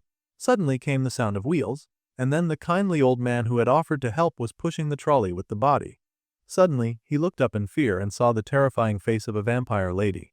It was the same Dracula lady who had attacked in the past. The old man froze for a bit, wondering just what that growling sound was.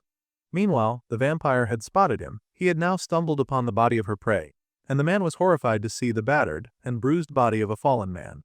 While the old man was still staring in shock and horror, the vampire lady appeared behind him and lowered her fangs. It looked like it was curtains for the old man when, in a sudden feat of strength, the man whipped around and grabbed the vampire by the neck. Shocks and shivers, the old man was stronger than he looked, and he cursed at the vampires for touching his things when he had told her not to. 5e, there was blood everywhere. It was truly a disgusting sight, staining the walls, the people, the floor, and the poor vampire that was discarded to the side.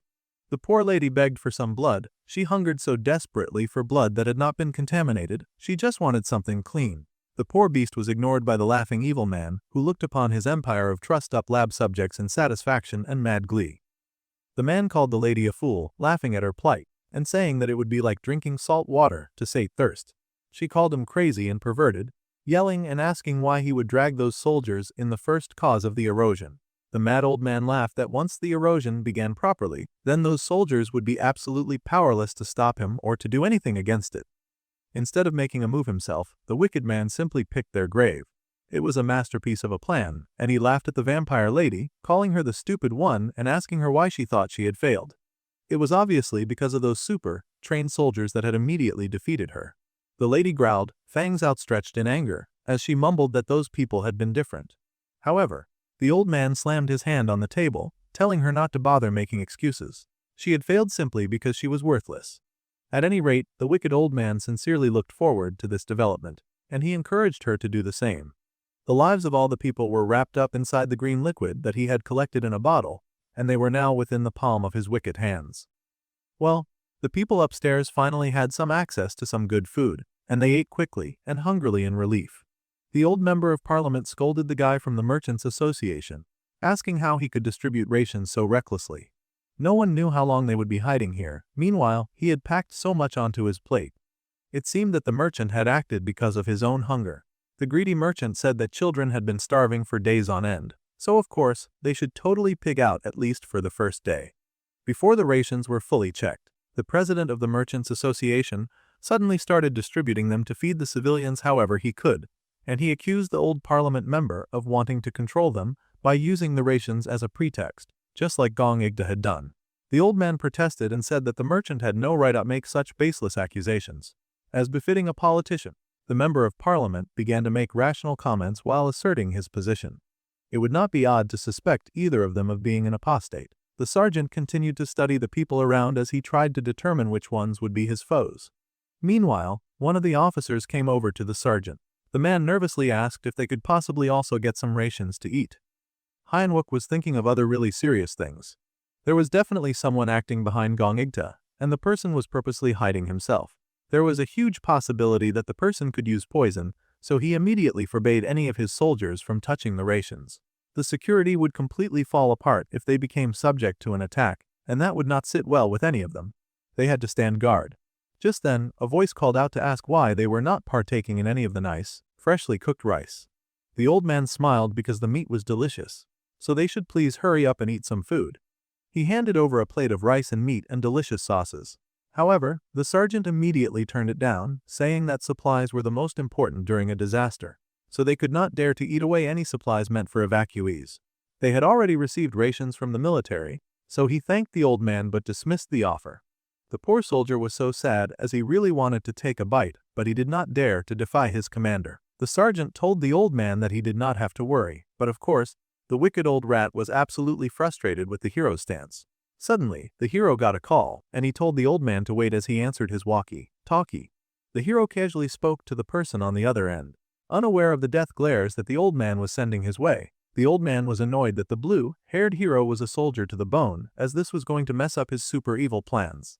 However, there was a soldier very clearly salivating over the food that the old man was holding. The old man immediately turned his attention to the idiot soldier and asked if anything had been done about the noises that he mentioned the other day. The soldier reassured the man that they were currently investigating the matter, so there was no need to worry.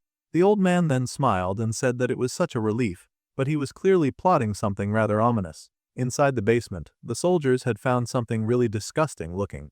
They looked like plants, but they were obviously not the kind that anyone would find on Earth, and the temperature was different there, too. It seemed like this place was one of the causes of the wave's erosion. The hero agreed if they could not stop this, then, just like the first wave in California, the 7th wave in Shanghai, and the 3rd wave in Berlin, Sil too might end up overrun by monsters. For now, they had to move up with the rest of the platoon. Sergeant Kim Si-hee and the orange-haired guy would stay behind and guard the area. However, the blue-haired man widened his eyes as he realized of all places, the path forward led into a suspiciously narrow tunnel. What awful luck! Deep inside that suspicious place was a purple chamber. Meanwhile, a cute little girl who had now eaten to her fill asked for some more water. The old man happily gave the child more water, and the girl happily thanked him. Little did she know that she was receiving water from the devil. The wicked old man laughed that the people were so unlucky. Lee Hyun-wook could try to stop his plans with that military discipline of his, but it was on a completely different level than just a normal gate. Further inside that really ugly tunnel, Kim Si-hee worried and wondered if just the two of them could really handle this overgrowth of demonic organisms. If this were a cause of erosion, then it would be on a different level than the other gates. The sergeant agreed that the situation they had found themselves in was definitely different, that was for sure. In the case of a boss monster, the difficulty of the cause of erosion required a group of S rank to form a raid. The floating sergeant then panicked that they were surely on a suicide mission. Just then, a deep purple gate opened inside the tunnel, and they both braced for whatever was going to come out of it. The sergeant grinned, feeling sure that they could stop it. It was indeed awful luck that it led into a narrow tunnel, and the orange-haired soldier had worried that the situation was really bad. However, the sergeant grinned that it was actually great luck for them. The unlucky ones were the monsters after all. With a roar, a large monster emerged, and it brought a bunch of its friends with it from the other side. Kim Si-hee was horrified to see them. Since the monsters had formed a nest in this tunnel, they only had a single path forward. All they had to do was protect the tunnel and make sure that no monster got past them. Not too difficult a task when he explained it like that. Then, the man called out to Sergeant Kim Si-hee, and the girl activated her wind powers. The wind sprite danced elegantly through the air, multiplying into many dancing dames that flew straight at the monsters. Together they beat those monsters black and blue, tossing them left and right as they beat them up squarely. The female sergeant asked just how long they would have to hold up against these troublesome foes, and Hyanwook told her that it was time to start retreating slowly. The monsters still charged as they were kicked and punched down by the dancing Lady Wind. Meanwhile, Sahi and Hyanwook backed up. This was not a retreat, they were just getting pushed back, is all. The monsters were more ferocious than they'd expected, and one of the big brutes clawed forward the more they stepped back. The monster's foot was bulging with veins.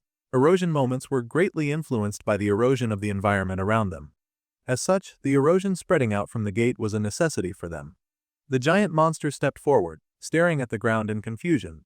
The moment the monsters left their eroded environment, their defense dropped below average. That was the perfect time to attack, and the sergeant unleashed a large barrage of metal balls and called to Kim Sahi. While he rotated the marbles, the lady was to compress the wind to raise its acceleration as much as possible. They would take them all out in one go. The lady gritted her teeth and did as he instructed, activating her power and firing together. The wind weaved and danced once more, taking the balls with it this time as they all rocketed to the beasts like speeding bullets. The grinning sergeant then mocked the monsters. He asked the frogs if they had ever heard of a blender, because he was about to grind them to dust. The marbles rotated with deadly efficiency, and they were carried by the wind, moving at Hyanwook's command. They flew straight at the monsters, pushed by the wind sergeant, and they decimated the monsters much like those creatures had been pushed into a giant blender. Blood splattered, and the beasts were defeated, ground to dust by the combined power of Sahi and Hyanwook. The cause of erosion this time was a boon. If they did not finish this at the entrance, then they would surely be done for. No matter what, they had to stop them. Meanwhile, back with the refugees, the man from the Merchants Association bent over. His stomach was hurting seriously, and he had no idea why. The man's facial expression was one of great distress and pain, and suddenly, his fangs began to elongate. To his horror, his face began to transform into that of a beast, and he let out a terrifying roar. Just as soon as his rampage had begun, the poor man was instantly cut down. A hidden quest had opened up, a villain quest, to stay away from the unseemly light and wrap themselves in darkness. This villain had successfully completed the beastification experiment 30 times. Then, without regard for the methods used, the villain was to massacre 1,000 civilians and then provide nourishment for the otherworld masses taking root in the underworld to foster 30,000 of them. This was all the villainous mission of that wicked old man who had achieved the devil's cultivation. His evil experiment was a complete success. Now, it was time for him to change the stage and place the entirety of Seoul under his dominion. Meanwhile, back in the underground tunnel, the two sergeants fought relentlessly, determined to stop the onslaught of monsters. Even with the spinning vortex that they had created to crush most of the monsters, more and more monsters kept popping out of the purple portal. The portal spun and weaved, its center pulsing and throbbing as it spat out more of those beasts from hell, and they eagerly continued the rampage that their brothers had started. The rains had begun over the city outside, and more monsters continued to emerge. The latest visitor was gigantic, with a head that clearly towered over the watching monsters below. Its head was so huge that it cracked the ceiling and the plants above when it let out a mighty roar. Its presence was so overwhelming that it actually broke through the underground roof, and its head popped up on the floor above. A truly terrifying creature. The people above covered their heads in horror as they tried to avoid the debris, screaming in fear as the gigantic monster fully emerged from the portal. Its long, reptilian body stretched through the entire base, shattering as it raised its head in a mighty roar. This great beast sparked thunder and lightning in the sky from its appearance, its presence so mighty and horrifying that it looked like a herald from the end times. The soldiers guarding outside were horrified to see such an ugly and powerful beast. It was only for a moment, but the boss monster of the cause of erosion that he had seen in his past life was absolutely enormous. It turns out that the whole shebang was just a terrifying flashback, and the sergeant gritted his teeth as he recalled what had happened. He had witnessed the whole thing go down back then, and it had started with an earthquake warning when that thing used its massive body to burst out of the ground onto the surface. Now, he worked tirelessly to prevent such a horrifying thing from reoccurring. The spinning metal marbles made quick work of the monsters, tearing through their flesh and leaving them in bloody tatters on the ground. The portal still thrummed and spun like a living thing, but they did not dare let any more monsters escape from it. The sergeant warned Kim Sahi that the boss monster would be coming out soon, so she needed to compress her wind once more. Gritting her teeth, the sergeant did as she was told. The boss monster of the cause of erosion was called the Dokebi Doodle. This monster was to bring down the calamity of the heavens and mercilessly obliterate those who intruded upon its territory. Its giant maw had already started peeking through the portal. It was coming! The creature's big mouth opened wide, and all at once, 1,000 marbles went flying into that mouth with the speed of 1,000 avenging angels. The pressure that filled the underground just from its roar was on a completely different level from how it had felt watching that monster from afar. Its roar alone was enough to make the hero's boy freeze. Even Sihi was very intimidated. Her eyes widened in shock to see such a terrifying creature up close, and she worried if the two of them would really be enough to clear it. The man had said that this required an S-rank party after all. Well, the sergeant told her that they could do it. According to the information, that thing had currently released its full power. Right above, on the surface, thunder and lightning were already dancing around with a huge water whirlpool conjured to cause massive destruction in the world above. It was more than just one whirlpool, too. It was many massive water tornadoes dancing around on land. They would at least be outside of that terrifying attack's range momentarily. The water tornado swept up many vehicles, tossing them around casually inside of itself. The first cause of erosion was the fortune that the heavens had granted them. The giant monster kept trying to wiggle its way out of the portal, and Lee Hanwook raised his marbles into the air, once again saying that he would be leaving this to his comrade. They had to work together to turn the tables on these monsters. The girl now needed to draw out every last drop of mana that she had. With a focus of seriousness that understood that her life depended on this, Kim Si-hee shouted and expanded her powers. She brought forth as strong a wind as she could manage. If they could just grind down its head, then everything would surely be over. The marbles spun in that wind and flew right at the creature's giant head, slamming into it and tearing as much of it as they could. Bloody cuts and bruises were made on the monster's mouth, and the hero activated Smash, hoping to end this beast once and for all. The monster roared as its head was indeed smashed in by 1,000 bolts of metallic lightning. They both used up as much power as they could muster to bring down the giant and terrifying creature. Even deeper below, the wicked old villain stood with the vampire, listening to the chaos from the safety of their hideout. He smiled that the boss of the erosion had finally appeared, and now they could take a look at how nicely their dear soldiers were dying. That wicked old coot was so sure that everyone upstairs was surely dead by the monsters that he created. The vampire lady was a little worried as the old man had said that it would be over once the boss appeared, so what was he going to take a look for? The old man laughed, asking the bat lady if she was aware of why she got annihilated in the first place. It was clearly because she did not pay enough attention to the details. Her arrogance in thinking that she could never be vested by anything lower than S rank, that optimistic arrogance, was precisely what led to all of her troops getting exterminated. However, the man did not have such a rose-tinted view. So, he asked the little bat to kindly shut her mouth and follow his orders. Meanwhile, a familiar spinning orange gate opened. The gate grew in size, and an officer hurried out. The man panted as he raised his weapon, looking around in the place that he had quickly escaped to. It was, of course, the orange-haired officer, and he cursed Lee Hanwook. Those two had gone ahead to raid the cause of erosion, and he had scolded them, telling them that a red gate did not even compare to that.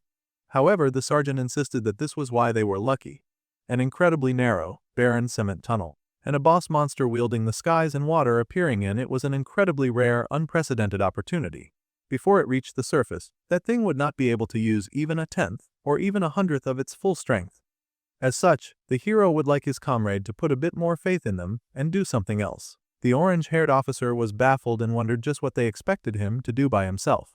Well, the sergeant then said that he would like the man to find the hideout of the guy who was controlling Gong Igta behind the scenes. If that villain was up to anything, he would definitely have a personal space somewhere. It would likely look something like a laboratory, and it was also likely that it would be locked up or behind a magic circle, rendering it invisible. So, the officer asked what exactly he was looking for, as a hint would go a long way in his search. The hero then explained that they were looking for an antidote. Considering the way Gong Igta died, it was likely that he used some kind of mana-based poison. The officer panicked in horror to hear about this and asked in fear if they had been poisoned as well. However, the sergeant asked the man to please lower his voice. If word got out, both their platoon and the civilians would be in great danger. The hero and Sergeant Kim would go and dispose of the cause of erosion, even if it cost them their lives. Not sure if Sergeant Kim is aware of this life oath. However, if the officer did not find the antidote, everyone would surely die. The orange-haired officer was the key to this operation, and he looked horrified to hear it. He had to find the cure no matter what. Well, the man gritted his teeth and muttered that he was fine being the key, but how on earth was he supposed to find anything in this huge shelter? He had been opening portals left and right all night long, just searching for an indication of what he was supposed to find. Meanwhile, the big monster fell silent, and it almost seemed like it had been well and properly defeated. The two sergeants paused as they watched the beast's head. However, Kim Si-hee was already panicking because she had realized that their attacks had been way too shallow. They had not been able to pierce the monster's head. The beast was silent for a moment, but then its ugly reptilian eye opened with anger and rage burning within. It clearly had not been a fan of the sudden attack, and its large mouth widened, in the most otherworldly and monstrous way possible. Its mouth was divided into sections as it exposed way too many teeth and even more tongues than necessary. The beast had further resumed its attempts to cross into that world.